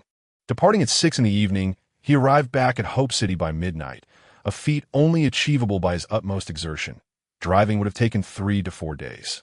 Upon reaching the outskirts, Gu Feng was struck by the sight of Hope City transformed into a bustling anthill. With countless beings scurrying on the ground and soaring through the air, a veritable swarm beyond counting.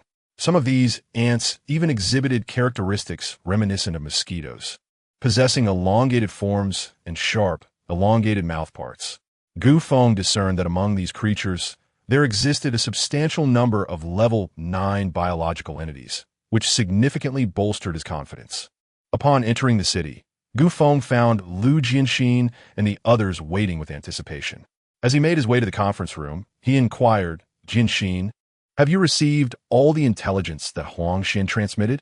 Lu Jianxin, following closely behind, replied, "Indeed, we have received everything." Their exchange prompted a flurry of astonishment within Wang Jingtang. Intelligence? What intelligence? Could it be information regarding H City? Was the Lord leading a team to gather intelligence instead of searching for the Queen Bee? How much information did the Lord possess about H City? A cascade of questions surged within him, yet he expertly concealed them deep within, revealing no hint of disturbance outwardly. Little did he know that Gu Feng was acutely aware of his inner turmoil. This time, Gu Feng had no intention of indulging Wang Jingtang any longer. "Do you know your transgressions?" Gu Feng suddenly halted and questioned Wang Jingtang loudly. I. Wang Jingtang found himself momentarily speechless. Gu Feng scolded sharply. For the sake of your own family, are you truly willing to sacrifice the lives of the entire city? How can your heart be so cruel? Are you and your spouse prepared to abandon your lives? And do you not care for your child? Wang Jingtang stared at Gu Feng in disbelief, pondering how he knew everything. Impossible it couldn't be. Yet soon, his heart turned to ashes. It no longer mattered how Gu Feng had gleaned this knowledge. What was crucial now was how he would confront his own predicament. Wang Jingtang replied calmly, at this point, do as you please, whether to kill or to mutilate. Gu Feng feigned innocence, asking, are you truly willing to sacrifice your child as well? Wang Jingtang confidently retorted, I know you would never harm an innocent child. Gu Feng, seething with rage, exclaimed, what angers me the most is this very point. You believe I would not harm your son, which is why you chose to betray me for the Qiu family. You are taking advantage of my integrity. Damn it, you scoundrel. Do you think it's acceptable to bully an honest man? Gu Feng's long-suppressed fury finally erupted. He had treated Wang Jingtang with sincerity, only to be met with callous betrayal. What infuriated him most was that his own principles had become a bargaining chip for the other party's treachery. Was this not the very definition of injustice? Had Gu Feng been a remorseless killer, would Wang Jingtang still dare to betray him for the sake of his son? This was the root of Gu Feng's exasperation. Why is it that being a good person leads to suffering? What kind of reasoning is this? Chapter 440. The promotion of Pangs will bring Wang Jingtang to me, bind him, and keep him under watch. Gu Feng commanded. Two team members stepped forward and apprehended Wang Jingtang. Pang Zhua stepped forward. Pang Zhua, standing at the back of the crowd, hastily approached Gu Feng. City Lord, please feel free to give your orders. Pang's demeanor was markedly respectful, devoid of the arrogance he had exhibited upon their first meeting. Wang Jingtang claims you are adept at mechanized command operations. Pang Zhua broke into a cold sweat, having just apprehended Wang Jingtang. He was taken aback by the sudden inquiry. Who would dare acknowledge such a claim? No, absolutely not. I have no connection to Wang Jingtang, nor do I possess any understanding of mechanized warfare. Gu Feng, perceptive to Pang's inner turmoil, reassured him, enough. I am aware that Wang Jingtang's matters do not concern you. I intend to assign you the command of all mechanized troops in Hope City. What do you think? Truly, do you trust me so readily? Gu Feng replied with calm assurance. Your talents should not be squandered. Do you wish to spend your life as a sycophant? Deep within Pang Zhua, feelings of grievance and resentment surged like a flood. Indeed, he had once been an idealistic and passionate individual. Somewhere along the line, he had morphed into a petty sycophant merely drifting through life. The hardships he endured during this transformation were known only to him. Now, the dream of showcasing his talents was merely a step away. He did not wish for over 2 decades of toil to be in vain. Pang Zhua nodded solemnly. City Lord, thank you for your trust. I shall not let you down. Gu Feng nodded in satisfaction. I officially appoint you as the commander of the Guard Legion. Yes, City Lord. After a brief interlude, Gu Feng and his entourage proceeded to the conference room, initiating an urgent pre-war mobilization meeting. The announcement of the impending battle with City H was formally released the next day, along with the rationale for the conflict. In this life-and-death dilemma, hesitation was a luxury no one could afford. While a small fraction of individuals might feel remorse or regret, it mattered little. Those who had survived to this point had witnessed far too much mortality and understood the world's cruelty all too well. You die or I live. The answer was clear. Of course, you shall perish. What was there to deliberate? Regardless of age, be it the elderly or the young, warriors or civilians, everyone was mobilized. Over 2 million residents, alongside 120,000 soldiers, created a scene of bustling activity that was nothing short of spectacular. After an extensive and grand preparation, the operation officially commenced early the following morning. In the command room, all stood at attention. Gu Feng, positioned on the platform, surveyed the Legion commanders and departmental leaders below. Commanding, commenced the operation. Yes, the crowd responded in unison, their voices resonating with thunderous fervor. Guo Sijia led the Silver Wolf Legion, while Zhang Ping commanded the Fire Phoenix Legion, and Pang Zhua was at the helm of the garrison. They escorted the residents of the entire city southward, accompanied by the remaining members of the intelligence unit under the leadership of Big Nose, the logistics department led by Third Brother, and the entire administrative system headed by Liu Zhe, which included the departments of agriculture, industry, and commerce, among others. The total number of people amounted to an astounding 6 million, creating an awe-inspiring spectacle of ceaseless vehicles and a throng of humanity, stretching beyond the horizon. Simultaneously, Gu Feng personally led Liu Jianxin's Black Panther Legion, Li Yi's Scorpion Legion, and Ji Yu's Cobra Legion, totaling 600,000, as they set forth towards City H. In an instant, Hope City transformed into a desolate ghost town. The Queen Ant and her countless subjects had seemingly vanished, leaving the premises entirely emptied, including the cessation of operations at the nuclear power station. It was evident that they were determined to burn their boats. In City H, atop the central building, Qiu Dongqing was engaged in an intimate rendezvous with a bevy of enchanting women when Feng Mingzhang hurriedly burst in. Upon witnessing the scene before him, he quickly turned away, clearing his throat in embarrassment. Chapter 441. Slow March. Qiu Dongqing finally released the woman in his arms, furrowing his brow and inquiring about the matter. "Commander, they have indeed acted in accordance with the intelligence reports," came the reply. "Oh, are you certain?" Qiu Dongqing's expression softened at this confirmation. "The satellite has captured every move they make. There is no mistake. They still think they can deceive us, unaware that we have already unraveled their true intentions." He laughed heartily at last. "It begins. I can hardly wait to absorb that person's stellar core." Feng Mingzhang, however, remained remarkably composed. "Commander, should we launch a nuclear missile to instill some fear in them?" "Not necessary. I fear we might frighten them away again." Qiu Dongqing recalled the last encounter that allowed Gu Feng to escape, a source of great vexation for him. That fellow was simply too adept at fleeing. He could not bear to let the courage they had finally mustered be obliterated by a nuclear blast. Qiu Dongqing continued. "How are our preparations coming along?" Feng Mingzhang responded. "Everything is in order. If they dare to attack City H, we shall ensure that their casualties are countless." "Excellent. We await their arrival with open arms." Meanwhile, on Gu Feng's side, the pace of their march was inevitably sluggish due to the joint operation with the army. Most vehicles had been allocated to Guisijia, leaving over 60,000 people to traverse on foot.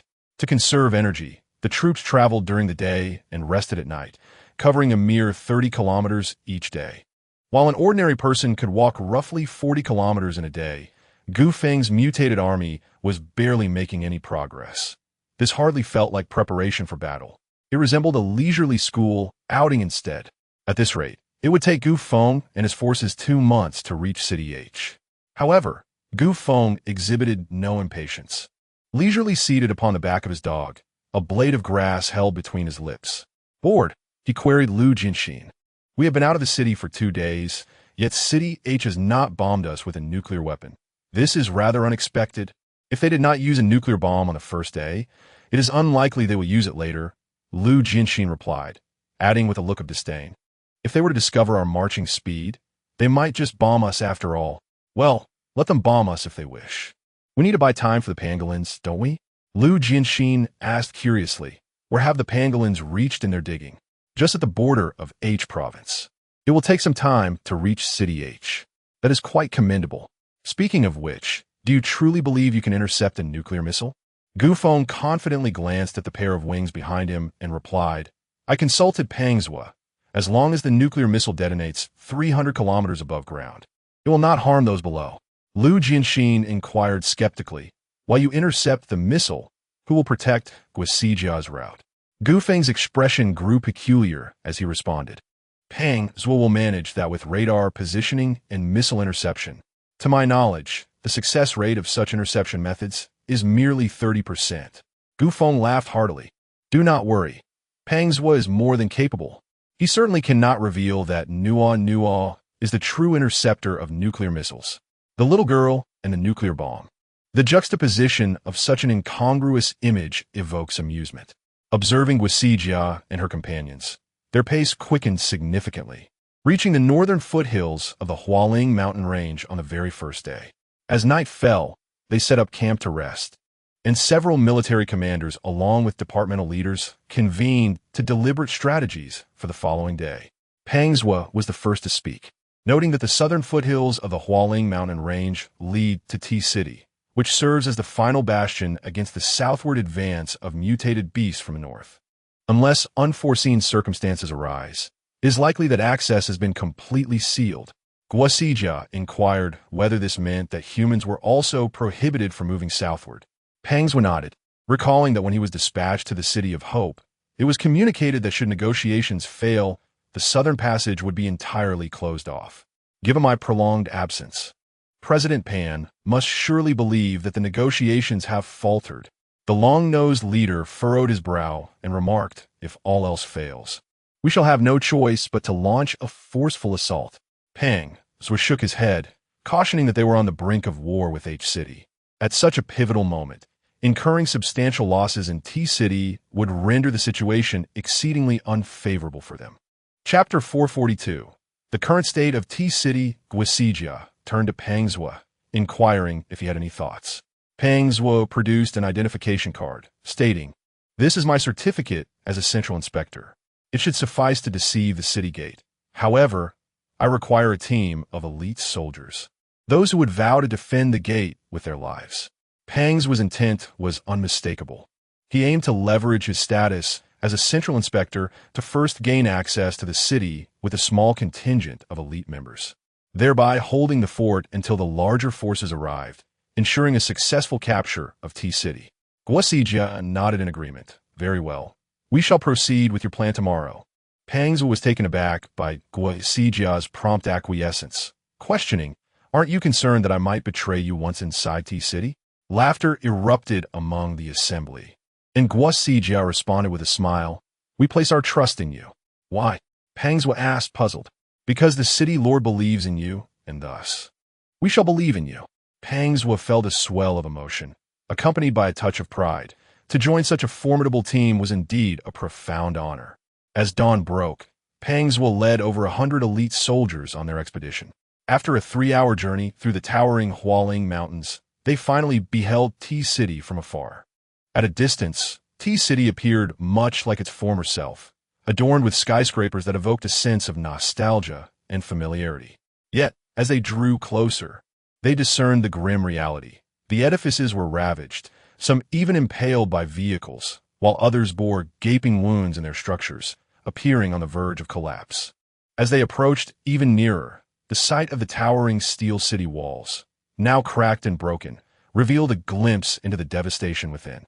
The streets were littered with abandoned vehicles, devoid of human life, replaced instead by an abundance of mutated beasts. Peng Zhuo, in disbelief, uttered, "T-City has fallen to the mutated beasts? This cannot be. Hope City still stands. How could T-City succumb?" Unacquainted with the sheer terror of the beast tide, Peng Zhuo was unaware that T-City had indeed been laid waste by the onslaught. His former superior, Pan from the 7 seats of governance, had long fled, leaving Peng Zhuo in ignorance of these grim realities. Regaining his composure, Peng Zhuo initiated contact with the rear forces to relay the situation. For hours later, the main force caught up, and upon witnessing the shattered steel walls, a sense of melancholy enveloped them. Subsequently, Guosijia commanded everyone to enter and establish a base within the city. The military was the first to penetrate T-City, commencing the eradication of the mutated beasts, while the civilians busied themselves in a citywide search for survivors and supplies. Liu Zhe led the administrative system into efficient operation, yet orderly environment. Everyone was acutely aware of their responsibilities, and every task appeared to unfold seamlessly.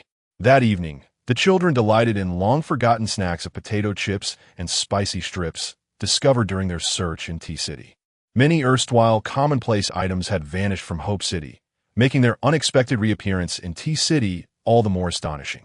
Nono clutched a bucket of instant noodles, vying with Guosijia for a taste. In front of Guosijia, Nono still appeared as a naive little girl, blissfully unaware. Among all in the City of Hope, only Gu Feng was privy to Nono's true situation. The rest remained oblivious. Thus their interactions with Nono continued as they always had. After a brief bout of laughter and playfulness with Guosijia, Nono rose to join the other commanders in their discussions. Everyone had grown accustomed to her presence, allowing her to amuse herself without disrupting their deliberations. Meetings regarding military operations were presided over by Guasijia, while administrative matters fell under the purview of Luze. Luze announced, "The search within the city has nearly concluded, and the quantity of supplies found is astonishing. We are currently unable to provide precise figures. Yet the most significant discovery is that we have located over 300 survivors. According to them, T-City was breached during the onslaught of mutated beasts. Pangswa, with a heavy heart, lamented, when I departed from T-City, its population exceeded 10 million. Now, only 300 remain. This world truly offers no respite for survival." Chapter 443. Coexistence with the City of Hope and Truth. Pangswa felt a sense of relief, fortunate that when the tide of mutated beasts surged, he was no longer in T-City, but rather in the City of Hope. Initially, when he was dispatched to the City of Hope, he felt a sense of grievance. Yet little did he anticipate that this very move would ultimately save his life. Sometimes, the twists of fate are indeed astonishing. Big Nose patted Pang Zhuo on the shoulder as a means of consolation. Lu Zhe continued, stating that it would take an additional day to properly settle the residents, after which they would be able to proceed to the battlefield in H City. The gathered individuals clenched their fists, with Mu Chun, Gulan, and one when demonstrating the most enthusiasm. Meanwhile, Gu Qingqing, the medical director, displayed a semblance of composure, though internally, she too felt an urgency. Lu Zhe remarked that there was no need for haste. The crux of the matter depended on when the passage below would open. As he spoke, he gestured toward the ground beneath them, and the others understood the implication. If one possessed the ability to see through the layers of earth, they would observe countless ants burrowing tunnels from the underground of the City of Hope to that of T-City, evidently working to establish a passageway between the two cities. 2 days later, the head of an ant emerged in the heart of T-City, and the opening of the tunnel gradually expanded. To prevent any unusual sightings from satellites above, Lu Zhe organized teams to construct a shelter over the tunnel entrance, camouflaged to blend seamlessly with the surrounding concrete, rendering it imperceptible from high above. Subsequently, the military began to assemble covertly, entering the cavern. The cave was spacious enough to accommodate trucks without issue. Upon entering, the soldiers would encounter the long-awaited mutated ants, and according to the plan, they would ride these ants forward. These mutated ants were no smaller than cars, capable of easily carrying a person. Moreover, their numbers had exceeded 300,000, making it feasible to transport everyone present without difficulty. Gusijia's Silver Wolf Brigade was the first to depart, followed by Big Nose's Intelligence Unit, Sanji's Logistics Division, and Pang's Defense Brigade. The accompanying vehicles, tanks, and artillery were all stored within the Starcore space. The administrative system led by Lu Zhe left behind an abundance of weapons, equipment, and supplies for the residents. While residing in the City of Hope, the residents had regularly undergone unified training, thus equipping them to defend themselves with relative ease. Furthermore, the defense system of T-City had been fully established, as long as they were not confronted by a tide of mutated beasts or star-level mutated creatures. They would be safe. However, the residents expressed clear dissatisfaction with Gu Feng's arrangements. They felt that they should not be excluded from this war. They too wished to contribute to the effort. They desired to protect the City of Hope and the beautiful life it offered, knowing that the widespread availability of the evolution agent had been achieved long ago. Thus, should this war be lost, the residents who remained in the rear would also face demise. Regardless of whether motivated by sentiment or personal interest, they all felt an obligation to contribute. When united with the Legion, they could suppress this impulse. Yet now, with all the legions and officials rushing to the battlefield, it was the civilians who remained in the safety of the rear. With such leaders, they were both moved and relieved, for never in the annals of history had they witnessed such selflessness in governance. The fervor that lay dormant within the hearts of the residents began to simmer. At last, someone could no longer contain their ardor, exclaiming, "Let us live or die with the City of Hope." A multitude of residents seized weapons, gathering together, entering the caverns, and heading to the battlefield. This fervent spirit spread like wildfire, An elderly father bid farewell to his children, urging them to exercise caution when they reach the front lines. You must not burden your comrades. You hardly took your training seriously within the city. The child, fighting back tears, replied, "Father, how can you say such things? Look at others. They encourage their children. Why dampen my spirits?" The father, placing a hand on the child's shoulder, reflected, "In the blink of an eye, you've grown up. How swiftly time passes. Now go." The child wiped away tears, forcing a smile, and waved vigorously at the father. "Wait for me to return, so I can enjoy your delicious fried sauce noodles."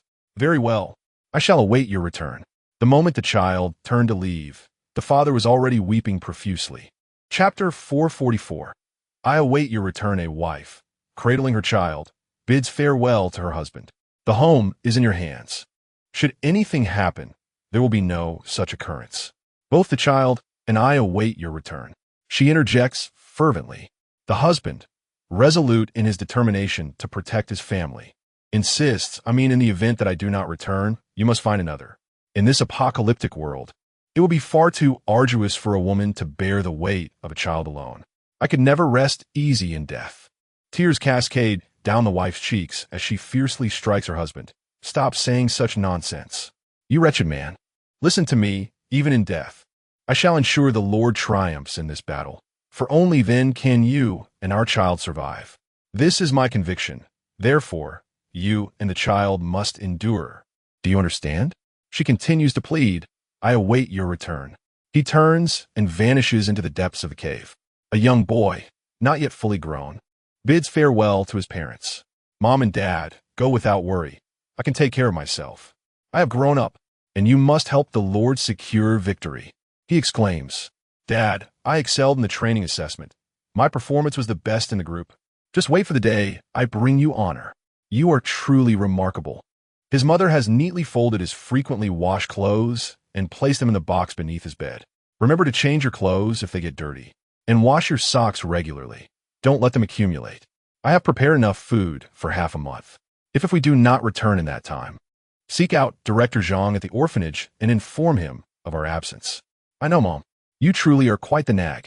The boy replies with a playful grin, seemingly oblivious to the gravity of their parting. His parents ruffle his hair, reluctant to leave as they step into the cave.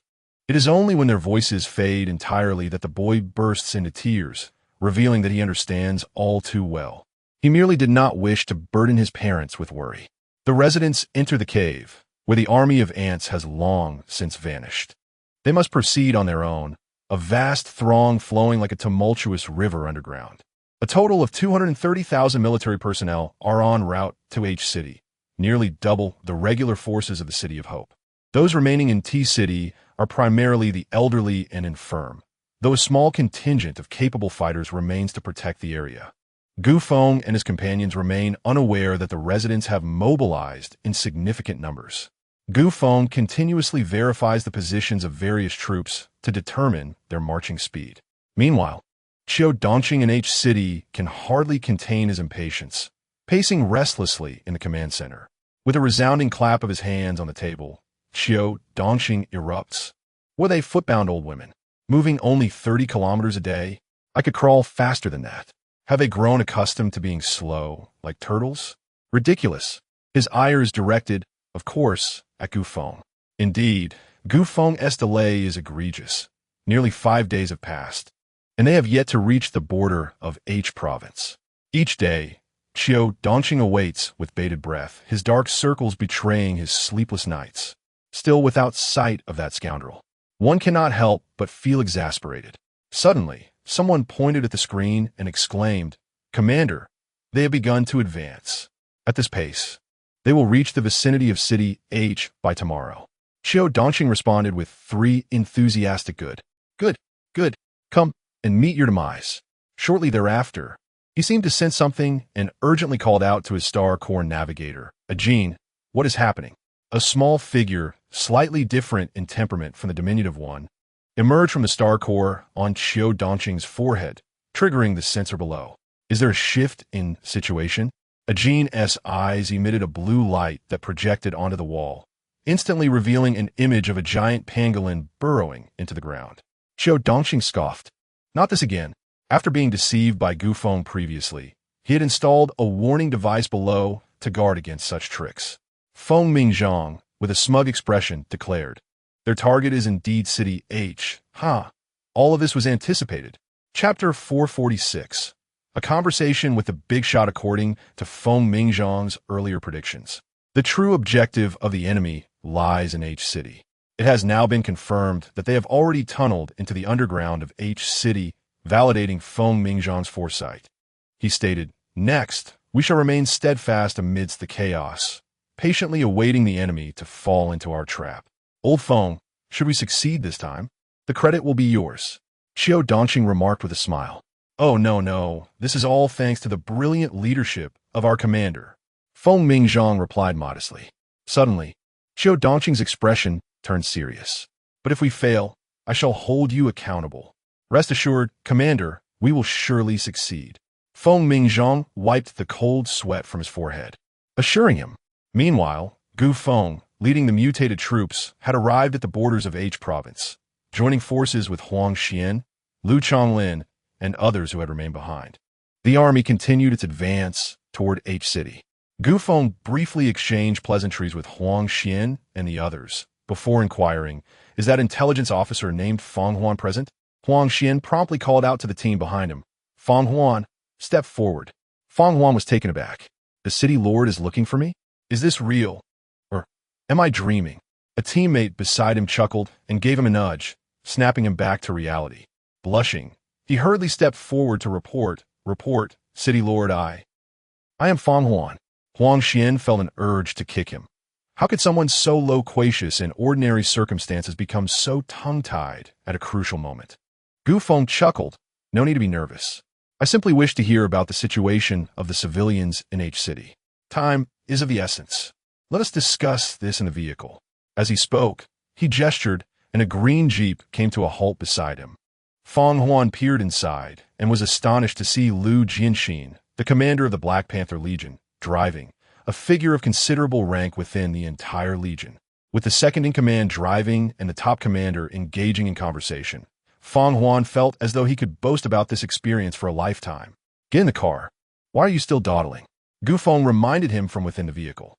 Feng Huan felt so flustered that he stumbled into the car without even realizing it. Gu Feng engaged in light conversation with Feng Huan for a while, allowing him to compose himself before inquiring about the situation in H City. Gu Feng stated, "The Star Corps indicates that over 1 million people have joined our ranks in these past 9 days. I understand this is largely due to your efforts." Feng Huan, taken aback by the compliment, replied, "I merely did what I ought to. It was mainly their own decision, especially individuals like Song Qinglong, Bai Zhaodi, and Wang Wu." "Oh, Bai Zhaodi and Wang Wu. I have seen their names in your previous intelligence reports, but this is the first I have heard of Song Qinglong." Feng Huan briefly introduced Song Qinglong's background and experiences. Gu Feng frowned. "So you have not seen Song Qinglong with your own eyes?" At that time, the situation was urgent, so I... But rest assured, Song Qinglong has already used our evolution agent. There is no benefit for him if we fail." As Gu Feng felt a slight sense of relief, another thought crossed his mind. Wang Jingtang had also utilized his own evolutionary agent, thus betraying him as well. Gu Feng's heart sank once more. It appeared necessary to seek an opportunity to ascertain the truth. Subsequently, he glanced at Lu Jian, Xian, and then at Feng Huan, his mind already formulating a plan. The following day, the formidable army led by Gu Feng confronted H City, both sides positioned just beyond each other's artillery range. Tension permeated the air as both factions were poised for combat, a great battle seemingly imminent. However, rather than hastily launching an attack, Gu Feng dispatched a delegation. The envoy consisted of precisely 100 individuals, with a lion-headed banner held aloft on the left and a white flag on the right. As they approached H City with measured steps, upon seeing the white flag, the sentinels atop the city walls understood that these individuals came in the spirit of negotiation. In H City's command center, Qiu Dongqing observed the 100 figures on the screen and turned to Feng Mingzhang, inquiring, "What do they intend to do?" "They are merely attempting to use negotiations as a guise to probe our city's vulnerabilities." Qiu Dongqing let out a cold chuckle, declaring they are overestimating their capabilities. Let them in. I am eager to see what they have to say. Chapter 446. The arrival of the delegation with a resounding boom. The grand gates swung open, allowing a delegation of 100 individuals to enter H City under the scrutinizing gaze of the populace. Countless infrared sights provocatively swept over the members of the delegation. Yet they maintained an air of composure throughout. Unbeknownst to all, accompanying the delegation were three figures rendered invisible: Feng Huan, Yining, and Wen Xiang. Yining possessed the ability to cloak himself and his companions, while Wen Xiang had the power to sever all sense and perceptions. Together, their synergy rendered them nearly undetectable, even to the likes of Gu Feng and Xiao Dongqing. Upon entering the city, the trio swiftly made their way to the civilian district, where they were to be met by Zhao Di, ensuring their presence would go unnoticed. Leading the delegation was Lu Jianxin, adorned with a necklace that nullified mind reading, making him perfectly suited to meet Xiao Dongqing. Upon their meeting, Lu Jianxin addressed Xiao Dongqing with a dignified demeanor. On behalf of the Lord of Hope City, I extend my greetings to General Xiao. Xiao Dongqing lounged arrogantly in his chair, too disinterested even to respond. Below him, Feng Mingzhang interjected brusquely. What is a lord of the city? I have never heard of such a position before. The implication of Feng Mingzhang's words was clear. Gu Feng was a mere pretender, unworthy of such a title. In retort, Lu Jianxin quipped, I too have never heard a donkey bray, yet it seems I have just witnessed it. Enraged, Feng Mingzhang shot back very well. What business do you bring with your heavily armed entourage to H City? Acknowledging the futility of further pretense, Lu Jianxin stated plainly, I have come to convey the intentions of our lord regarding a discussion with General Xiao. Xiao Dongqing, too lethargic to even open his eyes, feigned slumber. Undeterred, Lu Jianxin continued, Our lord recalls your previous encounter fondly, regretting the hurried nature of that meeting. He wishes to seize this opportunity for a more thorough dialogue, with the time and location determined by you, as well as the number of attendees. Internally, Xiao Dongqing scoffed at the notion of familiarity, recognizing it as desperation cloaked in eloquence. Relay to your lord that tomorrow morning at 9, 40 miles south lies Huangyuan Mountain, where a pavilion named Zhuge Pavilion awaits. He may bring as many as he desires. I shall only be accompanied by 3, Xiao Dongqing replied curtly. Very well. I shall convey your message in its entirety to our lord, Lu Jianxin responded. Meanwhile, in the civilian district of H City, Feng Huan and her companions met with Song Qinglong. Feng Huan took her seat at the head of the table, flanked by Yining and Wen Xiang, facing Song Qinglong. By Zhao Di and Wang Wu, Feng Huan cut straight to the chase. I have come bearing a mission. Wang Wu, visibly anxious, remarked, This is far too perilous. Couldn't the mission be conveyed via the communication earpieces? This assignment is rather unique, Feng Huan replied, casting a glance at Song Qinglong before mysteriously stating, I have received intelligence suggesting there is a traitor among you. Impossible. By Zhao Di and Wang Wui spoke in unison, while Song Qinglong inquired, Who is it? Feng Huan chuckled. There's no need for such tension. The intel indicates that the traitor is at the grassroots level. I merely wish to remind you to exercise caution. The three across from her nodded repeatedly. Song Qinglong then asked, Your visit today isn't solely to inform us of the traitor, is it? Indeed, I have a far more crucial plan to share with you. This plan is of utmost importance, and once you 3 are informed, it must remain confidential. You must ensure absolute secrecy. By Zhao Di and Wang Wu's excitement surged as they clenched their fists. It was finally about to commence. Yes, it is indeed finally beginning. Feng Huan glanced at the concealed Ying and the fragrant one, who exchanged understanding glances before rising in unison. One concealed themselves at the door, while the other activated their abilities, enveloping the entire room in a protective barrier. Chapter 447. The words of Feng Huan, seeing Feng Huan's grave demeanor. Song Qinglong and the others understood that what he was about to say held profound significance. They leaned in closer, eager to listen. Once Feng Huan confirmed that everything was in place, he began to speak. Previously, there was a plan for Hope City. Commander Guisija would lead the main forces southward, deceiving the satellite reconnaissance of City H, before secretly returning underground to re-establish an ambush at Hope City. Meanwhile, the City Lord would personally lead a portion of the troops to assault City H. Given the disparity in forces, the City Lord would undoubtedly be forced to retreat, prompting Qiu Dongxing to pursue. By the time he arrives at Hope City, the concealed troops would spring forth, ensuring a decisive victory over Qiu Dongxing. What a brilliant plan! First, a feigned retreat, followed by luring the enemy deep. Truly ingenious. Such a strategy could determine the fate of the world in a single battle. It's remarkable indeed. It seems success is imminent. Song Qinglong and the others praised the plan enthusiastically.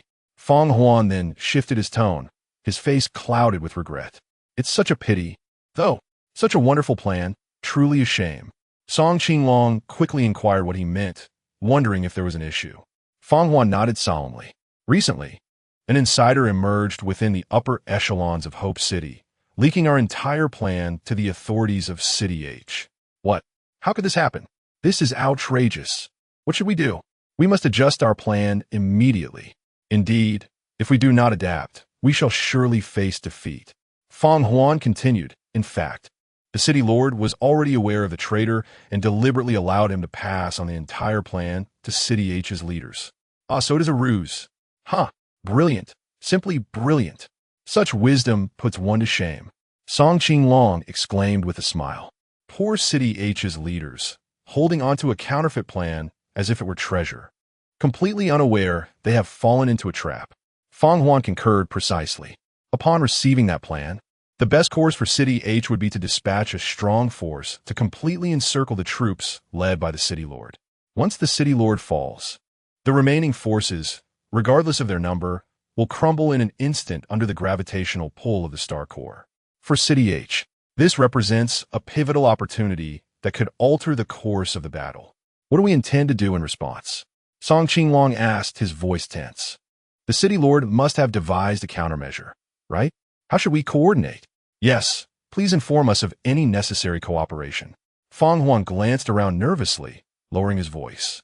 I cannot divulge the specifics of the plan, but I can tell you what I need from you. Of course, naturally. Please, tell us how we can assist. Feng Huan whispered. Around 4 o'clock tomorrow afternoon, a red signal flare will ascend into the sky from outside the city. Upon seeing the flare, you must charge toward the city gates with all your might. He suddenly halted, realizing he had revealed too much, and quickly added, Our ideal life is just within reach. Let us strive for it. Forward. After conversing for a while, Feng Huan awaited the appointed time to meet Lu Jianxin and then took her leave. The envoy successfully retreated, which relieved the ancient Feng outside the city. Although both sides had been at a standoff for an entire day without igniting a war, the surface remained calm, while beneath it, turbulent currents surged. As night fell in the civilian district of H City, in a dimly lit room, Song Qinglong slept soundly on his bed, the soft rhythm of his snores rising and falling evenly, while the clock on the wall ticked incessantly. At precisely 2 o'clock in the morning, Song Qinglong's eyes suddenly snapped open, revealing a glacial and merciless gaze. Swiftly, he crawled beneath the bed, his fingers grasping an iron ring with a slight tug. A hidden door emerged from beneath the bed. Leaning down, Song Qinglong slipped inside. After more than half an hour, he emerged from another concealed door, arriving in a lavish underground chamber. Chapter 448. The betrayal of Song Qinglong in a dimly lit basement. A middle-aged man with a beard lounged on a sofa, a glass of red wine in hand. He cast a glance at the sudden appearance of Song Qinglong, revealing no surprise. It seemed he had been waiting for him. Where's she? Song Qinglong inquired directly. The bearded man retorted, What about the information? Unyielding, Song Qinglong insisted, Let me see her first, and I will provide you with the intelligence. The bearded man furrowed his brow. Very well, but remember, you only have 5 minutes with her. Irritated, Song Qinglong replied, I know, you don't need to remind me every time. The bearded man called into the shadows, Take him to her. From the darkness emerged an agile black-armored robot, gracefully gesturing for Song Qinglong to follow.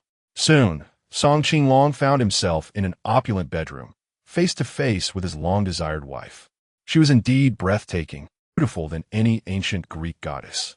She belonged in this splendid chamber, residing in a magnificent castle. This was her rightful place. Upon seeing his wife, Song Qinglong felt an overwhelming urge to embrace her. But she raised a hand to stop him. Be careful. Think of our child. Right, the baby. I'm so overwhelmed that I forgot you're pregnant. Please, sit down. Be careful not to disturb the pregnancy, he exclaimed, hurriedly helping her to sit on the bed while he perched beside her, gazing at her with joy. Content. His wife caressed her belly and asked, do you think the baby will be a boy or a girl? Song Qinglong grinned like a fool. Either one is fine. I'll love them just the same. Hee. Alas, such blissful moments always pass swiftly. Song Qinglong felt he had barely exchanged a few words before the 5 minutes elapsed, and he reluctantly bid farewell to his wife. As the door closed, her wistful expression was swiftly replaced by one of utter disdain. She ripped the bedsheet from the bed, discarding it on the floor, as if the very spot where Song Qinglong had sat was tainted. Even that was insufficient. She flung open the window for ventilation and summoned servants to thoroughly clean the room before she could feel at ease. In her eyes, her husband had become less than a cockroach. He was filthy, disgusting, and beneath her. She resolved not to let her past connection with Song Qinglong tarnish her current relationship. She had no desire to return to the slums. Such a place was unworthy of her presence. Meanwhile, Song Qinglong remained oblivious, believing his wife still harbored love for him. He met with the bearded man once more. Tomorrow, around 4 in the afternoon, a red flare will be launched outside the city. At that time, the citizens will assault the city gates. The bearded man set down his glass. Excellent. How many of your confidants are there in the Qinglong Association? Over 100. The bearded man frowned. So few? It seems a reunion for your family of 3 is impossible. I have a plan. Song Qinglong hurriedly asserted. What plan? The bearded man inquired with a smile. Such a secretive mission could not possibly have its orders disseminated prematurely. The only individuals privy to this task were myself and the 2 vice presidents. If I were to eliminate those 2 vice presidents before the orders were issued, the entire Qinglong society would undoubtedly fall under my control. As for the specific commands, it would be as I say. Song Qinglong spoke with a sinister edge. As long as you understand what must be done, you may leave, he added. The bearded man rose, preparing to depart. Suddenly, Song Qinglong interjected. I have utilized the evolution agent from the opposing side. Should they fail, my life is forfeit as well. If I perish, please ensure the well-being of his mother and child. The bearded man huffed disdainfully and exited. Song Qinglong, burdened with his thoughts, retraced his steps. The bearded man entered the bedroom, where he encountered Song Qinglong's wife. This time, her joy was genuine. She embraced the bearded man without concern for the child within her. You have returned. I was left alone in this room, and I was quite frightened. Chapter 449. The ancient style is too tender. The bearded man chuckled. Did I not arrange for your old lover to accompany you? What old lover? He is merely a toad. I beg you, please do not make me deal with that toad any longer. He reeks, and what if he tarnishes our child? Upon hearing this, the bearded man burst into laughter. That fool actually believes the child is his. Does he not realize that I would never permit my woman to bear another's child? He is a fool, yet you still want me to handle him. The bearded man reassured. Do not worry, this will be the last time. Once tomorrow passes, he will serve no purpose. Oh, you are truly wicked. Thus, the night passed in silence. 5 hours later, as the sun gradually rose at 7 in the morning, the bearded man headed straight for the central tower of H City to meet Qiu Dongqing and report the situation. Today, Qiu Dongqing unusually rose early. By the time the bearded man arrived, he had already finished his breakfast. Qiu Dongqing inquired, Is there something you need to discuss? The bearded man respectfully replied, General, your foresight is remarkable. Those wretched commoners have indeed allied themselves with that despicable man, Feng. Flattered by the early morning praise, Qiu Dongqing's mood lifted considerably, and he proudly remarked, It is also because Feng is exceedingly foolish to instigate rebellion on my territory. Is he seeking death? His intelligence teams have been thoroughly monitored by the nanobots I have strategically placed everywhere. He thinks he can engage me in an information war. He is still too inexperienced. The general is indeed wise. Qiu Dongqing laughed heartily. Now, let us return to serious matters. Are the commoners set to act today? Just then, Feng Mingzhang fortuitously entered and overheard Qiu Dongqing's words. With a glint in his eye, he declared, "Do not rush to conclusions. Let me guess what actions the commoners will undertake today." Qiu Dongqing and the bearded man exchanged intrigued glances and replied, "Go ahead, make your guess." Feng Mingzhang confidently stated, "If I am not mistaken, the commoners aligning with Hope City will launch an assault on the city walls today, correct?" Qiu Dongqing quickly turned to the bearded man and asked, "Is he right?" The bearded man gave a thumbs up. "You truly have an uncanny insight. Now, can you guess the specific timing of their actions?" As Feng Mingzhang calculated, he murmured, "This morning, the main generals of both sides are meeting on Huangyuanshan. It is unlikely they will act in the morning. An attack solely by the commoners from within the city would be tantamount to seeking death. They must understand this as well. Therefore, it is certain to be a coordinated strategy from within and without. Given the timing, it must be between 3 and 5 in the afternoon." The bearded man was thoroughly impressed, exclaiming, "Old Feng, I finally comprehend why the general values you so highly. You are truly remarkable." Their action time is set for 4 in the afternoon. Feng Mingzhang promptly turned to Qiu Dongqing, saying, "Congratulations, General. The objective of the opposing side is indeed H City, and there is no longer any doubt. Hope City is destined for failure this time. Good before their demise. I shall go meet him." Qiu Dongqing strode out with great vigor. He was on his way to confront Gu Feng regarding the events surrounding Gu Feng. Upon the return of the envoy yesterday, Gu Feng, Lu Jianxin, and Feng Huan engaged in a lengthy discussion. This morning, Gu Feng received word that Guosijia's group had successfully traversed the tunnel dug by the pangolin and had reached a point merely 40 miles from the City of Hope. Gu Feng inquired further about the arrangements for the displaced civilians, and upon receiving Lu Zhe's affirmative response, he felt a profound sense of relief, allowing him to engage in battle without any lingering concerns. In this meeting, Gu Feng was aware that the opposing party would bring 3 individuals. Thus, he too decided to bring 3 companions. These individuals needed to possess sufficient combat capability while ensuring that their absence would not disrupt the army's operations. To safeguard against a potential ambush, it was imperative to have someone capable of commanding the overall situation, and that person could only be Lu Jianxin. As Lu Jianxin was unable to attend, the remaining options were Ji Yu and Li He. While their combat prowess was commendable, there was still one slot to fill, believing it best for her to remain concealed as a trump card. After much consideration, he settled on bringing Lu Chonglin. As the leader of the Special Operations Team, Lu Chonglin was relatively strong and could adequately serve as a representative. Before their departure, Gu Feng provided each of the 3 with a necklace to prevent mental probing. Once they donned these protective charms, the quartet set off in their vehicle towards Huangyuan Mountain. Chapter 450.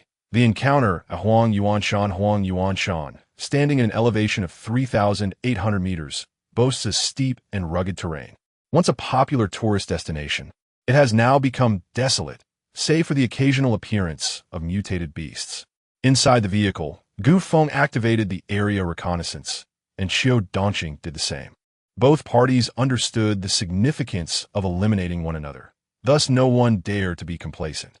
Interestingly, their vehicles arrived at the foot of Huangyuanshan almost simultaneously. The moment Gu Feng stepped out of the car, he spotted Qiu Dongqing and remarked with a smile, "I thought you wouldn't dare to come." Qiu Dongqing chuckled in response. "The one who wouldn't dare is you. I assent it? Last time, who was it that fled in panic?" At this point, both erupted into hearty laughter. The remaining 6 individuals exchanged glances, bewildered, as if they were witnessing 2 old friends reuniting after many years.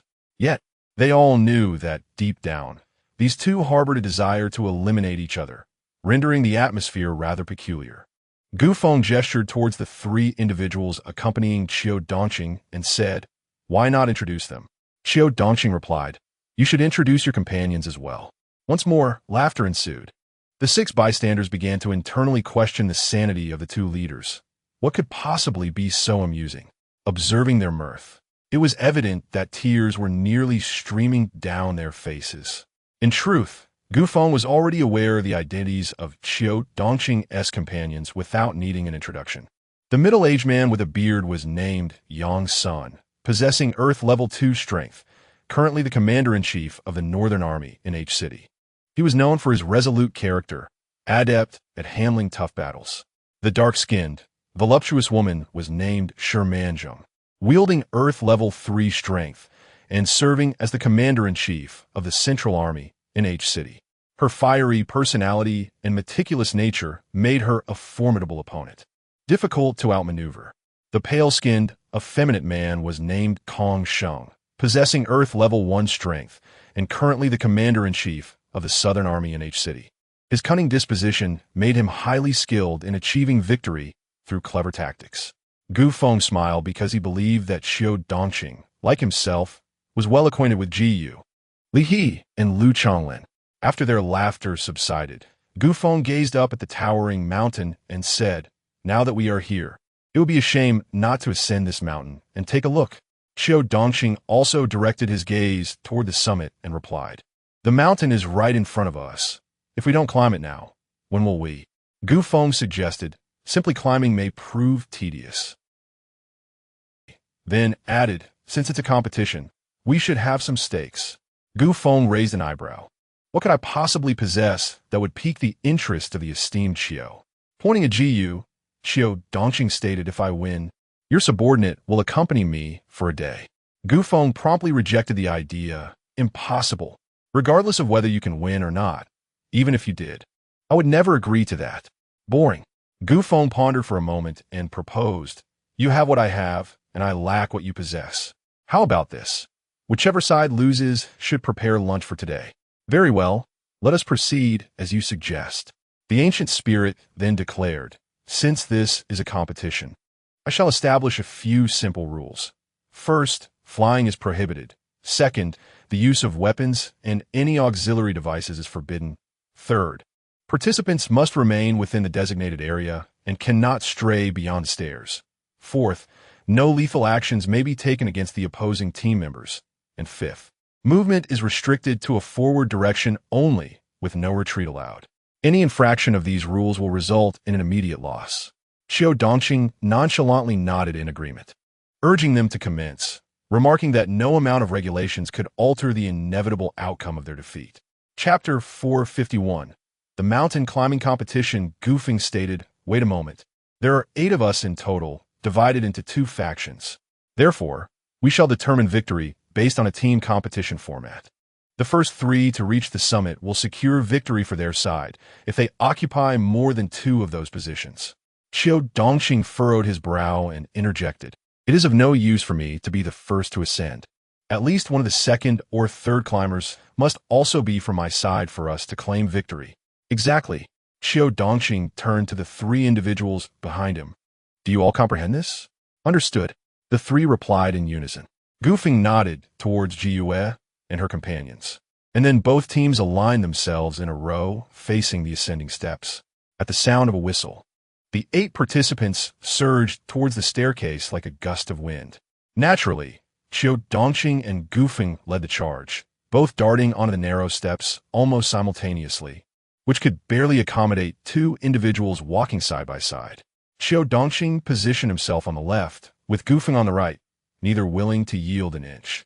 As they raced upward, Qiu Dongqing deliberately swung his right arm towards Gu Feng's chest. Anticipating this move, Gu Feng bent his legs just in time to evade the blow, although his speed was slightly diminished. Just that fraction of a second allowed Qiu Dongqing to gain a lead of 2 body lengths. Frustrated, Gu Feng seized Qiu Dongqing's shoulder and pulled back, propelling himself forward with renewed vigor. Qiu Dongqing would not permit Gu Feng to surpass him. He lifted his leg to kick Gu Feng in the abdomen. In a remarkable display, Gu Feng leapt upward, executing a flawless 360-degree somersault, evading the attack while simultaneously pulling ahead by 3 body lengths. Grinding his teeth, Qiu Dongqing mimicked Gu Feng's earlier tactic, grabbing at Gu Feng's shoulder. To his surprise, Gu Feng was equally quick. He lowered his shoulder, yet it was still too late. Qiu Dongqing managed to grasp Gu Feng's garment. With a sound of tearing fabric, Gu Feng's sleeve was ripped clean off, pulling him backward in the process. Determined, Gu Feng retaliated by attempting to grasp Xiao Dongqing's clothing. Sensing the impending grab, Xiao Dongqing tightened his attire, leaving Gu Feng grasping at air as he lurched forward. Xiao Dongqing suddenly felt a coolness on his thigh. His pant leg had vanished. Enraged, he berated Gu Feng for his unscrupulousness and attempted to tug at him once more. Thus, the two leaders of their respective factions raced upward, embroiled in a comical struggle reminiscent of two market vendors bickering over a mere 2 coins. Regardless, their speed far surpassed that of the 6 competitors trailing behind, creating an ever-widening gap. In the second tier, Jiyue and Shermanjun, both equally matched in strength and the sole female representatives of their teams, instinctively engaged in a fierce rivalry. Their exchanges sent a flurry of stones scattering from the steps, showcasing their prowess far beyond that of the 2 grappling giants ahead. Trailing behind them were Li He and Yang Sun, who closely followed Jiyue and Shermanjun, even managing to influence the pace of the duo ahead. Meanwhile, the 4th tier consisted of Lu Chonglin and Kong Sheng, who ambled along leisurely, markedly more subdued than their predecessors. Neither contending nor competing initially, the 2 individuals vied for a time. However, when Kong Sheng confirmed that they were in the 4th tier, he remarked to Lu Chonglin, "This competition only rewards the top 3. Without a doubt, the 1st and 2nd places will be firmly occupied by the 2 leaders.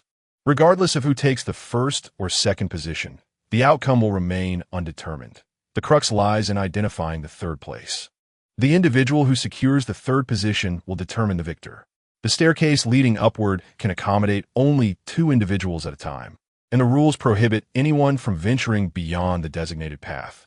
Thus, the 3rd contender will inevitably emerge from the 2 in the 2nd tier. The 3rd tier may slightly influence the 2 in the 2nd, but as for us in the 4th tier, our efforts would be in vain. Instead of exhausting ourselves with no tangible result, we might as well stroll leisurely and relish the beauty of our surroundings." Upon hearing this, Lu Chonglin found it quite reasonable. Consequently, the 2 embarked on a leisurely journey to appreciate the scenery. Chapter 452. Who does not let go is a bastard. As time ticked away, half an hour passed, and Gu Feng and Xiao Dongqing found themselves merely 100 meters from the mountain summit. Their contest intensified further. Within this short distance, the 2 exchanged positions numerous times, leaving everyone uncertain as to who would ultimately ascend the peak. The gap narrowed, 100 meters, 50 meters, 10 meters, 1 meter. At this critical moment, Gu Feng held a slight lead over Xiao Dongqing by half a body length. Just as Gu Feng was about to take that pivotal step, Xiao Dongqing's eyes widened in fury as he seized Gu Feng's waist and executed a shoulder throw. Gu Feng, on the brink of victory, found himself thwarted. As Xiao Dongqing was about to step forward, he seemed to recall something and halted abruptly. With a chuckle, Xiao Dongqing remarked, "You think you can trick me into going up? You underestimate me." Lying on the ground, Gu Feng made no move to rise and sincerely said, "I've fallen so sincerely. You should just take 1st place." Xiao Dongqing laughed and scolded, "You're truly shameless. Don't think for a moment that I'm unaware of your intentions. If I take 1st place and you remain stuck midway, it's not up to you to decide who can pass. If you don't let them through, my subordinates won't get past, even if they exhaust themselves." Gu Feng responded, "Ha, you've seen through my plan. I genuinely intended to give you 1st place." Xiao Dongqing countered, "If you were sincere, you would ascend with me. 1st for me, 2nd for you." "Wouldn't that be splendid?" Gu Feng remarked. "It seems we are both quite pragmatic." Xiao Dongqing replied earnestly, "I must admit, I underestimated you in the past." The 2 men settled on the steps, engaging in casual banter that meandered from past celebrity gossip to present oddities. Their conversation, devoid of seriousness, deftly avoided any mention of the impending battle. Another half hour elapsed before the others finally caught up. Ji Yu and Shermanjun vied for position at the front, while he and Yang Sun struggled to hold back each other's teammates, creating opportunities for their own allies. The 4 of them were embroiled in a lively tug-of-war. Upon seeing Gu Feng and Xiao Dongqing halted just a step from the summit, Ji Yu and Shermanjun instantly grasped their respective leaders' intentions and began to surge upward with determination. As the 6 of them crowded together, the scene grew even more chaotic, arms entwined, legs intertwined, each person clinging to another. They became hopelessly entangled, unaware of who was grasping whom. Ultimately, they found themselves stuck on the steps. Whose hand is poking my nostril? Hey, that's too much. Someone exclaimed. Let go. My hair is falling out. My hair is already sparse. Another protested. Whose foot is that? It reeks. Move it away. Everyone be quiet. I will count to 3, and we will all let go together. Whoever doesn't let go is a bastard. All right, 1, 2, 3, let go. 1, 2, 3, wait. You didn't let go. You didn't let go either. Lo and behold, that is not my hand. My hand is right here. Whose hand is this? Well, this chaotic situation appears to be unsolvable. Suddenly, someone exclaimed that there seemed to be 2 individuals behind us. The crowd erupted in excitement, for the presence of 2 people meant that they could assist us in unraveling this predicament. At their pace, they should arrive shortly. Indeed, in no more than 5 minutes. A flock of crows flew overhead. Half an hour later, the faces of the crowd had turned crimson. Someone finally could not contain themselves and asked, Who can tell me what those 2 have been up to? Goodness, could they be on a date? With such a lengthy absence, they ought to have climbed up by now. Feng and Dongqing simultaneously utilized their area detection, the frustration nearly bending their noses out of shape. Those 2 rascals are still indulging in leisure activities. I cannot abide this any longer. Both Dongqing and Feng considered using their communication devices to alert the 2, but they hesitated, fearing that the other might seize upon the infraction of the rule against using any auxiliary equipment. Thus, they refrained. Another flock of crows flew by. Why did I say another? Chapter 453. Hidden Crisis. An hour later, Lu Chonglin and Kong Sheng finally arrived, albeit rather late. Hurry, help me untie this. I can easily get free.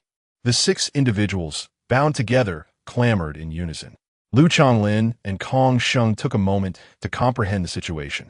However, the current predicament was that the path was completely obstructed. Attempting to free the person at the bottom was futile.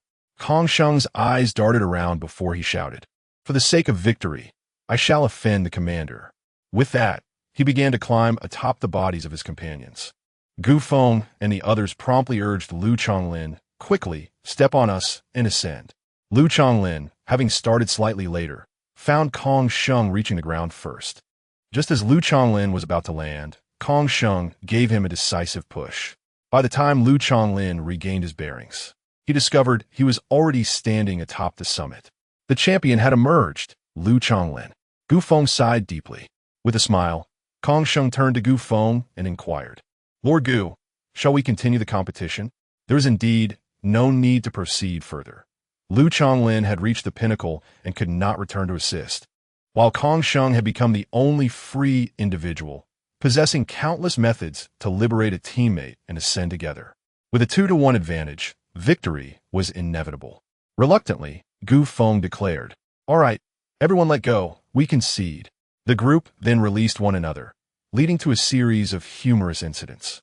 Several individuals not only pulled on others, but also tugged at their own teammates, and in a bizarre twist, some even pulled on themselves, grasping their own hair and insisting it was someone else. Alas, these individuals are beyond redemption. According to their agreement, with Feng's side defeated, they would be responsible for preparing lunch. Lu Chonglin hunted several fresh mutated beasts. Jiu foraged for wild vegetables and fruits. Li gathered firewood and boiled water, while Feng produced his cherished fine wine. As they busily prepared, Feng and Dongqing exchanged jovial banter, creating an atmosphere reminiscent of a friendly gathering, overly harmonious. At noon, precisely at 12 o'clock, they commenced their meal, sitting around the pavilion, toasting and engaging in lively conversation.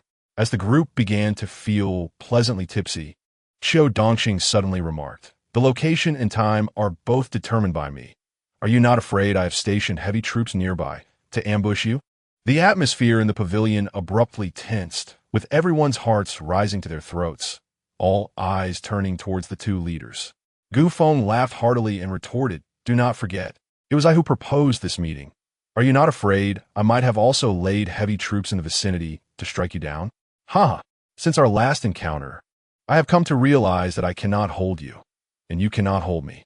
As long as either of us is determined to flee, No one can detain us. Once Xiao Dongqing finished speaking, the group's ambience relaxed once more. Yet at that moment, Gu Feng added, "How would you know if you do not try to restrain me?" Gasp. Everyone collectively inhaled sharply, several instinctively reaching for their weapons. "Ah, startled you, did I? I was merely jesting," Gu Feng suddenly exclaimed. A collective sigh escaped from the crowd, reminiscent of the weary exhalation after an arduous journey.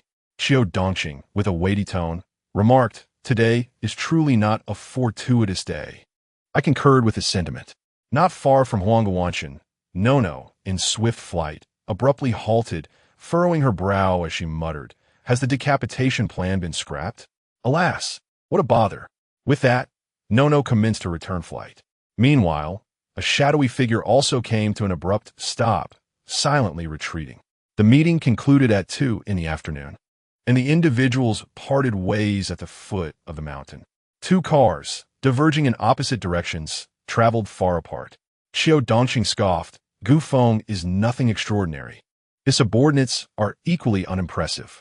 Kong Sheng chuckled, "They may falter in games, but on the battlefield, their losses will surely be even more grievous." Laughter erupted within Xiao Dongqing's vehicle. In contrast, Gu Feng faced Lu Chonglin, whose demeanor was marked by dismay. "Lord of the city, I apologize. It is entirely my fault for my folly, having been outmaneuvered by that fellow, Kong Sheng, resulting in our defeat in the competition. Please revoke my position." Gu Feng responded coolly, "I am aware of your limitations, but do you comprehend why I still entrusted the Special Operations Team to you?" "Why?" Lu Chonglin inquired. "Because you possess unwavering loyalty. The young men of the Special Operations Team are excessively arrogant. Such hubris breeds a sense of self-importance. While it is manageable to contend with adversaries, internal strife is far more perilous. Therefore, you must grasp the weight of your responsibilities and refrain from abandoning your post at the slightest provocation." Lu Chonglin nodded. "I understand your intentions, Lord of the City." Chapter 454. The Professional Panzo. Gu Feng smiled and said, "Understanding is good, but this time our defeat is quite timely. To bring about their downfall, one must first instigate madness. To incite madness, one must first—" Coughing, he faltered. "What was that word again?" Li He, suppressing his laughter, interjected, "Brother, you must be referring to the saying, 'Pride precedes a fall,' right?" Yes, pride precedes a fall. Indeed, pride precedes a fall. The lack of education is truly frightening." "You talk too much." Upon returning to the camp, Gu Feng observed as the three legions commenced their operations. Countless artillery pieces and rocket launchers, concealed within the dense forest, revealed their ominous black muzzles. Panzo, as the commander of mechanized warfare, had been summoned ahead of schedule from Guisi GIS unit. In the command tent, Gu Feng addressed Panzo. "The first round is entrusted to you. Make it spectacular." Panzo, brimming with excitement, saluted and replied, "I assure you, the task will be accomplished." Panzo approached the sand table and stated, "We must conceal the artillery within the forest to deceive the satellites above. This will only grant us the opportunity for 3 rounds of fire. If the enemy possesses even a modicum of experience, they will deduce the approximate location of our artillery position from the trajectories and fire distribution of the first 3 rounds. Therefore, the distance between our cannons must be maximized. This strategy not only disrupts their calculations but also secures us an additional 3 rounds of fire. After that, we must relocate immediately to avoid direct confrontation." Panzo's tactic of striking the enemy and retreating resonated deeply with Gu Feng, who already held great admiration for Panzo. Indeed, matters of expertise should be entrusted to professionals. Under Panzo's command, hundreds of thousands of artillery pieces and tens of thousands of rocket launchers unleashed a relentless barrage upon City H. As countless shells, accompanied by a deafening roar, soared towards City H, a blue energy shield suddenly enveloped its walls, intercepting all incoming projectiles. The violent explosions and raging flames erupted against the energy shield. Gu Feng, peering through his binoculars, was utterly astonished. "What on earth is this? So formidable. Little one, come out and explain why their weapons are so impressive while I'm left with nothing but a mere club." The diminutive figure pouted. The schematics for the quantum defense shield exist within your weapon development system. It's merely that you have not redeemed them. Even if you could redeem it, there wouldn't be enough time to construct it. Feng felt disheartened, lamenting, comparisons between people truly lead to despair. He quickly inquired, "Please tell me how to breach that shield. Our shells are quite costly, and I need to conserve our resources." Regrettably, breaking the shield is impossible unless what? Unless someone inside deactivates it, or you simply wait for it to drain its energy. Maintaining the quantum defense shield requires a substantial energy expenditure.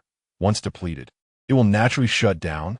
"Curse it all, be quiet," Feng exclaimed in frustration, his dialect slipping through in his anger. Beside him, Panzo, having overheard their conversation, turned to the little one and asked, "Will this energy shield also obstruct the shells fired by City H itself?" "No, the energy shield is a unidirectional defense. The projectiles launched from within remain unaffected." Feng felt increasingly reluctant to speak, his heart heavy with sorrow. However, Pangs maintained a composed demeanor, initiating adjustments to their deployment.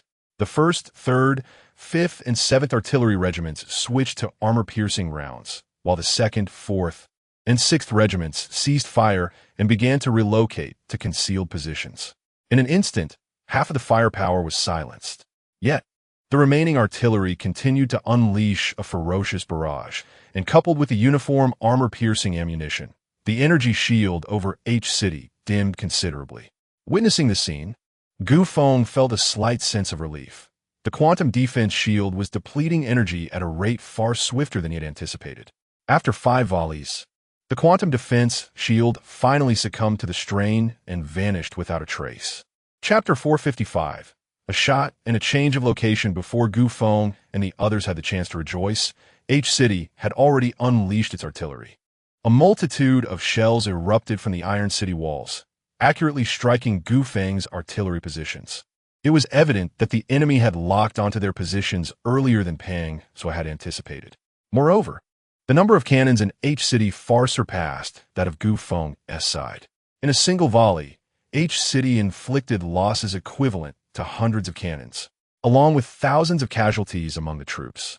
Fortunately, Pangswa had preemptively withdrawn the 2nd, 4th, and 6th Artillery Regiments.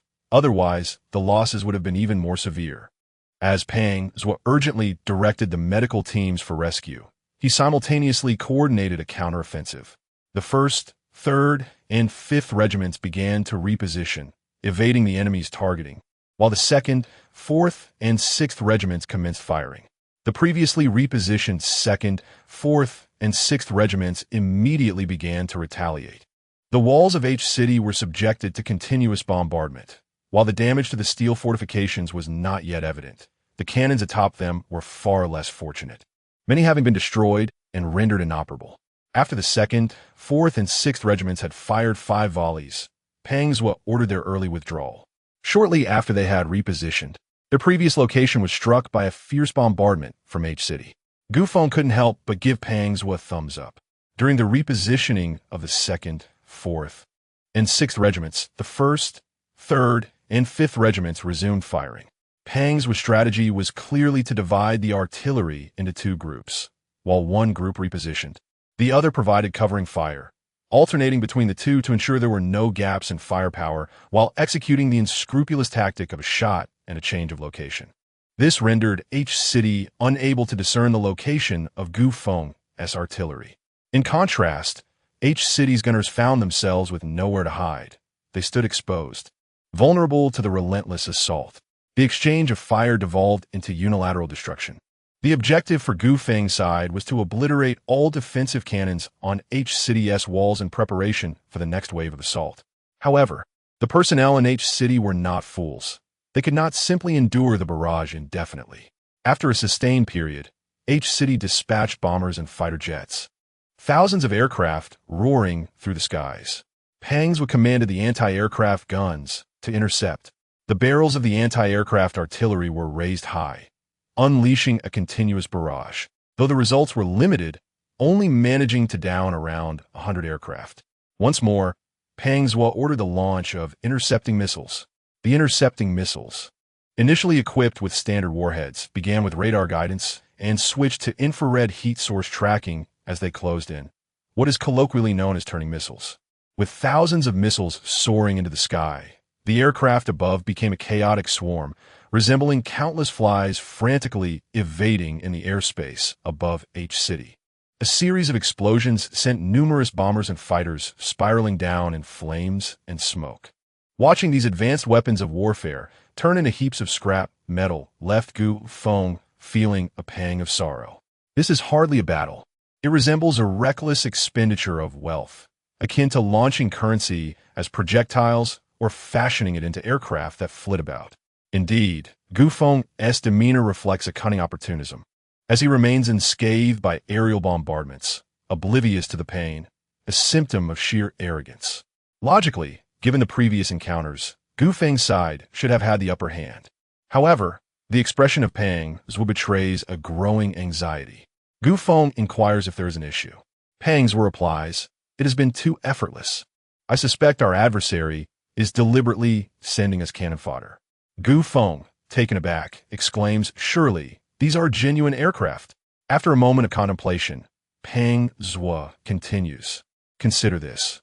H City is a stronghold in the north, and anyone commanding here is seasoned by countless battles. Modern warfare tactics are their forte. How could a mere novice like myself effortlessly obliterate their aerial forces?" Feng finds Pang's reasoning compelling, and a sense of unease begins to creep into his thoughts. Chapter 456, Steel Mech with a decisive flourish. Feng activated the regional reconnaissance, rendering the entire battlefield clearly visible. For the moment, there appeared to be no anomalies. However, as he engaged the reconnaissance, he sensed that Xiu Dongqing within City H had also initiated a similar assessment. The two parties resembled colossal magnetic fields, clashing and contesting against one another. Suddenly, Feng beheld dozens of white light spots within the reconnaissance interface. The aerial view captured by the reconnaissance revealed a perspective from above, prompting Feng to zoom in for a closer look, only to unleash an expletive. To his disbelief, those were not mere light spots, they were missiles. As these projectiles descended from the depths of space, Feng could only perceive the trails of their propulsion. This method of striking the ground offered two advantages. It was difficult for radar to detect, and even harder to intercept.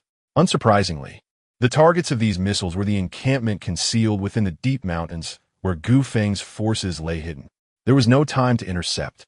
The violent explosions obliterated the entire encampment in mere moments. In the aftermath of the explosion, Feng exhaled a sigh of relief, grateful that no nuclear weapon had been deployed, for otherwise, the makeshift air raid shelters below would surely have crumbled. However, his respite was short-lived. As a second wave of vertical strikes commenced, this time encompassing a broader area that directly engulfed the dense woods where the artillery units were concealed. "Quick, take cover," Feng shouted, as a profound sense of helplessness washed over him. The artillery crew had nowhere to hide, even if Feng soared into the sky to intercept. How many missiles could he truly stop? City H, with its ample resources, unleashed a torrential downpour of missiles upon Feng's forces. He managed to safeguard only Pang Zhua, while the entire artillery unit was decimated in this onslaught. Pang Zhua, consumed by grief, lamented, "Damn it. Their aircraft are not meant for bombing. They're only scouting our precise location. They're clearly intent on waging a war of attrition against us." Feng, however, remained composed. "Do not panic. This is merely the beginning. A war of attrition holds no fear for us. Let us proceed to the next phase." Pang Zhua nodded, issuing commands for their aerial units to take flight, preparing to continue their assault on the defensive artillery atop the walls of City H.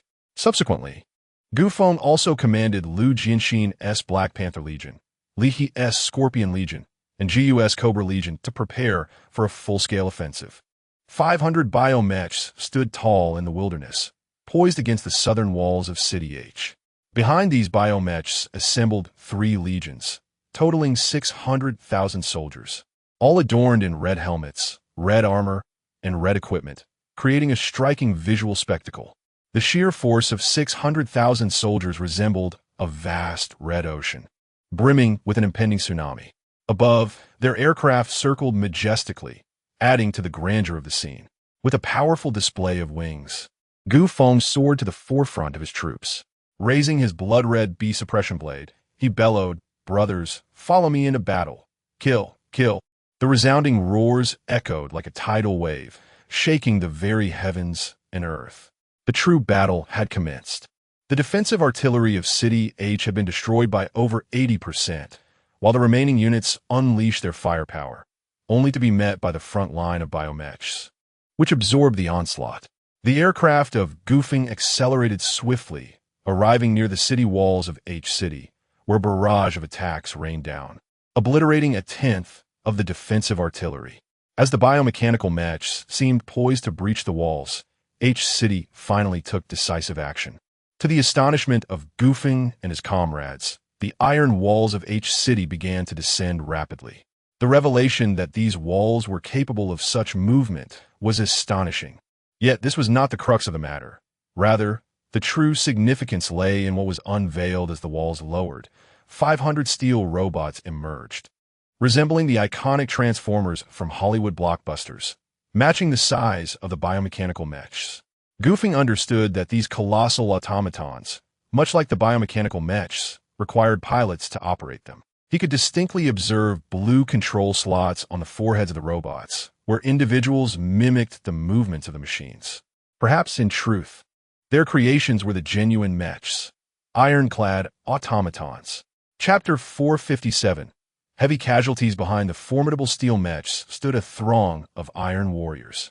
The trio leading the charge were none other than Yang San, Shermanjin, and Kong Sheng, who had dined and imbibed with Gu Feng earlier that day. As the city walls descended entirely, the steel mechs surged forward, while the iron warriors stationed themselves, raising their rifles to take aim. These were energy rifles, the destructive power of which Gu Feng was all too aware. "Raise your shields," Gu Feng bellowed. The charging team members promptly hoisted their 9th-grade bone shields. The initial clash occurred between the two factions' mechs. 500 steel mechs collided with 500 biological mechs, causing earth-shattering tremors. The team members had to navigate beneath the mechs' feet to continue their advance, yet many were tragically crushed into pulp midway through their charge. After narrowly escaping the mechs' massive feet, the team members were met with a barrage from hundreds of thousands of energy rifles. Rows of soldiers wielding their 9th-grade bone shields were sent sprawling backward by the tremendous force of the energy projectiles. Although the energy blasts could not penetrate the 9th-grade shields, the immense impact inflicted grievous injuries upon the soldiers, particularly those of lower evolutionary levels, who struggled to maintain their mobility even with the shield's cushioning. The momentum of the charge was severely hampered. Gu Feng decisively accelerated, his wings beating vigorously behind him, transforming him into a fleeting specter that appeared instantaneously within the enemy ranks. Wielding his blood-red beast-tooth knife, he unleashed frenzied slashes, throwing the enemy camp into disarray. With Gu Feng's stellar prowess, none present could hope to impede him. Each swing of his blade cleaved through swathes of adversaries, be they automatons or mutated beings, leaving no respite for Gu Feng. Seizing this opportunity, the team members hastened to close the distance. In close-quarters combat, the weaponry advantage of H City would vanish, which was precisely why the soldiers were determined to charge forward. Moreover, the soldiers of Hope City excelled in melee combat. Soon, millions clashed in a cacophonous symphony of battle cries, gunfire, and the clashing of weapons. Gu Feng began to specifically target the enemy leadership, particularly Yang San, Shermanjin, and Kong Sheng. However, since his incursion, the three had vanished from sight, leaving Gu Feng to press onward with his comrades. Before long, Gu Feng beheld a multitude of enormous mutated beasts, clad in layers of steel armor, surging forth from within H City. Gu Feng recognized them as the large armored beasts mentioned in the intelligence reports, each possessing terrestrial-level strength, and estimated their number to be around 50,000. Observing the pitifully fewer, dog-like tamed beasts on his side, Gu Feng felt a bitter pang. Not only was their number vastly inferior, but their strength was also lacking. The impending charge of 50,000 terrestrial-level armored beasts into their ranks would spell disaster. Determined to take the initiative, Gu Feng activated his divine right hand. terrifying level of solidity. The colossal fists, reminiscent of a garlic crusher, pulverized the armored behemoths into mere pulp. However, 50,000 is no trifling number, and Gu Feng found himself unable to extricate himself from a fray. The high-ranking officials of H City keenly sensed an opportunity and commenced a large-scale counteroffensive, with countless energy projectiles raining down from all directions, resulting in a sharp rise in casualties among the three legions. Gu Feng urgently commanded Liu Chonglin, "Lead the special forces forward." Liu Chonglin, accompanied by the special forces, divided into smaller units of 4, embarking on a rampage to dismantle the firepower network established by H City. The two sides found themselves in a brief stalemate, but soon H City began to dispatch troops in large numbers to this location. Gu Feng's total troop strength was merely 600,000, and since the onset of battle, over 200,000 had already perished. Faced with an unrelenting tide of advancing enemies, he was left with no choice but to fight while retreating. Chapter 458. A chase and a flight. Gu Feng took on the responsibility of covering the rear when suddenly a figure clad in black charged towards him. Gu Feng's heart raced, for it was evident that his opponent possessed stellar strength. He found himself ensnared, and the pressure on his team intensified. The casualties began to escalate alarmingly. In merely 15 minutes, the initial 60,000 had dwindled to half. While Gu Feng fought valiantly against the fierce assaults of the black-clad assailant, he commanded a retreat. H City would not let this opportunity slip by, pursuing with relentless vigor. Gu Feng remained locked in an intense battle with the mysterious figure, but the plight of the retreating comrades weighed heavily on his mind. In a moment of distraction, the black-clad assailant exploited a gap in Gu Feng's defenses, delivering a crushing blow to his chest. The force was overwhelming, sending Gu Feng plummeting from the sky to the ground below. In the next instant, Gu Feng emerged from the earth, having altered his combat style to one of agile evasion and entanglement, now seemingly indifferent to the fate of his comrades below. 300,000 weary soldiers fled in a frenzied escape, while 500,000 from H City pursued them with fervor. The two factions, one fleeing and the other in hot pursuit, ventured further from H City. Meanwhile, within H City, a tempest brewed beneath the surface. Civilians secretly congregated near the Qinglong Society, whispering amongst themselves. They had heard tales of Hope City, a veritable paradise where citizens enjoyed 3 hearty meals a day, each one satisfying. Some swallowed hard, reminiscing about the taste of seasoned food, lamenting how long it had been since they had savored such flavors. Nearly a year since the calamity struck. Rumors circulated about gender equality in that utopia. Anyone caught engaging in trafficking or coercing women faced immediate execution. Imagine if we sent H City's leadership to Hope City. They would all meet their end, no innocent soul among them. Can you believe it? You needn't say more. Those despicable wretches will soon meet their doom. The forces of Hope City are already advancing. Their days are numbered. I yearn to visit Hope City today and witness its wonders for myself. Me too. Not far from where the two conversed stood a 2-story building, its lower level excavated to create a substantial space designated as the headquarters of the Qinglong Society. At that moment, the headquarters was tightly encircled. The outside world remained oblivious to the events within, and vice versa. At 3:40, only 20 minutes remained until the appointed time. Yet those below were still unaware of the specifics of their mission. The president of the Qinglong Society, Song Qinglong, sat in the foremost seat, lost in thought as he gazed at the clock on the wall. Vice Presidents Bai Zhaodi and Wang Wu exhibited signs of anxiety, pacing the room restlessly. As the clock approached 3:50, Bai Zhaodi could no longer contain herself. President, with only 10 minutes left, and our people still unaware of what to do, we ought to relay the specifics of our plan to everyone outside. Wang Wu concurred, indeed. President, our operation involves over 1 million participants, and disseminating the information will take considerable time. Song Qinglong consoled. Why are you two in such a rush? The orders from above clearly stated around 4 o'clock. Who knows whether that means left or right? We shall wait for the red signal flare to rise before providing everyone with specific instructions. It is not too late. Bai Zhaodi and Wang Wu nearly dropped their jaws in disbelief upon hearing Song Qinglong's words. Bai Zhaodi retorted with indignation. If we follow your advice, by the time we act, it will be too late. Such a significant operation, even a moment's delay, could lead to utter failure. The usually smooth-talking Wang Wu also lost his temper. Your advanced evolutionary level and strength allow you to remain calm, but my brothers are pitifully fresh mutations. If they were informed earlier, they could prepare more adequately. As Wang Wu spoke, he made to leave, prompting Song Qinglong to seize a cup from the table and smash it violently on the ground. The exit door slammed shut with a thunderous sound, and the mutated beings stationed around to maintain vigilance drew their weapons, aiming them at Wang Wu and Bai Zhaodi. Both Bai Zhaodi and Wang Wu stared incredulously at Song Qinglong. Why? Bai Zhaodi asked. Song Qinglong replied, You two, traitors, have falsely conveyed orders from above, deceiving everyone into their doom, and still have the audacity to ask why? We, traitors? Wang Wu was utterly bewildered. Who can explain what is happening here? Song Qinglong sneered. You performed your act convincingly. Even I was almost fooled. Seize them. With that, the surrounding mutated beings moved in to apprehend them. Chapter 459. Turn back. Wang Wu and Bai Zhaodi burst into laughter simultaneously, leaving the onlookers exchanging bewildered glances, uncertain of the sanity of the two. Bai Zhaodi sneered.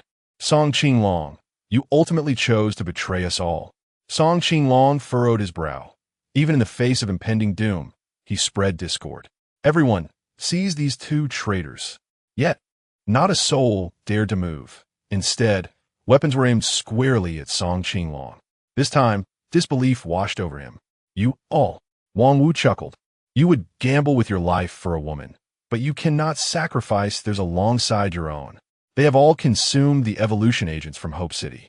The loss of this war signifies everything to them, and you, above all, know how heartlessly you watch them be sold out, counting their worth for you. Song Qinglong's bitter smile betrayed his resignation. When did you see through me? Bai Zhaodi replied, It was not us.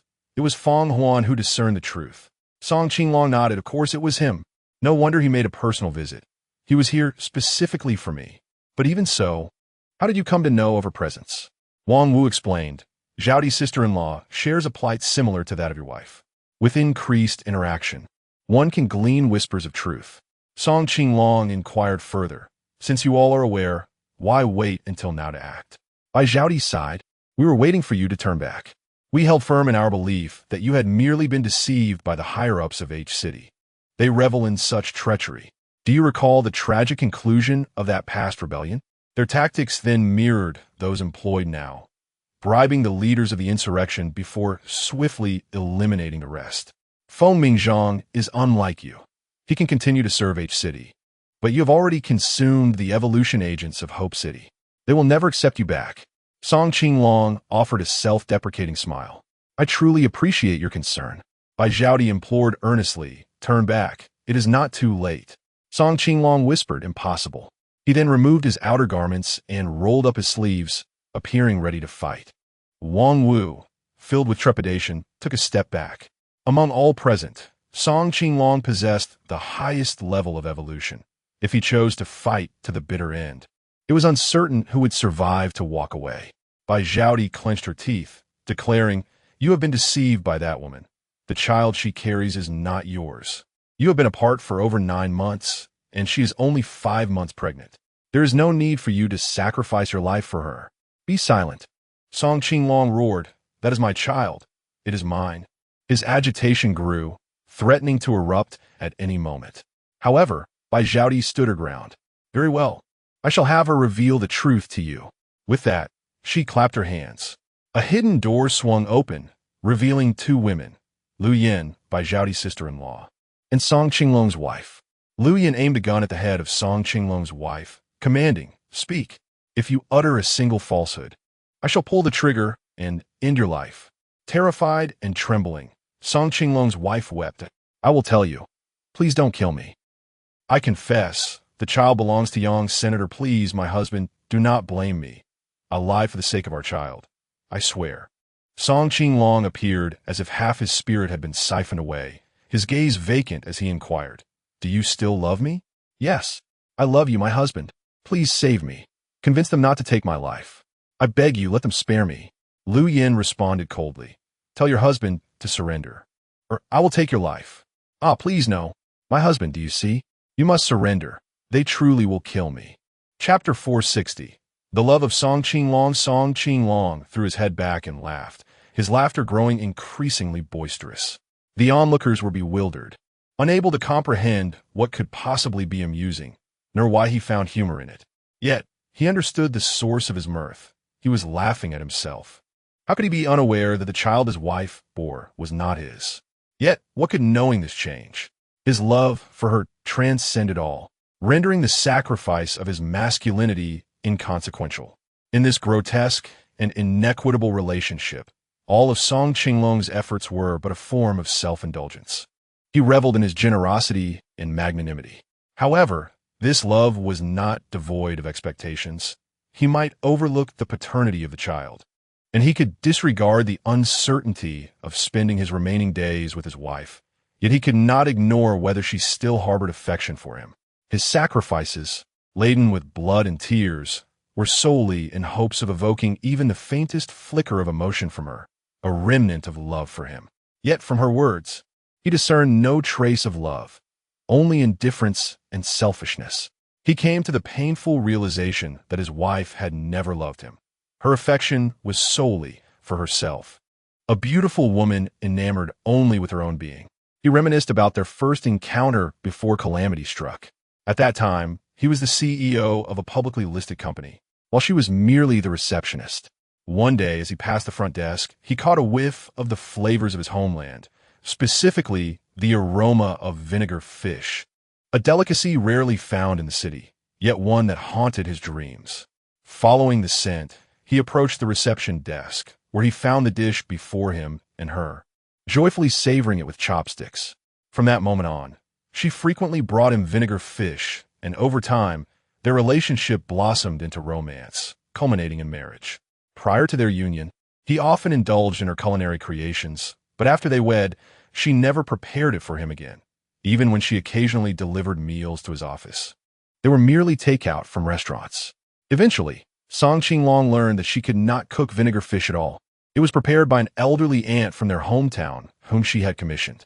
Moreover, she herself had never enjoyed the flavor of vinegar fish. It had merely been a tactic to draw closer to him. At the time, he thought little of it. In the concrete jungle, employing a few strategies for love seemed harmless. Yet, he never considered that her affections might not be directed at him, but rather at the wealth he embodied and the luxurious lifestyle he represented. When the apocalypse descended, the established order was shattered, and societal wealth was redistributed. Song Qinglong transformed from a CEO into a destitute wanderer. Yet with his intellect and capabilities, rising above his circumstances was not insurmountable. Time was all that eluded him. Yet, she afforded him no time. Accustomed to a life of comfort, she could scarcely endure hardship for even a day. Seizing the opportunity while he ventured forth to hunt mutated beasts, she deliberately adorned herself and frequented the haunts of the affluent in H City. After that fateful day, she never returned, and even upon realizing this, Song Qinglong naively believed she had been coerced. Thus, events began to unfold step by step, leading to the present predicament. In the past, he could still deceive himself, but now, the last veil of pretense has been ruthlessly torn away, revealing a festering wound, oozing yellow pus and blood. Song Qinglong now faces two choices: either sever the festering sore and start anew, or endure the inflammation and infection that it brings. My dear, I am coming to save you, Song Qinglong declared as he rushed towards his wife. Bai Zhaodi turned to Lu Yin and implored, "Let her go." Lu Yin shoved Song Qinglong's wife into his arms and then hid behind Bai Zhaodi and the others. Song Qinglong embraced his wife, softly reassuring her, "It's all right. It's all right. I will be here with you." Tears brimmed in his wife's eyes as she desperately explained, "I didn't mean to deceive you, truly. If you don't want this, I can terminate the pregnancy." "Shoo. Do not speak.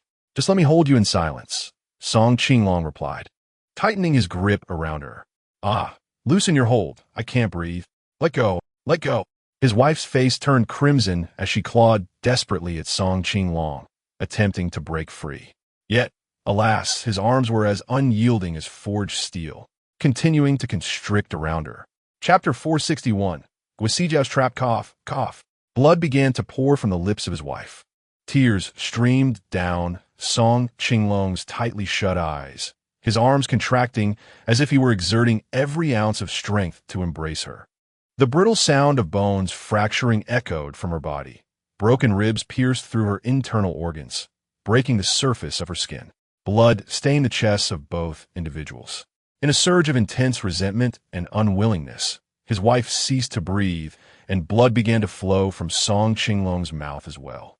Although Bai Zhaodi and Wang Wu had sensed this outcome, witnessing the scene left them profoundly moved.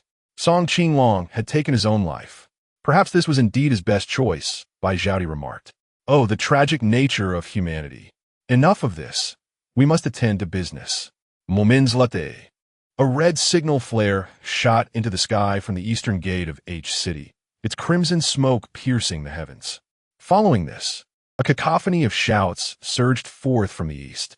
A legion materialized outside H City, clad in red helmets and armor, launching a fierce assault on the city. Leading the charge were none other than Guasijia, Big Nose, and Muchan. The most spectacular sight was the relentless tide of ants surging behind the soldiers. These ants began constructing a pathway to the top of the city wall with their bodies. Others directed streams of formic acid toward the iron walls, swiftly corroding them. Muchan's hands touched the earth, causing a multitude of vines to erupt from the ground, frantically climbing the walls. In a mere moment, a wooden bridge, several meters wide, connected the ground to the top of the wall. However, these methods were not the swiftest. A dark cloud of winged ants flew in from the sky, each bearing a soldier from the City of Hope, soaring over the walls to initiate their assault on H City's defenders. The attack commenced with unparalleled ferocity, catching H City's soldiers off guard. Within 3 minutes, the eastern gate, along with the surrounding iron walls, fell under siege. The soldiers surged into H City like a flood breaking through a dam. Initially, the H City forces managed to resist due to the advantageous terrain. But soon the earth-shattering sounds of battle erupted as Bai Zhaodi and Wang Wu led their troops into the fray from behind the H City army. Caught in a pincer movement, H City soldiers suffered heavy casualties and began to rout. From a higher vantage point, one would observe that the once dreary H City was being engulfed by red. What began as a mere corner on the eastern side expanded rapidly until nearly half the city was overtaken, only to come to an abrupt halt. Suddenly, rows of specially crafted steel plates, over a meter thick and 50 meters high, shot up from the ground, stifling the momentum of the assault. Before anyone could react, identical steel plates rose behind and on either side. In a moment of carelessness, someone kicked the soil beneath their feet, revealing yet more of these specialized steel plates. The team members attempted to launch an assault, only to discover that the hardness of the steel plate was comparable to that of diamond. The 9th-level beast's blade left no mark upon its surface, which was extraordinarily smooth, so smooth that even ants could not scale it, and the corrosive properties of formic acid were rendered utterly ineffective. Guasijia, taken aback, exclaimed in distress, "This is bad. The enemy is aware of our plan. We have fallen into their trap. The only escape route now lay above." Guasijia urgently commanded those with the ability to fly, ascend immediately. "Flying ants, come quickly for our rescue." At that moment, the voice of Feng Mingzhong echoed through the broadcast in City H. "Only now do you realize you've been deceived. It is too late." Just then, a swarm of gigantic bees appeared on the horizon. Guasijia's legs trembled, nearly causing her to collapse. It was over. The giant bees became entangled with the flying ants, extinguishing the last glimmer of hope for escape from this dire predicament. Chapter 462. The four maidens captured Muchan once again stepped forward, pressing her hands against the ground to unleash her extraordinary abilities. However, this time, the vines grew at an excruciatingly slow pace. Beneath the thin layer of soil lay specially designed steel plates, and the energy necessary for the vine's growth could only be drawn from Muchan's powers. Thus, their growth was severely hindered. With no alternative left, Muchan had to exert herself to the fullest, striving to carve out even the slightest opportunity for her comrades to escape. At that moment, a group of figures appeared above the steel plates, led by the ever-mischievous Qiu Dongqing. Qiu Dongqing laughed heartily, relishing the sight of others struggling in their final throes. It was a pity that Gu Feng was not present. Otherwise, he could witness firsthand how his subordinates were slowly being tormented to their demise. Suddenly, a dense row of laser cannons emerged above the steel plates, imprisoning the crowd. The expressions of the people from Hope City changed drastically. Guo Sijia shouted at the top of her lungs, urging everyone to take cover. Yet, it proved futile, as all the laser cannons activated and fired. The warriors had no time even to cry out before being pierced through their bodies. The sheer power of the laser cannons was overwhelming. Anyone caught in the line of fire was instantly annihilated. It was evident that H City had no intention of granting the crowd a chance to resist. In a synchronized volley, the warriors found themselves with nowhere to hide. The over 60,000 individuals led by Guo Sijia, along with the more than 100,000 brought by Zhao and Wang Wu, dwindled to fewer than 30,000, leaving behind a wasteland of shattered armor. The devastation was unparalleled, marking the highest casualty rate in a single battle in the history of Hope City. The remaining 30,000 were primarily the more formidable members of Gu Feng's faction, predominantly women. At this juncture, Feng Mingzhang, standing beside Qiu Dongqing, pointed at Mu Chun and Guo Sijia, chuckling, "Commander, look at these women below. They possess quite the allure. Would you like to indulge yourself first?" A triumphant expression radiated from Qiu Dongqing's handsome visage. Indeed, I had initially anticipated Gu Feng would come himself, but alas, he diverted elsewhere. How fortuitous! I shall vent my frustrations first. Feng Mingzhang nodded at those around him, prompting a swarm of soldiers to descend. Yet, even in the face of overwhelming odds, the people of Hope City fought with unwavering resolve. Feng Mingzhang called out from above, "Capture the women and the high-ranking officials alive. Those who dare to resist should be executed on the spot." Countless warriors fell heroically, many forcibly captured. As Feng Mingzhang had stated, most of those taken alive were women and the elite of Hope City. Thus, this brutal conflict came to an abrupt end. Feng Mingzhang remarked to Qiu Dongqing, "Intelligence suggests that among those we have captured are Gu Feng's woman, sister, and lover. With these individuals in our possession, we need not fear Gu Feng's compliance. No wonder they possess such outstanding charisma." He chuckled. "Old Feng, your schemes are indeed formidable. Although we did not capture Gu Feng, the credit for this achievement still belongs to you. Come, let us descend and admire these beauties. I dare not intrude upon the commander's tastes. I shall refrain." Feng Mingzhang laughed heartily. "Ah, old Feng, you truly have an eye for talent." Qiu Dongqing leaped down from a height, landing gracefully before Mu Chun and the others. "Indeed, each of you is a vision of beauty. How unrefined this ancient style is, sending a group of women to lead troops in a battle. It truly lacks appreciation for delicate flowers. Gulan Vito Sapi, Ba, you scoundrel, if you dare, release me, and I shall scratch your face." Qiu Dongqing laughed heartily. "Once you all find yourselves in my chamber, I shall allow your whims to run wild."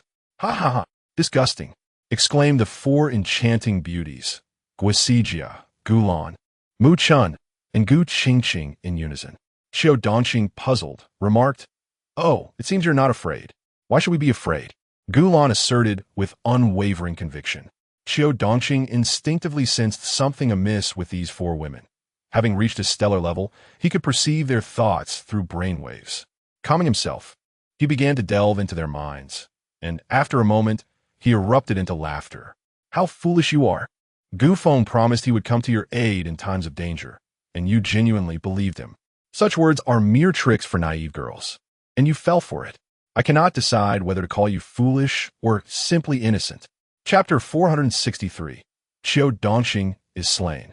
"My brother said he would come. He will surely arrive," Gulan declared resolutely. "Yes, we believe in him," chimed in Guo Sijia and the others. Qiu Dongqing sneered. "You will not weep until you see the coffin. Allow me to show you what your Gu Feng is currently occupied with." With that, he activated the electronic device on his wrist, revealing an image of someone fleeing. Clearly Gu Feng. The video was captured from the perspective of the pursuer, and, judging by the terrain, they were still quite far from H City. The faces of the four women turned ashen. Why has silence fallen upon you? Xiao Dongqing taunted. Your Gu Feng is in dire straits. He will not come to save you. I assure you, even if I die, I shall not grant you the satisfaction. Then it is but death. One began, but Xiao Dongqing coldly interrupted. Forgive me, but with your abilities, even contemplating death before me is impossible. You would do well to return with me for a night of revelry. Ahem, Xiao, it seems your thoughts are consumed with such matters, regardless of the setting. Gu Feng, is that you? The voice echoed. Brother, where are you? You frighten me to death. Gu Feng manifested, accompanied by the elusive Wei Ning, who could cloak allies and herself from all detection, even evading the senses of level 2 mutated beasts. Xiao Dongqing gasped in horror. No, how could you possibly be here? Guess, Gu Feng replied, then shouted, Wei Ning. Wei Ning, having long prepared, activated her powers in an instant. Xiao Dongqing felt as though his consciousness was plunging into a deep well, sinking further into darkness. In reality, Xiao Dongqing stood motionless, his awareness fading. Without hesitation, Gu Feng severed his head. A surge of blue energy erupted as Xiao Dongqing's star core floated above, attempting to resurrect him. As Gu Feng felt a surge of warmth from the star core upon his forehead, a more intense blue light erupted, enveloping Xiao Dongqing's star core and halting its advance. Xiao Dongqing's star core appeared to be tugged closer, approaching Gu Feng's forehead with increasing proximity. At that moment, the inhabitants of H City began to sense the anomaly, rushing towards Gu Feng and his companions in a frenzy. However, halfway through their charge, their bodies softened and melted as if they had encountered water, ultimately transforming into pure biological energy that surged into Gu Feng's star core. Concurrently, all the mutants in H City gazed in disbelief at their dissolving forms. How could this happen? Do we not triumph? Why? No, please, I do not wish to die. The streets of H City echoed with terrified screams, as the once bustling area rapidly became desolate, littered only with abandoned clothing and incapacitated robots. In a state of frantic escape, Lu Jianxin and his companions suddenly realized that their pursuers had vanished. Upon sending someone back to investigate, they discovered nothing but garments and motionless robots strewn across the ground. Lu Jianxin, filled with exhilaration, proclaimed, We have won. Hooray! We triumphed. We finally triumphed. Meanwhile, over 50 kilometers away in the mountains, another Gu Feng was desperately maneuvering to evade fierce attacks, which suddenly ceased. Turning to look back, he found his adversaries sprawled on the ground, emitting sparks of electricity.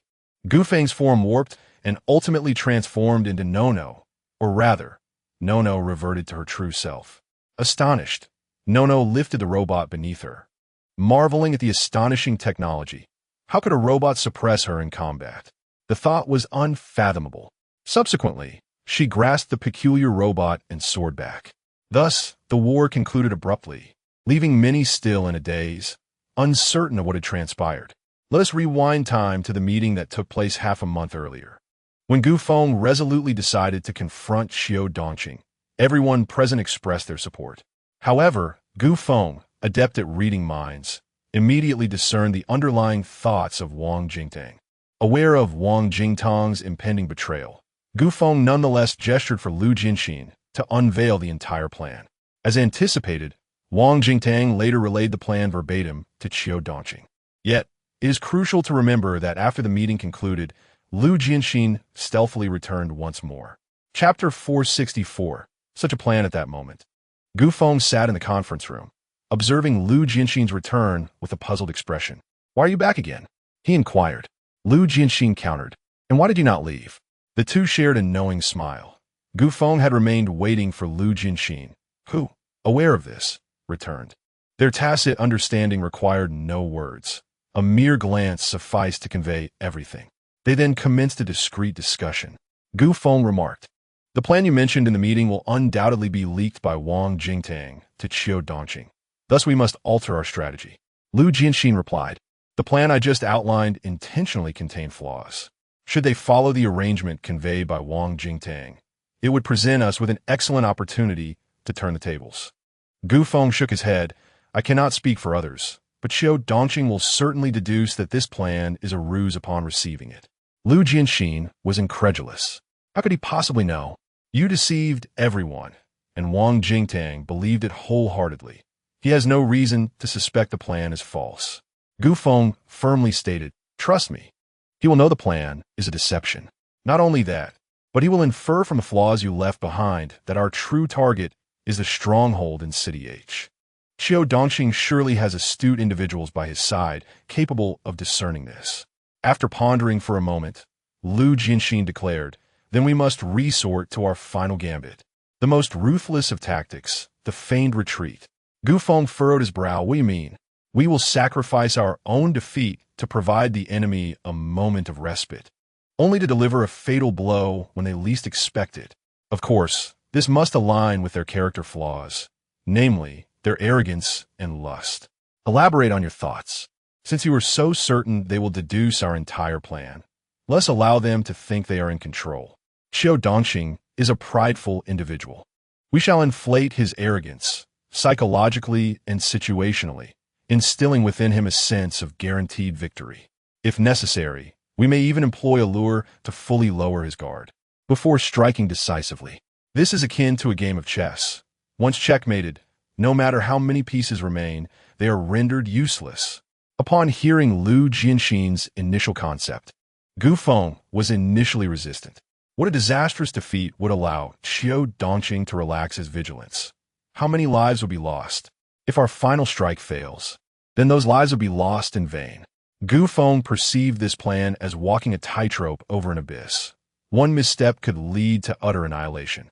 Lu Jianxin responded directly. Do you believe there's a difference between us, the grassroots, and those second-generation heirs raised with golden keys? What are you implying? In terms of deployable resources and manpower, they undoubtedly surpass us. In a straightforward contest, we would be doomed to defeat. The only commonality we share is that we possess but a single life, and that is our sole hope for victory.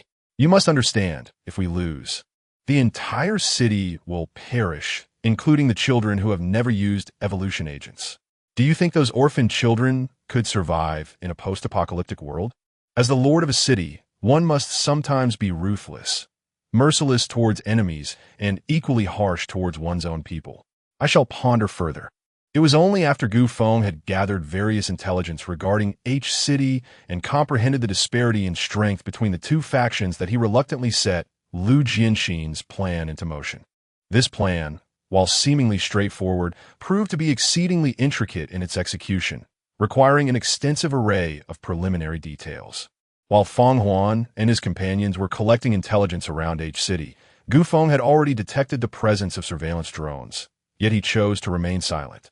Huang Yuanshan's intentionally lost mountaineering competition, the multitude of beautiful women orchestrated by Guosijia, the half-plan that Feng Huan deliberately leaked to Song Qinglong, Nuan Nua's disguise as a defeated Gu Feng, and even the numerous deaths among team members. All of these machinations were designed to lead Xiao Dongqing to believe he had complete control, thereby allowing him to let down his guard. This would ultimately create the conditions for Gu Feng's fatal strike. Gu Feng did not disappoint, and the ensuing reality confirmed that this plan was indeed feasible, as the casualties mounted within Xiao Dongqing's ranks. A tremendous surge of biological energy flowed into Gu Feng's star core. Ultimately, Xiao Dongqing's own star core was completely devoured by Gu Feng's. The overwhelming energy caused Gu Feng to plunge into unconsciousness. Chapter 465, Born Warriors of the Moment when the ancient star core devoured Xiao Dongqing's star core. In the central plains, a girl with a massive scythe on her back and a star core fragment on her forehead gazed in the direction of the ancient wind. Her eyes sparkled with barely concealed excitement as she murmured to herself, "Finally, someone has stepped forward. I wonder how many guns are now aimed at him." In the extreme west, a youth clad in crimson, also bearing a star core fragment on his brow, suddenly ignited in a blazing inferno, distorting the air around him. He too directed his gaze towards the ancient wind, unleashing a furious punch into the air, muttering, "Damn it, he's even faster than me." On the eastern coastline, a middle-aged man in short sleeves and flip-flops was sunbathing when he seemed to sense something. He abruptly sat up, staring towards the ancient wind with a fleeting glint of murderous intent in his eyes, only to shake his head dismissively and recline once more. These youngsters are far too impulsive. In the southwestern region, a lean man wearing a cloth hat and a bamboo basket at his waist bent over to plant rice in the fields when, as if sensing something, he straightened up and gazed in the direction of the ancient wind, his expression clouded with foreboding. "What are you staring at instead of working, you lazy bum?" A woman in a black cloth outfit called out from nearby, her face etched with displeasure. "Nothing, just stretching my back," the man replied, resuming his task with nimble hands. "Ever since that thing appeared on your forehead, you've been acting oddly. I think you should go to the city and see a doctor," she insisted. The man continued to work, ignoring her remarks. In the Hualing mountain range, an elderly man in white robes, stroking his white beard while riding a white deer, gazed toward the ancient wind and exclaimed, "Ha, this child shows promise. A born warrior. Once you eliminate the others, I have a grand gift awaiting you." If the ancient wind were present, he would surely recall that this elder in white was the first Star Core parasite he had encountered, who had once chastised him and informed him of the existence of other Star Core parasites. In H City, Xiao Dongqing had perished along with all the mutated beings of his faction. Their corpses, along with Xiao Dongqing's steel armor and armored beasts, were absorbed by the Star Core. The only remnants of their existence lay scattered in clothes and half-used living essentials.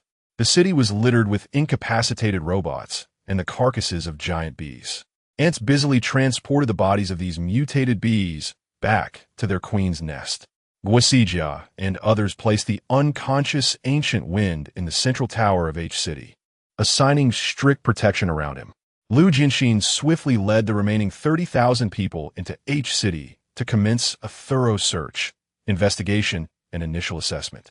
The conditions of the lower-class citizens were harrowing, the environment was appalling, and the sight of rotting food incited frantic looting. A significant portion of the populace has succumbed to mental afflictions. Some wander aimlessly through the city in a state of delirium, while others remain motionless in shadowy corners, only venturing out into the streets to scavenge for discarded morsels when hunger becomes unbearable. In dire circumstances, they resort to consuming wild grasses and dirt. Chapter 466. The skirt became shorter while the search team members felt a sense of pity upon witnessing the scenes in the civilian districts. Their sentiments transformed into righteous indignation upon reaching the affluent areas of H City, where the elite resided. The opulence and decadence of their lifestyles surpassed even those of the wealthiest individuals during times of peace. The grandiose residences, the mountains of resources hoarded with no intention of sharing, and the numerous servants attending to their every need painted a stark picture of excess. In the basements, many meticulously selected women were confined, kept solely for their pleasure. Regrettably, the owners of these lavish abodes had already succumbed to the absorption of Star Core fragments. Otherwise, the team members would have surely dragged them into the streets for a public execution. Gu Feng's unconsciousness was brief as he awoke at 9 that evening. The first thing he did upon regaining consciousness was to observe the changes in the Star Core. In the mirror, he noticed that the Star Core on his forehead had retained the size of a coin, its color shifting from blue to a dark golden hue. Upon touching it, he felt a distinct curvature where there had once been a flat surface. Delving into the Star Core space, Gu Feng discovered that the expanse of barren land had reached an astonishing 400,000 square kilometers, remarkably larger than Japan's total land area of 370,000 square kilometers. This comparison illuminated the vastness of the Star Core space. Subsequently, Gu Feng beheld the altered forms of the biological mechas within the cultivation pool. These mechas were now enveloped in a layer of metallic armor, with wrists that could seamlessly switch between melee and ranged combat forms. Their sizes had also increased, exuding an aura of formidable power that seemed capable of shaking the heavens and the earth. Despite these revelations, Gu Feng felt a twinge of disappointment, having not discovered anything particularly remarkable. Upon exiting the Star Core space, Little Dot followed suit. Gu Feng lamented after merging with the Star Core. "I have not gained anything extraordinary. You haven't tricked me, have you?" Little Dot fluttered her tiny wings and twirled before Gu Feng, asking, "Did you not notice anything different about me?" Gu Feng scrutinized her carefully and replied earnestly, "The skirt is shorter than before." "Bah, you rogue," she retorted. "Just say it directly." With a cheerful tone, Little Dot continued, "Did you not notice that I've grown taller?" "Ah, indeed." Gu Feng realized that this once thumb-sized entity had now expanded to the size of his palm. It was not that the skirt had shortened, but rather that her legs had lengthened. Gu Feng, feigning annoyance, exclaimed, "You spent all the energy on growing taller, but what about me? What do I gain from this? How is that fair?" Little Dot pouted, saying, "Don't act all innocent after benefiting. Why not try using your abilities?" Skeptical, Gu Feng began to harness his powers. To his surprise, he found that controlling certain materials felt oddly effortless. Metal. After conducting some experiments, he concluded, "I have acquired Qiu Dongqing's abilities. Control over metal." Little Dot, observing his demeanor, remarked, "You don't seem particularly pleased." "Please, dear sister, I truly wish to be joyful. Yet genuine happiness eludes me. In the past, I possessed the ability to manipulate metal, but now I find myself merely more attuned to it. This hardly enhances my combat prowess." The little one remarked disdainfully, "There is no hope for you. Take your time to explore this on your own. All I can say is, do not squander such a remarkable ability. Damn it, let us have a serious discussion." Just as the two were conversing, a knock resounded at the door. Chapter 467. The charming reinforcements. A voice called out from beyond the door. "City Lord, there is something unusual outside the city. It seems enemies are approaching." "What? How can there still be enemies? That shouldn't be the case." Gu Feng exclaimed as he soared out of the window of the central tower in H City. Ascending to a higher altitude, Gu Feng spotted countless torches flickering on the horizon, swiftly advancing toward H City. The estimate exceeded 1,000,000 people. Where on earth did these individuals come from? Gu Feng pondered, unable to comprehend the situation. "You must be joking, big brother," Little Dot remarked, looking at Gu Feng as if he were foolish. "Those are the civilians from Hope City." "What? How did they arrive here?" Gu Feng inquired, astonished. "If I am not mistaken, they have come to aid you. Unfortunately, you no longer require assistance." Little Dot replied. "Ah, so that's how it is," Gu Feng said, touched to know that the civilians of Hope City would travel such a distance to support him. "Amidst this darkness, your sentiments may lead to friendly fire," Little Dot cautioned. "Oh, right. From their appearance, it seems they are unaware that we have already won the war. They still intend to attack H City." How endearing. Gu Feng mused to himself as he flew toward the gathering crowd. The civilians, having organized themselves without logistics, information, or transportation, displayed remarkable resolve in their willingness to support. Undeterred by the perilous journey, upon not finding the military of Hope City outside the walls, they charged toward H City with a determination to face death. Fortunately, Gu Feng's timely discovery prevented a catastrophic incident of friendly fire. When the civilians spotted their city lord above them, they erupted with excitement. Gu Feng then proclaimed the exhilarating news. "We have won." The civilians were momentarily stunned by the declaration of victory, taking a while to absorb the revelation. "Ah, we won? Just like that? We did it. Hooray, we have triumphed." The jubilant cheers intertwined, transforming the land into a sea of joy, with torches dancing in the air. The townsfolk, inspired by this fervent atmosphere, joined in the celebration. That evening, the entire city rejoiced, and Gu Feng even hunted a batch of mutated beasts to prepare for a feast. Roasting meat over the bonfire, the crowd gathered around, singing and dancing, reveling in a night of merriment that needs no further elaboration. The following day, at 9 in the morning, the first meeting after the battle commenced. The atmosphere in the makeshift conference room was particularly somber. Many had perished, including ordinary soldiers, departmental leaders, and even legion commanders. The highest-ranking casualties were Big Nose and Zhang Ping, one the head of the intelligence department and the other the commander of the Fire Phoenix Legion.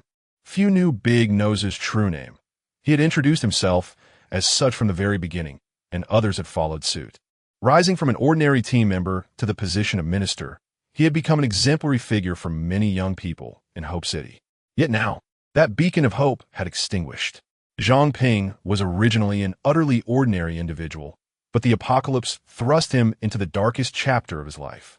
He witnessed the torment and death of his girlfriend before his very eyes, and from that moment on, he became a mere shell of a man, devoid of emotion. Fortunately, he later encountered Feng, who transformed the latter part of his existence and rekindled his heart. Rising from the ranks of a common soldier, he steadily ascended to the position of Legion Commander. In parallel, he rediscovered love, with Feng serving as the officiant at his wedding. Now, as his wife carries their child, he has already departed from this world. Feng truly finds himself at a loss as to how to explain this to his wife upon returning to safety. The price of victory is often paid with countless sacrifices. Among the initial companions who followed Feng, how many remain now? Chapter 468. To confess or not, a profound sense of loss and solitude weighed heavily on Feng's heart, leaving him somewhat breathless. Standing behind him, Qingqing, as Feng's psychological counselor, wore a troubled expression, sensing the resurgence of his depression. Feng steeled himself and called out in a subdued voice, "The moment of silence is over. Please take your seats." Everyone complied and sat down. Feng turned to Qingqing and said, "Let us discuss the extent of our losses."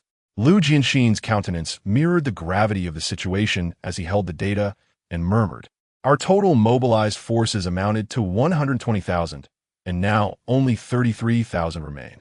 Additionally, over 1 million civilians had allied with us before the Great Battle in H City, yet after the conflict, only a mere 500 remain."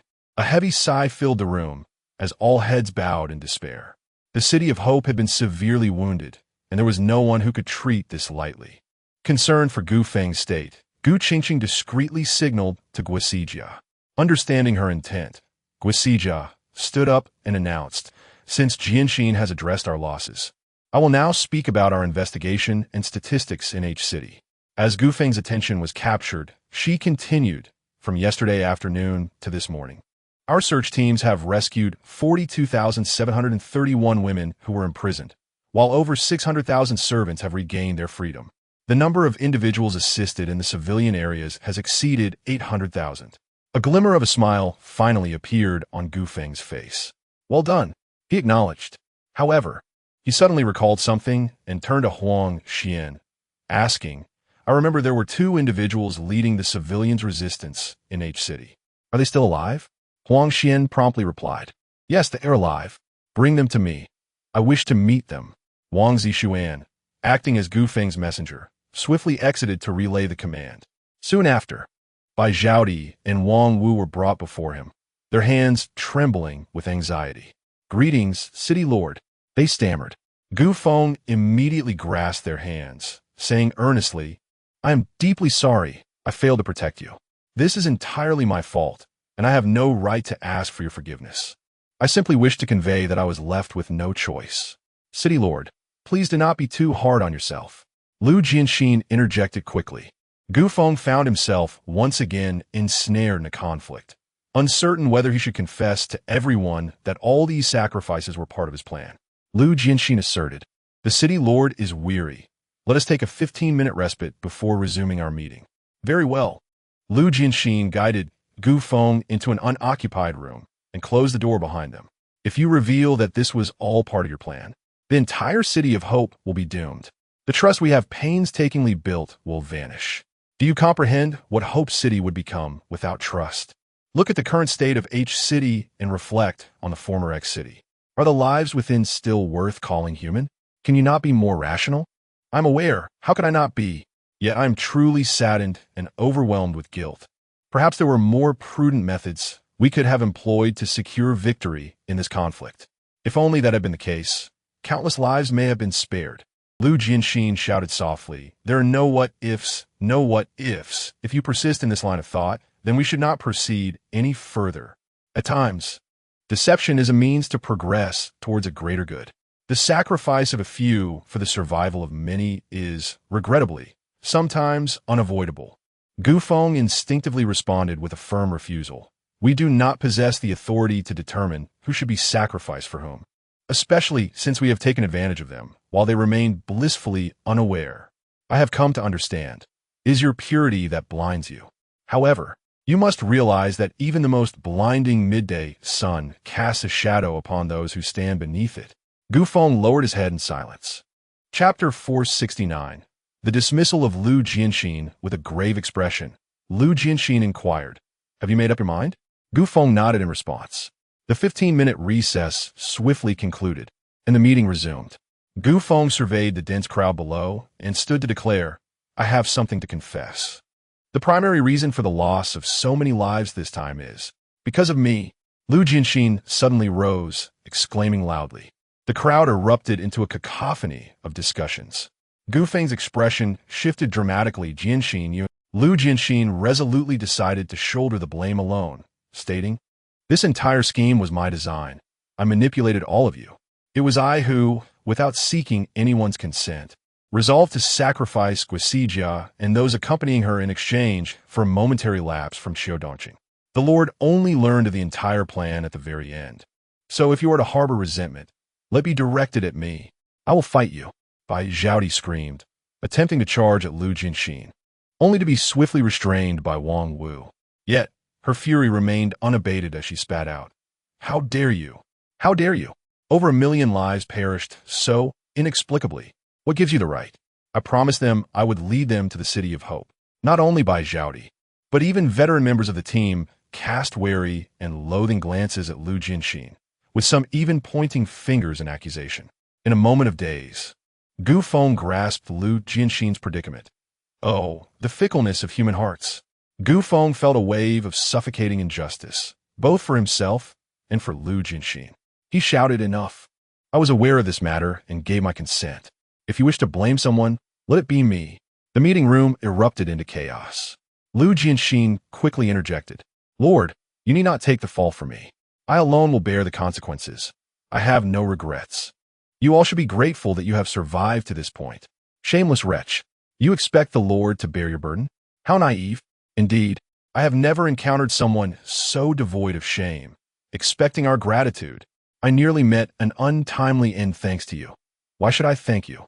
How true it is that one can know a person's face, but not their heart. I never imagined he would turn out to be this kind of person." At last, Gu Feng comprehended that people only believe what they wish to believe, and he deeply felt the narrow-mindedness and wretchedness of humanity. He cast a helpless glance at Lu Jianxin, guilt etched across his features. Lu Jianxin returned a smile of unwavering resolve, his eyes filled with determination. At that moment, someone exclaimed, "Lord, I believe Lu Jianxin is no longer fit to serve as the commander of the Black Panther Corps." I concur. A person like Lu Jianxin is unfit to lead the troops. He poses too great a danger. Allowing him to command is an irresponsibility toward his soldiers. Dismiss Lu Jianxin. Dismiss Lu Jianxin. The crowd was filled with fervent indignation, their voices rising in unison. The ancient wind observed the scene with a chilling detachment. Leaders of various legions, including Guisijia, Lihi, Jiyu, and Pangzhua, remained seated and motionless, neither intervening to quell the outcries below nor joining in the chorus of dissent. Although they did not personally raise their voices, their tacit allowance of the uproar conveyed a clear and resolute stance. They too sought the dismissal of Lu Jianxin. Chapter 470. Expulsion from the city. The ancient wind had never felt as solitary as it did now. The heights were unbearably cold. Lu Jianxin spoke directly, "Just right. I had no intention of continuing anyway." "What kind of attitude is that? You should be brought before a military tribunal." Gu Feng was thoroughly enraged. "Have you all had your fill of chaos?" The crowd fell silent, yet the flames of anger still blazed in their eyes. Gu Feng realized that if he did not address Lu Jianxin today, the situation would spiral out of control. Taking a deep breath, Gu Feng declared, "Lu Jianxin is hereby dismissed from all positions. All his equipment and personal property shall be confiscated. Lord City Master, this is far too lenient. He should be sent directly to trial. Indeed, over 1 million lives are at stake. How can this be treated so lightly?" Gu Feng cast a glance at Guisijia, whose Silver Wolf Legion had suffered the heaviest losses, nearly decimated. She would not relent. The remaining voices belonged to Li He and Ji Yu, whose legions had also sustained significant losses, leaving some room for negotiation. Lastly, there was Pangzhua, whose defensive legion had incurred the least casualties and was most likely to be lenient. Gu Feng looked at Pangzhua, who understood his intent. Pangzhua stood and said, "Hey, everyone, Let us remain calm. Regardless of Lu Jianxin's plan, I can assure you that his initial intentions were undoubtedly good. As someone who has contributed greatly to the establishment of Hope City since its inception, he had no reason to deliberately sacrifice so many lives. Human hearts are inscrutable. Who can say for certain? Exactly. You've only been in Hope City for a short time. Do you truly know him well enough to make such guarantees? The crowd remained unconvinced by Peng's defense. Gu Feng turned his gaze to Li He and Ji Yu. Ji Yu feigned ignorance, while Li He, who had always supported Gu Feng, was initially inclined to dismiss Lu Jianxin. However, once Gu Feng expressed his stance, he would undoubtedly align with Gu Feng's viewpoint. Li He rose to speak. In a situation where the disparity in strength between us and the enemy is vast, what do you propose we do? Fight to the bitter end? What would be the outcome? Everyone would perish, not only you, but your families in the rear would also suffer the consequences of the Star Corps' influence. You have all witnessed the devastation in H City. Do you truly wish for us to vanish like those people? Necessary sacrifices are unavoidable. Why are you so upset? It's merely that you were not informed before the operation that your mission was essentially a death sentence. I refuse to believe there is no better way to achieve victory. With CGI interjected. Yes, we cannot accept that there were no better alternatives. Li seized upon the inconsistency in their argument. All right, you have acknowledged that there may have been better options. Can I then interpret this to mean that Lu Jianxin's approach was merely not the best? Since when has Hope City condemned someone to the guillotine for employing a less-than-ideal solution? This is sophistry. In a swift turn of events, Gu Feng seized the opportunity to act as a mediator, suggesting that both parties yield a little, thereby sparing Lu Jianxin from facing a military tribunal. My lord, Gu Feng continued, to demonstrate the necessity of punishment, Lu Jianxin shall be exiled from the City of Hope, ceasing to be a member of this community from this day forth. Only then did the crowd relent. Chapter 471. Lu Jianxin leaves the city when one ascends to a lofty position. The splendor is unparalleled. Conversely, when one finds one's self in the mire, the fall is equally profound. It is amidst the vicissitudes of life that the true nature of human relationships is revealed. Following the issuance of the decree expelling Lu Jianxin from the city, the populace shunned him as if he were a harbinger of plague. Those who had lost loved ones and friends in the war hurled stones and bricks at him, turning him into a vessel for their grief and fury. The Fire Phoenix Legion, responsible for upholding the discipline of all legions, was tasked with enforcing the decree against Lu Jianxin. However, the commander of the Fire Phoenix Legion, Zhang Ping, had perished in this very conflict. It was evident that the Legion would harbor no fondness for Lu Jianxin. They ruthlessly confiscated all his identification, weaponry, and personal belongings, ultimately discarding upon him the tattered remnants of clothing. Put this on and leave the city at once, one of the enforcers commanded. Lu Jianxin, fixing his gaze upon the speaker, implored, Might I have my glasses returned to me? I am afraid that glasses also constitute personal property, and I cannot return them, came the curt reply. Having held a prominent position for an extended period, Lu Jianxin emanated an aura of authority and decisiveness that few could withstand. With a voice that resonated with authority, he bellowed, Give them to me. His glasses held immense significance.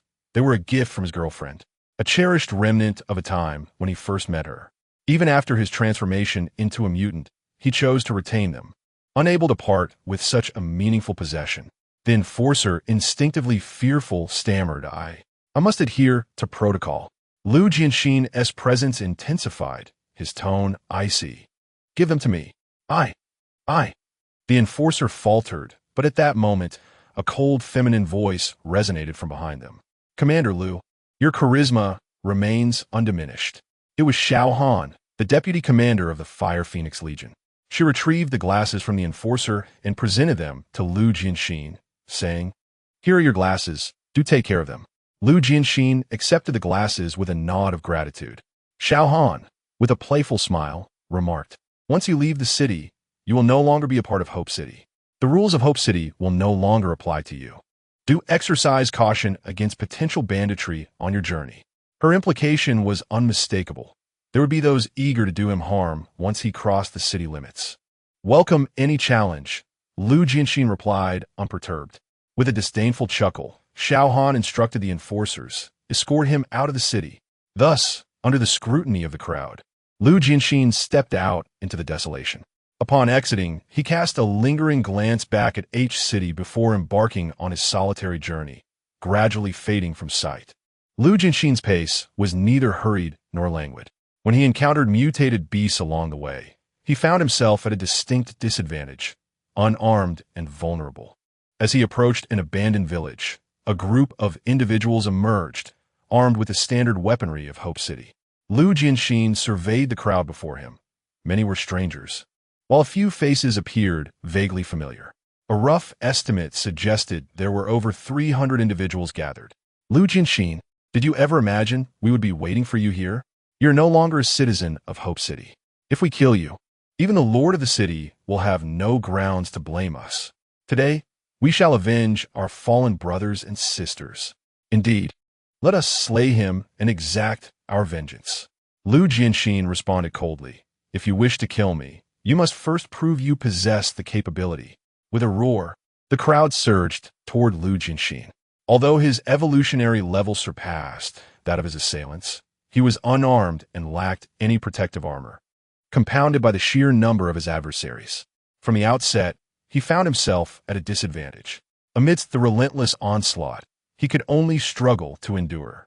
After a fierce effort, he managed to seize a bone sword, yet he sustained a grievous wound, deep enough to reveal bone. The situation grew increasingly dire for him, as several attempts to break free were thwarted. Chapter 472. Come back to help me. His wounds multiplied, and his movements grew increasingly sluggish. Darkness began to cloud his vision, as if he might collapse at any moment. Just as the crowd was about to succeed, someone suddenly noticed a horde of mutated beasts charging toward them. This is bad. A swarm of mutated beasts is approaching. We didn't detect any nearby mutated beast packs when we arrived. Curse it, why now of all times? He is already at his wit's end. Even if he doesn't perish at our hands, he will surely meet his end in the jaws of those beasts. That makes sense, brothers. Retreat. The group began to withdraw, but as the mutated beasts surged forward, they pounced on Lu Jianxin, overwhelming him and devouring him whole in a foul display of carnage. The fleeing crowd, witnessing this horrifying scene, felt a strange sense of relief. The horde turned its focus toward the escaping individuals, compelling them to flee with all their might to evade capture. Inside a dilapidated restaurant, the clattering of pots and pans resonated. Wisps of smoke rose from the chimney, a sight rarely seen in the apocalypse. Suddenly, a colossal mutated beast charged in, halting at the entrance, and with a great heave, it regurgitated a human. The individual emerged, immediately succumbing to a fit of violent coughing. Once he wiped the mucus from his face, it revealed none other than Lu Jianxin, still bewildered by the circumstances. He watched as the massive mutated beast collapsed, a slender golden thread emerging from its brain, pointing toward Lu Jianxin and the restaurant. The golden thread seemed familiar, yet he could not recall where he had seen it before. However, glancing back at the smoke-emitting restaurant, all his confusion dissipated. Lu Jianxin strode towards the door, asking, "Were you inviting me to eat? Oil-splashed noodles made by my own hands. The water for your bath is ready. It's just behind, and it will be done shortly," came the melodious voice from within. Lu Jianxin chuckled and stepped inside to bathe. Half an hour later, Feng and Lu Jianxin squatted at the entrance, each holding a bowl larger than their faces, slurping up the noodles with delight. As they savored their meal, they bit into cloves of garlic. The sharpness enveloped in the silky noodles, prompting both to squint their eyes in unison, revealing expressions of bliss and contentment. After satisfying their hunger, they sat at the door, lost in thought, their gazes vacant, their expressions dazed, as the environment around them seemed to mirror their tranquility. As the sun dipped lower in the sky, they slowly regained their senses. If the apocalypse had not occurred, I should be living this kind of life back home, Feng sighed. Lu Jianxin smiled. We can't go back. Sometimes, I wish I could just fall asleep and never awaken, blurring the lines between dream and reality. Perhaps everyone feels this way, Feng mused, then suddenly declared, "You are right." Curious, Lu Jianxin asked, "What is right?" Feng replied earnestly, no matter how glaring the midday sun may be. One standing beneath, it will inevitably cast a shadow. Lu Jianxin once uttered these words, and Gu Feng merely echoed them verbatim. Subsequently, Gu Feng continued, I have idealized people too much. I have also idealized myself. I believed that those under my governance would transform into something entirely different. Lu Jianxin, with a profound expression, remarked, We are both cruel and kind. We embody coldness and tenderness alike. We strive for retribution, yet can also be magnanimous. We possess ugliness and beauty within us. I comprehend your sentiment. Humanity is intricate, devoid of absolute good or evil. In that moment, I found wisdom in the ancient sage's words. Yin and yang coexist, and good and evil are intertwined. Lu Jianxin nodded in agreement. Gu Feng inquired, What are your plans? I replied, I am uncertain. I shall take it one step at a time. Gu Feng earnestly implored, Return and assist me. Lu Jianxin self-deprecatingly questioned, Can I truly go back? I need you to be my shadow. I require shadow. Lu Jianxin felt a stir of emotion. Chapter 473. The slightly tilted building. Gu Feng remarked, I deliberately allowed them to witness your demise at the hands of the mutated beast. I imagine the news of your death has spread throughout the city. Thus you can indeed live again as my shadow. I require your assistance. Let us carve out a realm for ourselves in this apocalyptic world with sincerity. Gu Feng extended his hand. Lu Jianxin posed one final inquiry. Do you have any new plans? Indeed, I am preparing to establish a new department, Shadow. Oh, Lu Jianxin responded with curiosity. Gu Feng elaborated. With a larger team, management becomes cumbersome. The greater the number, the more chaotic the hearts. Many take advantage of my honesty and principles, resorting to underhanded tactics. Hence, I need you. Lu Jianxin's expression contorted in indignation, interrupting Gu Feng. Are you implying that I am dishonest and lack principles? No, that is not my intention. What I meant to convey is that you are astute and capable of outsmarting them. Underhanded? When have I ever resorted to such tactics? Brother, forgive my clumsiness with words. Please do not leave. Very well. After a relentless pursuit filled with persistence and fervor from Gu Feng, Lu Jianxin ultimately acquiesced, and thus began their unashamedly blissful existence together. Wait, why does it feel like the building is slightly askew? Ahem, in any case from that day forth, the City of Hope gained a new figure, Mr. Shadow, shrouded entirely in a dark robe, along with the establishment of the most enigmatic department, Shadow. The inspection and statistical work in H City was nearing completion, with an overwhelming number of data and reports piled upon Gu Feng's desk, nearly bursting through the ceiling. Gu Feng summoned the leaders of various departments and vented his frustration, compelling them to take back the reports belonging to their respective divisions. I am exasperated. Why must I handle everything? What purpose do you department heads serve? Gu Feng sat alone in his office, seething. Suddenly, Little Dot emerged, exclaiming, There are new developments regarding the Ant Queen. At the mention of the Ant Queen, Gu Feng's demeanor shifted instantly. Initially, he sought a nest of mutated honeybees for the Ant Queen's evolution.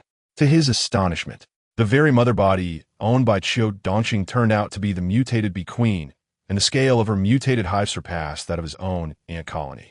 This evolution was nearly assured, though he pondered whether it would inherit the bee's esteemed tradition of honey production.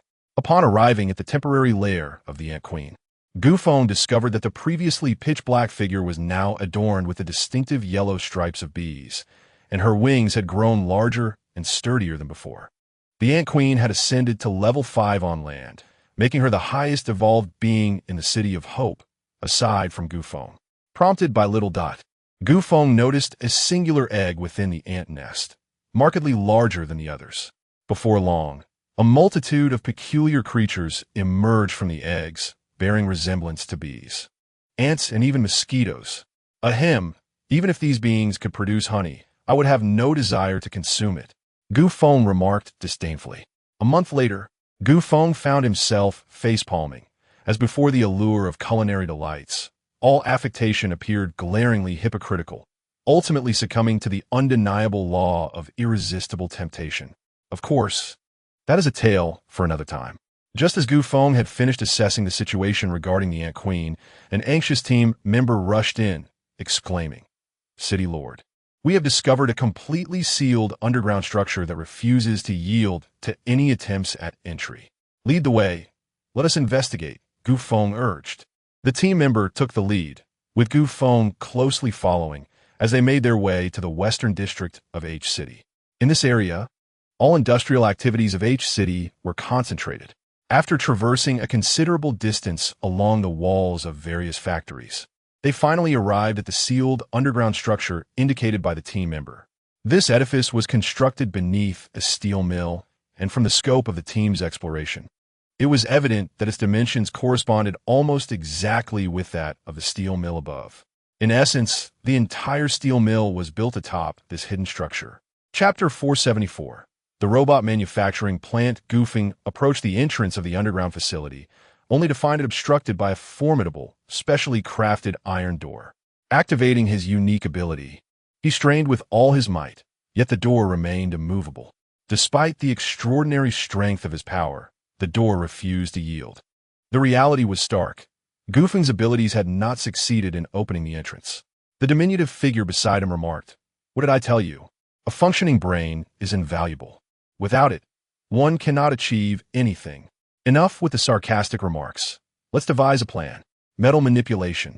I've already informed you of its significance, yet you treated it lightly. I concede my error, Gu Feng admitted, a hint of embarrassment coloring his cheeks. Though still unrefined in his metal manipulation, Gu Feng distinctly sensed the once rigid metal yielding under his influence, becoming unexpectedly pliable and responsive. With relative ease, he managed to open the door. The spectators behind him were awestruck. The Lord of the City is truly remarkable. We tried slicing it with blades, exploding it with bombs, and dousing it with concentrated sulfuric acid, yet it stood firm. The Lord merely tugged, and it swung wide open. Truly, he is the Lord. Gu Feng had grown indifferent to such praise and stepped inside. Upon entering, he was met with a scene that left him utterly astonished. After a lengthy pause, he stammered this. "This is a robot manufacturing plant?" The expanse within exceeded Gu Feng's wildest imaginings. He stood at the apex of a cavernous space, plunging hundreds of meters below, filled with assembly lines resembling vast corridors. Countless half-assembled robots lay motionless on conveyor belts, akin to disassembled human skeletons scattered everywhere. At the very bottom of the chamber stood an army of fully formed robots, creating an overwhelming sense of impending danger. Gu Feng could scarcely fathom the thought of Qiu Dongqing unleashing this metallic legion. He might very well flee instead of face them in battle. The small companion flapped his wings excitedly, proclaiming, "At last, we have found them." With a tinge of anxiety, Gu Feng inquired from your words, "Do you imply that we can still utilize these machines?" "Of course. While you have acquired Qiu Dongqing's abilities, I too can obtain the unique powers of the guide. May I inquire, what unique ability does your guide possess?" The small one scratched his head awkwardly. "Does being a chatterbox count? Begone." With determination, the small figure darted to the heart of the production line, diving into the computer system. Gu Feng observed as a flurry of cryptic blue characters erupted on the screen, followed by the activation of the entire assembly line. The fully formed robots collectively lifted their heads, directing their cold, emotionless gazes upon Gu Feng. A shiver ran down his spine under the scrutiny of so many unfeeling eyes. Then, in unison, the robots knelt before him. "What is happening here? Are they akin to terracotta warriors?" The small one returned to explain. "Do not overthink it. It's merely a configuration issue." "What is the combat capability of these robots?" Gu Feng queried. The diminutive figure observed the design data, noting that it all indicated a formidable strength at the level of Grade 3 on land. "Astonishing. Our highest evolved Legion commander possesses merely Grade 3 strength as well. These robots are indeed impressive. Furthermore, there are at least tens of thousands of them here. Had Qiu Dongqing released these robots earlier, we might as well have conceded defeat without a fight."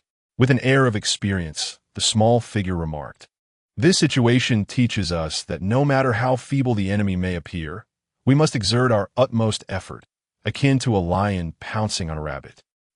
The principle is sound, yet the phrasing strikes me as rather awkward. Is there something wrong with your ears? I merely wish to inquire if I am truly so weak as to be compared to a rabbit. Never mind. I shall refrain from contesting with you, for I am in good spirits with such a bountiful gain. Gazing at the production line, the small figure continued, in truth, these robots are secondary. The most invaluable asset is this fully automated intelligent production line. Xiao Dongqing and their team have been able to equip energy guns and produce such a plethora of laser cannons. All thanks to this production line. Such prowess. What else could it be? Chapter 475. The mobile fortress. Goofing remarked, however, the energy guns and laser cannons we have seized are so plentiful that they are practically inexhaustible. With this production line, we will inevitably continue to manufacture robots. Zaya Beauty retorted, you are mistaken. Beyond the laser cannons, there are also super energy guns, heavy laser cannons, mechanical fortresses, and high-pressure neutron cannons. The weapon development system has a plethora of creations yet to be produced. As Goofing listened, his excitement grew. Merely hearing the names of those weapons filled him with awe. Today was a day of joy, and upon exiting, Zaya Beauty promptly suggested, if you have nothing to do, let's make a trip back to Hope City. What is the matter? Goofing inquired. The base upgrade. Zaya Beauty exclaimed. Indeed, I almost forgot about the base upgrade, Goofing replied, glancing at the waning daylight, feeling a hint of laziness. Quickly, stop your rambling, Zaya Beauty urged. Goodness, who talks too much on a regular basis? Goofing protested, though he complied and briefed several commanders, then summoned Dog to prepare for their flight back to Hope City. Wait, Zaya Beauty suddenly interjected. Goofing asked, what is it? The biotic energy we acquired from the mutants is abundant. It is just enough to evolve our beasts, Zaya Beauty declared.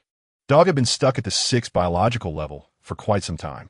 Goofing had hesitated to evolve Dog and the other beasts, as they required the decomposition of mutant biotic energy for evolution.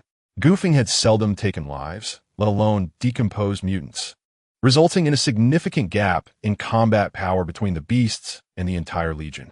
However, after the battle with Xiao Dongqing, the Star Core absorbed all the biotic energy from Xiao Dongqing's mutants, which was an immense reservoir of energy. Evolving the beasts was certainly feasible. A blue orb of light emanated from Zaya Beauty, enveloping Dog entirely. Subsequently, an intense blue glow radiated from Dog, rendering it nearly invisible within the luminous aura. All the beasts in the city soon gathered, encircling the area illuminated by the blue light. After completing this task, Zaya Beauty casually remarked, they will need at least 2 days to finish. Let us depart. Goofing realized he would have to fly back alone, and he strongly suspected that Zaya Beauty had deliberately timed Dog's evolution for this moment. Goofing soared through the night until he returned to Hope City at dawn. The city appeared desolate, shrouded in darkness. At the entrance of the radiation zone, Goofing observed numerous mutated beasts licking the radioactive dust. He was aware that radiation could stimulate biological evolution and had intended for his team to train specifically in the radiation zone. But the conflict with H-City had delayed this plan. Now, it had inadvertently become a breeding ground for the mutated creatures, which he could not tolerate. Goofing unleashed his full strength, annihilating all mutated beasts in the radiation zone before he was satisfied and entered Hope City. Without a word, Zaya Beauty melded into the city, while Goofing's consciousness delved into his mind, meticulously scrutinizing the holographic projection of Hope City. Firstly, Goofing discovered that the nuclear power station at the very base of Hope City had activated without any human intervention. Immediately, all the buildings and facilities within the city began to merge into one, as if they had grown together. Then there were 4 thunderous roars, and Goofing was astonished to see 4 robust mechanical legs extending from beneath Hope City. Even in the holographic projection, these legs appeared formidable, and Goofing could scarcely fathom their true size in reality. Wait, isn't this projection synchronized with the real world? Could it be true? Goofing was so astonished that his jaw nearly hit the ground. Yet, the spectacle was not over. Another 4 thunderous roars echoed, and this time from mechanical arms, similar in thickness to the legs, emerged from the midsection of Hope City, extending to the same level as the legs. Goodness, is Hope City transforming into a transformer? Just as Gu Feng uttered these words, a circular platform abruptly extended from the top of Hope City, surrounded by searchlights that resembled eyes. It truly was transforming into a transformer. No, it is a mobile fortress, piped up a small voice unexpectedly. Chapter 476, Journey to Pick Up People in the City of Hope. As the diminutive figure remarked, the entire City of Hope was in motion. With the earth collapsing in great slabs and the mechanical arms and legs working in concert, the City of Hope emerged from the depths below. Gu Feng felt as though he were aboard a colossal cruise ship, swaying gently back and forth. Fortunately, the motion was subtle enough to spare him the discomfort of seasickness. At last, Gu Feng comprehended why the little one insisted that all the buildings and facilities within the city should integrate seamlessly with the City of Hope. Only in this manner could the structures remain intact and unscathed during the city's movement. Now, the City of Hope resembled a colossal, mobile motorhome, powered by nuclear energy, with mechanical limbs serving as wheels, housing thousands, if not hundreds of thousands, of families within. Where are we headed? The little one inquired. Gu Feng, akin to a young adult who had just acquired a new vehicle, was eager to share his excitement. The elderly, women, and children seemed to still be in T-City, which was not far from their current location. Thus, they would first retrieve them before proceeding to H-City to gather the main force. Hold on tight, the little one shouted. The City of Hope is setting off. A remarkable sight unfolded on the horizon, a cylindrical steel metropolis, akin to a spider, traversing the earth. Each of its movements sent tremors through the ground, and every step could span mountains and rivers. Though its motions appeared leisurely, its speed was anything but slow. Gu Feng estimated a velocity of 60 kilometers per hour, comparable to driving a car, which was impressive for a city of such magnitude. At dawn on the following day, a young guard responsible for vigilance in T-City sounded the alarm. Are they attacking again? Everyone grab your weapons. A voice boomed. We cannot let them breach our defenses. In an instant, the elderly, women, children, and even pregnant women armed themselves and rushed forth. An elderly man called out, Hey Wazi, where are they? Is the gate secure? Hi Wazi, the elder repeated, but it was not until he called out twice that the sentry, Hey Wazi, snapped out his fright and, without hesitation, swung down from the lookout like a little monkey. Speak up, the elder urged anxiously. Hey Wazi pointed towards the north, his voice quivering. Grandfather, we must flee. A monster is coming. It's enormous. He struggled to find the words to describe its size, resorting to flailing his arms wide. Following the direction of Hey Wazi's finger, the elder spotted a dark, cylindrical shape that bore an uncanny resemblance to an octopus. Wait a moment. How can it be as tall as the Hualing mountain range? My goodness, it cannot be that enormous. From a distance, gauging the size of an object can be challenging, but with a reference point, the perspective alters dramatically. The Hualing mountain range, which divides the north from the south, serves as a barrier against the southern moisture and the northern mutated beasts. An elderly man abruptly sat down on the ground, exclaiming, The monster is here. Everyone, flee for your lives. How could it be so enormous? It is utterly impossible to withstand. Hurry, escape. Among the chaos, a naive child nestled in his mother's arms pointed at the creature, murmuring, Mama, home. A nearby adult, puzzled, remarked, Doesn't that monster resemble our Hope City a bit? Another responded, Indeed, it seems to have 8 tentacle-like appendages. After peering through a telescope for a considerable time, someone joyfully shouted, No need to flee. Is Hope City, our Hope City, come to rescue us? I see the Lord of the city atop it. Everyone look. The crowd erupted in jubilant cheers, chanting, Long live the Lord of the city. The wait was not long, and soon Hope City arrived outside T-City. With a thunderous roar of steel, the mechanical arms began to retract slowly. Chapter 477. The vulnerable under siege. With a resounding crash, the main structure of Hope City descended upon the ground, causing the earth beneath to yield like a soft sponge, creating a substantial depression. The large gates below swung open with a thunderous boom, evidently newly fashioned by the diminutive figure, forming a gentle incline that allowed both people and vehicles to enter Hope City without hindrance. Rather than using the gates, Gu Feng soared directly down from above, heading straight for the temporary camp in T-City. The The inhabitants of the camp, filled with excitement, gathered around, chanting praises for their lord. Embarrassed, Feng interrupted the crowd, quickly briefing them on the matter of entering Hope City. The people, thrilled at the prospect of returning home, prepared to depart. Yet Feng's keen eyes detected many injured among them. His expression turned cold as he began to inquire about the circumstances. It became apparent that while all combat personnel had ventured north to provide assistance, only the elderly, women, children, and a handful of seasoned fighters remained in T-City. During this time, a group of survivors had arrived at the camp. Moved by their plight, the residents had shared some provisions with them. However, the group, having tasted generosity, began to demand more and more resources with each passing day. Although Hope City was not lacking in supplies, the residents had no desire to be taken advantage of and ultimately refused the unreasonable requests. That very day, the group launched a surprise attack on the camp, but fortunately, the community united and, leveraging their numerical superiority, drove them away. Yet, peace lasted but 2 days before the group returned, this time in greater numbers. Establishing a base in Baohua County to the south of T-City and employing various underhanded tactics to assault the camp, leaving the residents in dire straits. After listening to their tale, Feng declared, "Everyone, return to the city. I shall handle this matter and ensure they pay the price." The crowd rallied behind him, exclaiming their lord's might. One by one, they began to move back to Hope City, utilizing the mechanical arms atop the city for the transportation of larger equipment and machinery with remarkable efficiency. Given that many of the residents were elderly, women, and children, Feng personally attended to numerous tasks. Once all people and vital supplies were secured within the city, he instructed the diminutive figure to close the gates and activate the city's defense system. With a fierce gaze directed towards Baohua County, Feng vowed, "To bully the weak and vulnerable, I shall make you pay dearly." Unfurling his wings, he took flight towards Baohua County.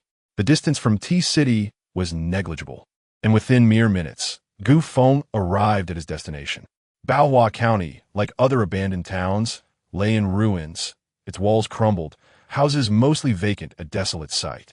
Circling above the town for some time, Feng eventually located the encampment of the hostile group. As he descended, he noted that most of them were still asleep, and he felt fortunate that the snores of the 2 guards at the entrance had not attracted any mutated beasts. He slipped past the dozing sentinels and ventured inside, where he found people sprawled in slumber. Some murmured in their dreams about pig-esque trotters, while others, clutching their companions' feet, nibbled at them, only to awaken in disappointment and turn back to their dreams in search of the elusive delicacy. Upon witnessing this scene, Feng's anger dissipated significantly. Suddenly, a series of urgent gong strikes resonated throughout the camp. The individuals who had been slumbering abruptly sat up, hastily tidying their bedding, seizing an array of weapons, and began to assemble in the courtyard. A man resembling an uncle noticed Feng standing dazedly in place, appearing somewhat bewildered, and hastily pulled him towards the rear of the line.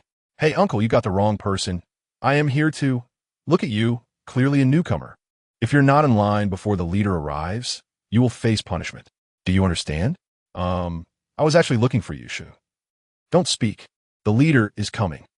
Feng, interrupted twice in succession, could only cast a peculiar glance at the uncle, sighing softly in resignation. Chapter 478. Youngster, you are rather audacious. A man clad in a leather jacket, sporting a slick-back hairstyle exuding a rock-and-roll vibe, strode confidently into view. "Today, our objective is to conquer T-City. Do not be misled by their numbers. I have observed them closely, and most are merely feeble old folks, children, and, of course, women." The rock-and-roll enthusiast spoke eloquently, while Feng leaned toward the elder beside him and inquired, "Is this our leader?" Before the elder could respond, the rock-and-roll man suddenly bellowed, "Who is speaking? Who dares to speak below?" The crowd parted, revealing the elder and Feng. The elder, assessing the scene, pointed directly at Feng's nose and exclaimed, "It was him. Yes, indeed, it was him." Feng, somewhat taken aback, touched his nose, uncertain of how to reply. The rock-and-roll man, shaking off his leather jacket, approached Feng with an assertive gait, scrutinizing him up and down. Young brother, those wings of yours appear quite impressive, he remarked, reaching out to tug at the feathers on Gu Feng's wings. Furrowing his brow, Gu Feng pondered whether this individual might be a fool. Was he truly brazen enough to act so casually before Tiger? Indeed, the rock and roll man mistook the tiger for a sickly cat. He tugged at the feathers, yet wait, he couldn't manage to pull them free. The man's face flushed crimson as he struggled unsuccessfully. Clearing his throat awkwardly, the rock and roll man declared, well, it's quite sturdy, you know. Do you realize you are violating the rules? With a playful spirit, Gu Feng retorted, oh, and how do you intend to punish me? Ah, you are quite the audacious one. I shall show you my might today. Bring forth the instruments. As soon as he finished speaking, a group of individuals wheeled in a collection of torture devices: whips, branding irons, pepper spray, pliers, wrenches, and a tiger bench. Stop standing there. Choose one, the rock and roll man boasted. The onlookers cast sympathetic glances at Gu Feng, who, unable to contain himself, erupted in laughter, snorting like a pig. Those items, where did you even find them? Most people have never even seen such things. Infuriated, the rock and roll man barked, hold him down. I will personally deal with this. Gu Feng, with a bold demeanor, replied, no need for anyone to hold me. I shall remain right here. Bring forth all the instruments. I am eager to see which one could possibly harm me. The crowd sighed collectively, lamenting. Has this person lost his senses? He possesses a fine appearance, yet alas, he is a fool. The rock and roll man, visibly bored, remarked, so it turns out you are a fool. Why should I waste my time arguing with a fool? Forget it. Wait a moment. Who was it that brought this fool into our ranks? Who the hell invited this fool? Seeing no one respond, the rock and roll man shook his head and said, no one dares to admit it? Fine. Time is of the essence. Let us focus on the matter at hand. The crowd disregarded Gu Feng, turning their attention to the rock and roll man's strategy to assault T City. At this moment, Gu Feng felt utterly foolish, standing still and beginning to doubt himself. Could it be that I truly am a fool? No, I am not a fool. Enough, enough. You are not. You are not. The elder, exuding an air of experience, comforted Gu Feng. With an odd expression, Gu Feng inquired, what did you do before? Oh, I worked in a psychiatric hospital. Ah, that explains your wisdom. The elder replied with a smug grin. Gu Feng, frowning, warned, old man, I caution you. If you continue to look at me with such a caring gaze reserved for patients, I shall not hold back. The elder quickly averted his gaze, flustered. My apologies. It's a professional habit. After speaking, he took out a small notebook and wrote, June 17th, 2023, first case of a mutant exhibiting signs of mental illness, displaying notable cognitive impairments and mild symptoms of manic depressive disorder. Further observation is required to determine a treatment plan. Tears streamed down Gu Feng's face. He truly wept, feeling aggrieved. Gu Feng simply chose not to voice his feelings. Wiping away his tears, he gazed skyward and sighed. What on earth am I doing here? Chapter 479. You foolish family. Before long, the crowd began to mobilize. Gu Feng, seething with frustration, trailed behind, contemplating revenge. Just wait until we reach T City. I shall eradicate you all for daring to call me a fool, a lunatic. Gu Feng's tendency to hold grudges resurfaced, and in a moment of delight, he couldn't help but break into a foolish grin. The elder behind Gu Feng, observing his demeanor, wore a look of deep sympathy as he jotted down a few lines in his notebook. Gu Feng rolled his eyes at the elder, exclaiming, Can you please stop following me? We're merely traveling the same path. With no choice, Gu Feng feigned ignorance of the elder's presence and continued alongside the main group. Upon nearing T City, Gu Feng noticed the group around him concealing themselves. Unsure whether to maintain the charade, he suddenly heard the rock musician ahead bellow, You fool! What are you staring at? I'm talking to you. Hide quickly. Don't expose yourselves. Gu Feng, wearing a disgruntled expression, reluctantly crouched behind a collapsed billboard. The group proceeded with extreme caution, not daring to make a sound for fear of being discovered by the inhabitants of T City. However, Gu Feng was aware that the city was deserted, and his impatience grew as he advanced. The rock musician's voice rang out again. Stop that fool. Our ambush plan cannot be thwarted by a simpleton. Unable to contain himself any longer, Gu Feng retorted, You are the fool. Your entire family is foolish." After delivering his insult, he raised his middle finger at the rock musician and charged toward T-City, shouting, "Everyone, follow me and let us attack." The crowd exchanged glances, realizing there was no point in hiding any longer. They steeled their resolve and surged forward. As the rock musician charged ahead, he shouted, "What a fool! This is a complete idiot. How could I be forced to march alongside a simpleton? Truly absurd." The crowd pressed forward, advancing from the south of the city to the north, encountering only a few hapless mutated beasts along the way. Not only were there no people to be found, but supplies had also vanished. The rock musician stomped his feet in frustration. Where is everyone? Where are the supplies? They just disappeared overnight. How could this happen? Feng found the musician's distress amusing, struggling to contain his laughter. The crowd, still fuming, glared at Feng. Some even approached, ready to vent their frustrations on him. With a smile, Feng declared, "All right, I will stop pretending. You're nothing." Someone shouted, charging at Feng. With a swift flap of his wings, Feng sent the assailant flying before he could reach him. What incredible strength! Who is this fool? What is he capable of? Feng's expression darkened once more. It seemed that only by demonstrating his might would they pay heed to his words. Raising his hands, he summoned an array of bricks and stones that encircled the crowd, trapping them within. Now, the crowd was truly alarmed. Is this the power of a human? My God, who is this fool? No, this person. Does anyone know him? Zhou Wei had just been getting quite close to him, hadn't he? Zhou Wei, who is he? In response to the crowd's inquiries, the elder looked perplexed. I have no idea. You don't know? You chatted with him the whole way. I thought he was one of us when I saw him standing in the camp this morning. Foolish. We are the foolish ones, the great fools. We have all been played, lamented the rock musician. Feng chuckled. So, you're not planning to surrender? Are you ready to fight me to the bitter end? Faced with overwhelming power, the crowd lost all courage to fight, discarding their weapons and raising their hands in a gesture of surrender. That's more like it. The rock musician inquired, "Who are you?" "Very well, let us introduce ourselves," replied Feng. "I am the Lord of Hope City, Feng." The musician laughed. "Ah, so you are Lord Gu. A pleasure to meet you. Iam Fan Si Hin. Whatever you command, Lord Gu.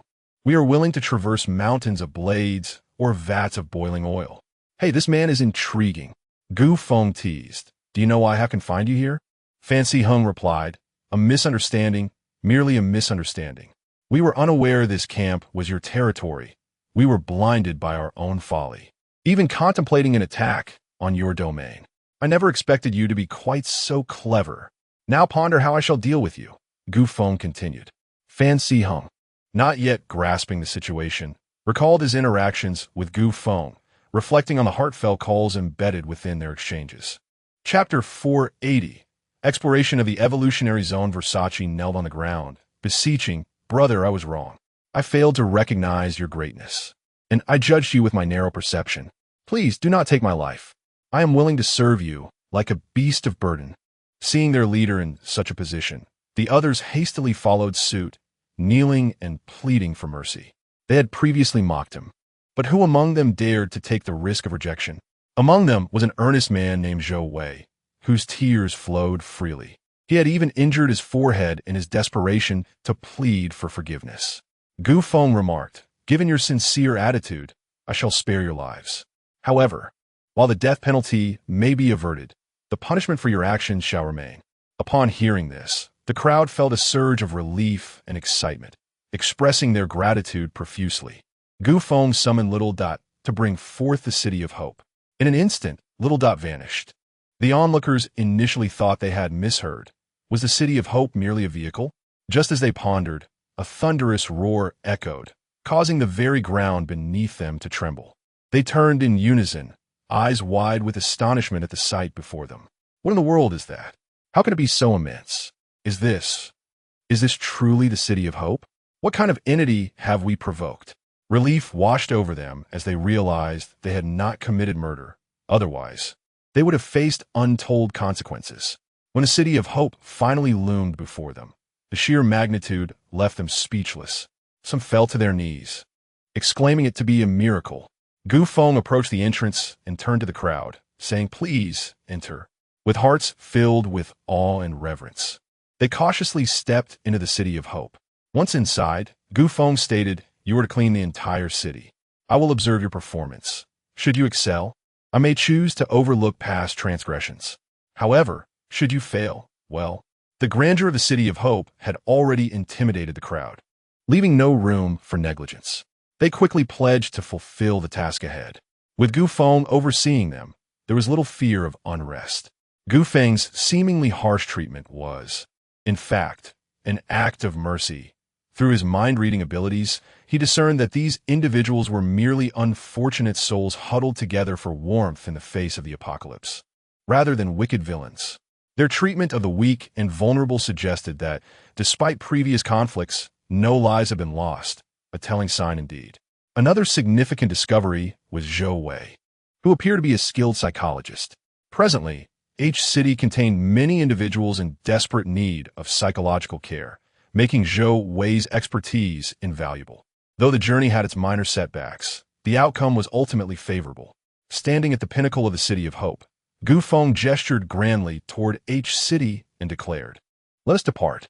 By the time the City of Hope arrived at its destination, 10 days had passed. During the journey, Feng had occupied himself by vanquishing numerous mutated beasts. Bolstered by an abundance of biological energy, little assisted Feng. 200 kilometers, encompassing a three-dimensional space. This means that the current regional reconnaissance, centered around Feng, has created a spherical reconnaissance area with a radius of 200 kilometers.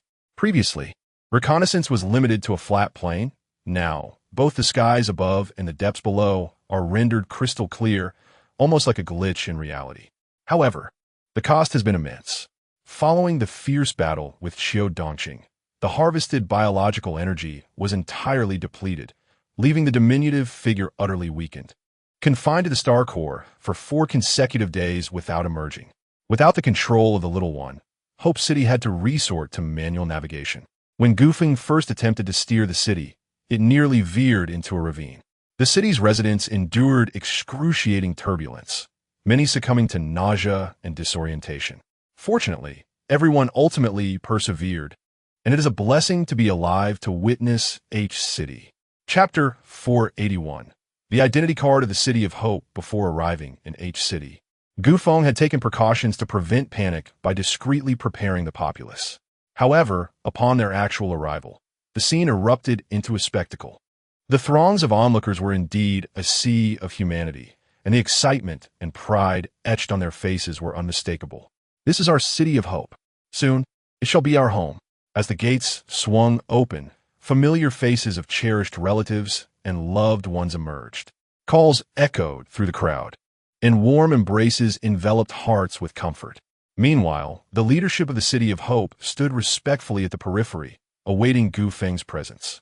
Upon his emergence, Feng promptly briefed Lu Zhe on the circumstances concerning Fan Si-hung and Zhou Wei. Lu Zhe, with a furrowed brow, lamented, "City Lord, I am still grappling with a myriad of issues in H City, and now you burden me further." Feng, patting Lu Zhe's arm, reassured him. "To ensure the City of Hope swiftly regains its vitality, you, as the chief administrator, must endure a bit of hardship." As Feng made his way into H City, he inquired about the design of the residents' identity cards. "It is complete. If you find no issues, we can proceed with its distribution," Lu Zhe responded, retrieving a card from his briefcase. Feng accepted it, scrutinizing both sides. The core information was concise and accurate, the anti-counterfeiting design intricate, and its durability far superior to previous temporary identification. "Excellent. Let us proceed with this," Feng affirmed. Lu Zhe carefully stowed the sample away. Though it appeared to be a mere identity card, its significance was monumental, rivaling the establishment of the City of Hope itself. The former identification system had been a relic from the ancient regime, marked with outdated residential information from District X, Street Y, House C. Not only was the information obsolete, but it also complicated administrative governance. The upgrade of the identity card was not merely a matter of reorganizing the residents' data. Its paramount importance lay in fostering a sense of belonging among the inhabitants, allowing all to perceive the City of Hope as their genuine home, a home they would cherish, build, and protect. Thus, this seemingly insignificant card bore profound implications. As the crowd conversed, they proceeded toward the central building of H City. Suddenly, a roar interrupted their chatter. Feng turned towards the sound, only to behold a majestic white lion exuding a faint, sacred glow. It was none other than Doggy.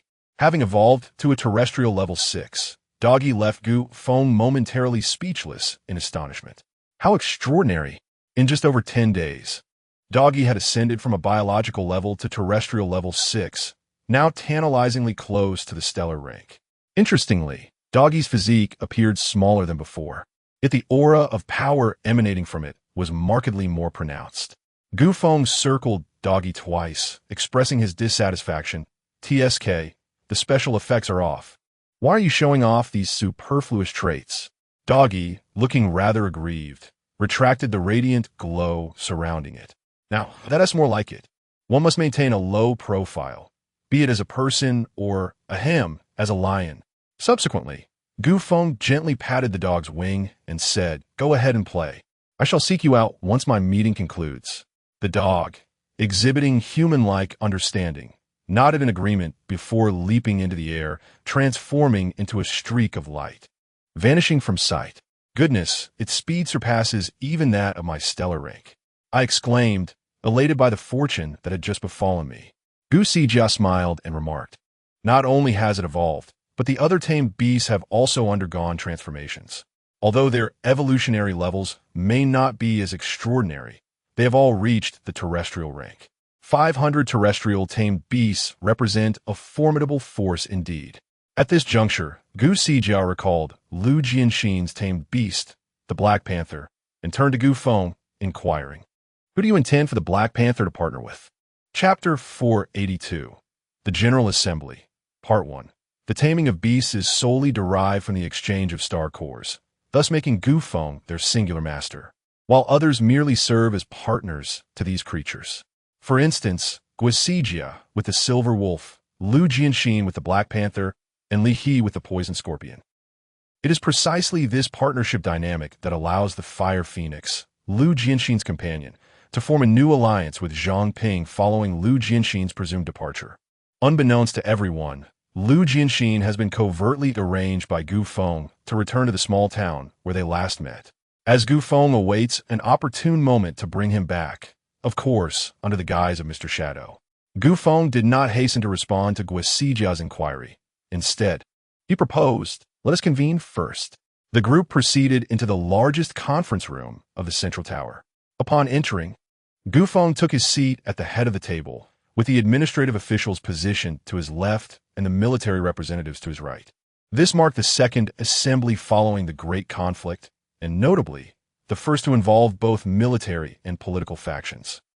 Feng commenced the meeting by addressing the losses incurred in the battle against Xiao Dongqing's faction, which had claimed numerous vital allies and close comrades. "We must solemnly remember them," he stated, "and the administrative side must expedite the planning of a memorial service." As Lu Zhe nodded in agreement, he inquired, "Should this memorial service take place in H City or Hope City?" Feng surveyed the assembly. "Where do you believe it should be held?" The consensus emerged that, given the fallen heroes had perished in H City, it would only be fitting to honor them there. However, some argued that H City's ambience could not compare to that of Hope City, especially with the presence of a memorial wall in the latter. Ultimately, Li He suggested, "How about we first cremate the remains in H City, followed by a farewell ceremony to ensure the departed can accompany us home?" "Excellent proposal," came the chorus of agreement. With the group's consensus, Feng sanctioned Li He's suggestion. The second agenda item pertained to personnel matters, an issue of paramount importance and sensitivity. The recent losses had been staggering, leaving numerous positions vacant that required urgent filling. Without Feng's endorsement, even the most esteemed candidates would be rendered ineffective. In terms of prestige, none present could rival Feng. His word alone determined who would ascend or descend the ranks. Feng approached the critical personnel decisions with solemnity, fully aware that merit would dictate his choices, and he would not hesitate to promote those capable. The most significant vacancies included the leadership of the Black Panther Legion, the Fire Phoenix Legion, and the Minister of Intelligence. Although each member had their preferred nominees, Gu Feng had his own considerations. Guosijia's Silver Wolf Legion had suffered immensely during the conflict, leaving her in a precarious position. Gu Feng contemplated disbanding the Black Panther Legion and incorporating its soldiers into the Silver Wolf Legion, both to provide Guosijia with a sense of closure and to prepare for Lu Jianxin's return as Mr. Shadow. After all, Lu Jianxin was already well acquainted with the Black Panther. A new partnership would require a fresh period of acclimatization. Thus, only the positions of the Phoenix Legion commander and the intelligence minister remain. The most favored candidate for the Phoenix Legion commander is Xiaoan, who has served as the vice commander of the Phoenix Legion for some time, demonstrating capabilities that have garnered recognition from Gu Feng, thus marking a successful promotion. With Xiaoan's position vacated, Gu Feng thought of Baizhadi, whose character closely resembles that of the former Li Junlan. This alone prompted Gu Feng to decisively appoint Baizhadi as the vice commander of the Phoenix Legion. As for the intelligence minister, it is evident that Huang Xian, the current deputy minister, will ascend smoothly to this role. The vacancy created will be filled by Feng Huan, who has performed exceptionally well in this recent conflict. All other positions will remain unchanged. Gu Feng then announced before everyone the establishment of a special department. The Shadow. The entire Special Operations team will be incorporated into Shadow, which will also secretly select members from various departments and legions. No one is permitted to intervene or interfere with any actions of Shadow, which shall be accountable solely to Gu Feng. Upon Gu Feng's declaration, all present were filled with astonishment at such an extraordinary display of authority and trust. The new department, Shadow, was destined for greatness from its inception. Chapter 483. General Assembly. Part 2. Following a series of personnel adjustments. The departments and their respective heads within the military and political spheres are as follows. Military Department and its commanders. Silver Wolf Legion. Guosijia. Jiangshengnan, Cobra Legion. Jiyu, Shimin, Scorpion Legion. Lihe, Ma Tung, Garrison Legion. Pangzhua, Yanhua, Fire Phoenix Legion. Shaohan. Bai Zhaodi, Intelligence Department. Huang Xian, Feng Huan, Logistics Department. Sangu, Wangcheng Administrative Department and its heads. Executive Council. Luzhe Chief, Legal Affairs Office. Duwan, Deputy. Supervision Office. Su Guanhua, Junior. Industrial Office. Tianpeng, Agricultural Office. Muchun, Commercial Office. Wenwan, Medical Office. Gu Qingqing Research Institute. Professor Tang, Education Office. Su Wanqing Special Department. Shadow operates independently of both the military and administrative departments, solely accountable to the city lord, and is immune to intervention or obstruction from any other department. In extraordinary circumstances, Shadow reserves the right to act first and report later. Head. Confidential. Members. Confidential. After the personnel appointments concluded, Gu Feng gazed at the leaders present and suddenly broke into laughter. The assembly exchanged puzzled glances, unsure of what amused him. Gu Feng then remarked, "Indeed, our establishment is characterized by a preponderance of women over men." Upon observation, it became apparent that more than half of the leadership was female. Notably, among the 5 legions, 3 were commanded by women.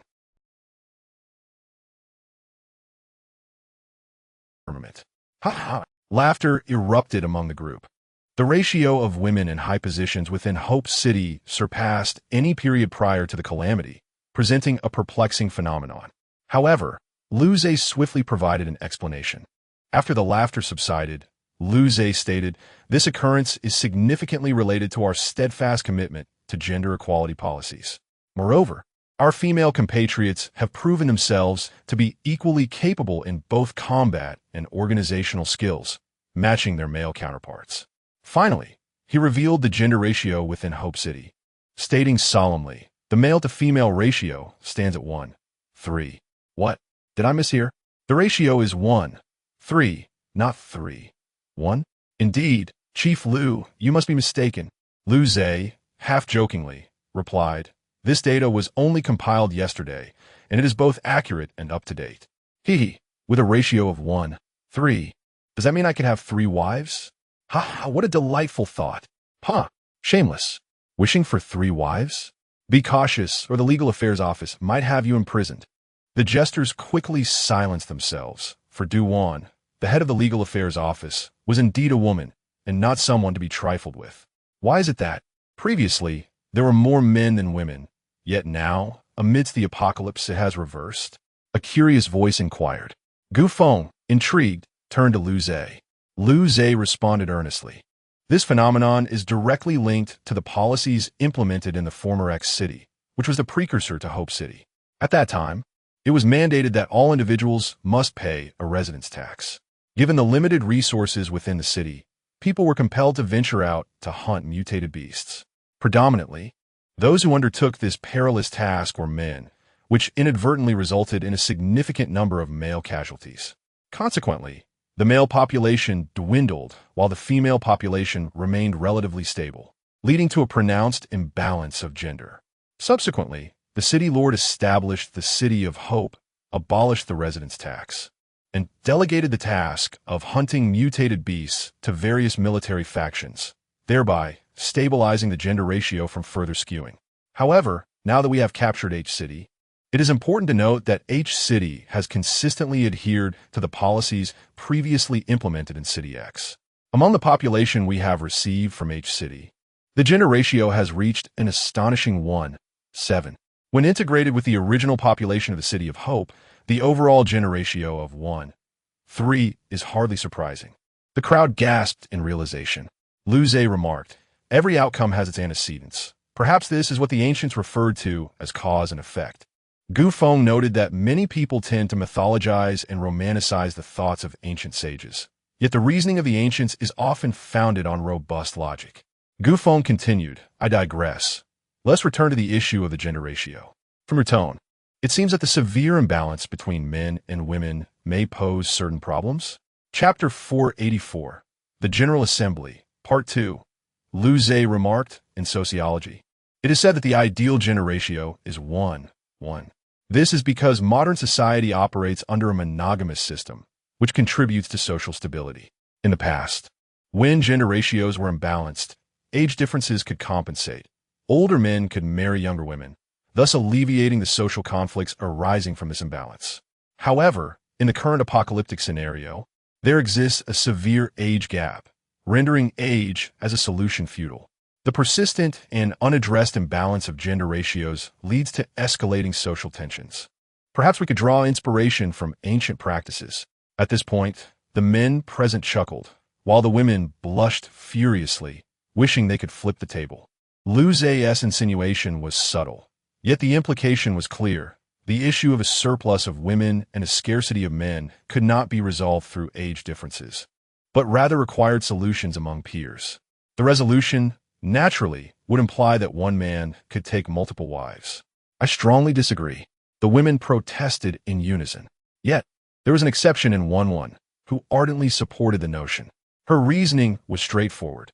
Faced with the hopelessness of pursuing mutation, she preferred to share a husband with her.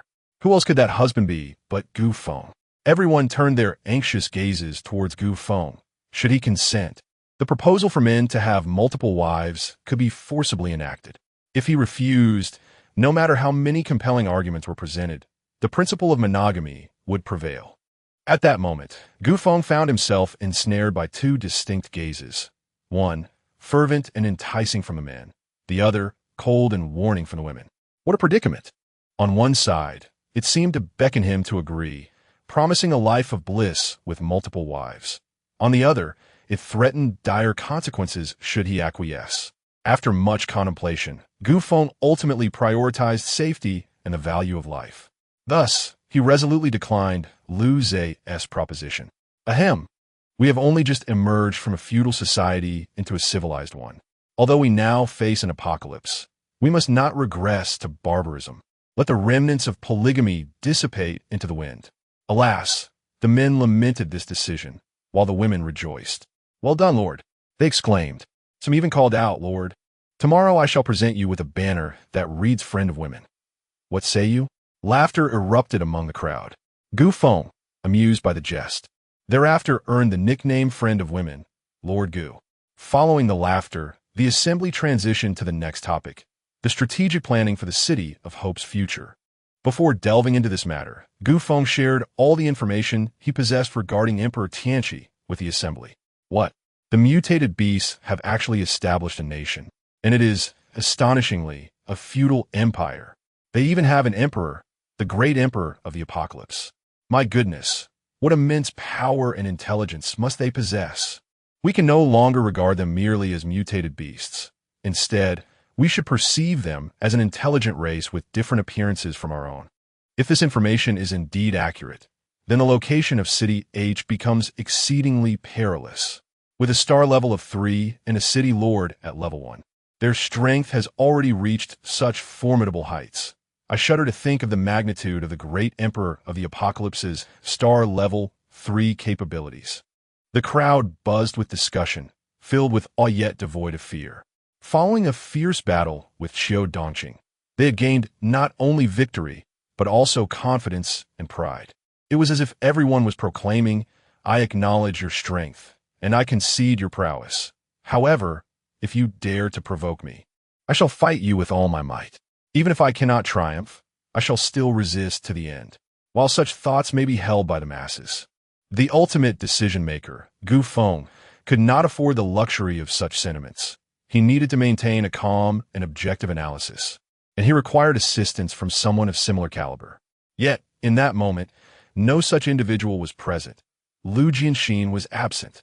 Feng was left to rely solely on himself, engaging in measured contemplation and analysis.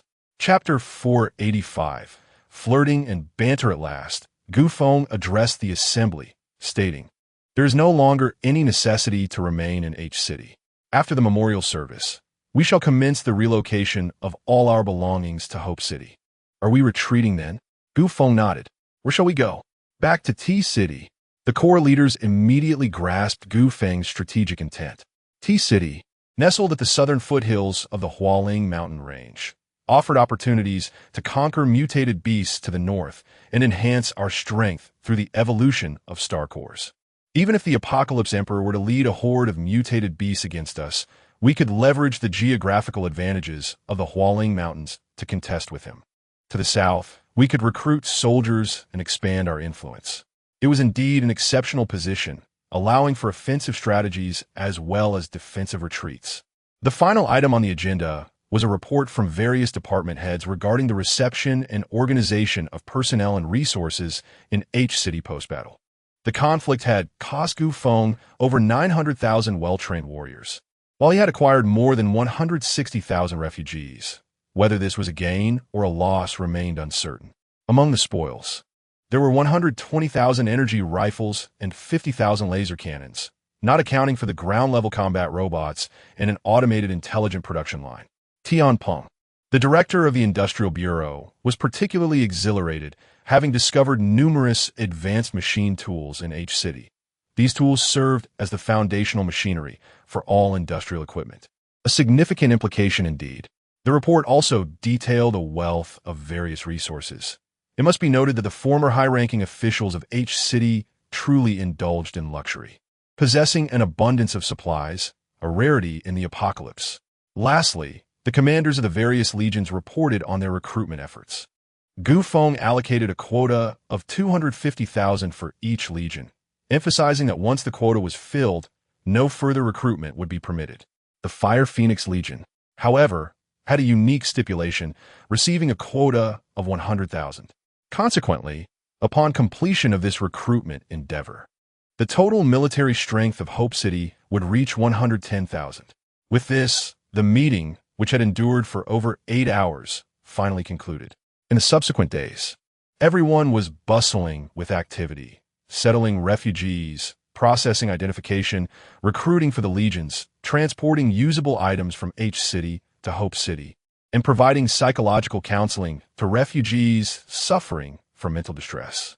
While the others were fervently occupied, Feng remained closely attached to Mu Chun, following her wherever she went. Mu Chun, feigning annoyance, remarked, "Oh, do refrain from trailing after me. It would not look good if others saw. The entire city must already be aware of our relationship. What concern is it?" Mu Chun rolled her eyes, choosing to ignore him. As she walked ahead, Feng inquired after their prolonged separation. "Did you miss me?" "Not at all," Mu Chun retorted sharply. "A woman's words are deceiving." Mu Chun spun around, glaring at Gu Feng. Ahem, I was merely jesting.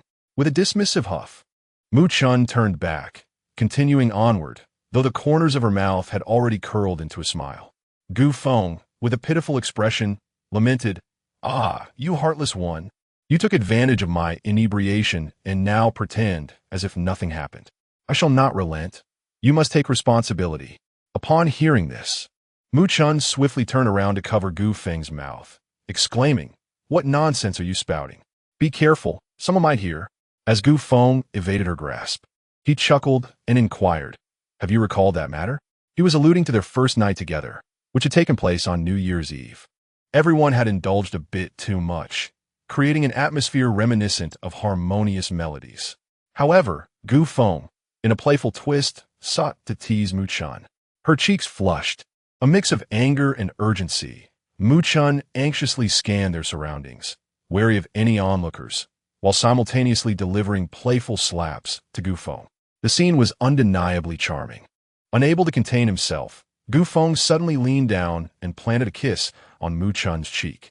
Her face turned an even deeper shade of crimson as she lifted her foot and stomped down hard on the back of Gu Feng's foot. Wincing in pain, Gu Feng grimaced, hopping on one leg, and exclaimed that Mu Chun was a heartless woman who had abandoned her responsibilities. With a triumphant tilt of her head, Mu Chun retorted, "I refuse to take responsibility. What can you do about it? I'm busy right now. I'll deal with you later. Make sure to wash up and wait for me at home." Gu Feng, feeling his pride as a man utterly shattered, could hardly believe the situation. Chapter 486, Professor Tu's Cultivation Chamber, Part 1. In an effort to reclaim his dignity as a true man, Gu Feng reluctantly chose to comply, saying, "All right then. I'll wait for you tonight." It was quite unsettling to witness a man adopting a fragile demeanor, causing a tingling sensation at the nape of one's neck and a sour feeling in the stomach. However, feeling a profound sense of ennui and lacking alternative pursuits, Gu Feng decided to accompany Mu Chun, albeit with a newfound sense of decorum. Curious about her destination, Gu Feng inquired, "Where are you headed?" Mu Chun replied, "I'm going to Research Institute to check on the new crop varieties we've been cultivating." As the head of the Agricultural Bureau, her reference to new varieties pertained naturally to agricultural crops. "I shall join you," Gu Feng exclaimed, hastily stepping forward to walk alongside her toward the Research Institute. The Research Institute in the City of Hope had grown significantly in scale, branching into numerous departments. Among them was the Weapons Development Division overseen by Gulan, alongside sectors devoted to new materials, environmental observation, astronomical studies, quantum mechanics, and research on flora and fauna, encompassing virtually all fields. The institute boasted a workforce exceeding 20,000 highly skilled researchers. Regardless of their leadership, such esteemed professionals were afforded stringent protection, allowing Gu Feng to fortuitously gather within such a talented assembly.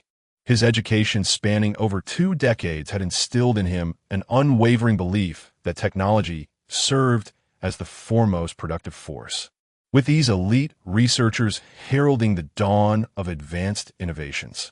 Gu Feng and Mu Chun made their way directly to the Plant Research Division, where they were greeted by Professor Tu, who seemed somewhat lacking in social grace. Upon sighting Gu Feng, he offered a perfunctory welcome before launching into an expansive discourse regarding the new crop varieties. This particular strain was a hybrid of sweet potatoes, mung beans, and watermelons, vining plants that promised high yield, brief growth cycles, and minimal environmental demands. Notably, one could harvest all 3 crops from a single planting, with the greatest advantage being space efficiency, making it ideally suited for cultivation in urban settings where space was at a premium. As Professor Tu spoke, he guided them toward the cultivation chamber. Inside, an array of cultivation boxes of varying sizes, some akin to suitcases, others resembling shipping containers, were visible through the glass. Gu Feng observed a plethora of bizarre and fascinating plants within. Some appeared familiar, while others were entirely alien to him. Nevertheless, surrounded by these extraordinary specimens, Gu Feng felt as though he had stepped into a secret garden from a fairy tale. Unable to resist the allure, Gu Feng pressed his hand against the glass, and a vividly colored flower began to sway towards him, gradually inching closer. As he leaned in, Unexpectedly, the flower lunged toward his nose.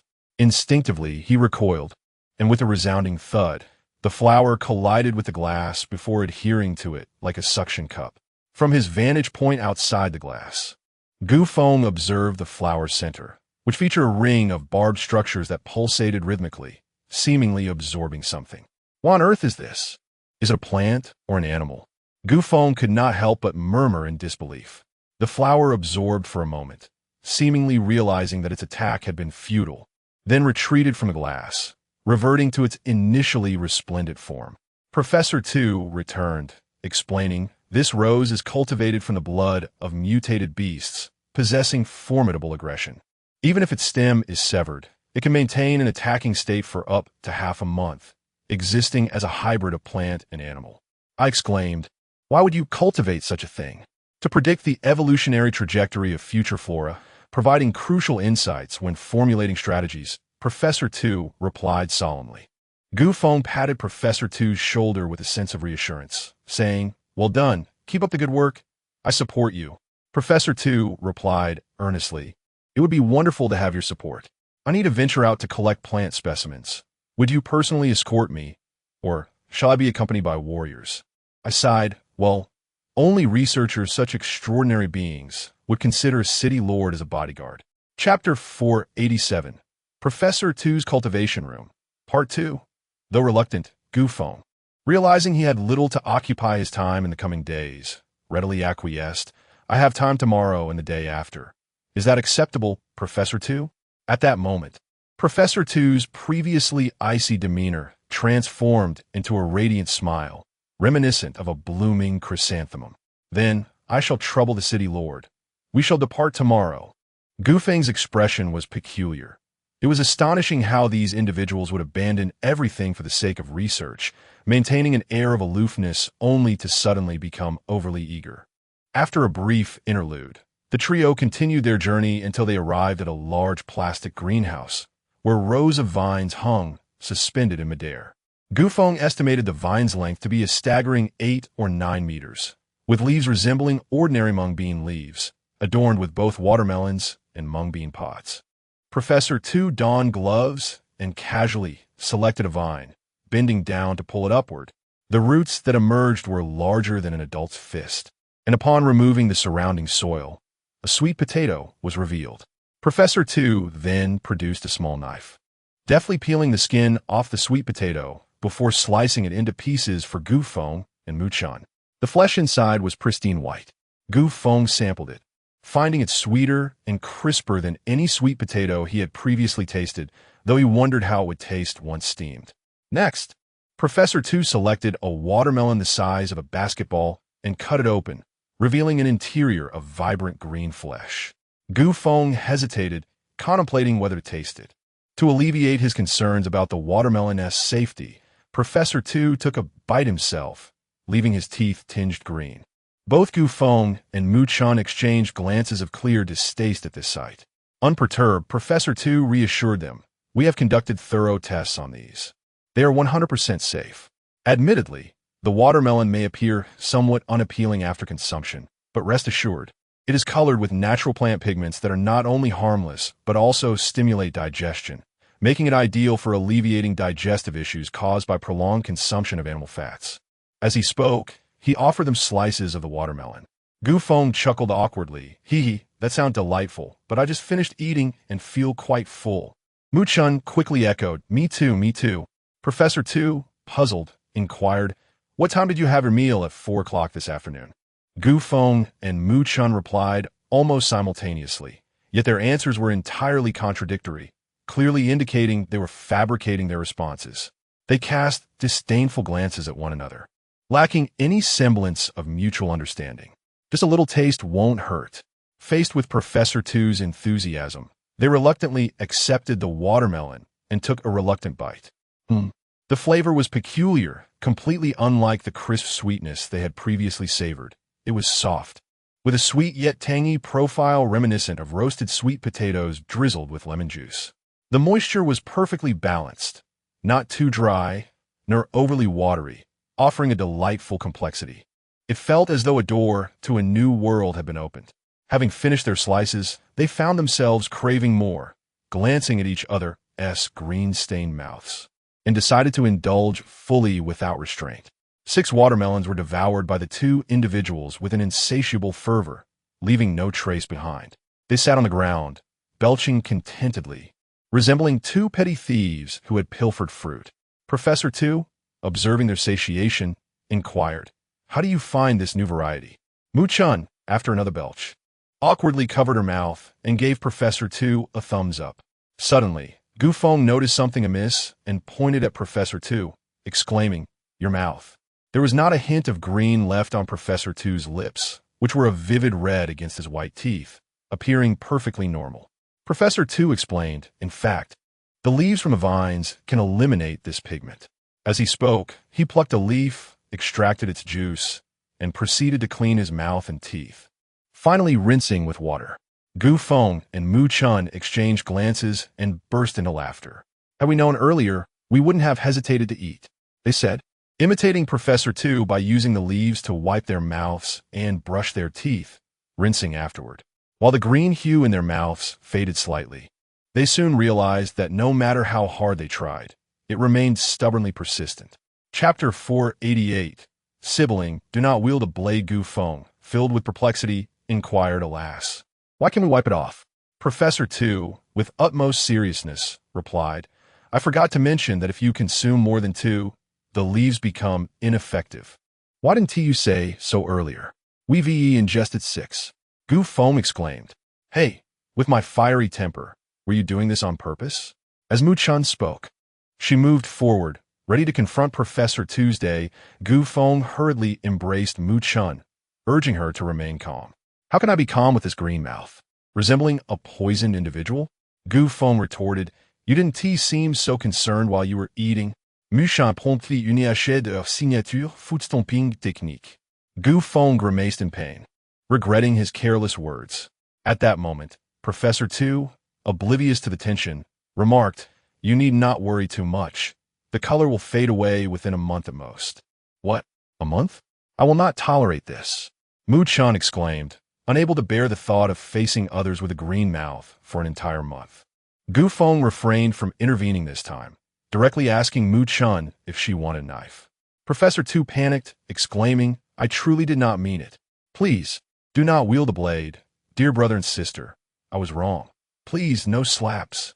Amidst Professor Tu's cries, Gu Feng cheerfully picked up a slice of watermelon, savoring it slowly.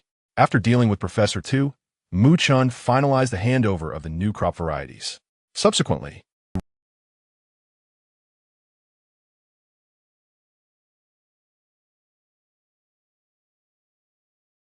rushed into Mu Chun's room. Mu Chun frowned, observing Gu Feng's mouth, and coughed lightly. "Today is a bit inconvenient for us, is it not? But didn't we agree?" Gu Feng said, feeling wronged. "Looking at your mouth, I simply cannot bring myself to eat." Gu Feng chuckled. "Yet you're just like me." "Ha ha." Gu Feng's laughter only fueled Mu Chun's annoyance. "Out. I do not wish to see you today." Gu Feng, smiling, dodged her. "I shall remain here, refusing to leave. If you do not depart, then I shall," Mu Chun declared, moving toward the door. Gu Feng swiftly embraced Mu Chun, kissing her lips. Mu Chun, initially glaring at Gu Feng, began to soften and grow increasingly tender. With a snap, the light extinguished, and a night of joy unfolded without further detail. The following day was yet another busy one, filled with myriad tasks. Mu Chun arose early to oversee the cultivation status of the new varieties acquired from the Agricultural Bureau. Still lost in the memories of last night's warmth, Gu Feng was jolted awake by a series of urgent knocks. Bang, bang, bang. The city lord must rise. Bang, bang, bang. If you do not hurry, it will be too late. That irksome voice was loud and persistent.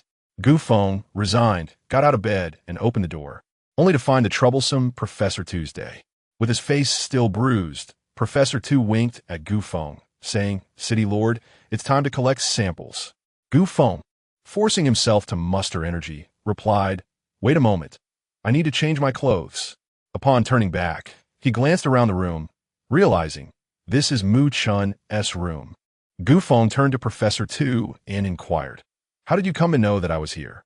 I first went to the Lord's office, where your secretary informed me that you were not on duty. Then I sought out Director Mu Chun, and that is how I discovered your whereabouts, Gu Feng replied, his expression somewhat peculiar. Director Mu should have advised you to knock softly on the door. Professor Tu, still somewhat perplexed, responded, Indeed, but how did you know? Chapter 489. Stand still. All of you, it matters not how I came to know this.